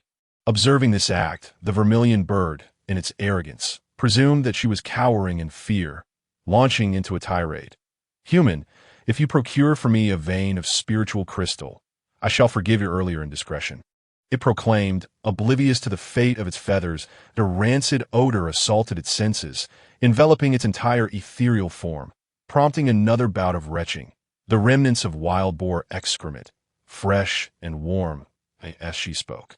She deftly maneuvered the branches to push the celestial feathers into the feces, aiming to submerge them entirely. The bird, disoriented and nauseated, lost all sense of direction, feeling its very essence was amiss. "Davari, what mischief are you engaging in with excrement? Is this your peculiar pastime? I too wish to partake in this folly." A gathering of beasts, drawn by her voice, approached, recognizing her spirit form despite her current state. Addressing the assembly, she declared, "Behold, there lies a spirit clinging to a scruffy bird, claiming to be the ancient divine beast, the vermilion bird. Not a single word of truth escapes its beak. I wish to introduce it to the taste of excrement, to see if it dares to speak falsehoods again." At this proclamation, the vermilion bird was incensed. "I am the ancient divine beast, the vermilion bird. That is not merely a scruffy bird. It is my celestial feather. The one outside, reborn from the ashes, is the true scruffy bird. This wretched human, one day I shall escape and exact my vengeance upon you." The beasts, upon hearing its claims, were filled with incredulity. Before they could voice their doubts, she retorted, "Listen well, it claims to be the vermilion bird once more. If it truly were so, what a disgrace it would be for the ancient divine beasts to be reduced to a mere human's folly, with no opportunity for resistance, after being outwitted by her." The vermilion bird felt a wave of indignation wash over it. It had narrowly escaped from the celestial realm, and after its body was destroyed, its soul clung to its feathers. Despite the turmoil it had endured, it had not shed a tear. Yet here it found itself humiliated by a mere human child. How shameful for the vermilion lineage! Woe is me!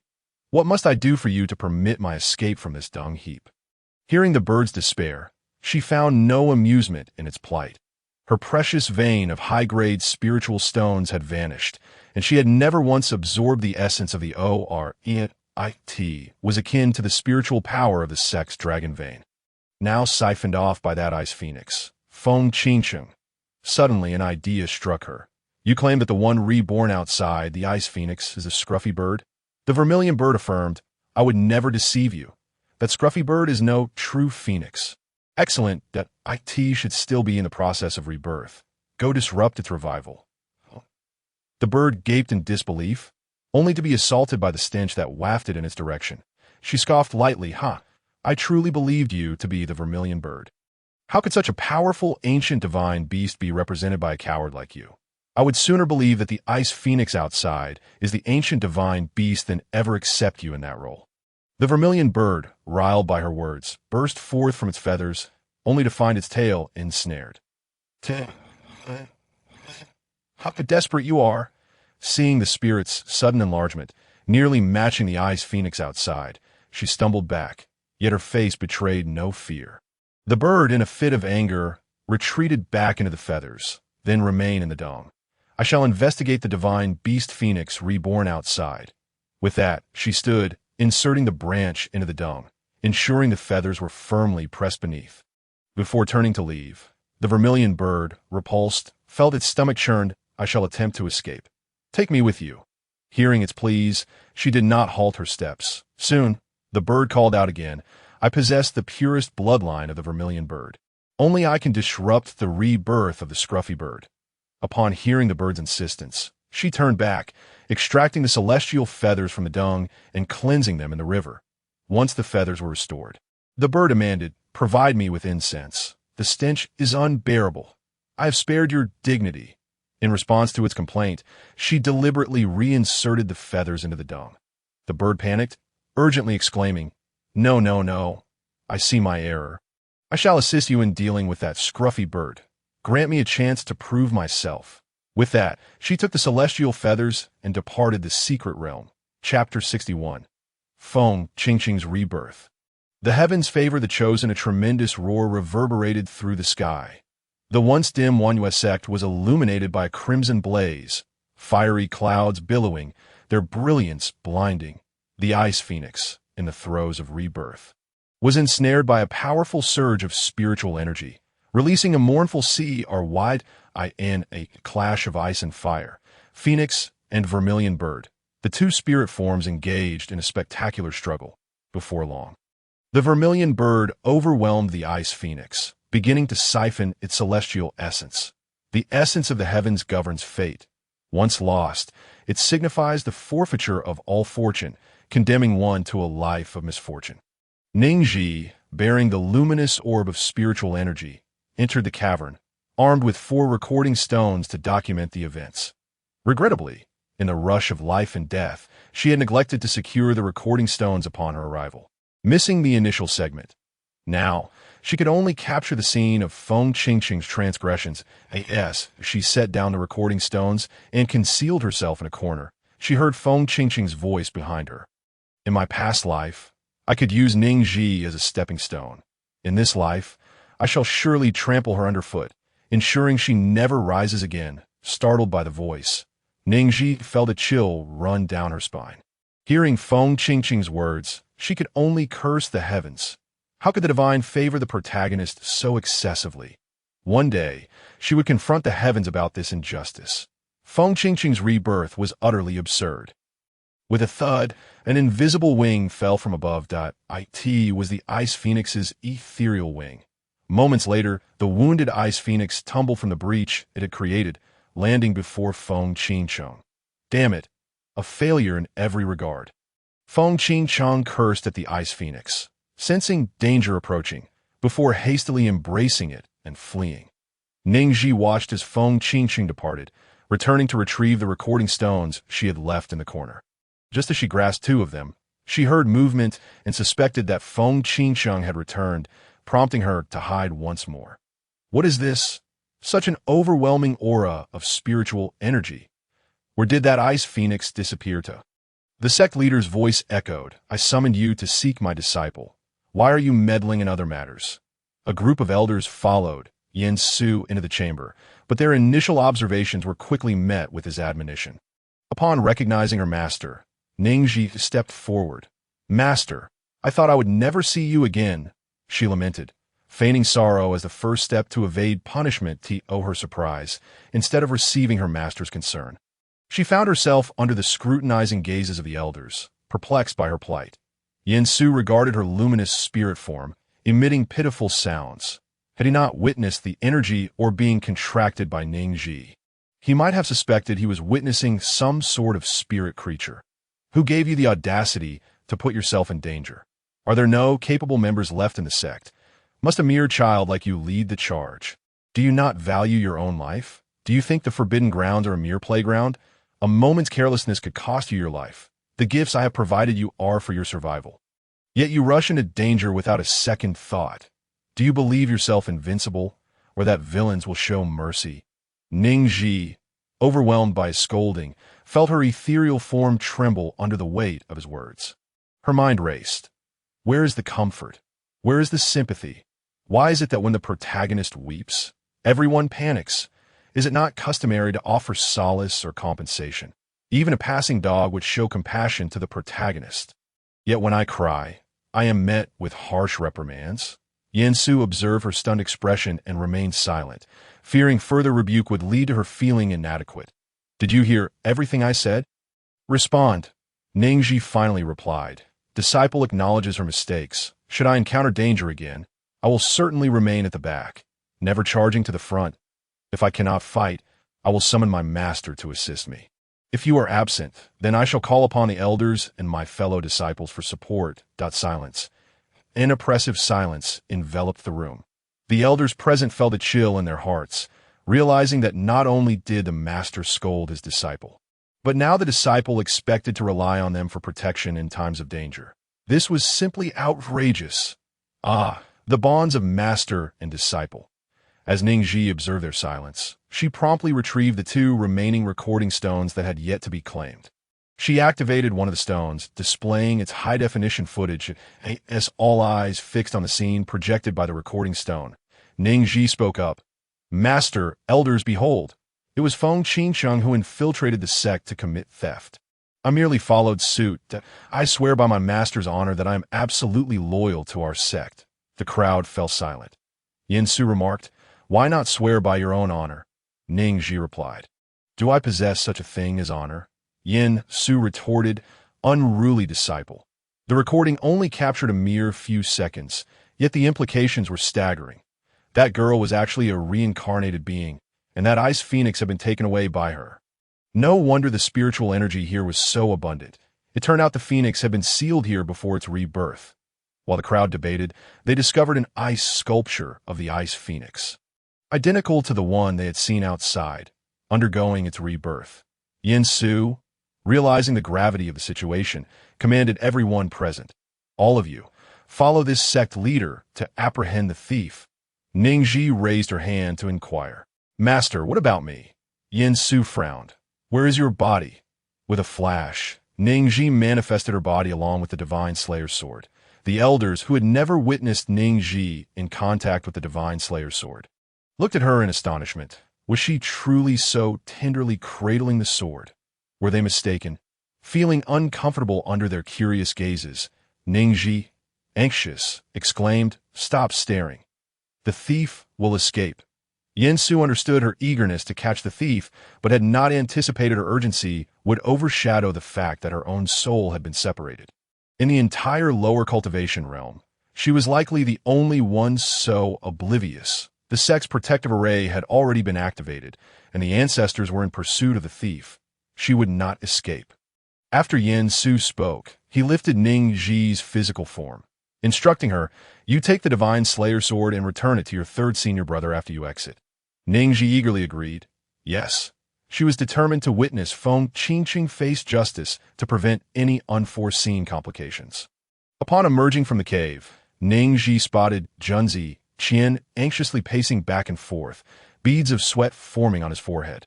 3rd senior brother, catch the sword. Seeing him turn back, Ning Zhi tossed the Divine Slayer's sword towards him. Junzi Qian, initially worried about her words, swallowed them as the sword sailed toward him, nearly causing him to stumble. He had intended to chastise her for her recklessness, but upon noticing the energy orb atop her translucent soul, his words shifted to a furious outburst. Damn it! It must be Feng Qingqing's fault that the junior sister is in this state. Ning Zhi interjected, 3rd senior brother, stop cursing. Quickly bring Feng Qingyang and Lu Zixuan along. Chapter 62. The essence of quarreling in the reception area. Ever since Xiao Changsheng began overseeing Feng Qingyang and Lu Zixuan, the 2 have been confined there, unable to witness the substantial events unfolding outside. Now that Feng Qingsheng was missing, their anxiety intensified that we followed the proper protocol with an invitation. Why are we being treated like prisoners? Is this how your sect treats its guests? Lu Zixuan glared at Xiao Changsheng, who was known for his indulgent lifestyle. Being held back from seeing the sect leader or searching for their junior sister by such a person was intolerable. Feng Qingyang also felt a surge of anger. Had it not been for the need to maintain a facade of goodwill between the two sects, he would have already erupted in anger. Witnessing his third junior brother's boldness, he felt compelled to match it. We, the three siblings, represent our sect to discuss the upcoming cooperation regarding the Tianshu secret realm. Think you would treat us this way? I see no need for further discussions on cooperation. We are leaving to find our junior sister. You had best step aside. Xiao Changsheng stood before them, chin raised, given the significant happenings within the sect. With the ancestors, sect leader, and other elders mobilizing, he was convinced that the incident had nothing to do with the three of them. Initially displeased at having to watch over them, as per Ning Zhi's instructions, he now had to set aside personal grievances for the sake of the sect's interests. Mimicking Ning Zhi's earlier retort, he shot back at them. Who do you think you are? Do you have the audacity to look down on me? Have you even glanced in a mirror? Even if you haven't, surely you must have urinated at some point. Feng Qingyang and Lu Zixuan were momentarily taken aback by Xiao Changsheng's words. In their recollection, he was always one to boast of his lineage and had never won an argument. Now, it seemed he had suddenly gained some wit. Mistaking their shock for intimidation, Xiao Changsheng crossed his arms, reveling in his perceived victory. Recalling how he had to compensate with spirit stones after provoking Ning Zhi, he contemplated making them pay as well. You would do well to remain here quietly. If whatever transpires outside is related to your junior sister, you will be left with nothing but your undergarments. Feng Qingyang, having only been scolded by Ning Zhi before, had never endured such humiliation. He slammed his hand on the table, pointing an accusatory finger at Xiao Changsheng. Xiao Changsheng, you had better clean up your language. If anything happens to my junior sister, you will bear the consequences. Step aside if you know what's good for you. Don't force me to take action. Though he spoke fiercely, he knew they had yet to reach the point of actual confrontation. If it escalated to that level, their actions would surely lead to sect discord. Xiao Changsheng detested being pointed at while being berated, and he instantly lost his temper, spilling everything he knew. Feng Qingyang, who do you think you are to place the blame on me? As far as I know, Feng Qingsheng pretended to rest in her chamber and then swiftly entered our sect's forbidden area. Who knows what she is plotting? Now, with such a significant incident occurring, do you think Feng Qingsheng can escape unscathed? Thankfully, Ning Zhi noticed and reported this matter to the sect. You had better pray that it is Feng Qingsheng who encounters trouble. Feng Qingyang and Lu Zixuan exchanged glances, fully aware of their junior sister's character. She would never engage in such treachery. You speak nonsense. Junior sister is not that kind of person. Moreover, even if Ning Zhi perished, junior sister would never meet the same fate. Lu Zixuan, feeling Feng Qingyang's combativeness lacking, stepped forward to confront Xiao Changsheng. Faced with a 2-on-1 verbal assault, Xiao Changsheng sensed his disadvantage. Consequently, he exaggeratedly relayed Feng Qingyang and Lu Zixuan's insults to the disciples waiting outside the reception area. The disciples, still reeling from the spectacle of the phoenix undergoing rebirth, rushed into the reception upon hearing Xiao Changsheng's words. Our junior sister cannot die. It's her junior sister who is doomed. Our junior sister is beyond death. It's Ning Zhi who is finished. Your junior sister is finished. Our junior sister cannot perish. Ning Zhi is doomed. Your junior sister is finished, having been unable to squeeze back inside after Xiao Changsheng's previous exit. He now relished the sight of Feng Qingyang and Lu Zixuan being berated by so many disciples, feeling a sense of satisfaction he had never experienced before during past confrontations. He watched the scene unfold with glee, muttering to himself, "Indeed, it's all thanks to Ning Zhi's underhanded tactics. At last, I've identified the root of my previous losses and arguments. Next time, I must incite the crowd's wrath and then distance myself from it. I truly am clever." Just as Ning Zhi and Junzi Qian arrived, she heard Xiao Changsheng's words and felt a sinking sensation in her heart. Oh no, he has grasped the essence of quarreling. Listening closely to the voices emanating from the reception area, She couldn't help but commend Xiao Changsheng for his performance. Suddenly, Xiao Changsheng felt a chill run down his spine and turned to see what appeared to be Ning Zhi's face beneath a glowing orb. "A ghost!" he screamed, causing all the disciples inside the reception area to bolt for the exit, including Feng Qingyang and Lu Zixuan. Ning Zhi slapped Xiao Changsheng on the shoulder, exclaiming, "What are you wailing about? I am not dead. Feng Qingyang and Lu Zixuan have fled. Shouldn't you hurry after them?" Upon turning to see Feng Qingyang and Lu Zixuan flying away on their swords, Xiao Changsheng immediately summoned his flying artifact to follow. Witnessing Xiao Changsheng's enthusiastic response, Ning Zhi instructed Junzi Qian to summon the Divine Slayer sword, and they took to the skies. The sect disciples, still unclear about the unfolding events, watched as the main characters departed. "Did you hear that?" Orb speaking. "It sounded like our junior sister. We heard it, but something feels off. Should we follow? Let us go. We must ensure our junior sister is safe. Any trouble must surely be connected to those 3 disciples from Chongqing sect. Though we may be weak, there is strength in numbers. We must support our junior sister." "That's right.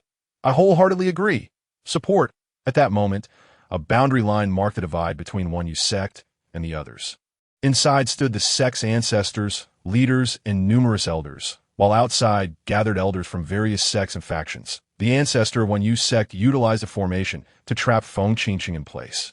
After a series of inquiries, Feng Qingchang adamantly denied any involvement in taking the Ice Phoenix, her expression almost screaming her innocence. "I shall grant you one more opportunity. Should you fail to tell the truth this time, I will resort to soul-searching." The venerable ancestor of the Wanyu sect has never been one to meddle in the affairs of the sect. However, with such a significant incident unfolding, he can no longer remain indifferent. Feng Qingchang, intimidated by the imposing presence of the Wanyu sect's ancestor, instinctively shrank her neck. A sudden realization struck her, prompting her to raise her right hand to the heavens and pledge, "I, Feng Qingchang, have not entered into a contract with the Ice Phoenix. Should I utter a single falsehood, may the heavens unleash 5 bolts of lightning upon me." As soon as the celestial oath was declared, those outside the protective array of the Wanyu sect observed the stillness above, as if they had seized a critical weakness of the sect. This female cultivator had no contract with the Ice Phoenix, and the Wanyu sect's audacious tactic of accusing others while being guilty themselves was truly remarkable. The protective array had been opened, yet they were denied entry to ascertain the truth. If there were no hidden agendas, who would believe it? The Ice Phoenix, after all, is a divine beast, and it has been millennia since such a creature graced the realm of cultivation. The Wanyu sect attempting to hoard it for themselves. Now seeking to pin the blame on an outsider. Chapter 63. Irrefutable evidence. No denial allowed during his seclusion within the sect. Yang Chun sensed the flickering of Feng Qingchang's soul lamp, realizing something was amiss. He hastened to the Wanyu sect, only to witness the rebirth of the Phoenix. Upon seeing Feng Qingchang weeping as she made her celestial oath without being struck by lightning, his heart ached for her. Hearing numerous voices rallying to her defense, as her master, he could no longer stand idly by without supporting his disciple. It would be a loss of face for him, if he was not mistaken. The rebirth of the Phoenix involved both ice and fire, and now that his disciple had sworn a celestial oath, this matter was clearly not her doing.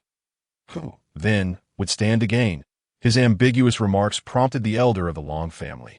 Standing behind him, to chime in, as far as I know, sect leader Yin has taken in a direct disciple with exceptional water and fire roots. If Yang Chen's conjecture holds any truth, the elder of the Long family ceased his words, aware that any intelligent person could deduce the implications.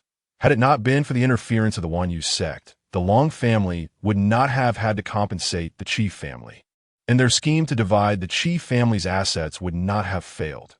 Now, with such a monumental incident occurring within the Wanyu sect, if he did not muddy the waters, he would be unworthy of his lineage.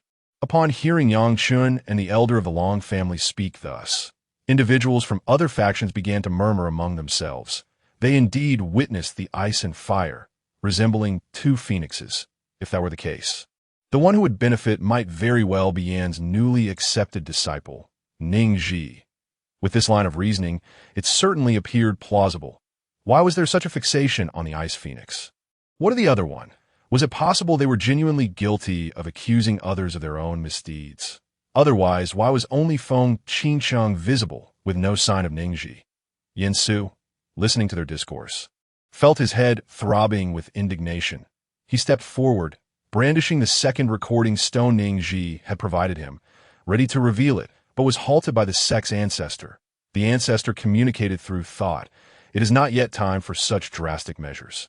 If you unveil the recording stone now, those sharp-eyed elders will surely discern the presence of the dragon vein within the footage. Upon hearing the mention of the dragon vein, Yin Su reluctantly returned the recording stone to his possession.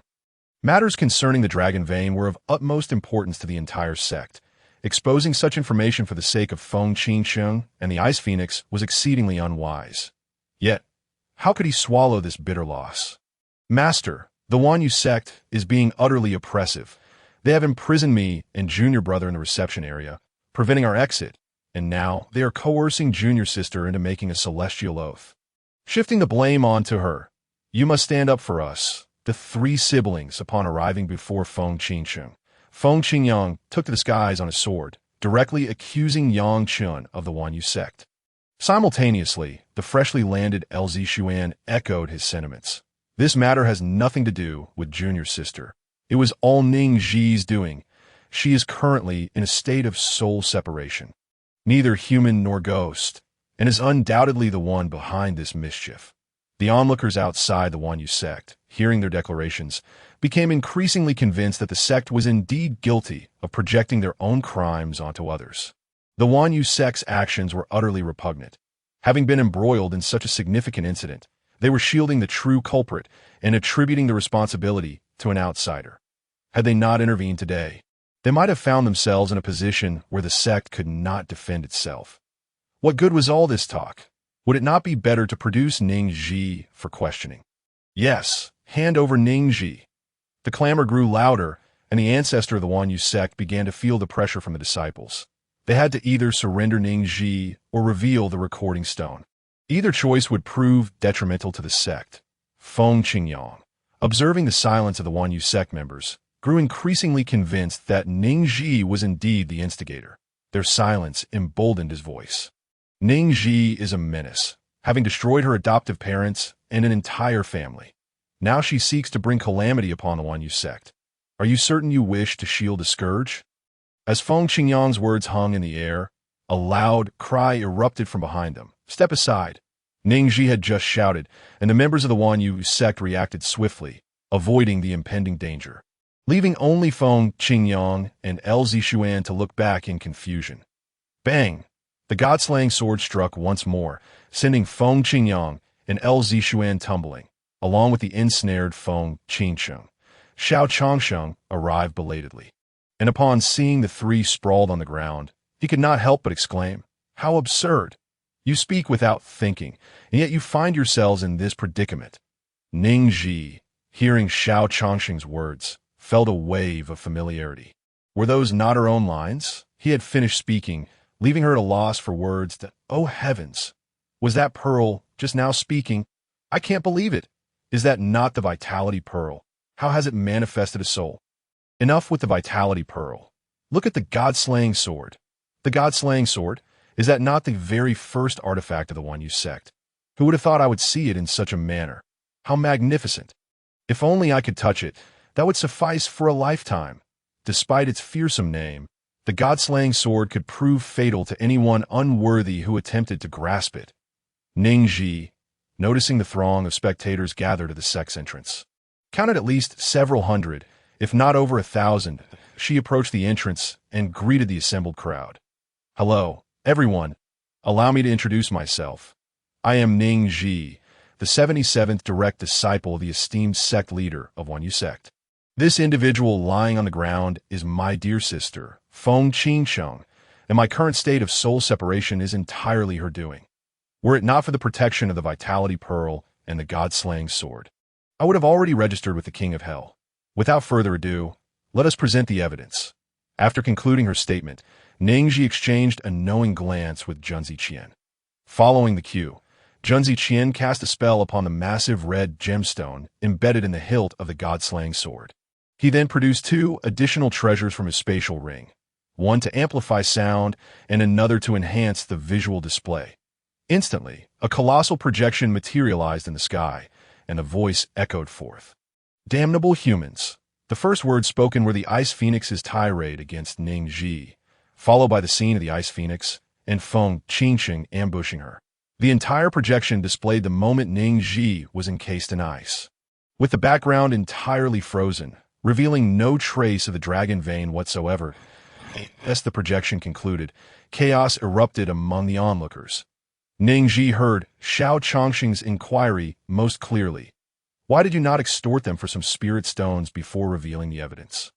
Xiao Chongqing, while expressing admiration for Ning Zhi's composure, noted, "If it were me, I would certainly struggle to maintain such calm." Ning Zhi shot him a glare. "What nonsense is that? What do you mean by extorting? If others were to hear you, they might think I gain my wealth through deceit. However, they do indeed owe me compensation for emotional distress, lost labor, time wasted, meal allowances, and the effort expended. Moreover, issuing threats is a villainous act. And villains perish through their own verbosity. Are you not aware? Now that the evidence is irrefutable, they would not dare to deny it." Xiao Chongsheng clicked his tongue in disbelief. "Isn't that precisely extortion?" "What, then, constitutes extortion?" Chapter 64. A twofold reversal. Slapping faces. Had it not been for witnessing the events firsthand, no one would have dared to believe that Feng Qingsheng was the true culprit behind the accusations against the Wan Yu sect. The elder of the Long family stared in disbelief at the unfolding scene, contemplating whether his earlier defense of Yang Chun might now provide ground for the Wan Yu sect to retaliate. He could not allow the Long family to be implicated. To his astonishment, the direct disciple of Yang Chun had resorted to lies. With evidence now presented, was it not time for the Wan Yu sect and Ning Zhi to offer reparations? The disciple of Yang Chun was truly shameless. How foolish he had been to speak on their behalf at the outset. Indeed, they have taken us for fools. Compensation. They must compensate. Faced with this dramatic turnaround, Yang Chun narrowed his eyes, glaring at Ning Zhi, his aura brimming with hostility. To condemn my disciple based solely on a recording is remarkably hasty. She has just sworn a celestial oath, declaring her innocence. If this matter is indeed tied to her, then it serves as her opportunity. Upon hearing the words of the esteemed Yang Chun, others regarded him as shameless. His disciple had contracted the Ice Phoenix from the Wan Yu sect, and yet he audaciously claimed it as the fortune of a student. Even if no one at the Wan Yu sect could currently contract an Ice Phoenix, it nevertheless belonged to them, being within their domain. Ning Zhi, inexplicably scorned, pronounced a death sentence upon Yang Chun, deeming him a blatant hypocrite, a detestable wretch who shielded Feng Qingqing. Addressing all present, she proclaimed, "I trust everyone has heard that any act of taking something belonging to another sect and claiming it as one's own fortune is utterly disgraceful. I have heard that the sword tomb of the Chongqing sect is a remnant of an ancient battlefield, possibly housing numerous divine swords. Should any of you desire such weapons, you must venture to the Chongqing sect. If you manage to contract a divine sword, it will undoubtedly count as your fortune."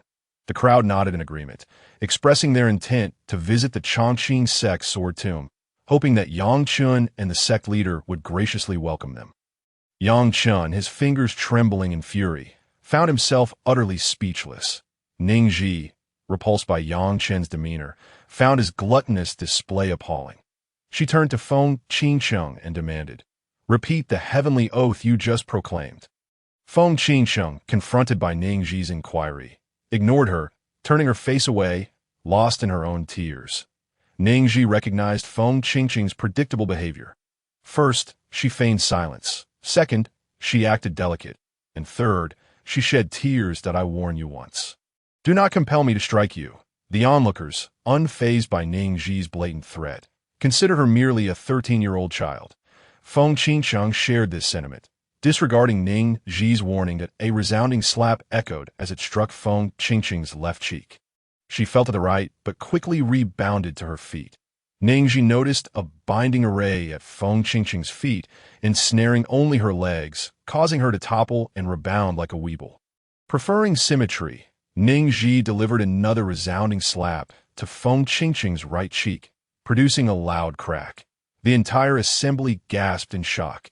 A mere girl wielded such formidable strength. After being struck twice, Feng Qingqing's face swelled, the marks from the slaps reddening to the point of bleeding. Feng Qingyang and Lz Xuan, witnessing Feng Qingqing's disheveled state, could not restrain themselves from stepping forward in her defense, only to be intercepted by Junzi Qian and Xiao Chongshen. Best to recognize whose territory this is. Junzi Qian's eyes glinted with menace as he warned the two that Feng Qingyang and Lz Xuan had never confronted Junzi Qian directly. His gaze made them uneasy. As they stood within the confines of the Wanyu sect, should the sect refuse their departure, it would be impossible for them to escape the protective barrier surrounding it. Feng Qingyang, lacking confidence, urged, "Junior sister, swear again." Initially, Feng Qingqiang had hoped to evade the situation, but after receiving 2 slaps, her mind cleared. Under duress, she conceded, vowing once more, "I, Feng Qingqiang, have not contracted the Ice Phoenix. Should I utter a single falsehood, may the heavens strike me with 5 bolts of lightning." Upon hearing Feng Qingqing's oath, Ning Zhi stepped forward and delivered 2 more slaps, the sound reverberating once again, leaving the crowd increasingly bewildered. In the next moment, they witnessed Ning Zhi's mouth move as she spoke rapidly. "Feng Qingqiang, you foolish girl. Do you think everyone here is as naive as you? Your ability to exploit loopholes is remarkable. I personally witnessed you leave with the Ice Phoenix. Claiming you did not contract it does not negate that you took it away." Feng Qingqiang, suffering from fresh wounds atop her old ones, attempted to argue but found her mouth too sore to utter a word. Ning Zhi, seeing her swollen face resembling that of a pig, felt no remorse. Back in the cave, had it not been for her treasures, she would have perished long ago. Enduring a few slaps was hardly significant. "Come, learn from me. I, Feng Qingqiang, swear upon my life. First, I did not enter the forbidden grounds of the Wanyu sect, or else I would die on the spot and never be reborn.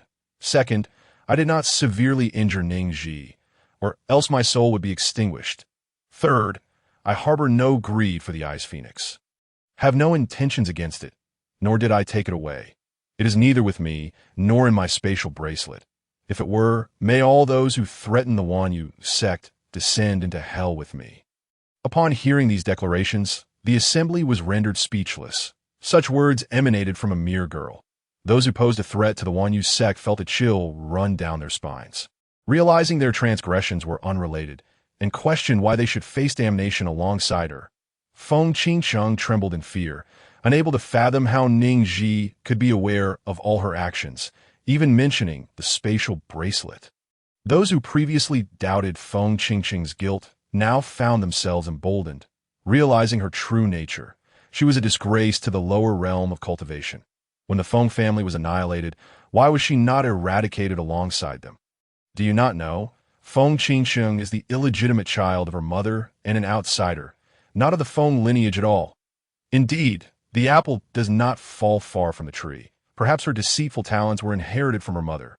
Hearing such slander, Feng Qingqiang choked, losing consciousness.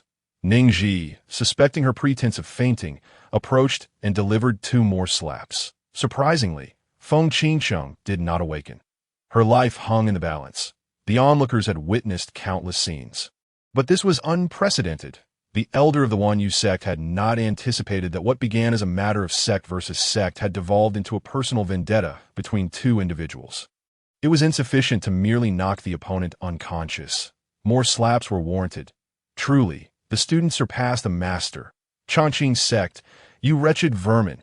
After 200 years of seclusion, you dare to invade my sect's forbidden grounds. If I do not receive suitable compensation for today's events, I shall take on the mantle of villain. First, I will slay these 3 little wretches, and then I shall eradicate everyone from the Chong. This is the vision she aspires to become in the future. The moment she speaks, everyone is rendered speechless, even hesitating to breathe. Just envisioning that scene is utterly exhilarating. The venerable ancestor of the Wanyu sect, noticing Ning Zhi's admiring gaze, instinctively straightens his back, recognizing that their sect is fortunate to have such a perceptive junior. Standing beside Ning Zhi, Xiao Changsheng follows her gaze and discreetly glances at the ancestor. He feels that Ning Zhi has something to express, but is held back by her pride. That he glances again at Ning Zhi. Given her pitiful state of soul disintegration, he decides to assist her. Ancestor, I disagree. The crowd, who had just been discussing the whereabouts of the high-grade spirit stone veins of the Chongqing sect, abruptly halts their chatter and turns to Xiao Changsheng. Truly, a young bull is fearless of tigers. The Wanyue sect's ancestor casts a glance at him. Xiao Changsheng feels a chill run down his spine from that look, diverting his gaze back to Ning Zhi. Ancestor, I heard that the compensation just discussed is to be given to the sect, but what about Ning Zhi's compensation? She is now reduced to a state of soul disintegration. Shouldn't she be compensated with several high-grade spirit stones to soothe her wounded spirit? The moment Xiao Changsheng utters these words, the entire assembly is left in shock. Ning Zhi inhales sharply, surprised that Xiao Changsheng would risk offending the ancestor to advocate for her compensation. Finally, he has acted like a true friend. Good brother, once the compensation is secured, I shall share a high-grade spirit stone with you as a token of appreciation. Ning Zhi speaks to Xiao Changsheng as if casually discussing what to have for dinner. Xiao Changsheng rolls his eyes at her. What do you mean by just one high-grade spirit stone? Are you looking down on it? Do you think one high-grade spirit stone is too little? When I was toiling away at the Feng family, I never even saw a low-grade spirit stone. Now that I finally have a chance to receive compensation, you dare to dismiss a high-grade spirit stone as insufficient? You are truly ungrateful. I considered you a brother. Ning Zhi feels increasingly aggrieved. If she were still in a unified state of soul and body, she would undoubtedly be in tears. Alas, she is merely a spiritual entity now. The more Xiao Changsheng listens, the more he feels something is amiss, hastily advising, please don't cry.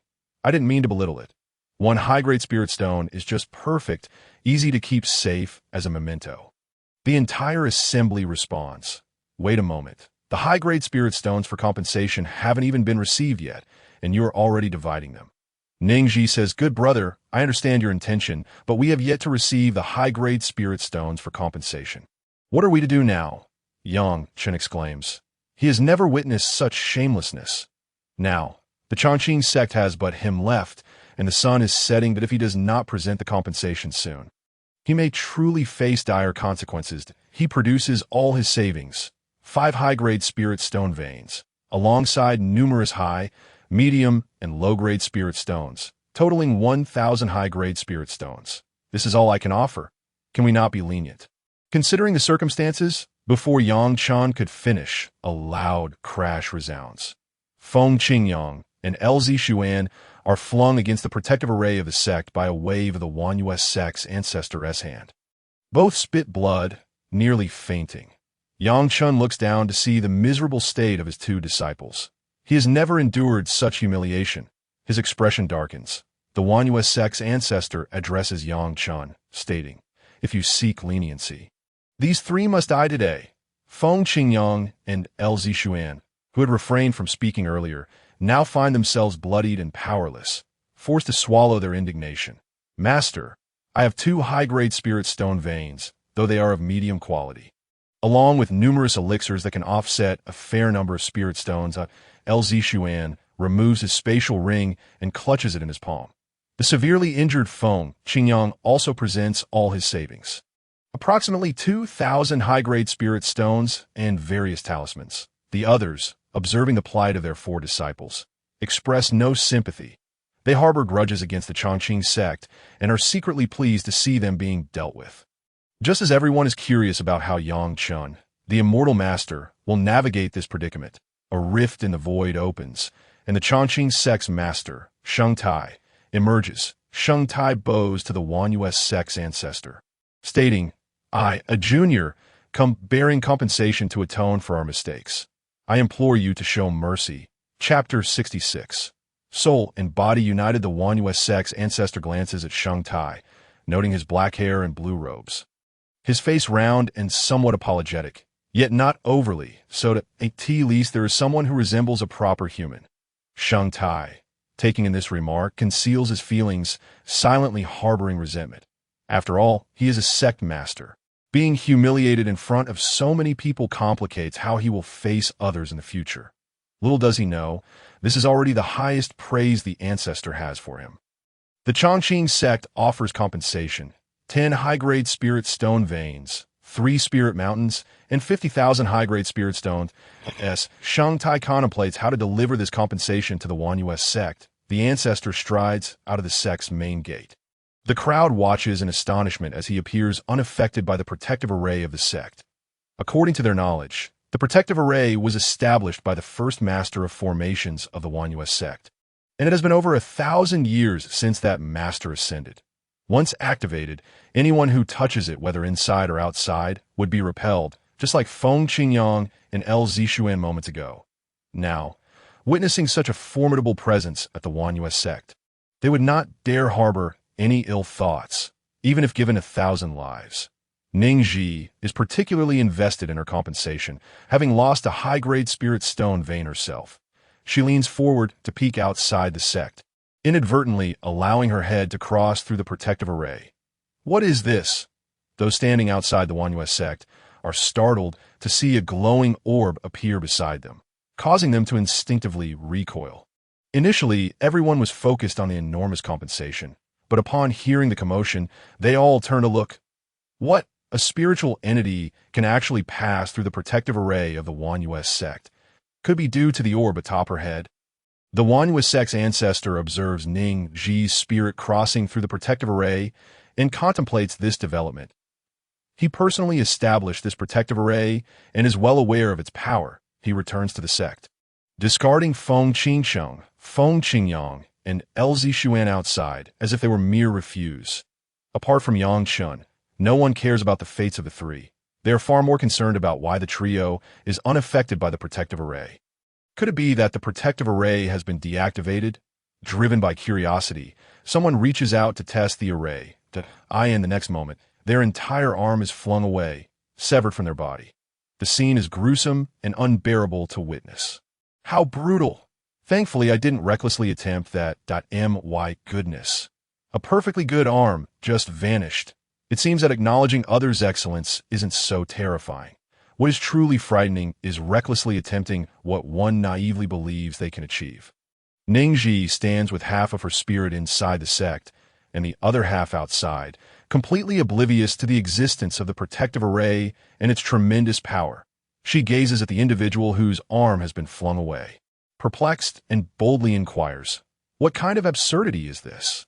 The crowd responds, "Does this resemble absurdity?" Xiao Chongqing notices that she seems unaware of the protective array's existence, and thankfully, he doesn't inform her. Otherwise, she would surely flaunt it. Ning Zhi turns to see those standing outside the sect regarding her with odd expressions. She looks up and notices that the orb of vitality above her head is dimming. Oh no, why is it losing its brightness? Yansu looks at Ning Zhi and reminds her, "Extract your body." Ning Zhi feels a chill run down her spine and quickly retrieves her body. What the heck? Why is there a golden light surrounding her body? Golden light. Could it be that she possesses a golden spiritual root? I have seen golden spiritual roots before, but I have never heard of such a situation. It must be the power of faith. What? At such a young age, who on earth is placing their faith in her? The Wanyues sect's ancestor grows increasingly fond of Ning Zhi, recognizing her as a remarkable talent. Under the watchful eyes of the crowd, Yansu assists Ning Zhi in uniting her soul and body. Those with weaker spiritual powers tremble in their souls. Moments later, Ning Zhi's spirit finally returns to her body, and she feels an overwhelming chill, using her fire spiritual energy to circulate around her body for warmth, finally feeling at ease. What just transpired? Why do I feel as though my soul was compressed? I feel the same. What on earth happened? Most of those asking these questions are individuals from nearby towns at the foot of the Wanyues sect, primarily at the Golden Core stage, who had been discussing the Wanyues sect most eagerly. The more capable individuals at the nascent soul stage and a few at the transformation stage remained silent, observing from the periphery. Upon witnessing Yansu's extraordinary soul-retrieving technique, they cannot help but speak. Just now, the soul-retrieving technique performed by Sect Master Yin was incredibly taxing on his consciousness. Who would have thought he would spare no expense, demonstrating how precious this disciple is. It seems that when they return, They must remind the juniors of their clan. Never provoke that reckless young girl, lest they bring down trouble upon themselves. Could she be someone favored by fate, the venerable ancestor of the one you sect? Upon hearing the incessant prattle of those gossiping souls, felt nothing but annoyance. Disperse, he commanded, to the utterance of his words. Everyone hastily departed, not daring to linger, fearful that a moment's delay might cost them their lives. Once they had vacated the scene, Ning Zhi finally mustered the courage to inquire, "Master, why did you not assist me in reintegrating my soul into my body from the outset?" Yin Su replied, "In all matters, one must preserve evidence that I observed you earlier, full of vitality, and you did not appear to be in any peril. With the nourishment of the vitality pearl sustaining your soul and the protective force of faith surrounding you. Even if the king of hell himself were to arrive, he could not claim your soul. Your life force is remarkably resilient." Ning Zhi, upon hearing this, felt it would have been better had she not asked. "Thank you, then," Yin Su replied, "it is only fitting." After a brief interval, the leaders of the 6 peaks and all the elders of the sect were summoned to the main peak to discuss the events of the day. Ning Zhi, Junzi Qian, and Xiao Changsheng sat in a side hall of the main peak, awaiting their summons.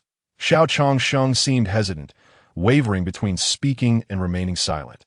Noticing his reluctance, Ning Zhi urged, "Speak your mind. Do not stifle your thoughts." Xiao Changsheng leaned closer and inquired, "Did you not say you knew why I am ill-suited to wear red?" Ah, she had not merely deemed it unsuited. She had called it ugly. However, out of gratitude for his assistance in procuring compensation for her, she chose not to reveal this truth. Ning Zhi glanced at Junzi Qian, then back at Xiao Changsheng. "Your frame is larger than that of third senior brother, yet you do not match his height, nor do you possess his fair complexion. However, your physique is commendable, and lighter colors would suit you better. Moreover, refrain from flaunting a fan. It does not befit you, unless you have a more practical alternative at AKT this." She recalled the image of the god-slaying sword alongside Junzi Qian, and she pivoted her thoughts. Continuing, "A beautifully crafted sword would be more appropriate in your hand. And please, limit your chatter to 5 words or fewer. Handsome men are often taciturn. Just observe my 3 senior brothers." Upon hearing her words, Xiao Changsheng experienced an epiphany, realizing the truth in her statement. The female disciples of the sect indeed favored the quiet demeanor of the 3 brothers. He mentally acknowledged this insight, but expressed a different sentiment. "I shall reflect on this, young Master Rome." Ning Zhi retorted, pretentious. Xiao Changsheng countered, "As humans, one must savor life. To feign is to diminish joy. You know nothing." Ning Zhi responded, "Ah, yes, you understand nothing, brother." Xiao Changsheng frowned. "Understand nothing? It took me a while to realize. You just insulted me." Chapter 67. What reward do you seek? Xiao Zhi Yuan, clad in a light azure robe befitting the peak master, with his hair neatly tied and standing tall, strode from the main hall towards the side hall. The smile that had graced his face vanished upon hearing Xiao Changsheng's words. "Xiao Changsheng, constantly referring to yourself as, do you seek a beating?" Apologize to Ning Zhi at once. Upon the arrival of his father, Xiao Changsheng stood abruptly, his tone laced with discontent. "Father, you are my true parent. Why do you defend Ning Zhi?" Xiao Zhi Yuan, exasperated, replied, "Ning Zhi has rendered great service to the sect. I shall advocate for her. Shall I instead support you, who shamelessly acquired the earth hearts at an exorbitant price only to gift it to others?" Hearing this, Xiao Changsheng, feeling unjustly accused, retorted, "Am I a fool? Then you must be the greater fool." Upon hearing his son call him a greater fool in front of others, Xiao Zhi Yuan disregarded his dignity. Producing a long 5-meter staff, pointing it at Xiao Changsheng, he declared, "One day without a beating, and you think you can run wild? I allow you to flee no more than a single meter." Xiao Changsheng, recognizing the familiar staff, was struck with terror and fled. "Father, you lack martial ethics." Xiao Zhi Yuan pursued him while lecturing, "I am your father. Forget martial ethics. I speak of paternal principles." Xiao Changsheng protested. "Come on, at my age you still spank me." Xiao Zhi Yuan replied, "Your age does not change the fact that you are my son." Ning Zhi, overhearing Xiao Zhi Yuan's repeated self-reference, finally understood Xiao Chongsheng's habitual use of I. She found it amusing to witness Xiao Chongsheng receiving a lesson in paternal affection. When children misbehave, a good beating suffices. If need be, thrice in the morning and 6 times at night.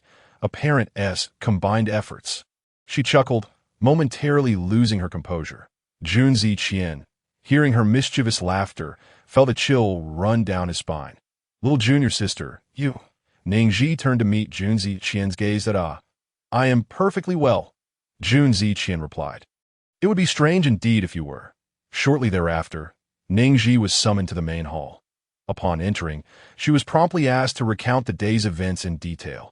Aside from omitting her knowledge of Feng Qingcheng's direct pursuit of the Ice Phoenix and her own retreat into the Xianyu mystic realm, she recounted everything clearly. The crux of the matter was that her past conflict with Feng Qingcheng had led her to act on instinct, preventing the sect's dragon vein from being drained by the Ice Phoenix. Are you suggesting that the Zhu Ke disrupted the rebirth of the Ice Phoenix? The ancestor inquired.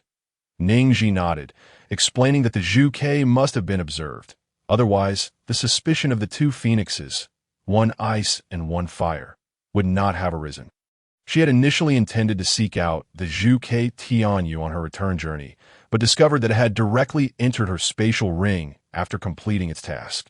The 520,000 superior spirit stones she had acquired from the auction in the black market of Luoyu City had been entirely consumed, leaving her with nothing but dust. Esteemed ancestor, this is the Zhu Ke Tianyu. Its soul resides upon IT. IT has also drained an entire vein of superior spirit stones and 520,000 superior spirit stones from me. This is the evidence. As Ning Zhi presented the Zhu Ke Tianyu, she also produced the bracelet containing the superior spirit stone vein and the spatial ring storing the spirit stones. Yen Su remarked, "This child is not one to suffer losses." Quite commendable.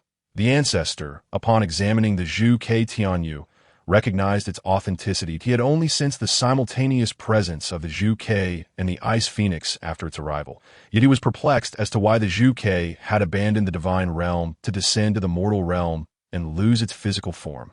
Its soul now tethered to the Tianyu. Just as the ancestor was about to return the Zhu Ke Tianyu to Ning Zhi, she evaded him. "It is far too greedy. I cannot sustain it. Nor do I wish to. Esteemed ancestor, you may decide its fate." Ning Zhi's heart ached, as she had believed her wealth and spirit stones would be inexhaustible, and even if depleted, she would still possess the vein. After all this turmoil, everything had reverted to square one. Before the ancestor could respond, the Zhu Ke's feather darted back into another one of its spatial rings. The 3 of them were collectively at a loss for words. "Thief, withdraw." Ning Zhi quickly retrieved the Zhu Ke Tianyu from the spatial ring given to her by Elder Suyu, flinging it to the ground in exasperation and stamping on it twice for good measure. The Zhu Ke emitted its discontent. "Are not humans revered for their gratitude and indebtedness? I have aided you immensely, and this is how you treat me, hoarding your spirit stones." Ning Zhi nearly exploded with indignation. "Have you forgotten the essence of your origins? I am unaware of your so-called gratitude, but your behavior of leveraging favors is unacceptable and brings shame to the Zhu Ke clan." The Zhu Ke retorted, "How dare you blame me? You can scold me, but why drag the Zhu Ke clan into this?" Ning Zhi shot back, "If you're feeling defensive, just say so." The Zhu Ke wailed, witnessing the commotion between the girl and the Zhu Ke. The ancestor felt a headache coming on. Yen Su, noticing the change in the ancestor's expression, stepped forward to calm Ning's "My dear disciple, do not let your temper rise. You are now a contributor to our cause. Speak of what reward you desire." Upon hearing the word reward, Ning Zhi's demeanor shifted instantly. "I wish to obtain the 18 soul-restraining iron to seal the Ice Phoenix and forge a sword of my own. I suspect that the Ice Phoenix may not be so easily vanquished. Should I encounter it again in the future, I would like a reliable weapon at hand. The Zhu Ke has devoured an entire vein of superior spirit stones and 520,000 superior spirit stones from me. I shall leave it here as compensation. Such public expenses should not fall upon a child alone. Furthermore, today the disciples of the sect united in purpose, with Xiao Chongsheng leading the charge to guard Feng Qingyang and LZ Xian at the reception area. With their numbers, They should receive some spirit stones as a reward to bolster the cohesion of the sect. The ancestor and Yin Su were initially taken aback by Ning Zhi's request for the soul-restraining iron. Yet upon hearing her subsequent thoughts, they recognized her as a rare talent who considered the sect's welfare. What a good child, they mused. Ning Zhi felt their scrutiny upon her, her scalp prickling. Did they think she was asking for too much? The next moment, the venerable ancestor spoke. Naturally, expenses belonging to the sect will not be borne by a mere young girl like you. However, the other disciples of the sect should indeed be rewarded. It is important to note that this soul-suppressing iron is no ordinary item. That ice phoenix is not merely a creature of beauty. It is in fact a sealed fallen deity, and why prolonged stay in the lower realms was to eventually learn of this after my ascension, which prompted my return to guard against the fallen deity. Now that the fallen deity has been rescued, the soul-suppressing iron serves little purpose. While I could give it to you, the truth is that there are currently no artifact masters in the lower realms capable of forging it. Are you certain you wish for it? Hearing these words from the venerable ancestor, Ning Zhi gasped in astonishment. In a wonder the ancestor saw compensation instead of claiming the ice phoenix. It turned out that the creature was a fallen deity. What a revelation! These were details not found in the original text. Chapter 68, Venerable Ancestor. You are my soul connection in the upper realm of cultivation. Ancestor, when you mentioned that there is no one in the lower realm capable of forging this soul-suppressing iron, does that imply there are individuals in the upper realm who can? The events of today have left their mark on the sect, and the venerable ancestor, despite his calm demeanor, commanded immediate respect. The entire assembly fell silent, none daring to exhibit any form of negligence. You are indeed my only connection in the upper cultivation realm. Surely, you will assist me with this minor request, caught off guard by Ning Zhi's unexpected flattery. The venerable ancestor momentarily faltered in his response. Yin Su, however, was oblivious to when his disciple had become so adept at flattery. He had never experienced such treatment himself. The venerable ancestor replied, I shall retrieve the soul-suppressing iron shortly and, in due course, seek someone to forge a sword for you. Upon hearing this, Ning Zhi was instantly elated. She bowed deeply to the venerable ancestor. Thank you, venerable ancestor. Your gratitude is premature, he replied. Is it not customary for those in positions of authority within the sect to communicate in this fashion? Seeing Ning Zhi's expression of embarrassment, the venerable ancestor chose not to elaborate further. He conjured 2 books from thin air. I am the first array master to ascend from the sect, and everyone calls me Milao. This book contains my insights on formations, while the other is a tome on formations that is absent in the lower cultivation realm, that if you wish to study formations under my guidance, I shall gift you these 2 volumes. Recalling how her soul could traverse the protective grand array at the sect's entrance, Ning Zhi realized that her spiritual essence was indeed extraordinary. It would be a pity for her not to study formations. Upon hearing these words, Ning Zhi immediately thought of the formation she had learned from her master just days prior. Surely, she could not study the same subject under both masters, as that would be somewhat disrespectful. I already have a master, she stated. Yin Su, hearing Ning Zhi's declaration, was momentarily flustered. You foolish child. Ning Zhi pointed her own face. Am I foolish? Yin Su subtly conveyed. The venerable ancestor is the master of my master. The protective grand array was established by him. You should study formations diligently under the venerable ancestor. Ning Zhi truly hadn't considered this connection, but if she were to study formations under the venerable ancestor, then wouldn't she essentially be the honorary junior sister of your master? Just then, as Yin Su was still transmitting this thought, Ning Zhi received a gentle knock on the head, exclaiming, Ouch, that hurts. Master, you do not cherish the young. Yin Su retorted, Cherish the young? What nonsense! Have you shown respect to your elders? The venerable ancestor, unaware of when the sect had acquired such an eccentric disciple, noted the validity in her statement. Indeed, one cannot teach without formal apprenticeship. That he believed that taking on a disciple of a sect leader would complicate matters regarding lineage, which was why he only allowed her to study formations under him. He had not anticipated that this girl would have such a unique train of thought. Will you continue your studies? He inquired. Certainly, I must learn, Ning Zhi exclaimed with fervor, with an existence more formidable than her master. It would be foolish not to learn. Perhaps one day, her mastery of formations could surpass that of her master. Just imagining such a scenario filled her with excitement. The venerable ancestor handed her the 2 books. Come to the forbidden area to find me at the hour of Chun tomorrow. Ning Zhi accepted the 2 volumes and responded eagerly, yes. Observing Ning Zhi's jubilant expression, the venerable ancestor produced a jade pendant, a meeting gift. Ning Zhi accepted it, handling it with utmost care. Yin Su, still uneasy as the venerable ancestor prepared to depart, asked, Venerable ancestor, what of the fallen deity? The venerable ancestor was not one to indulge in lengthy explanations. However, upon hearing Yin Su's inquiry, he offered a brief response. The fallen deity of today is no longer the same as the one of yore. The soul-suppressing iron suppresses not only the soul, but also the fallen deity's corrupt essence. After its rebirth today, its true nature has been laid bare. The one who rescued the fallen deity is a person of fate. If she fails to connect with others of similar fortune to share the burden of the fallen deity's corruption, her demise will not be far off. Yin Su nodded in acknowledgement, watching as the venerable ancestor vanished from sight. Meanwhile, Ning Zhi stood frozen, taken aback by the implications of his words. Reflecting on the original narrative, it became clear why Feng Qingsheng, the protagonist, had befriended so many prodigies. There was this deeper reason at play. As the stepping stone most frequently trodden upon, did that not make her a singularly remarkable talent? The thought brought a smile to her face. Yin Su, standing beside Ning Zhi, was startled by her strange laughter and peculiar expression. What are you thinking that makes you smile so mischievously? Ning Zhi replied, No, Master, if there is nothing further, I shall take my leave. With that, she turned to run, but her collar was suddenly grabbed from behind. Master, is there something else? Yin Su asked, Are you not going to claim your reward? Upon hearing this, Ning Zhi spread her arms wide.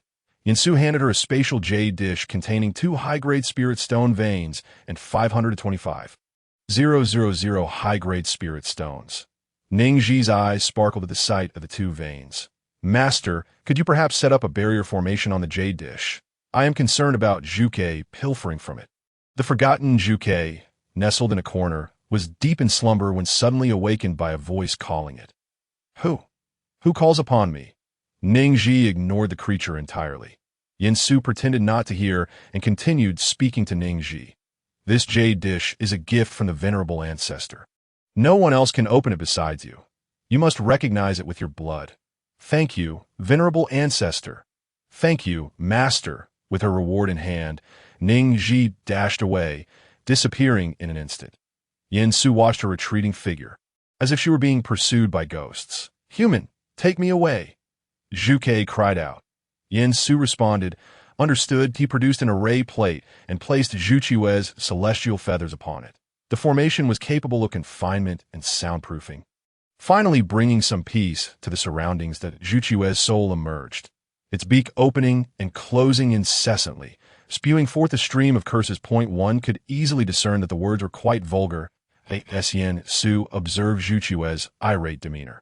He suddenly recalled that he had yet to assess Ning Zhi's spiritual essence and physical constitution. Meanwhile, Feng Qingsheng remained unaware that she had been deceived, and that the Ice Phoenix's rebirth had activated its true nature as a fallen deity. Upon returning to the sect, Yang Chan administered a purifying spirit pill, awakening her immediately. The 4 of them were subsequently surrounded and interrogated by the sect leader and numerous elders. The sect leader expressed his disapproval from the onset regarding their trip to Wanyu sect. Yang Chan, as their master, how could you raise such disciples? After a unanimous agreement among the elders, it was decreed that today he must sever his master-disciple relationship with them and personally expel them from the sect. Shang Tai addressed Yang Chan sternly, who stood before him. You have brought disgrace upon the sect with your disciples. The other elders echoed in agreement. The reputation of the sect has been tarnished by these 4. The disciples are in uproar. If these 3 are not expelled, they will leave the sect, and you cannot allow a few rotten apples to spoil the entire barrel. The sect had provided abundant resources for their training, and now they had the audacity to steal from Wanyu sect. Not only must they be expelled, but Feng Qingsheng's cultivation must also be abolished. Otherwise, it would be impossible to quell the discontent. Yang Chun listened to the myriad of complaints swirling around him and cast a glance at his 3 disciples. With a resounding thud, he knelt. Everyone present gasped in shock. Yang Chun had only knelt once. During his apprenticeship, they had never seen him kneel before anyone else. It is my failure as a teacher that has led to this grave mistake. I am willing to offer a medium-grade spirit crystal mine as compensation and, from this day forth, sever all resources provided to them by the sect. Yang Chun knelt before the sect leader. Humbling himself for the first time, he had witnessed many loose cultivators perishing without the protection of a sect. If his 3 disciples were expelled, they might not survive until dawn. Moreover, he had enemies lurking outside. Sheng Tai stared incredulously at his junior brother, shaking his head in disbelief. The other elders thought they had found Yang Chen's weak spot, prompting him to refer to himself in such a humble manner. Yet they had no idea that Yang Chun was humbled by the ancestors of One Yu sect, leaving him no face to refer to himself as the master. I advised you against taking on female disciples. They are always trouble, and now you have dragged personal grievances into the sect, bringing shame upon us all. You are willing to give up a spirit crystal mine. Who would have thought you were so invested in this little apprentice? Mere compensation will not suffice. If a similar incident occurs in the future, will we have to witness such a spectacle once more? The sect has suffered a tremendous loss of face. Why not surrender the Ice Phoenix to the sect? As Sheng Tai listened to the escalating remarks of the crowd, he sternly reprimanded, "Enough! Let us hear no more." Finally, the scene fell into silence. Sheng Tai cast a significant glance at Feng Qingcheng. Her visage bore a striking resemblance to that individual, which explained why Yang Chun would go to such lengths to protect her. Truly, a beauty can be a source of calamity. From this day forth, Feng Qingyang, LZ Xuan, and Feng Qingcheng shall no longer enjoy any benefits from the sect. They must seek out all necessary cultivation resources on their own and are forbidden from committing any misdeeds under the sect's name. They will be confined in the confinement valley for a year. And should they err again, Yang Chun, if you do not take measures, you shall leave the sect alongside them. Our humble abode cannot accommodate such formidable entities. The other elders raised no objections to the sect master's punishment. Even if these 3 disciples were expelled, Yang Chun would never be cast out. After all, they were fortunate to have a good master, and Yang Chen's favoritism rendered them nearly untouchable. Otherwise, the sect master would have long ascended to the higher realms, remaining here solely because their master wished to keep an eye on Yang Chun to prevent him from being bullied. Now it seemed that it was not about protecting Yang Chun from being wronged, but rather about the sect master staying behind to clean up the mess left in his wake. Ultimately, Yang Chun handed over a medium-sized spirit crystal mine, equivalent to 10 superior spiritual veins. While the other elders of the sect turned a blind eye to the matter, it remained a mystery how such a spirit crystal mine, exclusive to the upper realms, had found its way to the lower realms. The only plausible explanation was the favoritism of their master. Feng Qingcheng and her companions were escorted to the confinement valley, where numerous sect disciples pointed and whispered about them. I said it back then. Feng Qingcheng is a calamity, yet you all refuse to believe me.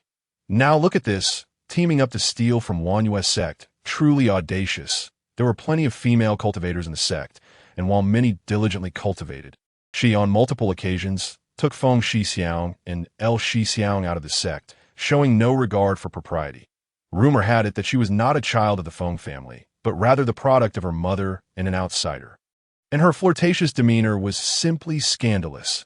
As Feng Qingcheng listened to the slanderous remarks directed at her, she felt her blood boil.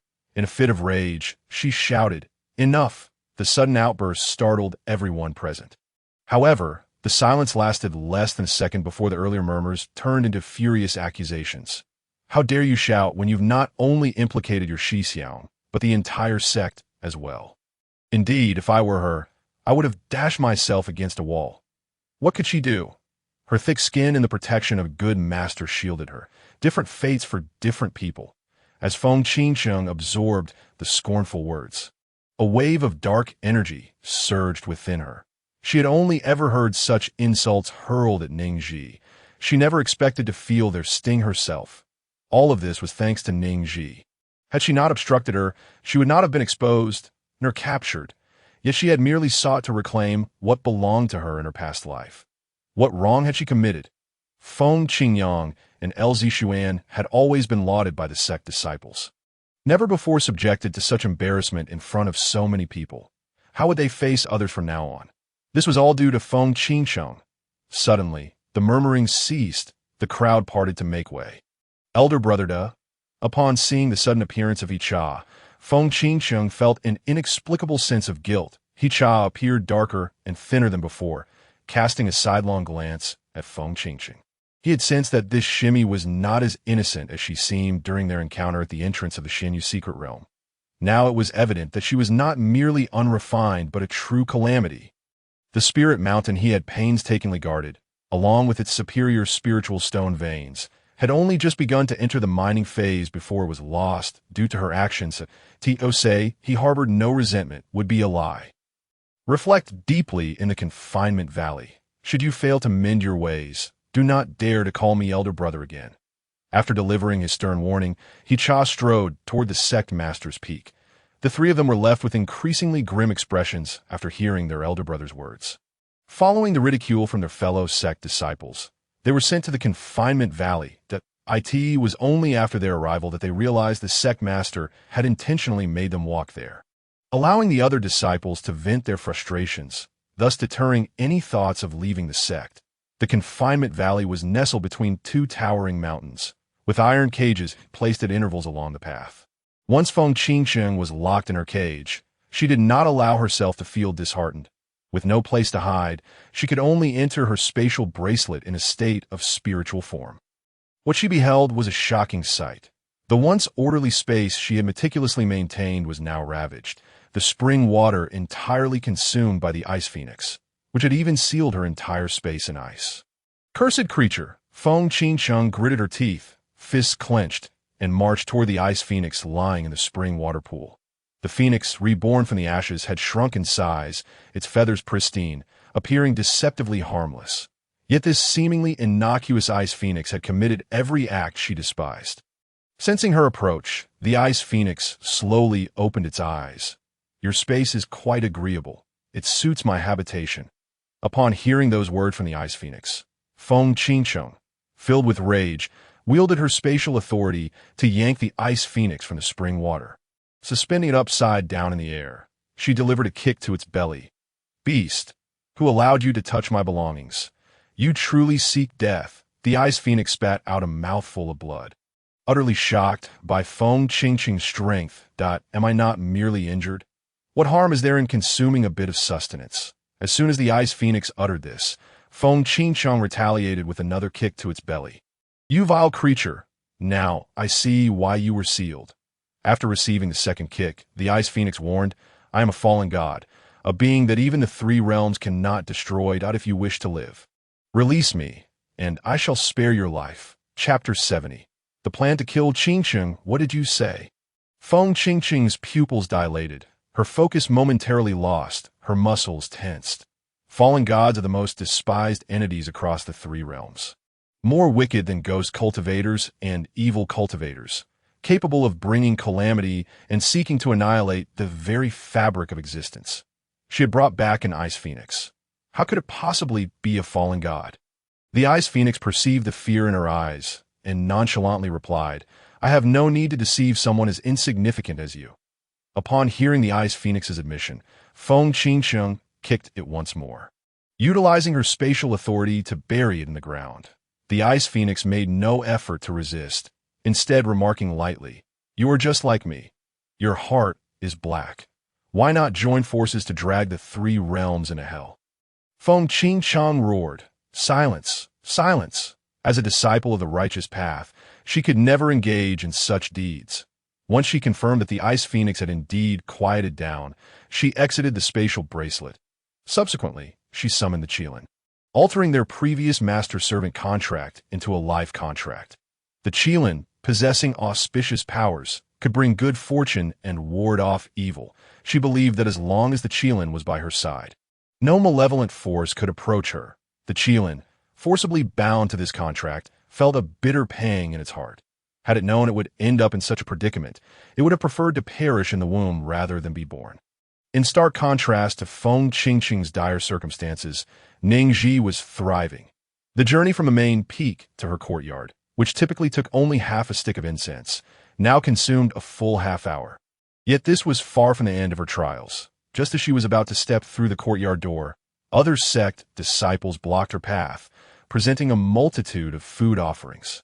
It was nothing short of a grand fanfare. Little Shiji.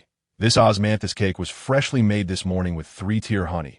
It's delicious and not overly sweet. Please don't refuse. Little Shiji, your performance today was simply extraordinary. From now on, you shall be my role model. Little Shiji, here's some dried fish I made from the fish I raised myself. All for you. Ning Zhi stared at the sea of faces before her, feeling overwhelmed. Moreover, her hands were already full of gifts from earlier, leaving her unable to accept any more. Thank you for your kindness. I truly appreciate it. The crowd clamored. How can mere gratitude suffice? Refusing these gifts would be seen as ingratitude. Indeed, little Shiji, if you don't accept something, we'll feel remiss. After all, we are older than you, and when the sect faced trouble, you were the one at the forefront. Yes. It's just logic. If you don't accept something, we feel wronged. Ning Zhi looked up at the throng, worried about a potential stampede. She voiced her true desire. What I need most right now is the power of belief. You all believe in me, right? Let the power of belief surge forth. The crowd responded, Isn't that a bit shameless?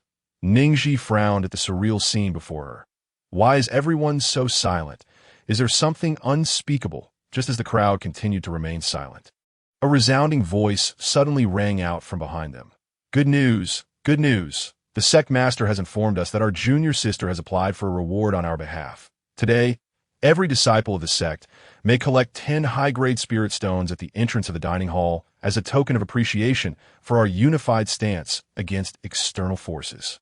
The moment the disciple delivering the news spoke, a wave of astonished exclamations resonated throughout the crowd. Countless rays of golden light surged into Ning Zhi's body. Ning Zhi exclaimed, Well, look at those eager for spirit stones. It was then that everyone realized, unbeknownst to them, a strand of golden light had also entered Ning Zhi's body. The atmosphere fell into a long-forgotten awkwardness. Ahem, junior sister, that wasn't our intention. Yes, I was merely caught off guard earlier. But now I truly admire you. Count me in. As Ning Zhi listened to their increasingly absurd remarks, she interrupted, I understand, but there is something else I wish to address. What is it, junior sister? Seeing their ears perked up, Ning Zhi spoke earnestly. In less than 20 days, we will be heading to the Celestial Nexus secret realm. I hope that we can unite as one. If we encounter anyone attempting to seize opportunities, we must fight if we can. And if we cannot, we must flee. We must not allow ourselves to be exploited by those with ill intentions. Given the events of today, many will have their eyes on us. No matter who among us encounters Feng Qingqing, the only course of action is to run. Gasps of disbelief filled the air as those who had witnessed the junior sister's overwhelming defeat of Feng Qingqing struggled to comprehend the implications of her words. If what the junior sister said were true, just how formidable must Feng Qingqing be, or what treasures might she possess? They had just begun to voice their questions when they realized that Ning Zhi had already vanished from sight. If what the junior sister claimed is indeed accurate, then Feng Qingqing must not be allowed to remain. How many among us can venture into the Celestial Nexus secret realm? This realm appeared over 2 decades ago and has been opened 4 times, with the first 3 allowing only those at the late Golden Core stage and those who have achieved Golden Core perfection. Now that some dangers within the realm have been mitigated, the last opening permitted Foundation establishment disciples to enter. Internal reports indicate that our sect has been allocated 200 spots, after accounting for the sect master and the personal disciples of various elders. There will be at least 180 spots available in a place where life and death hang in the balance. Why not unite and send Feng Qingqing to report to the King of Hell? If the junior sister knew that our plan to unite as one was for this purpose, she might. You can choose to participate or not. I never said I wouldn't go. Hearing of the sect's troubles, Chi Yu and Shan Yen returned to the sect in haste, intending to find their junior sister, only to overhear the discussions taking place as the crowd began to disperse. They turned and found themselves face to face with Qiyu, Shen Yan, and Junzi Qian, who approached from different directions, their gazes evasive and silent.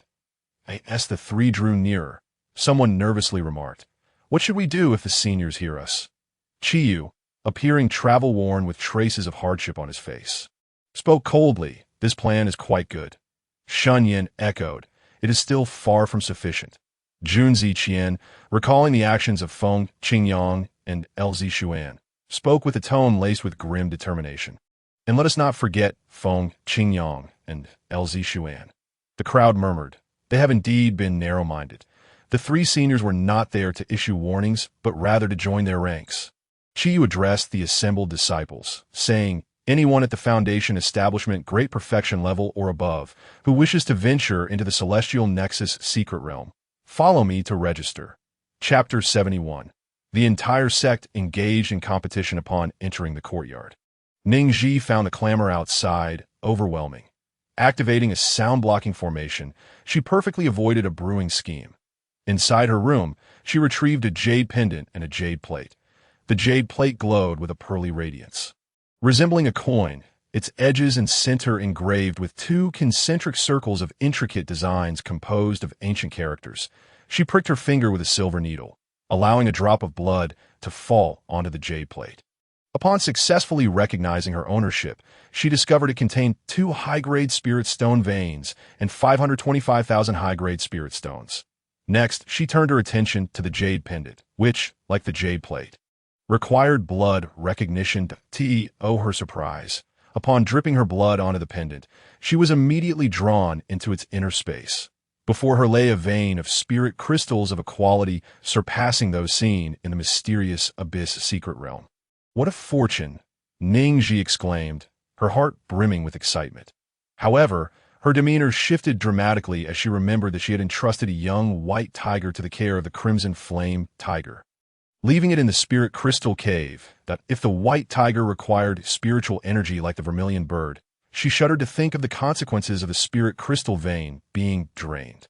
She quickly exited the jade pendant space and rushed into the mysterious Abyss secret realm, heading straight for the Spirit Crystal Cave. "Master!" Upon entering the cave, Ning Zhi was greeted by a fluffy, snow-white creature that collided into her arms. Looking down, she found the young white tiger she had just been thinking about. Its fur was as white as snow, soft and adorable, with round, sparkling eyes that gazed at her with curiosity. Ning Zhi observed the Spirit Crystal Cave, noting no changes from her last visit, and reflected, "Indeed, my own cub is well behaved, unlike the wild ones who are as unruly as bandits." The young white tiger blinked its large eyes. Filled with confusion, "Master, what do you mean by my own and wild?" Unsure if it was influenced by the bond of equality, Ning Zhi shared the story of the vermilion bird. Upon hearing this, the young white tiger puffed up in indignation, its tone becoming increasingly urgent. "I will not take anything belonging to you without your permission, Master. Rest assured, if I encounter that vermilion bird, I will avenge you and strip it of all its feathers." Ning Zhi, charmed by its earnest determination, couldn't help but coo, "You are simply adorable. I've already taken my revenge. You need not concern yourself with it. From tonight onward, stay by my side." The young white tiger, filled with joy, frolicked around. "I love my master the most." Meanwhile, in the main hall of the sect, the vermilion bird, trapped within a formation, suddenly sneezed. "Achoo! Who is thinking of me?" Yin Su, engrossed in handling sect affairs, was puzzled by the sneeze. Can the spirit body of the vermilion bird catch a cold? The following day, at the hour of the dragon, a series of explosions erupted from the sect's forbidden grounds, prompting the sect master and other elders to rush to the scene, only to find Ning's petite figure gleefully triggering various formations with unrestrained delight. Suyu hesitated before speaking. "Sect master," this Yin Su responded, "the ancestor is teaching her formations." However, they had not anticipated such a method of instruction. Upon hearing the sect master, the other elders finally noticed the ancestor seated atop the highest cliff of the forbidden grounds. Since it was the ancestor teaching Ning Zhi, they had nothing further to say and silently withdrew. Yin Su, watching Ning Zhi frolicking about in the forbidden grounds, could easily mistake her for someone playing with fireworks. He added 4 words beneath the 6 inscribed on the cliff, warning of death for trespassers. Ning Zhi is exempt. For the next 15 days, peculiar explosions emanated from the forbidden grounds at the hour of the dragon, continuing until noon. Aside from studying formations each morning, Ning Zhi managed her time as she pleased. Upon learning that the Crimson Flame Tiger was preparing to break through to the 8th tier and face the lightning tribulation, she provided it with a substantial supply of medicinal pills for emergencies. Additionally, she collected various poisonous herbs from the mountain of the flower-carving leopard in the mysterious abyss secret realm to plant in her medicinal field. With the sect protective formation still active, she could not venture outside to refine poison pills, so she needed to prepare the herbs in advance. As the other disciples observed Ning Zhi diligently studying formations at the hour of the dragon, they grew increasingly weary, completely unaware that she was actually managing to sleep for 4 hours or even more each day. 15 days later, the day arrived for their journey to the Celestial Nexus secret realm. The closest location to the Celestial Nexus secret realm required at least 3 days of travel from the sect to the heavenly city. It was Ning Zhi's first journey afar. Yin Su, feeling uneasy, summoned all 4 of his disciples to the main peak. Once we enter the Celestial Nexus secret realm, you must stay closely behind your 2 senior brothers. Not rush forward at the first sign of trouble. Understand? Yin Su earnestly conveyed this advice to Ning Zhi, while the other 3 disciples listened attentively. Had they not witnessed it with their own eyes, they would not have believed their master could be so talkative. It was well known that during their first expedition to the secret realm, the master had merely warned them not to die outside, as he had no time to collect their remains. This scene was truly perplexing. Ning Zhi nodded in assurance. Yes, master, I will stick close to my 2nd and 3rd senior brothers like a shadow. Qiyu, Shun Yin, and Jun Ziqian responded. Though the words may be rough, they bear wisdom. Yin Su was pleased with this outcome, but he produced 2 fist-sized pearls and placed them before Ning Zhi. It is good that you understand, since we didn't have the chance to test your soul power and constitution last time. We shall do so now, so I can rest easy. Upon hearing these words, Ning Zhi instinctively placed both hands upon the 2 orbs before her. Hiss! Yin Su furrowed his brow, pondering whether she was unaware that they were to be addressed one at a time. In the next instant, both orbs emitted a ghostly luminescence, one blue and the other white. The blue represented soul power, while the white signified physical constitution. The intensity of the blue light indicated the strength of the soul power. Currently, this blue orb was as deep and dark as the ocean. The white light denoted the innate holy body, with a brighter glow signifying greater fortune. As Ning Zhi beheld these 2 dazzling orbs, she noted the silence of her master, and even her 3 senior brothers, who offered not a single word.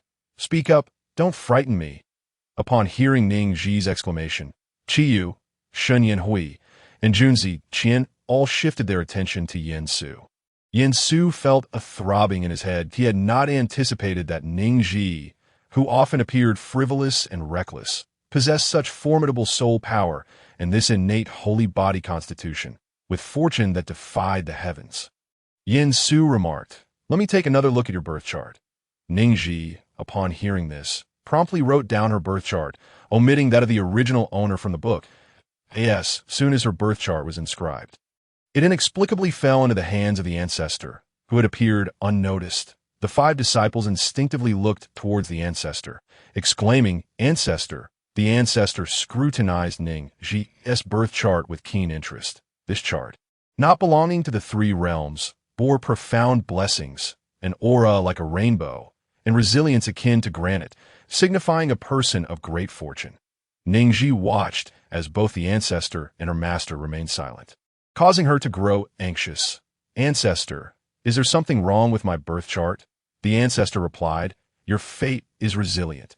Your chart written on paper can sever malevolent spirits. Within the same realm, a single strike can slay a ghostly cultivator." Upon hearing this, Ning Zhi's scalp tingled. Her previous conjectures were indeed true. Was she truly a genius? Chapter 72. Departure to the Heavenly Pivot's secret realm after the ancestor and Yin Su communicated through sound transmission. They collectively decided not to disclose her status as an innate holy body to her, to prevent her from feeling pressured. Qiyu, Shun Yin Hui, and Junzi Qian, aware of Ning Zhi's innate holy body, also chose to remain silent, fearing it might lead to her arrogance. Ning Zhi, having exited the main peak, sensed that each of them bore an odd expression. "Senior brothers, do you not have anything to say to me?" Junzi Qian, recalling the earlier scene, blurted out, "Little junior sister, once we arrive at the heavenly pivot's secret realm, you must protect me." Ning Zhi, Qiyu, Shunyan Hui, what about your face? Did it not grow, or have you decided to forego it? With Junzi Qian's diversion, Ning Zhi abandoned her intent to continue questioning. When they gathered outside the sectess in trance, 2 elder cultivators of the transformation stage and 3 elders of the nascent soul stage were organizing the disciples onto the flying vessels. From a distance, Ning Zhi spotted 3 flying vessels stationed at the sect's entrance. As she approached, she noticed a medium-sized flying vessel nearby. In front of the flying vessels, a group of people was gathered, chattering animatedly. Upon closer inspection, she discerned someone among the crowd who was not wearing the sect's disciple robe, a long robe in azure pine color, a jade bone sword at their side, hair bound with a crown, and words that seemed to be worth their weight in gold out of course, and no need for further words. Ning Zhi, upon recognizing the person's face, could not restrain herself from bursting into laughter. "Ha! Ha!" The 3 senior brothers trailing behind Ning Zhi looked at her with puzzled expressions at her inexplicable laughter. The other individuals in the group also shifted their attention towards her, at which point Junzi Qian finally recognized who stood among them. In disbelief, he uttered the name of the individual. "Xiao Chongsheng?" Was his attire precisely what Ning Zhi had suggested he wear back at the main peak's side hall? Hearing Ning Zhi's familiar laughter, Xiao Chongsheng, who was presently being complimented by fellow disciples, instantly reverted to his former self. "Ning Zhi, what are you laughing at?" Ning Zhi shrugged her hands. "Am I laughing?" Those present who heard her laughter were left speechless, noting her newfound talent for fabricating lies. Xiao Chongsheng, fuming, approached Ning Zhi. "I say, you have." Ning Zhi interrupted before he could finish. "Your outfit looks quite appealing. Keep up the good work." With that, she turned and walked towards the 3 flying vessels. Hearing her compliment, Xiao Chongsheng could not suppress the smile spreading across his face. "I think so too. Why don't you all board my vessel? It just so happens to be empty." Junzi Qian stepped between Ning Zhi and Xiao Chongsheng, addressing the latter. "That's been declined." After saying this, Junzi Qian led Ning Zhi to a nearby open area, producing a medium-sized flying vessel from his storage ring. The elder, maintaining order from a distance, observed these direct disciples, one after another producing their own vessels, and could not help but exclaim, "What wasteful spending!" Had it not been for Xiao Chongsheng's actions in the past, it would have been fine, but thankfully, this time the other direct disciples of the elders did not come, or else there would have been no telling how many flying vessels would be present. This time, the Longqing sect would undoubtedly suffer significant losses in compensation. Once they arrived, they would dispatch their vessels to dazzle the Longqing sect's disciples. The other elders nodded in agreement. Once all the disciples boarded the flying vessels, they set off without delay. The journey was long, and before they knew it, 3 days had passed. To this moment, outside the gates of Tianqing, disciples from various sects were arriving in succession. Ning Zhi stood at the front of the flying vessel, gazing at the throng of sword-riding individuals across from her. Such a frugal travel method could only belong to the Longqing sect. Upon closer inspection, she recognized 4 familiar figures descending to the ground. Ning Zhi initially thought her eyes were deceiving her and called out to her 3 senior brothers. "Look quickly. Aren't they the direct disciples of Yangchun?" Qiyu, Shunyan Hui, and Junzi Qian followed her gaze. They spotted He Chao, Feng Qingyang, Lu Zixuan, and Feng Qingcheng. Shunyan Hui confirmed, "It is indeed them." "Damn." Ning Zhi emitted her first exclamation of the day. In the original story, Feng Qingcheng had witnessed the great inheritance while being confined for the first time on the cliff wall. It was no wonder she would see them here. Everything added up. Qiyu inquired with concern, "Little junior sister, are you all right?" Ning Zhi candidly replied, "I was nearly infuriated." Upon hearing this, Shunyan Hui seemed to grasp something. He explained, after being confined, Feng Qingcheng discovered the great inheritance that same night in the confinement valley, and they requested a quota to enter the Heavenly Pivot's secret realm from the sect. Upon hearing this outcome, Ning Zhi let out a sharp exclamation. Damn! Why didn't Tiu tell me? Had they informed her, she could have prepared sooner to deal with Feng Qingcheng. They were to rest for a day in Tiancheng before proceeding to the Heavenly Pivot's secret realm the day after. If she intended to prepare something against Feng Qingcheng, she would have no time to spare. Jun Ziqian remarked, "Isn't it, because you've been so busy studying formations?" Ning Zhi. In truth, she had not been solely focused on studying formations. Observing Ning Zhi's displeased expression, Xinyan Hui consoled her, "Don't worry, little junior sister, we will protect you." Ning Zhi nodded, as the Longqing sect elders observed the 3 large flying vessels of the Wanyue sect. Along with 2 medium-sized vessels, they could not help but feel a twinge of envy. Even the other disciples of the Longqing sect gritted their teeth at the sight. Feng Qingcheng, spotting Ning Zhi surrounded by her 3 senior brothers, felt her anger intensify. Clenching her fists, she seethed within, cursing, "Damn Ning Zhi." Observing her demeanor, a Longqing sect disciple scorned, "How dare she glare at others?" Indeed, if it weren't for her, their sect would not have suffered losses to the Wanyue sect. And now the Wanyue sect as disciples would not be so emboldened. Although Ning Zhi was fostered by the Feng family, she and Feng Qingcheng had grown up under the same guardianship, and it was unclear why one could bring benefits to the sect, while the other only seemed to harm its interests. Feng Qingcheng felt wronged upon hearing the insults directed at her. Turning around, she found that her 3 senior brothers had distanced themselves from her by 5 meters. The other disciples of the Longqing sect regarded her with the same disdain one reserved for filth. Feng Qingcheng's fingers dug into her palm, her expression darkening. "Damn it! All this honor should have belonged to me. It's all Ning Zhi's fault."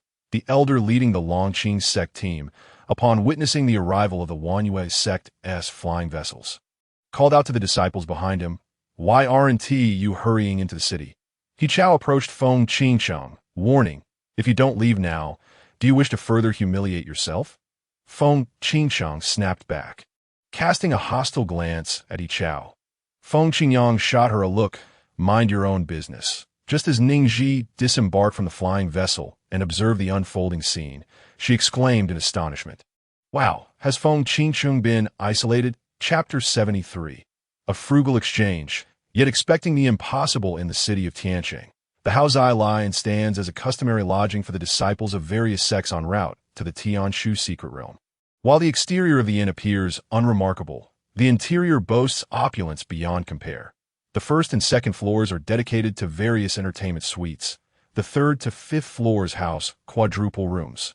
The 6th to 10th floors are comprised of double rooms, and above the 10th floor are single accommodations, each equipped with a spirit-gathering array, making them highly favored by sect disciples and scions of noble families. At this moment, Feng Qingcheng was engaged in the check-in process. Room 505 on the 5th floor, a quadruple chamber. The young attendant, upon completing the registration, handed a key to Feng Qingcheng and called out for the next guest. Feng Qingcheng stared at the key in astonishment. A quadruple room. How could she possibly be assigned to such a space? Noticing the discomfort etched on her face, the attendant, with a veneer of politeness that belied a lack of respect, reiterated, "Indeed, it is a quadruple room. Kindly take your key and step aside for the next guest." Feng Qingcheng felt momentarily stifled by the attendant's seemingly courteous yet distinctly disrespectful remarks. Had there been a mistake? The attendant scrutinized Feng Qingcheng, confirming her attire as that of a disciple from the Chongqing sect, and recognized her as a direct disciple of the esteemed Yang Chunxin.